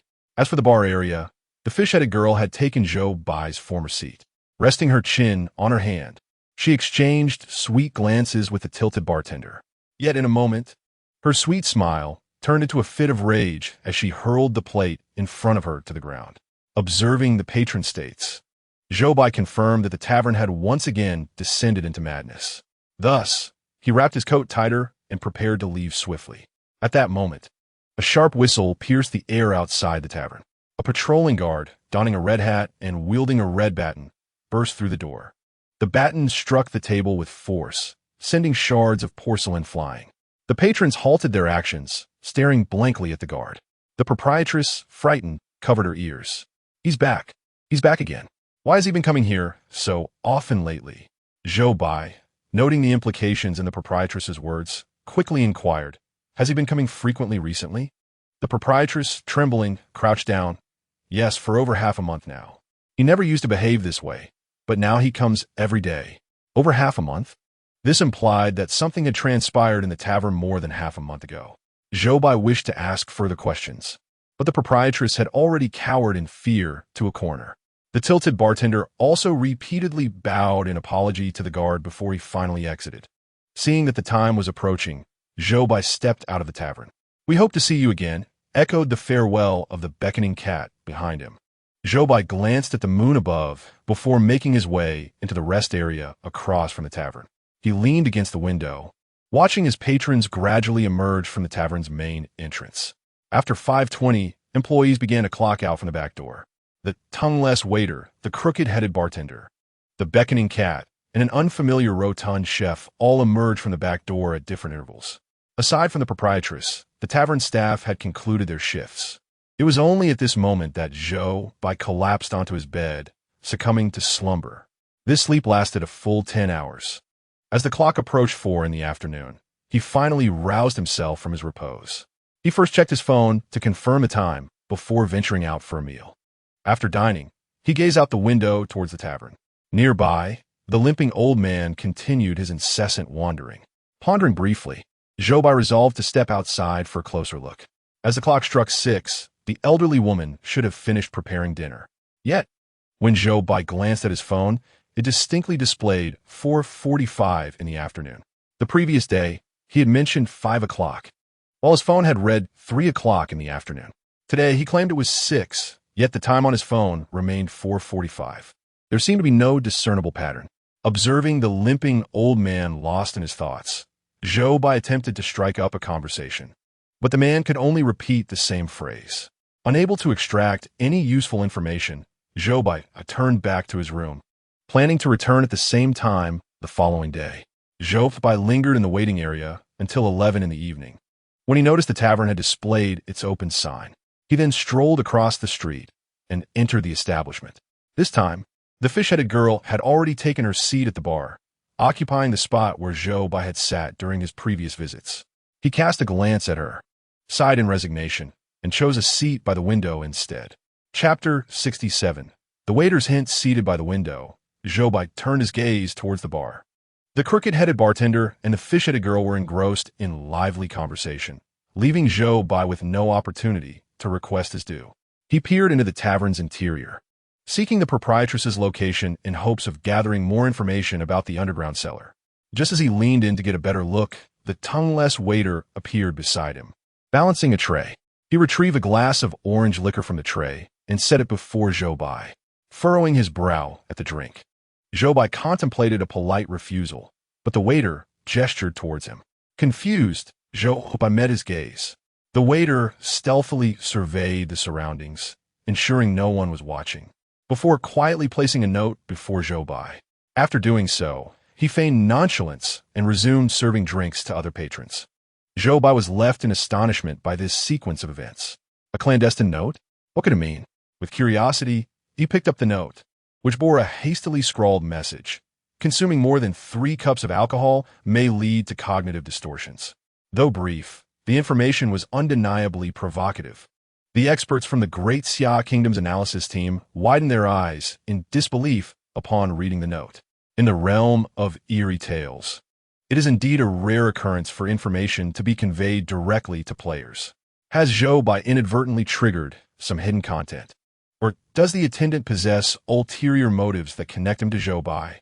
Experts recall that just 2 nights prior, as the clock struck midnight, patrons of the tavern began to exhibit rather peculiar behaviors. The unsettling state of these customers lends credence to the notes they received, instilling a sense of belief in their authenticity. Today marks Zhou Bai's 3rd venture into the haunted tavern, with the journey requiring a total of 7 visits. This indicates that he has nearly reached the midpoint of this particular quest. Among other nations' chosen ones, half have already been eliminated after their initial entries into the tavern. Zhou Bai's remarkable performance in previous trials has naturally drawn the attention of foreign competitors, and his unexpected receipt of a note from the attendant has incited envy to the point of igniting flames of jealousy. Among the remaining survivors, only Zhou Bai has been favored with such a missive. Nations still possessing hint opportunities swiftly relayed this news to their respective chosen ones, resulting in most countries expending another hint chance. In a live broadcast, Zhou Bai, after reviewing the note, tucked it away, uncertain if it constituted a rule. There was but a single line, and the absence of the system's notification in his mind prompted him to seek verification of the note's contents. This approach would at least clarify whether the silent attendant was a friend or a foe. The entrance of the tavern echoed with the enthusiastic welcome of a beckoning cat. Turning to glance, Zhou Bai noticed the cat paw man sauntering through the doorway. He waved and called out, "Hey, brother, come sit here." The cat paw man, taken aback by Zhou Bai's change of seating, displayed a puzzled expression. However, upon noticing the bar, he burst into laughter. The fish-head girl had commandeered 2 seats, occupying both the spots originally intended for the cat paw man and Zhou Bai. Amused, he made his way toward Zhou Bai, pausing to exchange a mischievous grin with the tilted-head bartender. Ignoring the bartender's scornful glare, he chuckled heartily and settled across from Zhou Bai. "Brother, why didn't I see you dancing last night? Did you fail to charm a lady?" he exclaimed, launching into an animated recounting of his exploits. As Zhou Bai listened, he intermittently glanced towards the window, casually capturing a cockroach that had scuttled by and presenting it to the cat paw man. "That's disgusting. Get rid of it. It's revolting," he protested. Zhou Bai released the cockroach, which immediately flitted past the cat paw man's face, causing him to shiver involuntarily. Zhou Bai, with a playful smile, inquired, "Don't you enjoy this delicacy? It has a rather delightful flavor." The cat paw man grimaced in distaste. "Disgusting. I didn't realize you had such a strong taste. Not only in women, but also in food." Zhou Bai picked up a napkin from the table, wiped his hands, and with a smile, chose not to continue the discussion on the matter. The taciturn waiter passed by them, placing a plate of peanuts and a dish of sunflower seeds on the table. Subsequently, he set down a glass of green liquor before the man with claw-like hands. The man seized a glass and downed it in one gulp. Holding up the empty cup, he gestured to the waiter for a refill, then grabbed a handful of sunflower seeds to crack open. "Brother, I must say, you've managed to charm such a stunning beauty for the bartender. And you even vacated your seat for them. What's your angle? The bartender has a reputation for being quite cunning. Be cautious, lest you find yourself ensnared without realizing it." The audience in the Daxia livestream, upon hearing the man's words, nodded vigorously in agreement. Indeed, this crooked bartender exudes an air of mischief. We hope Brother Bai doesn't fall prey to his schemes.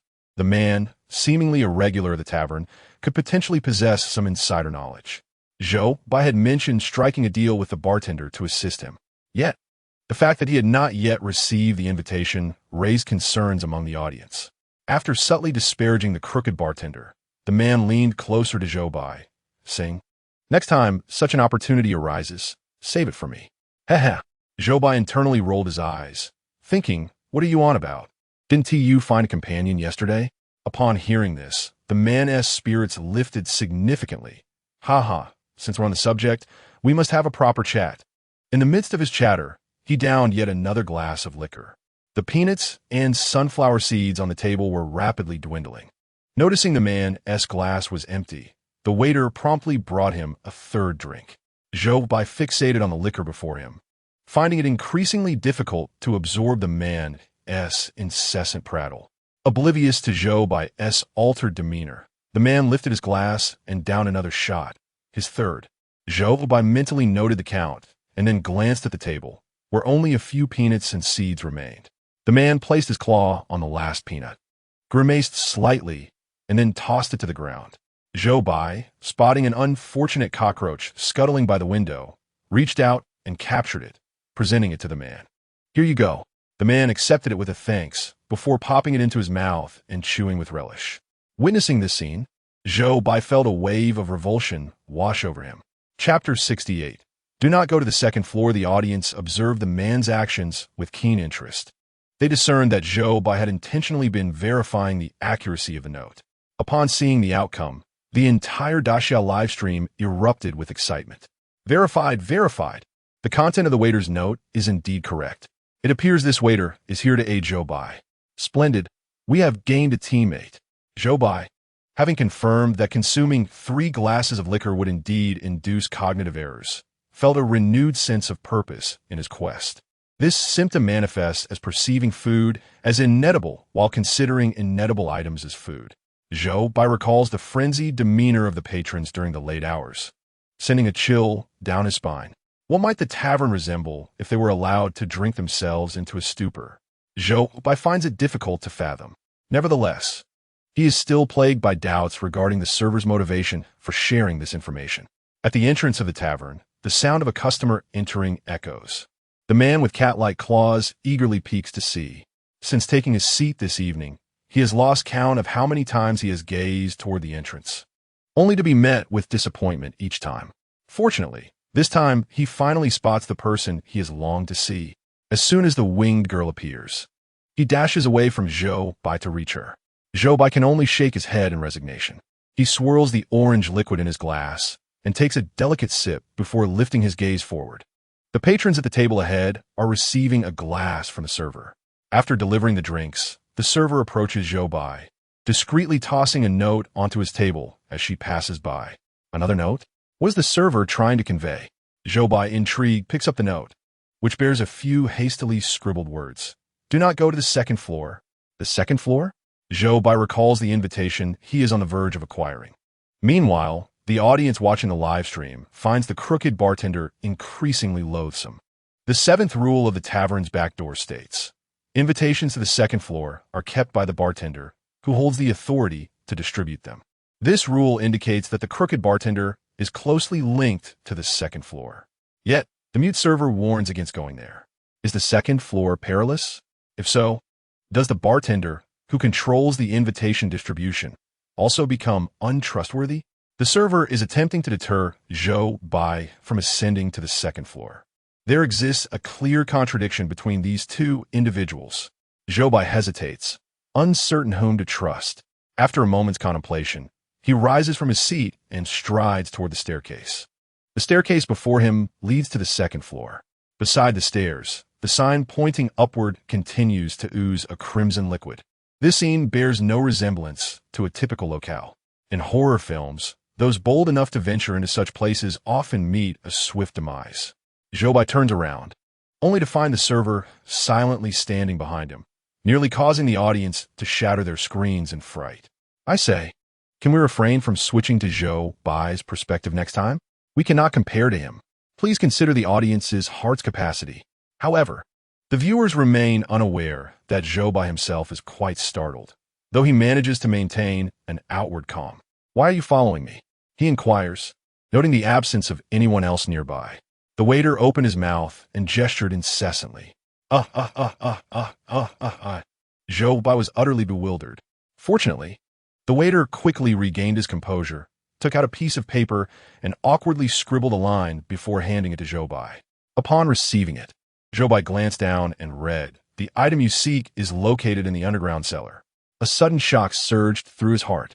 This waiter knew what he was looking for and even revealed its location. Was this an uncommonly straightforward passage? This level seemed almost too easy to traverse. The viewers in the Great Xia Kingdom's live broadcast room, upon seeing the message on the paper, could hardly contain their excitement. Meanwhile, the undercover agents lurking in the Great Xia Kingdom's live broadcast room quickly returned to report this news. In a live feed, the waiter, having seen that Zhou Bai had read the note, felt reassured and returned to his duties. Zhou Bai, filled with questions, made his way back to his seat. Soon, it was time for the gentleman's hour at the tavern. The tilted-head bartender struck the bell before him. Ding, ding, ding. It was now the tavern's gentleman's hour. Gentlemen present, please rise and invite a lady to dance with you. No sooner had the bartender's words faded than a throng of gentlemen surrounded the fish-headed girl. Fortunately, she possessed considerable strength. With a swift motion of her arms, she sent several of the men sprawling. She glanced at the tilted-head bartender, who subtly gestured an invitation toward her, only to be promptly pulled from behind the bar by her. The two made their way to the center of the dance floor. Zhou Bai did not rise to invite a dance partner, but instead gazed at the dance floor. The tilted-head bartender nestled against the fish-headed girl as shoulder, while the cat-paw boy embraced the winged girl at the waist. The suited gentleman, adorned with even more feathers, danced enchantingly with the beak-faced girl, lost in his reverie. Zhou Bai observed the couples on the dance floor, lost in his thoughts, neglecting to invite a partner at that moment. The tavern's proprietress, sporting rabbit ears, remained in her usual corner, untouched by any gentleman's invitation to dance. As the music concluded, the couples exited the dance floor for a brief respite, awaiting the next melody. At this juncture, Zhou Bai approached the corner where the proprietress sat, intending to invite her to dance to the second tune. If possible, he sought to persuade her to lead him to the underground cellar in search of that blue pistol. Meanwhile, after returning the fish-headed girl to her seat, the tilted head bartender made his way toward Zhou Bai. Just as Zhou Bai was about to reach the proprietress, he was intercepted by the tilted head bartender. Zhou Bai turned back in puzzlement. "I am here to fulfill a promise," the bartender declared, extracting an invitation from his pocket and presenting it to Zhou Bai. "Thank you for revealing to me that she indeed harbors feelings for me. This is what we agreed upon last time. I have brought it for you." Zhou Bai gazed at the gilded invitation that had been presented to him, the brilliance of its golden edges strikingly vivid at that moment. Chapter 69. The flickering rod of red light. After a moment's hesitation, Zhou Bai ultimately accepted the invitation handed to him by the crooked-headed bartender. Second floor invitation. Entry time. Every night at 10:30. Please arrive punctually. Latecomers will not be admitted. Zhou Bai scrutinized the indicated time. 10:30? But the tavern does not commence operations until 11. This entry time is beyond the tavern's hours of service. Could it be that the first rule of the terrifying tavern's customer guidelines is flawed in this regard? The viewers in the live stream of the Great Xia Kingdom were oblivious to the error in the first rule. Thus, upon seeing the entry time for the second floor, they erupted in chaos. This contradicts the first rule of the customer guidelines. Fake, fake. That crooked-headed bartender is indeed very wicked. Entering during non-operating hours would violate the rules and could be fatal. The waitstaff mentioned that the blue pistol is in the underground cellar, and one merely needs to retrieve it from there without taking such a risk. At that moment, Zhou Bai remained unaware of the audience's concerns in the comments. Instead, he silently tucked the invitation into his pocket. After delivering the invitation, the crooked-headed bartender returned to the bar. At that instant, the prelude to the second song began to play in the dance hall. Zhou Bai made his way to a corner where he found the rabbit-eared proprietress lurking. He extended his hand towards her. The rabbit-eared proprietress glanced at Zhou Bai, her gaze falling upon the corner of the invitation peeking out from his pocket. "Are you going to the second floor?" Zhou Bai nodded. "It may be a bit dangerous," she replied, lowering her head with a calm demeanor. Upon hearing her words, Zhou Bai's heart raced. The viewers in the live stream became even more anxious. If even the proprietress warns of danger on the second floor, it must indeed be perilous. That crooked-headed bartender is undoubtedly very sinister. One must guard against fire, theft, and crooked-headed bartenders. Zhou Bai paused momentarily before pressing further. "What kind of danger?" The proprietress shook her head, showing no intention of elaborating on her response. Zhou Bai sighed softly. It seems the game's fundamental operation is to withhold answers. It appears that the truth must be sought independently. As the music swelled, Zhou Bai chose not to continue the topic. Instead, he took the proprietress's hand and approached the edge of the dance floor. Inside the dance hall, couples nestled closely together, making their unfamiliar partnership appear somewhat out of place. The proprietress kept her head down, her every movement timid, daring only to linger at the periphery of the dance floor, avoiding the center stage entirely. "Do not fear the gaze of others. Look, even though my dancing is clumsy, I shall hold my head high," Zhou Bai declared, deliberately raising his head high. This elicited a chuckle from the proprietress. Suddenly, Zhou Bai tugged firmly, pulling her into the center of the dance floor. The proprietress looked up at him in surprise. "Yes, just like that. Let's raise our heads together."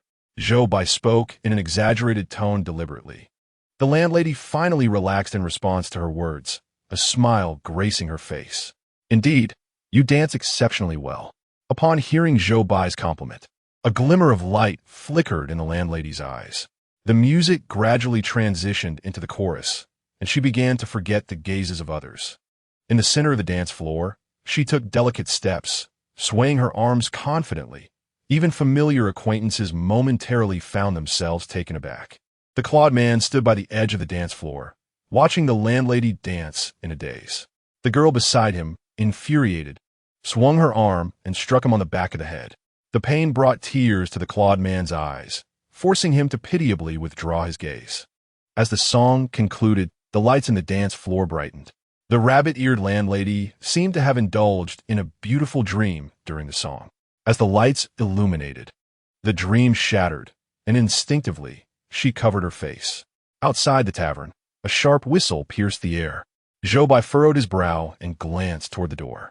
Was it the patrol officer's whistle? He instinctively checked the time on his phone. 2:15 a.m.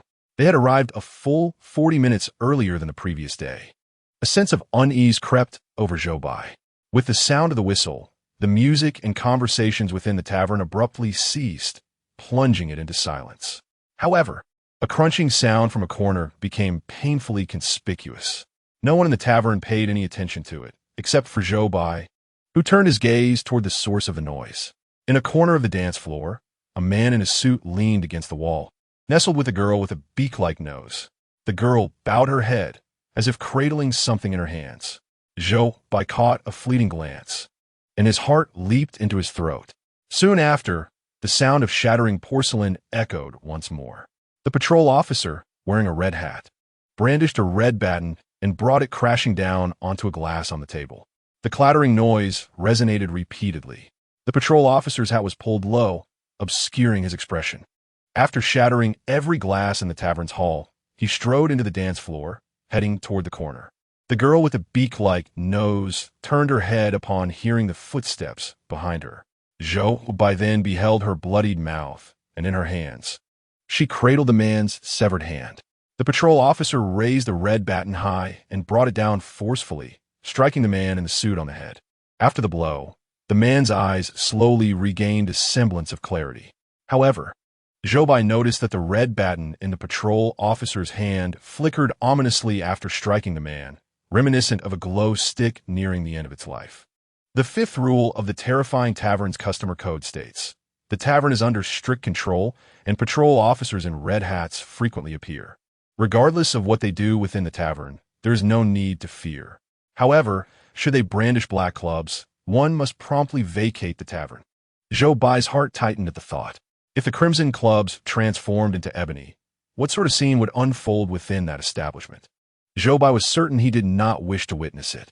The girl with the bird-like features stood frozen in place, a shred of meat dangling from the corner of her mouth. The man in the suit seemed impervious to pain, equally dazed in his stance. The tilted head bartender, adhering to protocol, approached to bow and apologize. The rabbit-eared proprietress had mysteriously retreated to a corner. Meanwhile, the mute server, holding a tray, displayed no discernible change in expression. Once the patrolman departed, Zhou Bai stepped out of the tavern. The fortune cat at the entrance, upon seeing Zhou Bai emerge, directed its gaze toward his pocket. "Welcome back." Zhou Bai exited, the heavy door closing behind him. The fortune cat, observing his retreating figure, unveiled a smile for the first time. Chapter 70. Playing games with the cat, Zhou Bai stepped out of the tavern and gazed up at the sky. The moon remained perfectly round, suspended in its original position. It resembled an unchanging canvas. In that moment, Zhou Bai perceived the scenery before him as ethereal. He shook his head to maintain clarity and hastily returned to the resting area. Leaning against the window, he observed the comings and goings of patrons within the tavern. It was not until all the staff had exited through the back door that he finally laid down to sleep, indulging in a full 10 hours of rest. As the clock approached 4 in the afternoon, Zhou Bai awoke to the sound of his alarm. He silenced it, rose from bed, and ventured out for a meal. After dining, he once again cast his gaze toward the tavern from a window. Nearby, the limping old man continued his relentless pacing, just as he had done days prior. Zhou Bai picked up his phone to check the time before approaching the old man. It was 7 in the evening. Time for the old lady to join me for a stroll. It's 7, Zhou Bai noted as his phone displayed the time. 4:45 in the afternoon, the same moment he had arrived the day before. Zhou Bai had deliberately chosen this time to validate his temporal pattern. Yet, his time seemed entirely disconnected from the old man's. 5, 6, 7. Zhou Bai recited all the old man's words in his mind. Suddenly, an odd sensation arose. The old man did not seem to be marking the time, but rather counting it down. Each day Zhou Bai experienced added an hour to his existence. Yet, what did this time signify? Zhou Bai could not ascertain an answer. With his questions lingering, he returned to the resting area. At 10:25 in the evening, Zhou Bai stood at the entrance of the haunted tavern, invitation letter in hand. The viewers in the Great Xia Kingdom's live stream, upon seeing Zhou Bai appear at this hour, immediately felt a sense of alarm. He was to ascend to the second floor. Zhou Bai was indeed heading to the second floor. No, Brother Bai, must we be so audacious? To be honest, Brother Bai, I find myself somewhat apprehensive. I am indeed feeling cowardly. How about we return a bit later? I believe a delay would be advisable, perhaps half an hour. The audience of the Great Xia has endured numerous life and death situations alongside Zhou Bai, and their current dissent towards his decision is no longer mere mindless criticism. It is rooted in genuine concern and anxiety. Zhou Bai is aware that this venture carries risks. Yet it is not an entirely reckless bravado. The proprietress merely indicated that the second floor harbors some danger, but did not declare it off-limits. In this world of peculiar tales, a hint of danger might suggest a semblance of safety. The waiter's unsolicited offer of information is inherently suspicious. Zhou Bai has not endeared himself to him, so why this sudden display of friendliness? Moreover, his guidance is distinctly pointed, providing Zhou Bai with easily verifiable correct information, followed by two pieces of information that are difficult to validate. If Zhou Bai chooses to verify them, he may very well be led astray. It would be wiser to adhere to his original course of action. His initial plan was to obtain the invitation from the crooked bartender and subsequently ascend to the second floor of the tavern. Before Zhou Bai, the tavern's door stood resolutely shut, and the open sign had yet to be displayed. The audience, their hearts in their throats, awaited Zhou Bai's next move with bated breath. At precisely 10:30, Zhou Bai pushed open the tavern's door. The viewers shielded their eyes, fearing that in the next moment, Zhou Bai would be drenched in crimson. Fortunately, upon entering the tavern, the visage that greeted him was that of the jovial, beckoning cat. The anticipated blackout did not materialize, and the audience exhaled in relief. "Ah, esteemed guest, you seem to have arrived a touch early," the beckoning cat remarked, its eyes nearly disappearing in its delight. Zhou Bai presented his invitation. Upon seeing it, the cat's joy intensified. "Ah, my distinguished customer. Come, follow me," it exclaimed, nimbly leaping down from the counter. Its short legs did not hinder its agility as it joyfully swished its tail and led the way for Zhou Bai. Together, they traversed the tavern to the staircase. The area beside the staircase was cluttered with bottles. The waiter, lifting several bottles from the floor, was preparing to transport them to the bar when he caught sight of Zhou Bai and the beckoning cat approaching, his expression darkening instantly. Zhou Bai merely glanced at him before shifting his gaze to the staircase before him. It was now transformed, leading to the second floor, and the sign on the wall bore no red liquid. Instead, it was outlined in black, directing upwards. The beckoning cat placed its little legs upon the aged wooden stairs, and Zhou Bai followed closely behind, stepping upon the staircase. Zhou Bai had anticipated that the second floor of the tavern would serve as another reception area, but to his surprise, he found himself in what resembled a storage room, filled to the brim with cabinets. On each cabinet, there lay an assortment of boxes, varying in size. Zhou Bai gazed at these overflowing containers, realizing he had indeed arrived at the right place. However, locating the blue pistol amidst such a multitude of boxes would require some effort. Lost in his thoughts, Zhou Bai momentarily forgot about the beckoning fortune cat by his side. Annoyed by the neglect, the fortune cat let out an indignant meow, then leapt onto a nearby box, extending its sharp claws. This display of defiance did not intimidate Zhou Bai. Instead, it heightened the tension among the viewers in the live stream. While Zhou Bai had not witnessed the fortune cat's formidable prowess, the audience was well aware of its capabilities. Many still vividly recalled how this fortune cat had vanquished the chosen one from the neighboring realm. They certainly did not perceive this fortune cat as benevolent. With its claws, the fortune cat scratched the side of a wooden cabinet and inquired, "Do you know what the second floor is for?" Zhou Bai shook his head honestly, his gaze still fixated on the myriad of boxes. The fortune cat let out a scoff and jumped in front of him. "The second floor is a place for playing games with the cat. That stinky bartender has finally consented to send someone up to entertain the cat." After speaking, the fortune cat opened a box and pushed it towards Zhou Bai. Inside, it was filled to the brim with toys. "Ha ha ha, playing games with the cat. If you lose, you will receive a scratch from me." Chapter 71.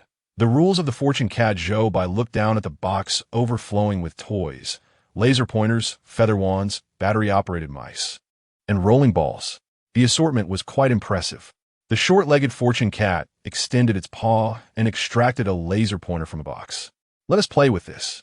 If I can catch that little red dot, you lose and shall receive a scratch from me. Zhou Bai chuckled helplessly, taking the laser pointer into his hand. What kind of game is this? Have you ever seen a cat catch the little red dot from a laser pointer? This is a guaranteed win for me. Just as he was about to agree with a smile, a sudden thought struck him. When would the game end? It felt like a trap. He glanced at the fortune cat, which was adopting a fierce demeanor, yet its eyes betrayed a glimmer of anticipation. I need to think this through, Zhou Bai said, lowering his gaze to fiddle with the laser pointer, feigning contemplation of the fortune cat's proposal. He then cast his eyes around once more, only to discover a set of rules affixed to the wall behind him. Second floor rules. 1. Cats have jobs too, so do not play with them for too long. Please leave the second floor before 11 p.m. 2. The cat has a bad temper. Do not refuse it, make requests, or bargain with it. 3. If the cat is in a good mood, everything is negotiable. After reading the 3 rules on the wall, Zhou Bai finally realized the implications. Originally, the allure of this beckoning cat was ensnared here. The game appears deceptively winnable, yet the beckoning cat remains unable to grasp the elusive red dot, compelling the game to persist. Victory or defeat is of little consequence. The crux lies in the unending nature of the game, which inevitably breaches the rules. Moreover, this feline possesses a rather irritable temperament. Zhou Bai finds himself utterly unable to question the cat's game rules, nor can he refuse its demands. The familiar sound of the system's notification did not resonate in Zhou Bai's mind. It appears that these 3 rules hold true. With merely half an hour to spare, he must ensure the cat is in high spirits to voluntarily conclude the game within this time frame. As Zhou Bai pondered, the cat grew increasingly impatient. Shall we commence the game? He inquired. Zhou Bai activated the laser pointer, announcing the start to the beckoning cat. Instantly, the red dot manifested upon the ground. The cat, exhilarated, raised its tail high. With its plump paws, it lunged toward the red dot. Zhou Bai swiftly altered the direction, projecting the red dot onto the wall. The cat, now perched against the wall, attempted to leap, but instead tumbled clumsily to the floor. The audience from the Great Xia Nation watched in bemusement, their expressions marked by disbelief. Why does this cat seem somewhat dim-witted? Indeed, it appears rather lacking in intelligence. Zhou Bai contemplated whether exhausting the cat might prompt it to willingly end the game. Remarkably, he and the audience shared this thought. He hastened the pace of the laser pointer's movements. The beckoning cat, in pursuit of the shifting red, quickened its own pace, darting east and west, leaping and bouncing about. Even Zhou Bai's arm grew weary, yet the cat showed no signs of relinquishing its endeavor. Its tail arched high, eyes glimmering with excitement. After 20 minutes, was it not fatigued? Naturally, the beckoning cat remained unfazed, cheerfully exclaiming, "Meow! How delightful!" Witnessing the cat's gleeful demeanor, Zhou Bai felt an overwhelming urge to deliver a playful punch to its forehead. However, he refrained, reminding himself to remain composed. With less than 10 minutes remaining, he must expedite the conclusion of this game. Zhou Bai utilized the laser pointer to tease the cat, while simultaneously surveying the second floor for any useful items. In that moment, he noticed a crumpled plastic bag beneath a cabinet. An idea sparked in his mind.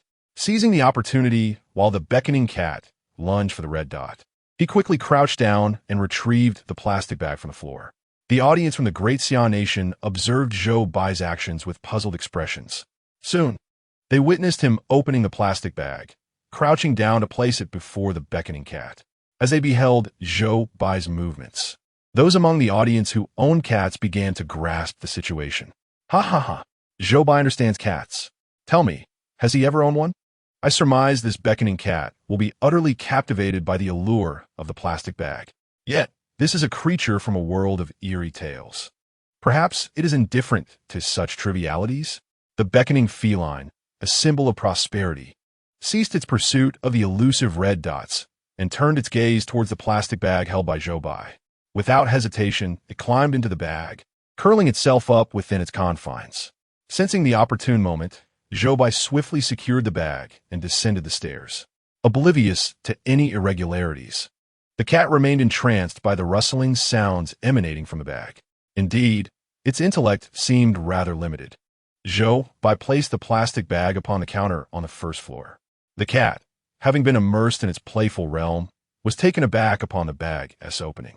Realizing it had returned to its designated post, fuming, it instinctively extended its claws.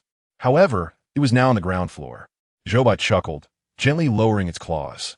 The cat, casting its eyes sideways, noticed the tilted-headed bartender and the rabbit-eared proprietress simultaneously fixated upon it. Reluctantly, it lowered its head and obediently retracted its claws. Observing the cat's despondency, Zhou Bai approached and whispered, "I can return tomorrow to play with you." The cat's eyes sparkled with excitement upon hearing this. Zhou Bai continued, "However, you must allow me to select a gift from one of the boxes on the second floor." The cat's fur bristled at the audacity of such a request. How infuriating! It could not make demands on the second floor, yet upon descending, it sought to reclaim its lost authority. In a moment of vexation, the cat contemplated using its claws against Zhou Bai. Yet, with the bartender and the proprietress observing, it dared not act recklessly. It let out an annoyed huff, but, recalling the prospect of companionship the following day, gritted its teeth. "Very well, but the boxes must remain unopened. You may choose based on luck."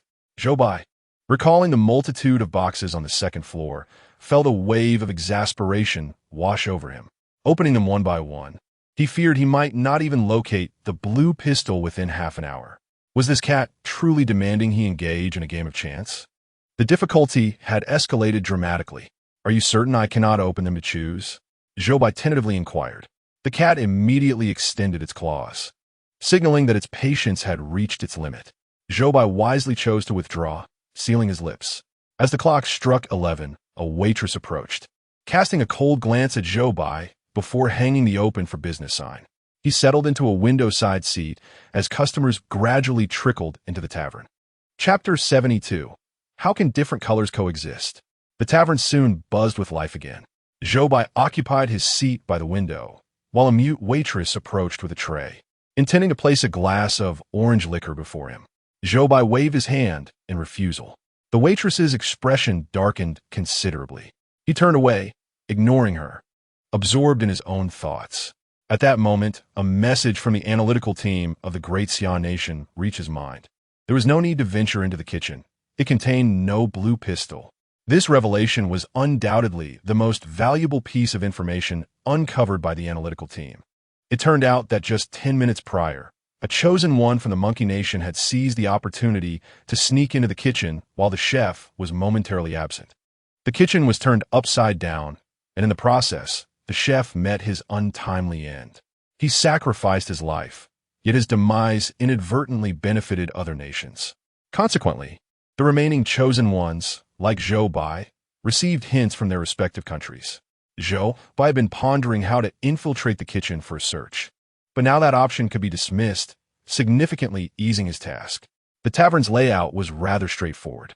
The ground floor featured a spacious hall adorned with a dozen tables, and a designated area for dancing. The kitchen was also situated on the first floor, adjacent to the back door. The remaining area comprised an underground cellar, while the second floor was solely reserved for the playful activities of the Lucky Cat. Though Zhou Bai had earmarked the second floor as a primary target, he could not afford to neglect other areas. He had inspected nearly every corner of the hall on the first floor. The only potential hiding place left was the tilted bartender's liquor cabinet. Zhou Bai was about to request tomorrow's invitation from him, so he decided to approach him now for a brief chat. Zhou Bai approached the tilted bartender and took a seat in his usual spot. The bartender immediately shot him a glare. The fish-headed girl had yet to arrive, leaving the seat unoccupied. The bartender had long since assumed she would claim that spot. In Zhou Bai's presence, there set him on edge. "Weren't you comfortably seated by the window?" Zhou Bai smiled and replied, "I came specifically to ask you for the invitation." The tilted bartender rolled his eyes and opened his liquor cabinet. Zhou Bai leaned in a peek. The cabinet was crammed with bottles, and nestled between them were a few invitation cards.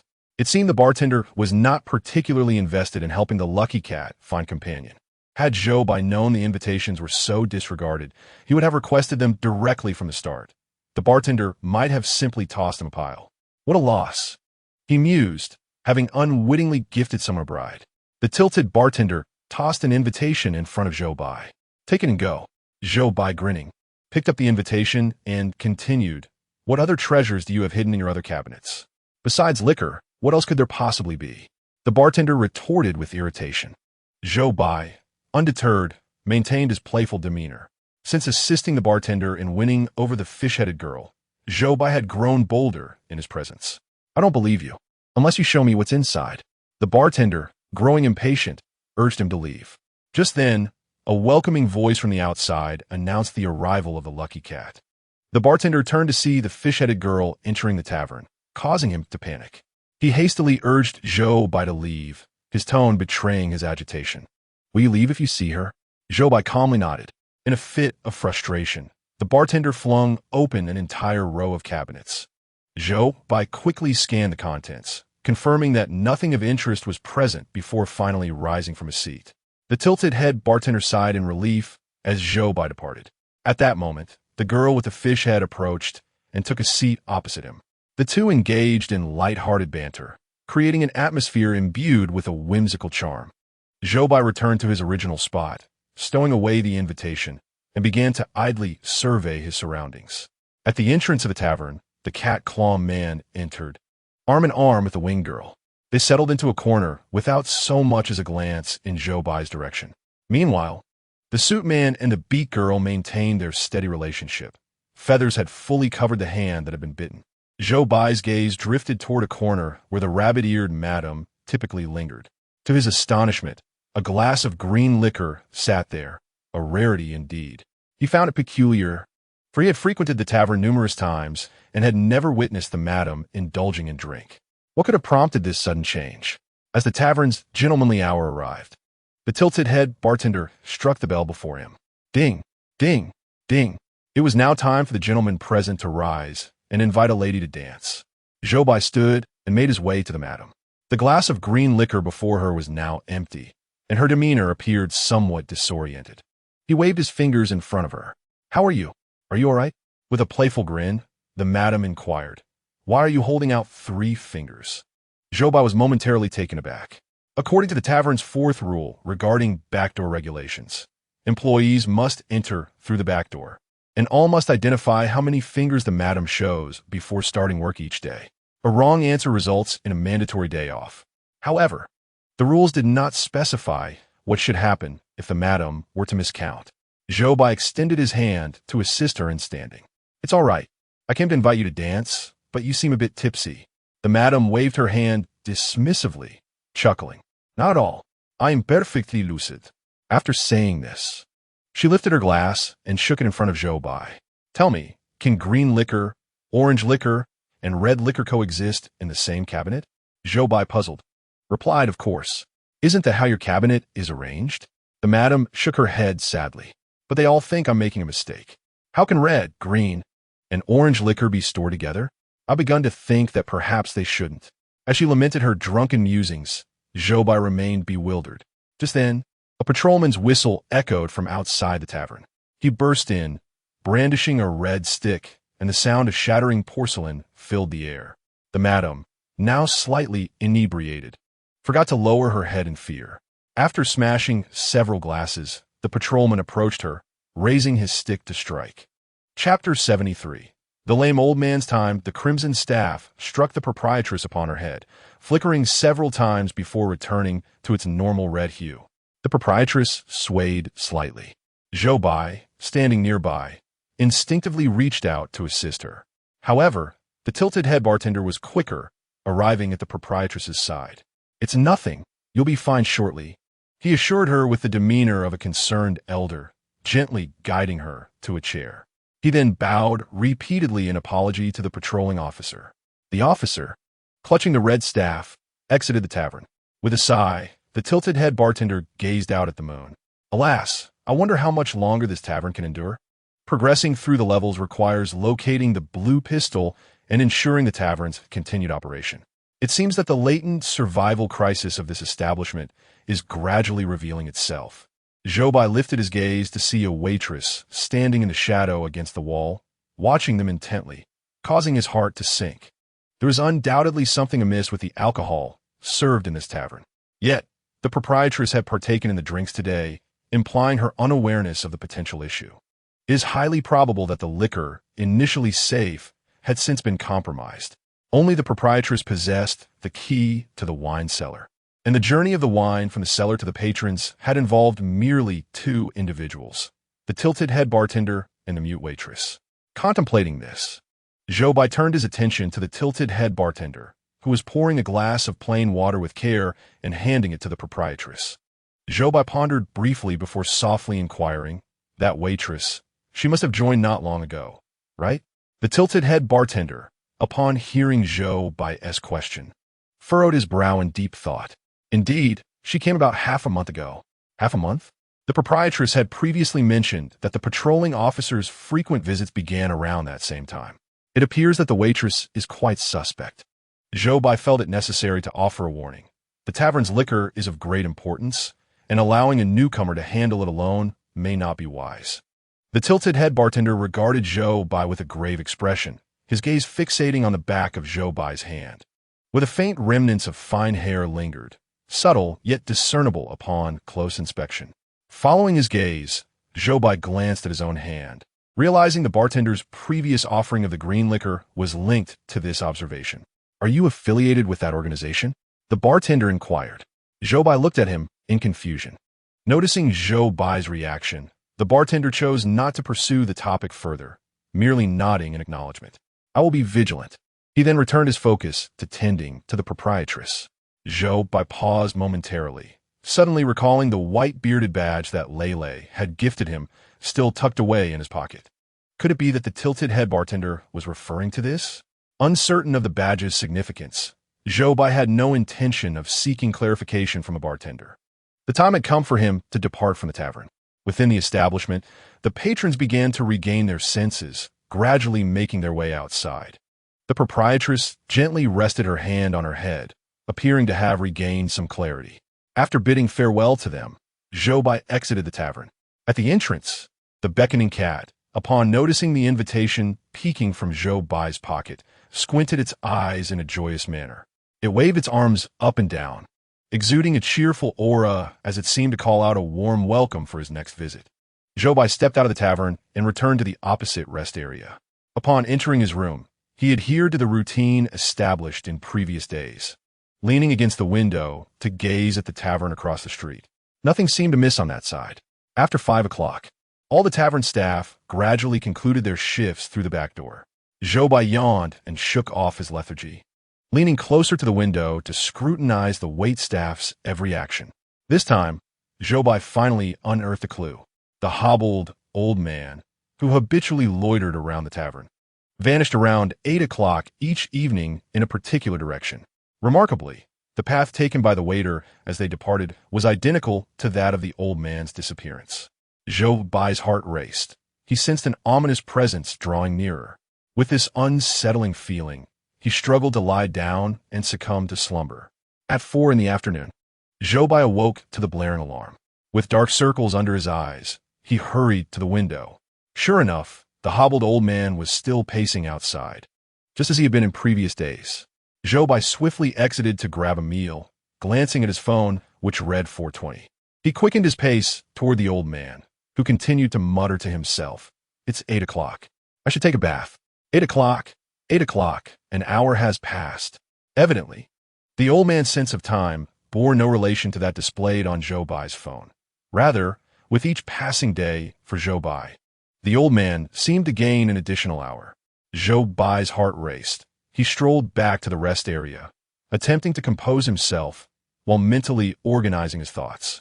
Today marked the 5th day since Zhou Bai entered this scenario. The old man's proclaimed time was 8 o'clock. Thus, the 6th day would be 9 o'clock and the 7th. 10 o'clock. 10 o'clock? Zhou Bai furrowed his brow. What transpired every night at 10? He recalled every rule related to time. The second floor's opening hours, the tavern's operating hours, gentlemen's hours, the delivery time for the back door, and the staff's working hours. At this realization, his eyes widened in terror. Every night at 10 o'clock was when the tavern staff commenced their shifts. But what would truly unfold on the seventh day? Zhou Bai remained oblivious to the answer. Yet he was certain it would not bode well. He needed to locate that blue pistol without delay. Returning to the rest area, after dinner, he lingered in his room until nearly 10:30 that evening before taking the invitation and walking to the tavern's entrance. He stood at the entrance, extracting his phone to check the time. As the clock struck 10:30, he promptly pushed open the tavern's grand door. Upon its opening, the jovial visage of the beckoning fortune cat appeared before Zhou Bai. "Welcome, my most esteemed guest," the fortune cat beamed, extending its paw in greeting. Zhou Bai placed the invitation letter in its hand, eliciting a smile so broad that its eyes nearly vanished. "Come along, dear guest," the fortune cat chirped, hopping down from the counter and guiding Zhou Bai through the tavern. At the foot of the staircase, shelves were lined with bottles of liquor. A surly server cast a disdainful glance at Zhou Bai, while the crooked-headed bartender stood nearby, scrutinizing every movement Zhou Bai made with the bottles. In Chapter 74, The Fortune Cat's Boxes, Zhou Bai nodded at the crooked-headed bartender, acknowledging him, and then chose to disregard the server's murderous glare. The Fortune Cat, merrily ascending the stairs, turned back to find Zhou Bai lagging behind. "Why aren't you following? Hurry up," it urged. Zhou Bai, leisurely standing at the bottom of the staircase with his arms crossed, gazed up at the Fortune Cat. The Fortune Cat sensed impending trouble. "By the way," Zhou Bai inquired, "does yesterday's promise still hold?" The Fortune Cat bristled at the question, feeling a surge of irritation. How dare this fellow attempt to haggle now? It longed to swat Zhou Bai with a paw, yet the crooked-headed bartender remained at the base of the stairs, forcing the Fortune Cat to retract its claw. With a forced smile, it said, "Come up first. We can discuss it then." Zhou Bai, however, was not easily swayed. "No, we shall negotiate here first." The Fortune Cat, deflated, plopped down on the stairs, wrapping its paws around the banister, and shouted in exasperation, "Yes, it counts." Zhou Bai, finally satisfied, chuckled. "If your word proves unreliable, I shan't return tomorrow." The Fortune Cat's fur bristled at this, and it retorted, "You must come." With that, it turned and stomped up the stairs. Zhou Bai stifled a laugh, exerting great effort to contain his amusement, before following the Fortune Cat up the staircase. Upon reaching the second floor, they had exchanged roles. The Fortune Cat sprawled atop its toy boxes, lazily flicking its tail as it addressed Zhou Bai. 5 minutes. Hurry and choose."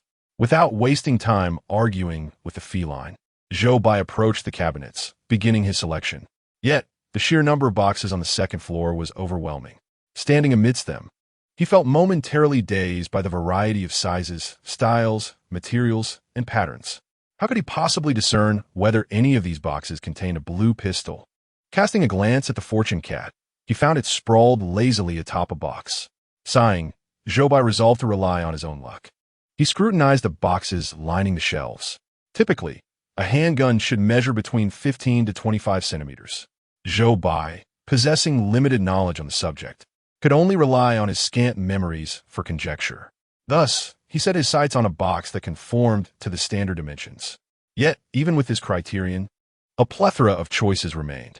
Zhou Bai found himself in a quandary as he compared various boxes, ceaselessly navigating through the cabinets. Meanwhile, the beckoning cat lay lazily atop a box, propping its head with one paw, its tail swaying as it mischievously remarked, "Only 1 minute left." Zhou Bai turned, giving the cat a sharp glance. The cat, with an air of resignation, shrugged its shoulders. Zhou Bai swiftly returned to his task, hastening to select a box.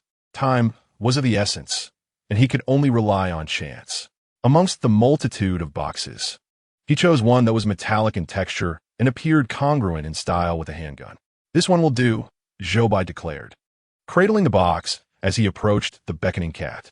"Ha! Allow me to unlock it for you," the cat exclaimed, producing a heavy set of keys. After sifting through them, it deftly selected a key. Inserting it into the lock, the box opened with ease.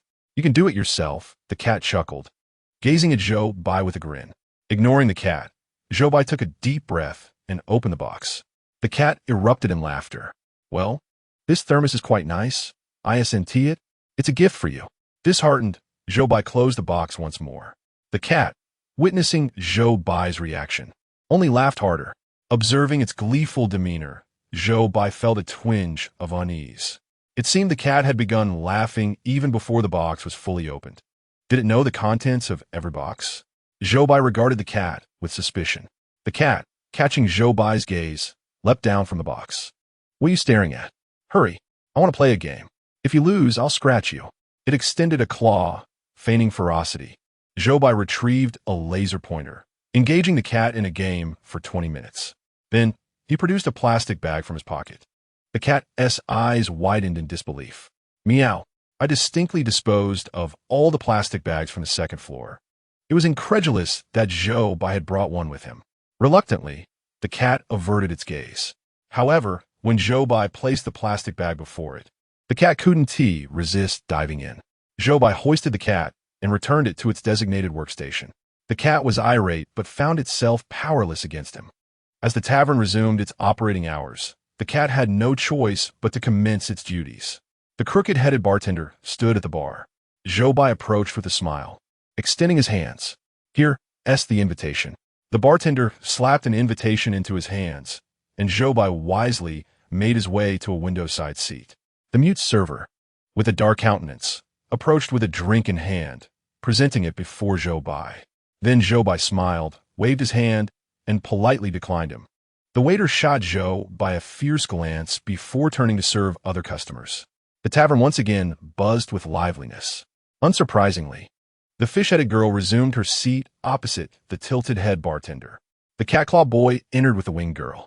Ever since the cat-claw boy found a companion, he had not cast a glance at Zhou Bai. Zhou Bai found it amusing and did not take it to heart. Next came the suited man and the beak-faced girl. The suited man's hands were now adorned with feathers, as he gazed dreamily at the beak-faced girl. The two sweetly occupied a corner together. Zhou Bai sat by the window, propping his head on one hand, observing the bustling scene within the tavern. If not for the madness that would later ensue, this tavern seemed rather pleasant. Normal folk, mutants, and the tavern itself coexisted harmoniously in the same space. However, the wildness that erupted each night at the tavern remained deeply etched in Zhou Bai's mind. He quickly shook his head, dismissing the strange thought that the tavern was delightful. The time on his phone indicated it was now 2 a.m., the tavern's gentlemanly hour. The tilted-head bartender, adhering to tradition, struck the bell before him. Ding, ding, ding. It is now the gentleman's hour at this tavern. Gentlemen present, please rise and invite a lady to dance with you. Chapter 75. The tavern's original essence. The men who had been seated promptly stood upon hearing the tilted-head bartender's announcement, each seeking to invite their dance partners. Beside the rabbit-eared proprietress, not a single suitor approached her. Zhou Bai walked over and extended his hand toward her. The cloud of gloom on the rabbit-eared proprietress's face dissipated at the sight of his hand. At that moment, a melodious slow tune filled the tavern.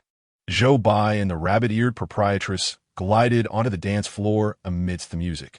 The warm, tranquil notes of the piano first caressed the ears of the onlookers, prompting those on the dance floor to sway gently in rhythm. In a corner of the dance floor, the suited man held the beak-faced girl with his feathered hands. The two moved in perfect harmony with the music, the suited man's eyes sparkling with affection as he gazed at her. Then, in a dimly lit corner, unnoticed by others, he softly pressed a kiss to her cheek.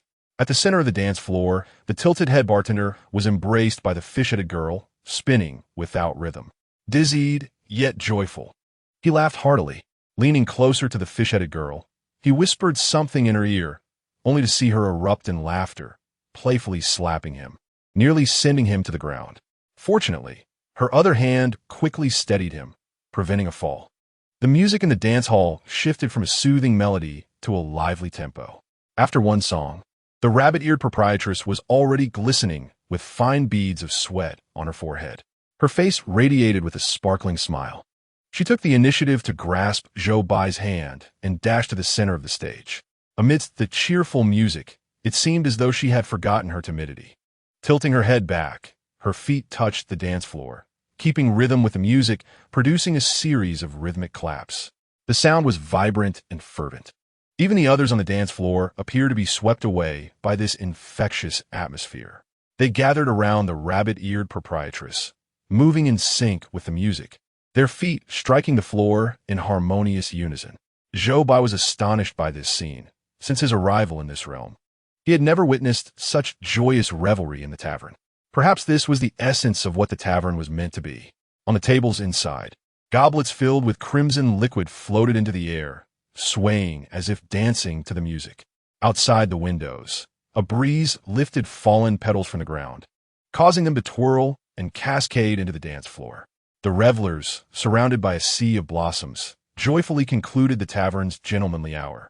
With smiles gracing their faces, they returned to their seats. However, in a distant corner, a waiter stood in the shadows, coldly observing the crowd. As Zhou Bai returned to his position, he caught the waiter's gaze.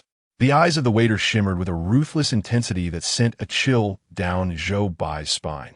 The unsettling feeling within Zhou Bai resurfaced. He settled back into his seat and resumed his observation of the tavern's patrons. The man with the cat's paw was consuming a regular meal, and the suited gentleman's hand showed no signs of injury. This evening, the tavern seemed devoid of peculiar occurrences. After a lengthy wait, Zhou Bai still did not hear the expected whistle from outside the tavern. At 4:40, patrons began to exit one by one. The patrolling guards had yet to enter. Realizing that closing time was approaching, Zhou Bai stood and left the tavern. The beckoning cat greeted him with a cheerful invitation to return, its gaze fixed on the invitation in his pocket until he stepped out the door. Zhou Bai made his way to the rest area across the street. The moon hung in the sky, as round as ever. On the fifth night, it remained unchanged. Upon returning to his room, he leaned against the window, gazing at the tavern across the street, just as he had done in previous days. Shortly after his departure, the tavern staff began to clock out. The mute waiter retraced his steps towards the same direction as the limping old man. As the clock struck 10 on the seventh night, Zhou Bai mentally reminded himself of the time. He believed something significant would occur at this hour. He steadied his emotions and then lay down on his bed, allowing himself to drift into slumber. Fortunately, he did not suffer from insomnia as he had the previous night. He quickly succumbed to sleep. At 4 o'clock in the afternoon, Zhou Bai awoke to the sound of his alarm clock. The first thing he did upon rising was to gaze out the window.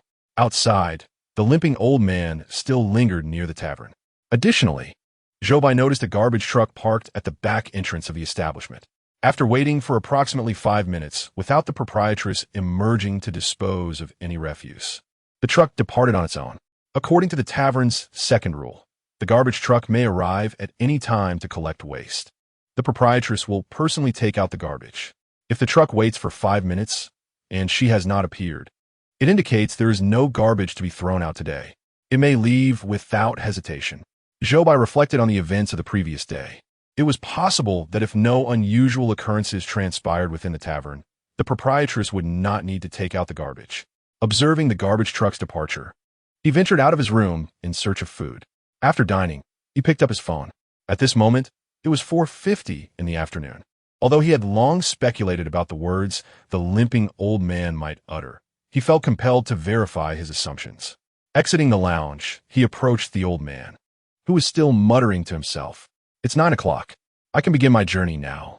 9 o'clock, 9 o'clock," he repeated, indeed adding another hour. Today marked the 6th day. Only 2 opportunities remained to enter the tavern. Zhou Bai understood that he needed to exert more effort. He returned to the lounge, dined once more, and then retreated to his room for rest. An unsettling premonition lingered in his heart. He sensed that this night would not pass easily. Zhou Bai sat on his bed, closing his eyes in meditation until the time drew near. He then retrieved the invitation and exited the lounge, making his way to the tavern entrance. As before, he stood at the door, pulling out his phone and awaiting the display to indicate 10:30 p.m. At that precise moment, he pushed open the grand doors of the tavern. The beckoning fortune cat remained perched on the counter, seemingly waiting for Zhou Bai's arrival for quite some time. Upon seeing him at the entrance, it joyfully wagged its tail. "Welcome, my most esteemed customer." However, its smile quickly froze upon seeing Zhou Bai standing there, hands in pockets, casting a decidedly unfriendly gaze in its direction. The fortune cat shot him a glance, its lips twitching slightly. "Customer, are you not coming in?" Zhou Bai presented the invitation before it. Why not enter? The fortune cat sighed in relief. Then why the grim expression? You startled me. It accepted the invitation with glee, preparing to leap down from the counter. Suddenly, Zhou Bai grasped the scruff of its neck, rendering it immobile. Hey, you villain! Do not touch my neck! Zhou Bai, disregarding its objections, continued to grasp the fur at the back of its neck. How could I be considered a villain? I merely wish to discuss a matter with you. The fortune cat glared at Zhou Bai in indignation. Is this how one engages in negotiations? Zhou Bai chuckled lightly. Indeed, I am an example of such. The fortune cat, unable to counter this, retorted angrily. What is it you wish to discuss? Speak swiftly. Thus, Zhou Bai smiled and replied. I would like you to assist me in locating a certain item. The fortune cat scoffed. How would you know, meow? It began to speak, but abruptly fell silent. What item are you searching for? There are so many boxes, it's impossible to find anything. Zhou Bai lifted his hand, suspending the fortune cat in midair. Instantly, the cat was alarmed, extending its four paws in panic. Meow, gripped by the throat, and yet powerless to resist. The fortune cat was infuriated, feeling that this was the most humiliating day since its arrival at the tavern. Stop! What is it you're searching for? Speak. Zhou Bai then allowed its paws to return to the counter. I seek a blue handgun. The fortune cat was momentarily taken aback, casting a complex glance at Zhou Bai. Observing its hesitation, Zhou Bai assumed it would decline and prepared to lift it again. Wait, I will help you find it. Just lower me. Zhou Bai smiled. Agreed. Seeing that the fortune cat had finally acquiesced, he gradually released his grip from its neck. The fortune cat regained control of its body and immediately brandished its claws, poised to strike Zhou Bai. What nonsense! This fortune cat has never endured such indignity in this tavern. However, in the next moment, its claws halted mid-air. Meow, dried fish. Zhou Bai had unexpectedly retrieved a piece of dried fish from the resting area. Is this for Meow? The fortune cat gazed at Zhou Bai incredulously, then softly inquired. Zhou Bai nodded with a smile. Upon seeing this, the fortune cat eagerly snatched the dried fish from Zhou Bai's hand, its expression nearly tearful. Finally, someone offers me dried fish. Don't they understand that cats adore fish? What do they feed me daily? Woe is me. Zhou Bai, amused by its reaction, pulled out a lively mouse from another pocket. The fortune cat shrieked, Ah! Quickly, give it to me. I absolutely adore it. Zhou Bai held the mouse by its tail, presenting it before the fortune cat. The cat then clasped the mouse in its mouth and leaped off the counter, hurriedly making its way up the stairs. Zhou Bai chuckled resignedly and followed leisurely behind, arriving at the staircase. The servers were still busy transporting bottles, and the tilted-head bartender remained at their side. Upon noticing Zhou Bai's approach, the server's face bore an unmistakable expression of hostility. Zhou Bai ignored him and ascended the stairs directly. On the second floor, the fortune cat was already engaged in a playful chase with the mouse. The fortune cat placed the mouse on the ground, allowing it to scurry about before pouncing on it once more. This delightful game continued in an endless loop, seemingly devoid of any weariness. With the presence of the mouse, Zhou Bai found himself relieved of the duty of entertaining the fortune cat with a laser pointer. Thus, he settled into a position on the second floor, observing the fortune cat and its little companion as they raced back and forth before him. From time to time, Zhou Bai glanced at the time on his phone.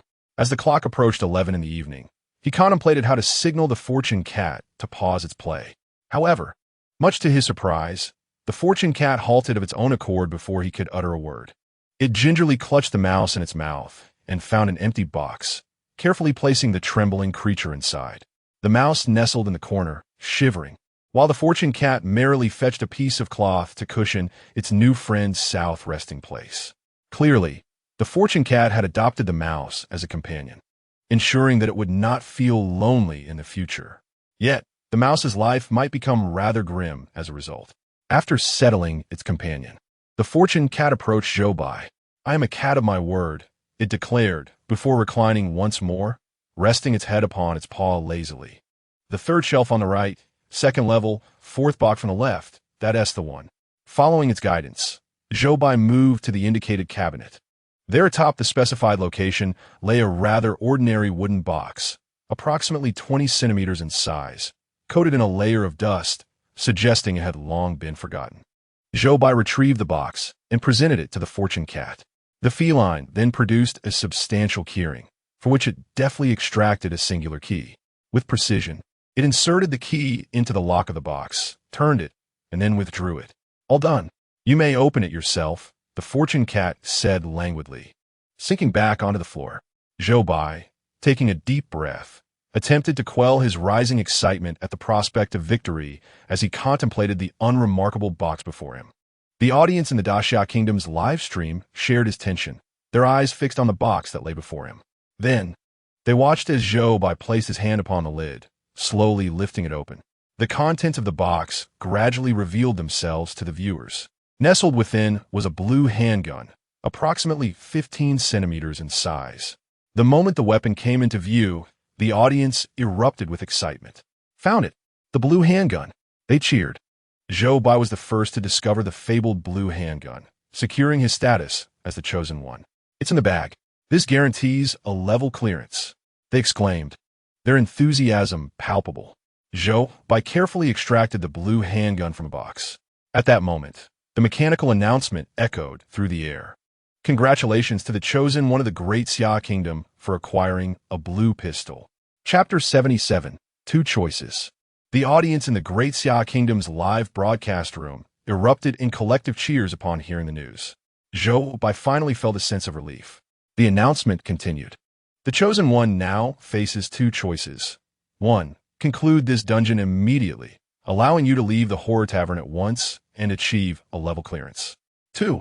Continue within this dungeon, striving to ensure the tavern's survival. You may achieve a level clearance, but you might also encounter peril. Please, chosen one, make your selection. Zhou Bai stood frozen, grappling with a tempest of thoughts. If it were solely about his own fate, he would unhesitatingly choose to continue.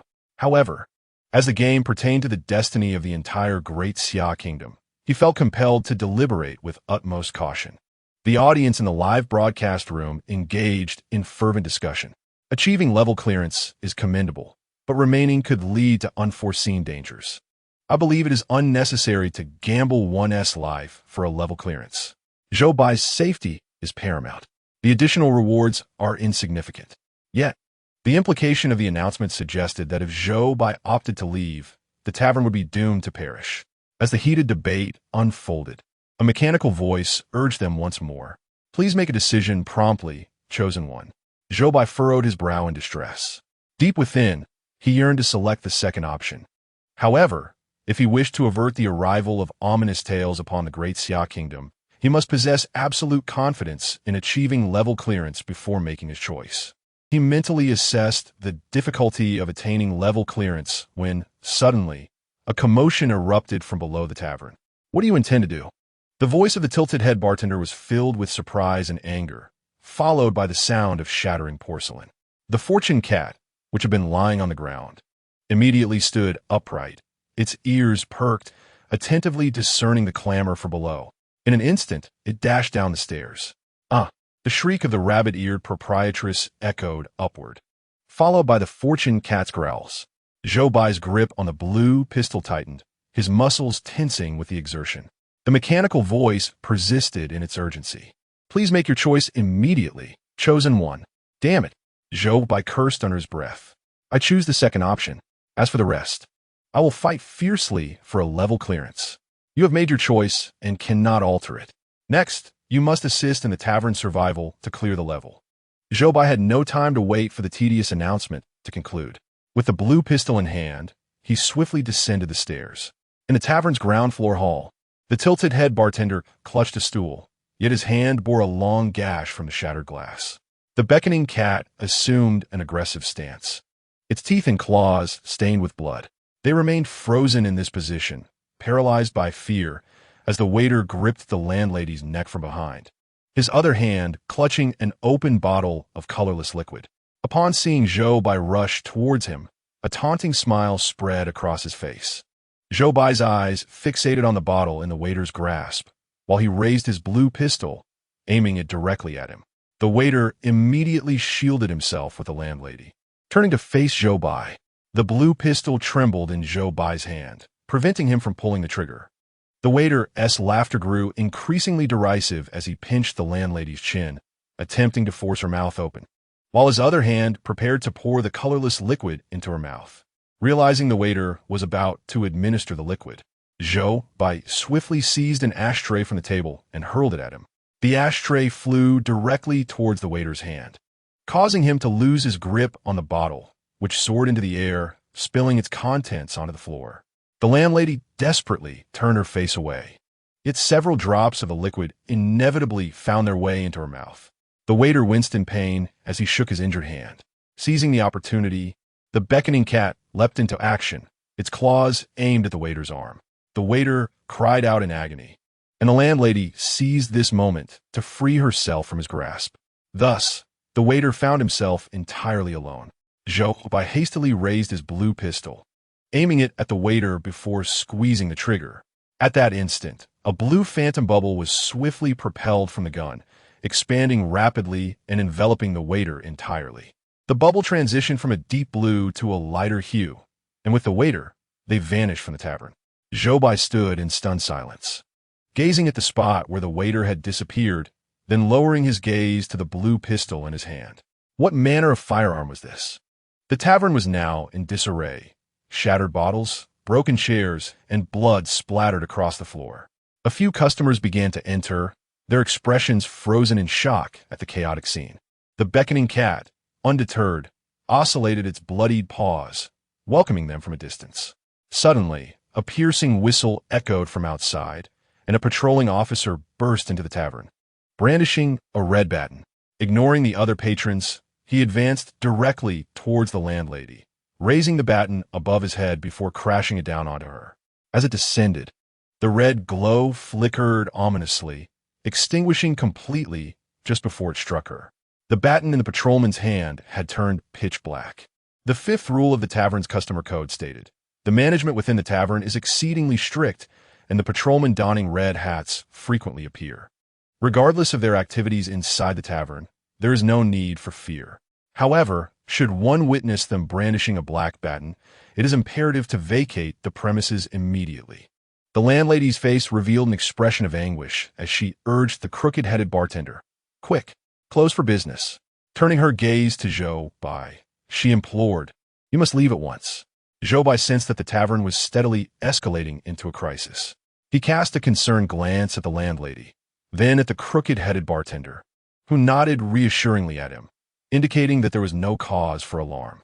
Only then did Zhou Bai turn and exit the tavern. The moon still hung roundly in the sky outside. He glanced at it briefly before hurrying into the adjacent resting area. Tomorrow would be the final day. Zhou Bai was uncertain of the challenges that awaited him. Chapter 78. The illusion shattered upon returning to the resting area. Zhou Bai entered his room and leaned against the window, observing the tavern across the street. Now, fewer than 10 chosen ones remained. The nations of these chosen ones had nearly exhausted all their hints, with only the Camel Kingdom retaining one last opportunity.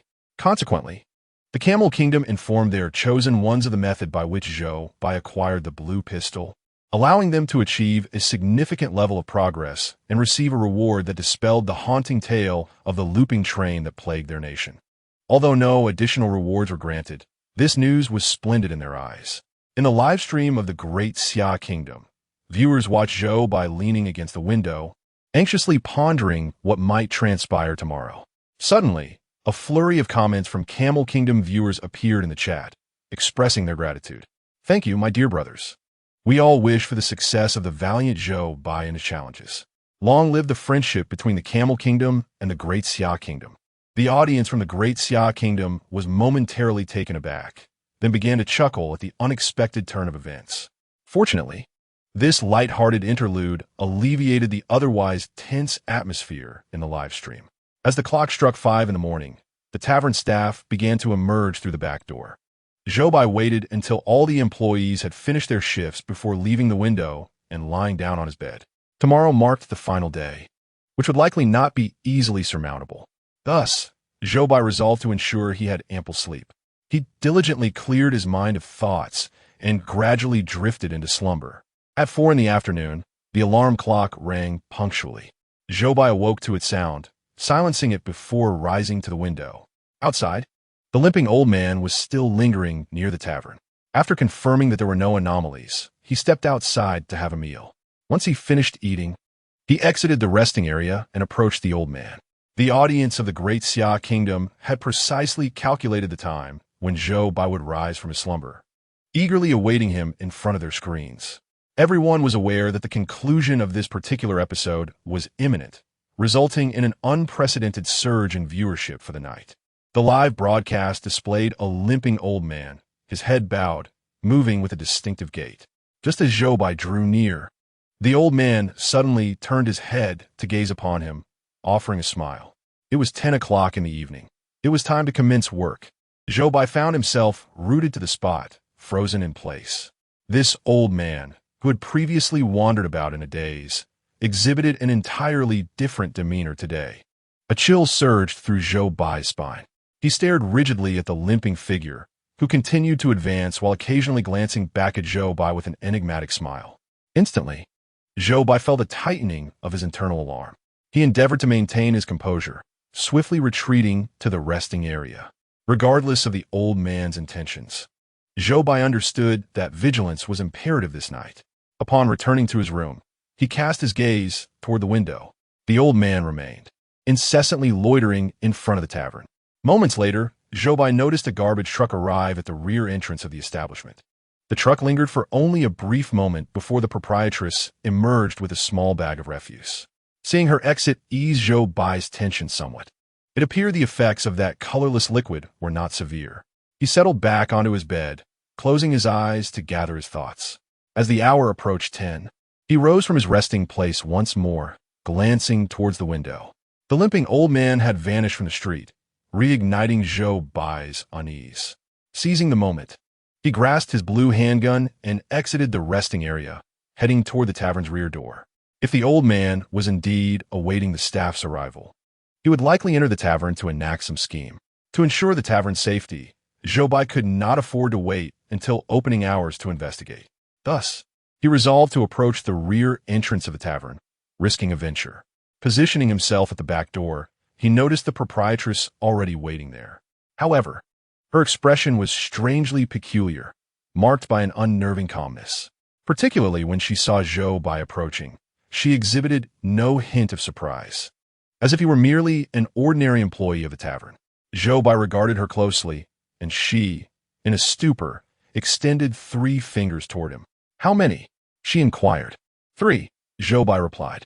Without uttering another word, the proprietress permitted him to enter. Zhou Bai's mind raced with confusion, but his immediate concern was to ascertain whether the limping old man had infiltrated the tavern. Upon entering, he found the tilted head bartender and the beckoning cat momentarily taken aback by his presence.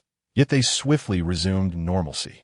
The bartender gestured toward a pile of bottles strewn across the floor and commanded, "Move them." It appeared he was indeed being treated like a mere servant. Zhou Bai surveyed the tavern surroundings, but found no trace of the limping old man. Consequently, he proceeded to assist in arranging the wine bottles. As the clock struck 11 at night, Zhou Bai neatly placed all the bottles into the wine cabinet, and the open sign was turned around. He glanced towards the corner and, upon seeing the landlady still seated there, felt a sense of relief. Soon after, customers began to trickle into the tavern. Zhou Bai assumed the role of a waiter, balancing a tray laden with drinks, which he served to the patrons at their tables. Yet his eyes remained vigilant, scanning the area. Suddenly, Zhou Bai noticed that the landlady had vanished from the corner. Startled, he hastily set down the tray and ventured deeper into the tavern in search of her.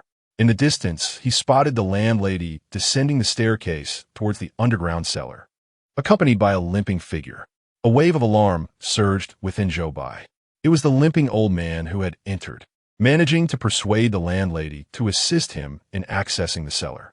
Realizing the gravity of the situation, Zhou Bai quickened his pace. At the dimly lit staircase's end, the flickering candlelight cast erratic shadows. Zhou Bai's heart raced as he approached the cellar. Navigating carefully by the faint glow, he followed the rows of wine cabinets until he reached the cellar's end. There he beheld 2 figures facing the wall, a translucent, bubble-like balloon floating above them.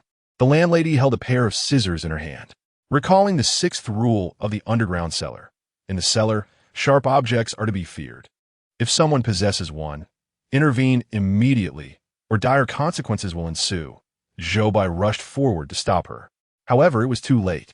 The landlady had already hurled the scissors toward the balloon, which burst like foam upon impact. In that fleeting moment, the round moon outside the tavern transformed abruptly into a waning crescent. The once tranquil street erupted into chaos, morphing into a bustling thoroughfare. While the clock tower of the lively town indicated it was now 10:03 in the evening. Chapter 79. Welcome to the real world as tumultuous changes unfolded outside the tavern. Those within were jolted awake from their stupor. The cat claw man, who had been serving drinks to the winged girl, suddenly dropped a glass with a startled cry. "What an eyesore!" he exclaimed. The winged girl's face reflected her hurt feelings. "Oomph, do you think you're the only one who looks good?" Meanwhile, in the corner, the suit-clad man, upon noticing his feathered hands, screamed and shrank back against the wall. The bird-beaked girl stared at him in disbelief, rooted to the spot, appearing somewhat at a loss. At the bar, the tilted-head bartender and the fish-headed girl exchanged glances, momentarily at a loss for words. In the underground cellar, at the moment the balloon burst, a shadow floating in mid-air emitted a series of shrill cries. The limping old man, upon witnessing this scene, erupted into laughter. "The illusion is shattered. Welcome to the realm of reality." A jolt of shock coursed through Zhou Bai's heart. Reality? What on earth was he referring to? The current time was 10:03 in the evening. As for the patrons within the tavern, they were all doomed. The first rule of the tavern's customer code: the tavern operates from 23 to 4:44. Remember, do not arrive early or leave late. Zhou Bai certainly recalled this regulation. As for you, fortuitously playing the role of server, how lucky you are. The limping old man spoke in cryptic terms that Zhou Bai could not comprehend. However, upon hearing his words, the landlady's expression finally shifted. The shadow above the wine cellar continued to screech, growing increasingly agitated. 22 days. I have lingered outside the tavern for 22 days. Just to enter here and witness this scene. I shall let everyone see what sort of people you truly are. Before the limping old man could finish his statement, the shadow finally lost control, roaring as it lunged towards the ground, intent on bursting forth from the wine cellar. The rabbit-eared landlady dashed in front of the shadow, arms outstretched, attempting to shield it with her body.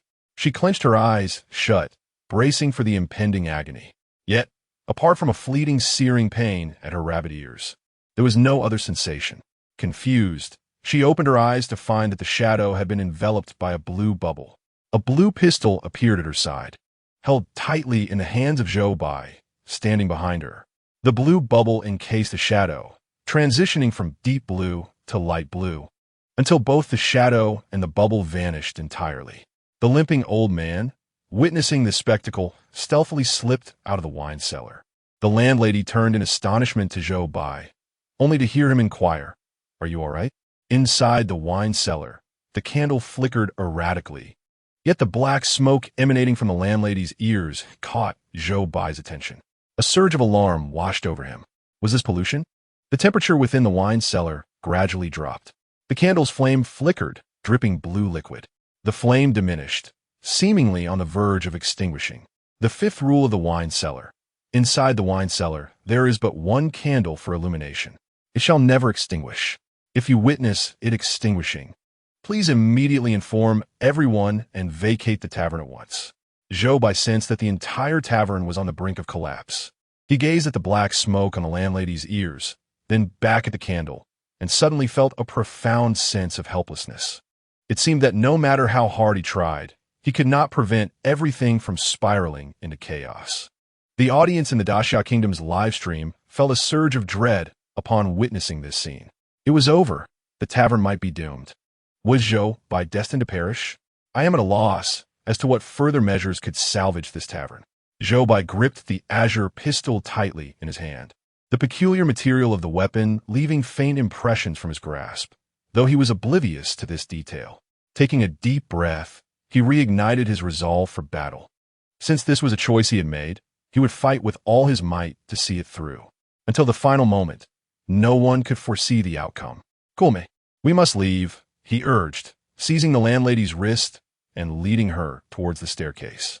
Although the landlady had instinctively reacted moments ago, she still appeared somewhat dazed. Zhou Bai realized that he could glean no insight from her regarding their current predicament. They needed to ascend and seek the tilted-headed bartender and the fortune cat to uncover more information. On the first floor of the tavern, chaos reigned among the patrons. The limping old man emerged from the cellar, and upon witnessing the tumult, he burst into laughter and dashed out the tavern doors. Marvelous! This is precisely the effect I desired.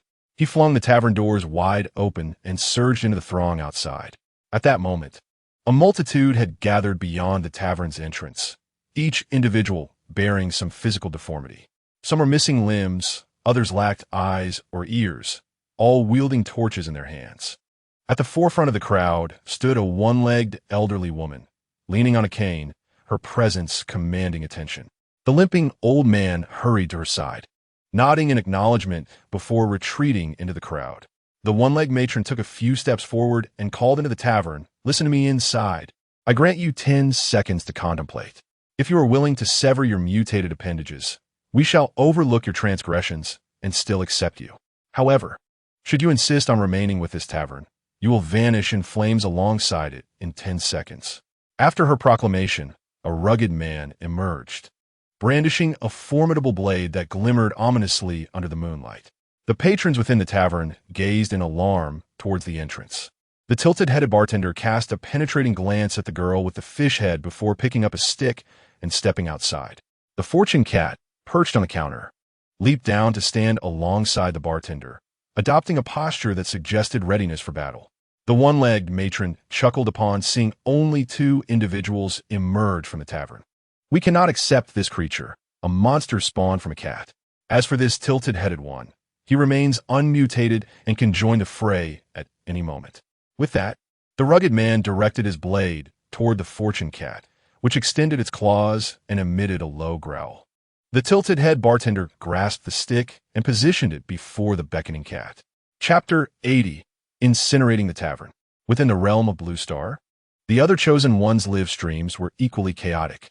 None of these Chosen Ones possessed a blue pistol, leaving them powerless to thwart the shadow that lunged at the tavern owner. Consequently, within their broadcast frames, the tavern owner's eyes appeared devoid of any whites, and the Chosen Ones beside her met a gruesome fate, torn to shreds. Apart from Zhou Bai, the remaining 8 live streams plunged into darkness. That night, the audience bore witness to the tavern owner repeatedly ripping apart the Chosen Ones, leaving them on the brink of psychological trauma, particularly the viewers from the Great Xia Kingdom. The threat of a blade poised at one's throat is truly the most terrifying moment. In the live broadcast, Zhou Bai clutched the tavern owner's wrist, her rabbit ears emitting wisps of black smoke, her scarab gradually darkening. The sight of this caused the audience's hearts to race. My goodness, could she possibly tear Zhou Bai apart? In the stream, Zhou Bai led the rabbit-eared tavern owner to the first floor, where he retrieved a glass of green liquor from the cabinet and presented it to her. "Drink it." The tavern owner appeared somewhat dazed, but obediently accepted the glass and tilted her head back to consume it. Meanwhile, at the tavern's entrance, the fish-headed girl rushed out, standing silently beside the tilted-head bartender, using her imposing figure to shield the tavern.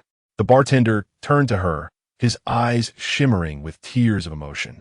Yet he swiftly feigned indifference, turning away. The one-legged old woman scrutinized the fish-headed girl, then shook her head with a sigh. Another one emerges. "Alas, with your head severed, you likely won't survive."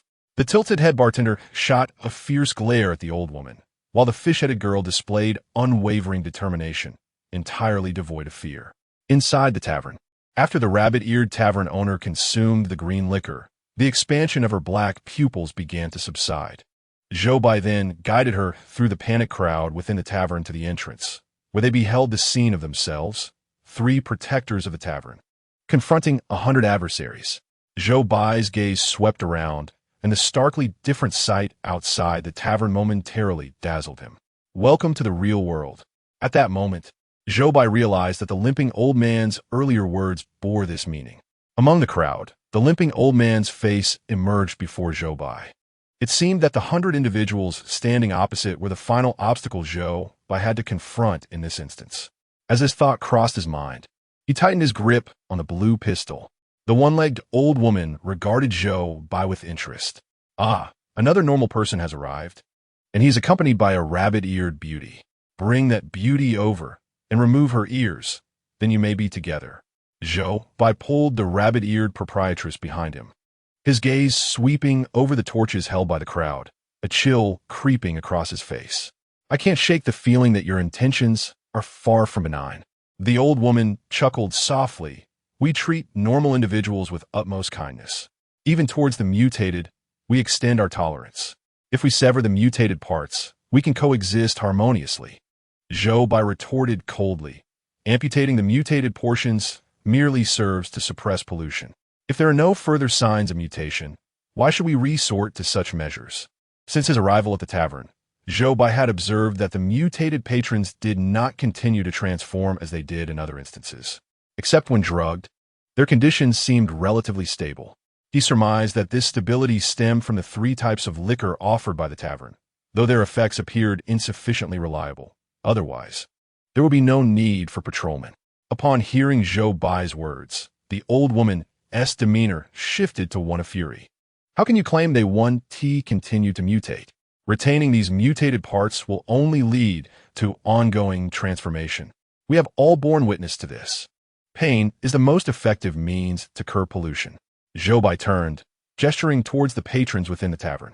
After spending so many days here, I've seen countless individuals who have not further mutated.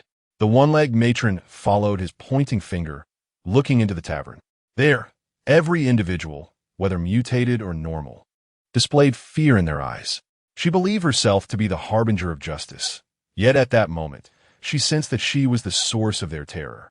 The one-legged matron scrutinized their expressions, unwilling to accept, but found no trace of the madness that indicated pollution.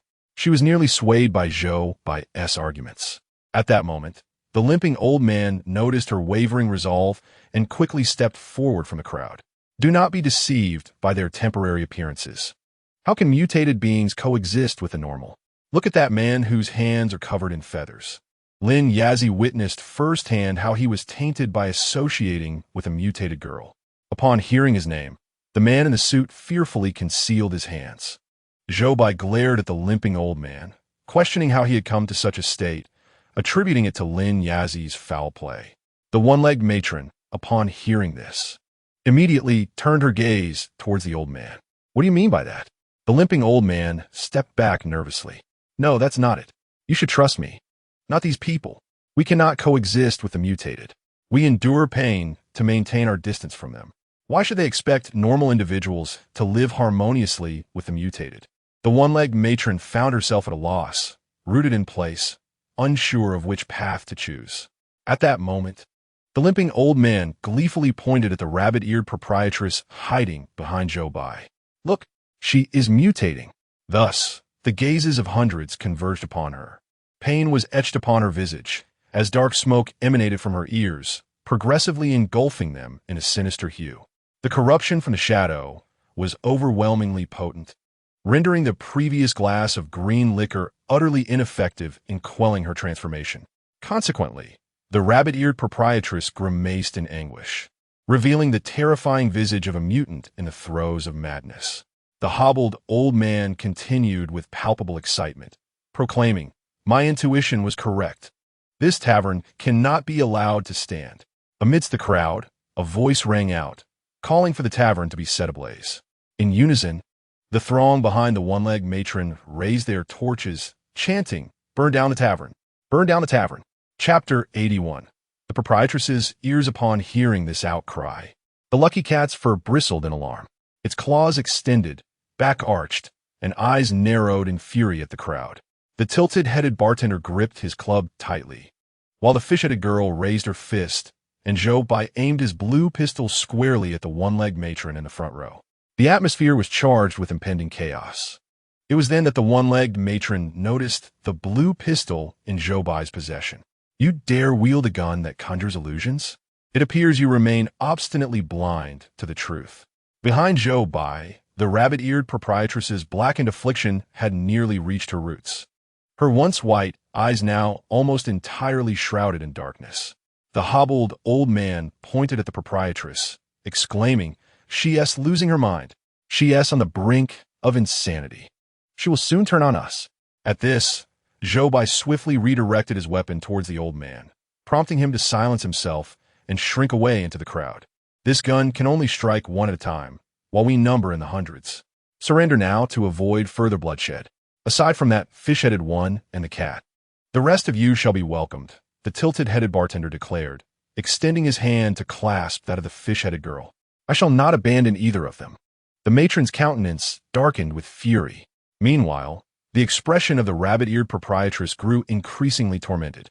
Observing her plight, the one-legged matron sighed, "Do not shield her. It is futile. Those who have mutated cannot regain their sanity. She will soon turn against you." No sooner had she spoken than the rabbit-eared proprietress let out a piercing howl, collapsing to the ground in agony. Zhou Bai, witnessing her distress, understood that she was engaged in a fierce struggle against the encroaching corruption. In her torment, she clawed at her ears, her nearly blackened eyes suddenly lifting to meet the gaze of the crowd. In her hand, she clutched a pair of gleaming scissors, their sharp edges gleaming ominously. Those upon whom her gaze felt a chill run down their spines. The hobbled old man, now under the threat of Zhou Bai's firearm, cowered deeper into the crowd, yet remained undeterred. Seizing the moment while Zhou Bai was preoccupied with the proprietress, he once again emerged to shout, "She's gone mad. She is surely on the brink of insanity."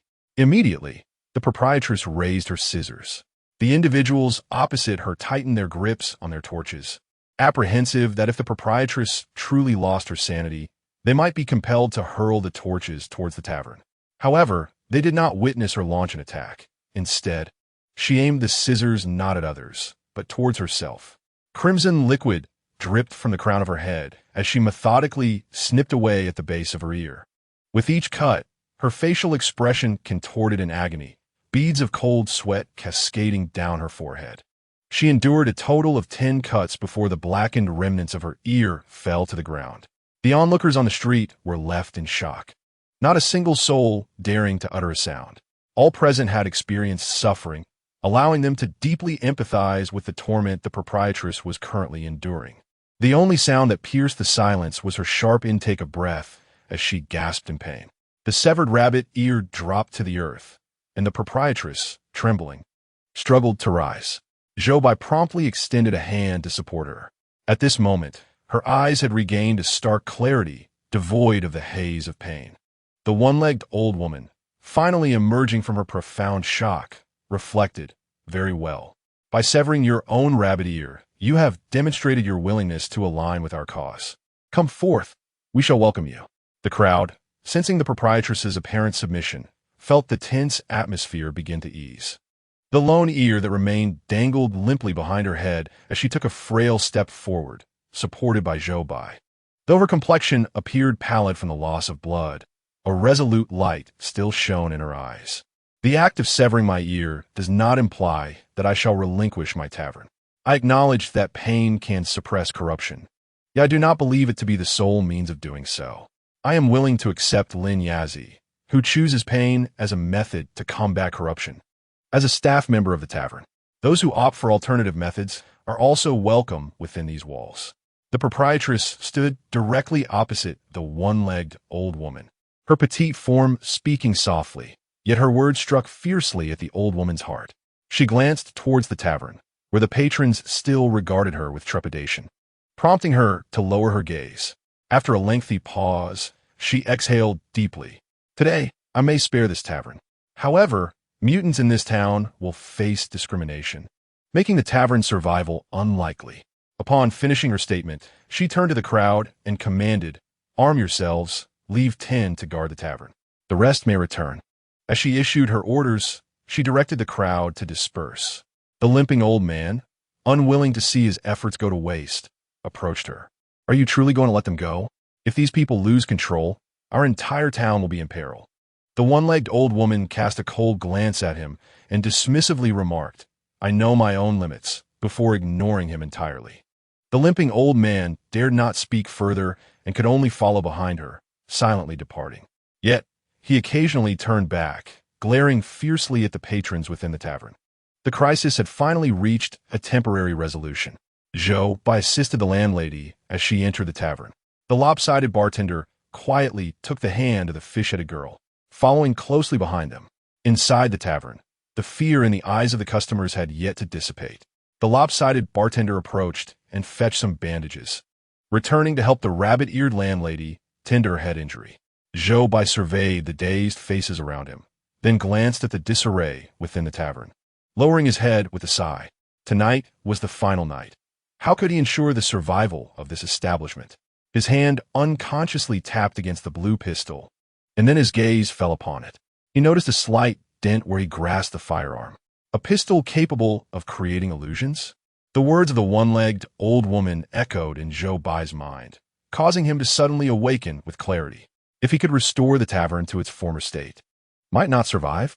The thought ignited a spark of excitement within him. Yes, precisely. But how could he return the tavern to its previous condition? He brought the blue pistol closer, scrutinizing its material. Then, with his fingernail, he gently traced over the surface of the firearm. He was astonished to see the scratch mark appear on the pistol. A candle? To his surprise, it had concealed even its own material within an illusion. Below in the cellar, a candle dripped blue liquid, and as time passed, its flame grew dimmer. Chapter 82. The conclusion of the terrifying tavern. Zhou Bai felt compelled to seek validation for his theory without delay. He approached the landlady, whose head was now wrapped in thick bandages by the lopsided bartender's clumsy hands. Holding the blue pistol before them, he inquired, was the illusion of the tavern created by this firearm? They both stared at the pistol in bewilderment, shaking their heads in confusion. Zhou Bai was momentarily taken aback. Had he miscalculated? The landlady addressed Zhou Bai, saying, in truth, I do not know. The illusion of this tavern was crafted by a former patron. Who gifted you that blue pistol? The fortune cat meowed softly, turning its head away, seemingly reluctant to acknowledge its less than magnificent name. The lopsided bartender's gaze fell upon Zhou Bai's hand. Initially, he had thought that you and that patron belonged to the same organization. Zhou Bai paused, contemplating the blue pistol in his hand. In the cellar, the candle was on the verge of extinguishing.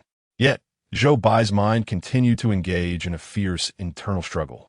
The fifth rule of the cellar stated, within the cellar, only one candle provides illumination. It shall never extinguish. If you see it extinguished, please notify everyone immediately and leave the tavern at once. The thought that lingered in Zhou Bai's mind required the candle in the cellar to be activated. However, should the candle be accidentally snuffed out, the entire tavern could be in peril. The landlady perceived the turmoil within Zhou Bai and inquired, do you wish to attempt to restore the illusion? Zhou Bai nodded, yet the tavern posed potential dangers. The landlady smiled reassuringly, saying, it's fine, you may attempt it. However, you must allow me a moment. She then turned her gaze towards the tilted head bartender. Just as she was about to speak, he interrupted her. Stop. No need to ask. I know what you intend to say and am aware of the dangers. Nevertheless, I will stay. The fish-headed girl beside him grasped his hand, declaring, I will stay too. The lucky cat raised its paw and chimed in, meow, me too. The landlady observed the three and nodded in agreement. Very well. We shall not part ways. With that, she lifted her head and strode towards the center of the tavern's crowd. Good evening, patrons. I am the landlady of this establishment. I sincerely apologize for the unfortunate experience you have encountered here. We shall endeavor to restore the tavern to its original state. However, this may pose a risk to your lives, and I must inform you beforehand. If you prefer not to remain, you are free to leave now. As her words concluded, the crowd erupted into animated discussion. The cat-paw man was the first to step forward, asserting, I won't leave. I'm afraid of pain. I'd rather stay with the tavern. The winged girl rolled her eyes at him and replied, I fear no pain, but I also will not leave. I've been quite happy here. Subsequently, the other patrons began to express their sentiments. The suited man, huddled in the corner, stood up unsteadily upon hearing their conversation. No, I don't want to die. I don't want to stay here. With that, he stumbled out of the tavern. The guard stationed at the entrance saw him rush out and quickly surrounded him, escorting him away. The bird-beaked girl gazed forlornly at his retreating figure but lacked the courage to pursue him. All the patrons in the tavern, except for the suited man, chose to remain. After the landlady had addressed the customers, she approached Zhou Bai. "It's done. You may proceed with your attempt." Zhou Bai gripped the blue pistol tightly and followed the landlady into the underground cellar. Inside, the candle flickered with barely a glimmer of light. Zhou Bai approached the candle with the blue pistol in hand. Taking a deep breath, he positioned the pistol above the candle. As the pistol touched the candle, it began to melt rapidly. Zhou Bai, in pain, released his grip. The now melted blue pistol transformed into liquid, cascading down towards the candle. The viewers in the live stream held their breath at this sight. Would so much liquid poured onto the candle not extinguish it? However, what astonished everyone was that the flame of the candle, upon contact with these liquids, suddenly blazed even more fervently. The candlelight flickered, emitting blue smoke. This smoke coalesced in midair, slowly transforming into a balloon. Outside the tavern, as this balloon took shape, the waning moon gradually rounded. Those standing outside the tavern watched in wide-eyed wonder as it reappeared before them. Subsequently, a mechanical announcement resonated within the live broadcast of the Great Xia Kingdom. "Congratulations to the chosen one of the Great Xia Kingdom for successfully aiding the tavern in its survival. Level of completion, level." The audience in the Great Xia Kingdom's live stream erupted in cheers. Zhou Bai realized that he had finally completed the task, a smile illuminating his face. He followed the landlady back to the first floor. In the kitchen, the rotund chef, wearing headphones, emerged with a large array of prepared dishes. He placed the food on the table, only to find that everyone was gazing at him. He removed his headphones and, puzzled, inquired, "What is the matter? Has something happened?" The tilted head bartender chuckled, patting his shoulder. "Nothing at all. Everything is perfectly fine." Thus, the plump chef, believing him, donned his headphones once more and hummed a tune as he returned to the kitchen. Laughter erupted as everyone gathered to share the food on the table. The tavern once again buzzed with a lively atmosphere of year. Zhou Bai surveyed the faces within the tavern, aware that the moment of parting was imminent. At that moment, the mechanical voice indeed rang out once more. Rewards are now being distributed. The grain production of the Great Xia Kingdom has increased by 10. Chosen one, please prepare. You are about to enter the next instance. Zhou Bai turned to the landlady, noticing that the thick bandage on her head concealed her other ear as well. Suddenly, he called out to the mechanical voice, "Wait a moment." The celebratory crowd turned their heads in confusion to look at Zhou Bai. However, aware that his time was limited, he refrained from elaborating. He hurriedly turned and dashed out of the tavern towards the lounge area across the way. In the lounge's cabinet, he frantically searched. He recalled having seen that item here. Finally, he discovered what he sought in the drawer at the bottom of the cabinet. With that item in hand, he returned before the landlady. She stared at Zhou Bai in astonishment as he placed the bunny ear headband upon her head. Zhou Bai looked at her and smiled. "It looks lovely." A spark lit up in the landlady's eyes. Yet in the next moment, Zhou Bai had vanished from her sight. The mechanical announcement echoed in the Great Xia Kingdom's live stream. Next, entering the Effective Pharmaceutical Company instance. Chapter 83. The Effective Pharmaceutical Company. The Effective Pharmaceutical Company instance has been activated. All chosen ones, please prepare yourselves. In this instance, the chosen ones will assume the role of a private detective in the city. The detective agency received a mother-s request. Her daughter had been employed at the esteemed Good Efficacy Pharmaceutical Company, but since she left for work a month ago, there had been no communication with her family. The mother, deeply worried, entrusted the detective agency to assist in locating her daughter. The condition for success in this endeavor was to gain access to the Good Efficacy Pharmaceutical Company, aid the mother in finding her daughter, and subsequently reunite them. Following the announcement, the live broadcast from other countries on Blue Star resumed. Hundreds of newly chosen individuals once more entered the realm of eerie tales. Good Efficacy Pharmaceutical Company? Was this not the very establishment where the wife from the family-based scenario worked? The chosen one from the Sakura Nation within that scenario had been captured for experimentation in the pharmaceutical factory. The harrowing images from that incident remain vividly etched in my memory. The perilous nature of the pharmaceutical company is exceedingly high. The fate of this requester's daughter appears grim. It is arduous, exceedingly so. I cannot help but feel sympathy for these chosen ones. When Zhou Bai opened his eyes, he had already left the haunted tavern and found himself within a detective agency. Before him lay a crumpled note bearing faint scratch marks. As Zhou Bai gazed at the note, a flood of memories associated with this scenario surged into his mind. A week prior, the agency had received the Mother-S request and promptly dispatched a detective into the Good Efficacy Pharmaceutical Company. However, after transmitting this note a few days ago, the detective had vanished without a trace, severing all communication with the agency. With no alternatives, the agency had no choice but to send another detective for investigation. Zhou Bai was to assume the role of this newly dispatched investigator. Upon absorbing all the information, Zhou Bai could not suppress a twitch of his lips. The difficulty of this scenario seemed excessively daunting. The previous detective was a professional. If even he had encountered misfortune, the plight of others would surely be even more severe. Moreover, there was but a singular method to succeed in this undertaking. With a sigh, Zhou Bai closed his eyes, steeling himself for the challenge ahead, before finally directing his attention to the note in his hand. The detective's note, 1. This company is hierarchically strict, with employees classified into 5 levels. New hires must commence at the lowest rank, level 5. 2. All employees are required to wear uniforms. Levels 5 and 4 must don orange uniforms. Level 3 wears white. Levels 2 and 1 are to wear green. 3. Only employees in green uniforms may utilize the utensils from the cafeteria's sterilization cabinet. Be cautious not to make a mistake. 4. Avoid befriending overly diligent coworkers. During work hours, seize every opportunity to be idle.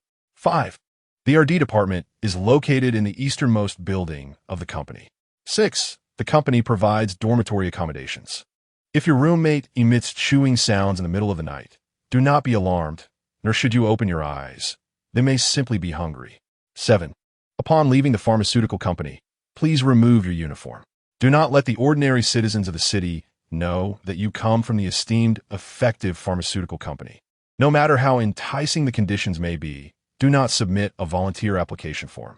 After reading all the rules, Zhou Bai's mind echoed with the voice of the system. It remarked, upon detecting that the host has acquired new regulations, I now highlight one erroneous option for you. The 5th rule on the detective's note was incorrect.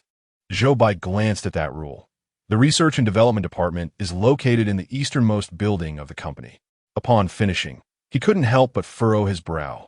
Was there truly no Research and Development Department within the company? Or was it perhaps not situated in the easternmost building? Zhou Bai reflected on the information he possessed.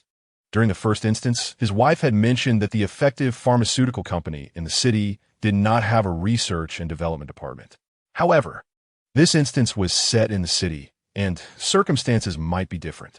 In the cycle train instance, the city did not accept mutants.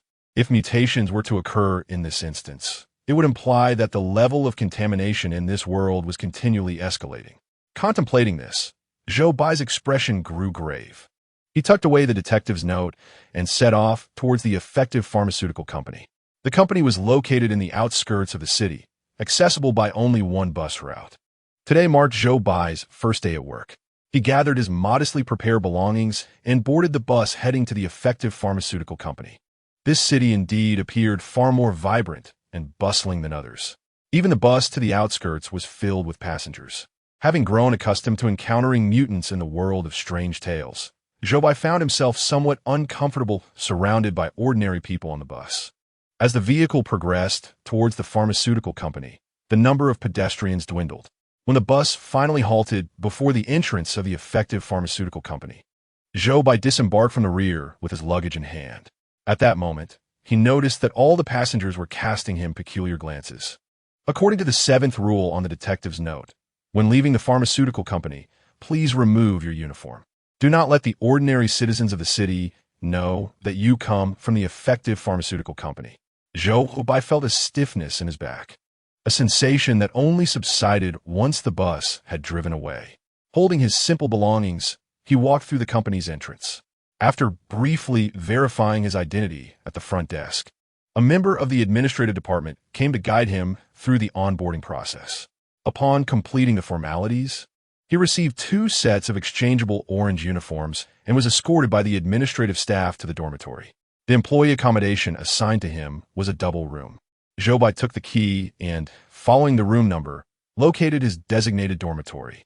Upon opening the door, he was surprised to find someone already lying inside. Their back turned to him. Zhou Bai could not discern their current state. Feeling somewhat perplexed, he glanced at his phone, which displayed the time as 10:30 in the morning. At this hour, one should have long since departed for work. Why was he still lying in bed?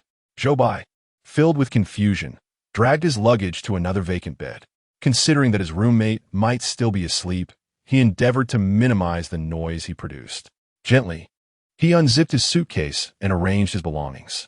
After Zhou Bai had tidied up his sleeping area, he noticed that his roommate remained sprawled on the bed, maintaining his original posture utterly unchanged. Chapter 84. Sales Team 4. Zhou Bai found his roommate exceedingly peculiar, yet he refrained from probing into the reasons. Having just entered the new environment, he preferred not to act rashly. His foremost priority was to gather as much information as possible. Thus, Zhou Bai proceeded to the restroom to change into the orange uniform. He stepped out quietly, closing the door behind him, and exited the dormitory building.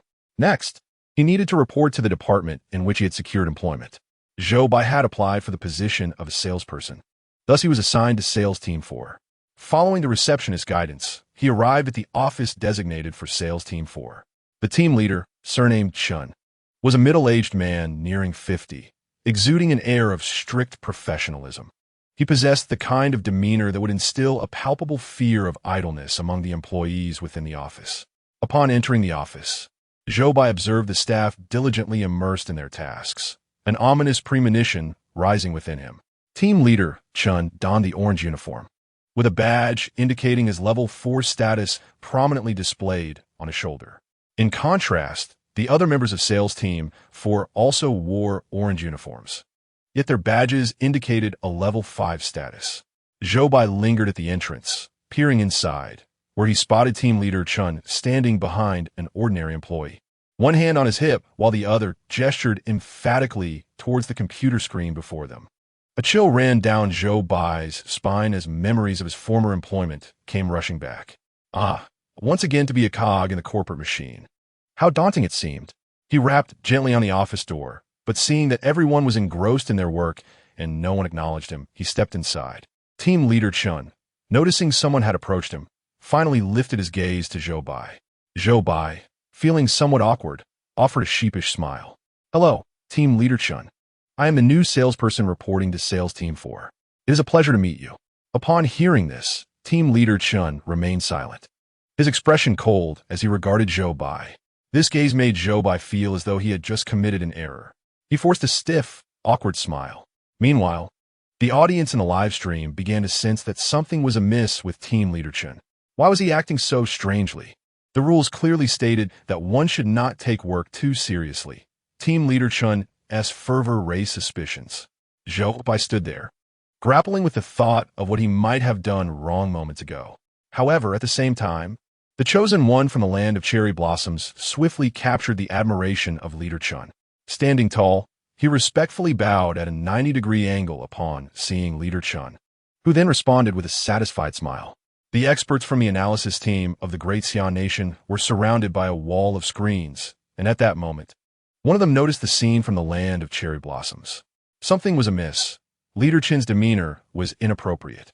"Look at the footage from the land of cherry blossoms," they urged. The rules had clearly stated that the hierarchy within this company was strictly observed. In such a setting, it was plausible that the deference displayed by the chosen one from the land of cherry blossoms was indeed the proper conduct when a lower-ranking individual encountered a superior. They felt a need to remind Zhou Bai of this, just as the expert group prepared to utilize their opportunity for a reminder. Zhou Bai suddenly sensed a tug at the hem of his clothing. Glancing sideways, he discovered that it was a boy with a buzz cut seated at the computer ahead of him. "Bow quickly," the buzz cut boy whispered urgently. Familiar with this proactive reminder, Zhou Bai glanced at the boy and then at leader Chun's icy expression. After a moment's contemplation, he slightly bent forward and performed a symbolic bow. Upon completing this gesture, the frostiness of leader Chun's demeanor began to thaw.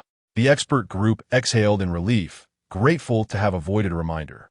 Leader Chun pointed to an empty seat behind him and said to Zhou Bai, "Take a seat and open your computer. There is a substantial amount of work to tackle today, and you won't have time to acclimate. You must immediately enter into work mode." Zhou Bai complied, sitting down at the designated spot and powering on his computer. Leader Chun took a couple of steps before positioning himself behind Zhou Bai. As Zhou Bai opened his computer, he sensed an overwhelming pressure as Leader Chun scrutinized the screen. "Well then, what will my tasks entail?" Zhou Bai inquired. Leader Chun placed a white medicine bottle before him, which made Zhou Bai's heart clench suddenly. Wasn't this the very type of pill his wife had taken in the first scenario? Leader Chun placed the pills on Zhou Bai's desk and stated, "The clients you will be following up with have all purchased this medication.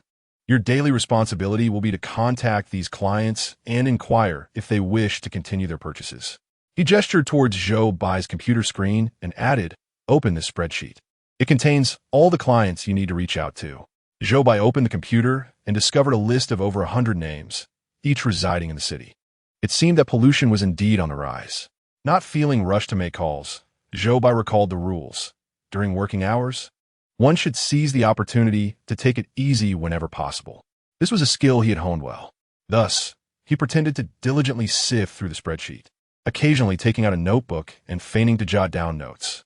After much anticipation, he finally experienced the relief of seeing team leader Chun depart. He exhaled softly, only to witness Chun striding to the forefront of the office. With a clap of his hands, he signaled for all team members to cease their tasks. "It is time for our motivational session," he declared. The nearly 10 members of sales team 4 rose from their seats in unison.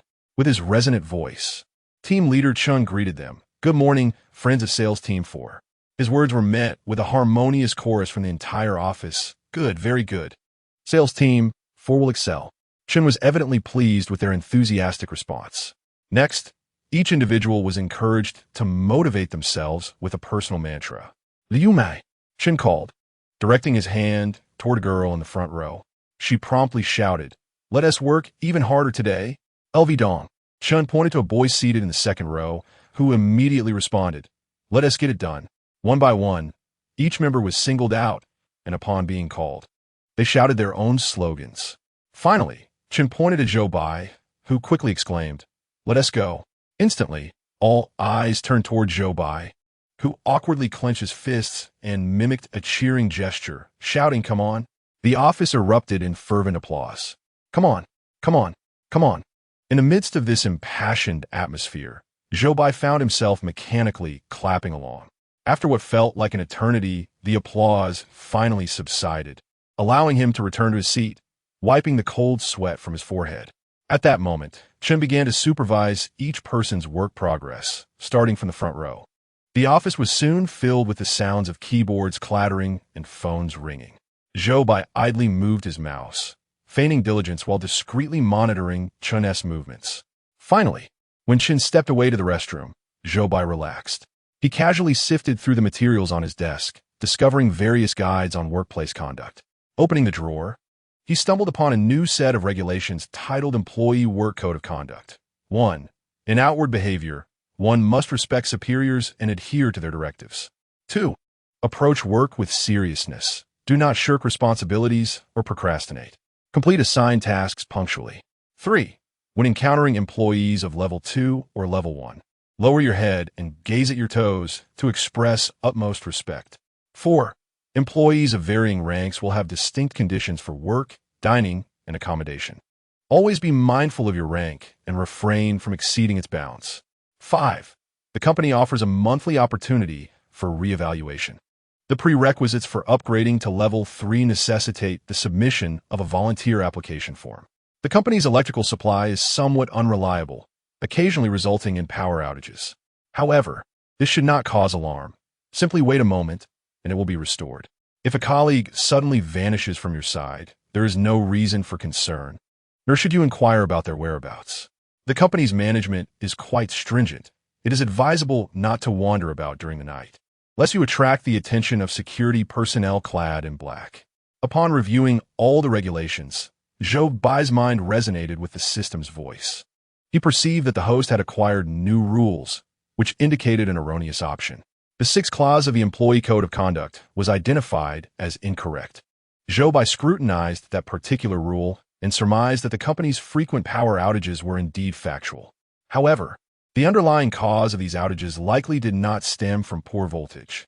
Most importantly, the rule stated that such outages would not endanger one's safety, suggesting that peril may indeed accompany these blackouts. As Zhou Bai contemplated this, he became increasingly aware of the gravity of the situation. Yet, he remained uncertain about how to avert danger during a power outage. For the time being, he suppressed his questions and shifted his attention to the other regulations. His gaze fell upon the second clause of the employee code. It emphasized the importance of diligence at work, advising against laziness or negligence, and insisting on the timely completion of tasks assigned by superiors. This rule evidently conflicted with the fourth point on the detective's note, which suggested refraining from forming friendships with excessively serious colleagues and encouraged taking liberties during work hours whenever possible. Zhou Bai found himself in a quandary. Should he commit to his responsibilities, or should he indulge in a more relaxed approach? Contemplating this dilemma, he suddenly realized that the allure of slacking off had diminished. Outside the office, team leader Chun had returned from the restroom. Zhou Bai felt compelled to pick up his pen again, feigning the act of jotting down notes. Observing his co-workers, he noticed that each one was deeply engrossed in their tasks, appearing entirely normal, without a hint of contamination. This only deepened his confusion. Was it possible that one must work diligently for a certain duration or to a particular extent before any adverse effects manifested? At that moment, team leader Chen approached Zhou Bai from behind. Have you comprehended your work responsibilities? Are there any lingering questions? Zhou Bai closed his blank notebook and turned to Chun with a smile, responding that he was nearly finished. Chun, maintaining a stern demeanor, remarked that if he was nearing completion, it was time to commence making phone calls. He stood resolutely behind Zhou Bai, showing no intent to leave. With no alternative, Zhou Bai picked up the phone on his desk, preparing to dial the first number on the form. Just then, Chen advised him that if a client were to complain about the efficacy of the medication, he should simply transfer the client to Xiao Wang, the flat-topped young man seated in front of Zhou Bai, who had earlier prompted him to bow. On Xiao Wang's desk rested a canister of gray tablets. Zhou Bai nodded to team leader Chun, responding affirmatively before dialing the first phone number. The table before him contained the names, home addresses, phone numbers, and the timestamps of each customer's medication purchases. The client Zhou Bai was calling had recorded 2 canisters of white pills purchased over the last 2 months. Each canister had a usage period of half a month, indicating that this client had not consumed any medication for an entire month. After 2 rings, the call was promptly answered. Zhou Bai hurriedly introduced himself, saying, "Hello, this is the Effective Pharmaceutical Company." However, before he could finish, the caller abruptly hung up. Zhou Bai felt as if his tender spirit had been struck a devastating blow, one even more potent than facing the rejection directly. Team leader Chun stood behind him, and with no alternative, Zhou Bai steeled himself to make a second call. The outcome was identical. He was met with another refusal. Throughout the entire morning, under team leader Chen's watchful eye, Zhou Bai made 30 calls, each met with rejection. Without exception, every client hung up the moment they heard the name of the Effective Pharmaceutical Company. By the time the lunch break was announced, he had grown numb from the constant refusals. He rested his head on the desk, utterly devoid of energy. Little Wang, seated in front of him, turned around with concern, asking what's wrong. Zhou Bai sighed, replying, "Work is so difficult." Little Wang offered consolation, saying, "It's all right. It's tough at the beginning. It will get better with time. Look at me. This morning, 90% of the clients I called made repeat purchases." Zhou Bai, still resting on the desk, suddenly found something amiss with Little Wang's statement. 90% of clients returning for purchases? Yet, Zhou Bai had experienced firsthand that as soon as the company name was mentioned, they hung up. This was not merely a matter of varying levels of work experience.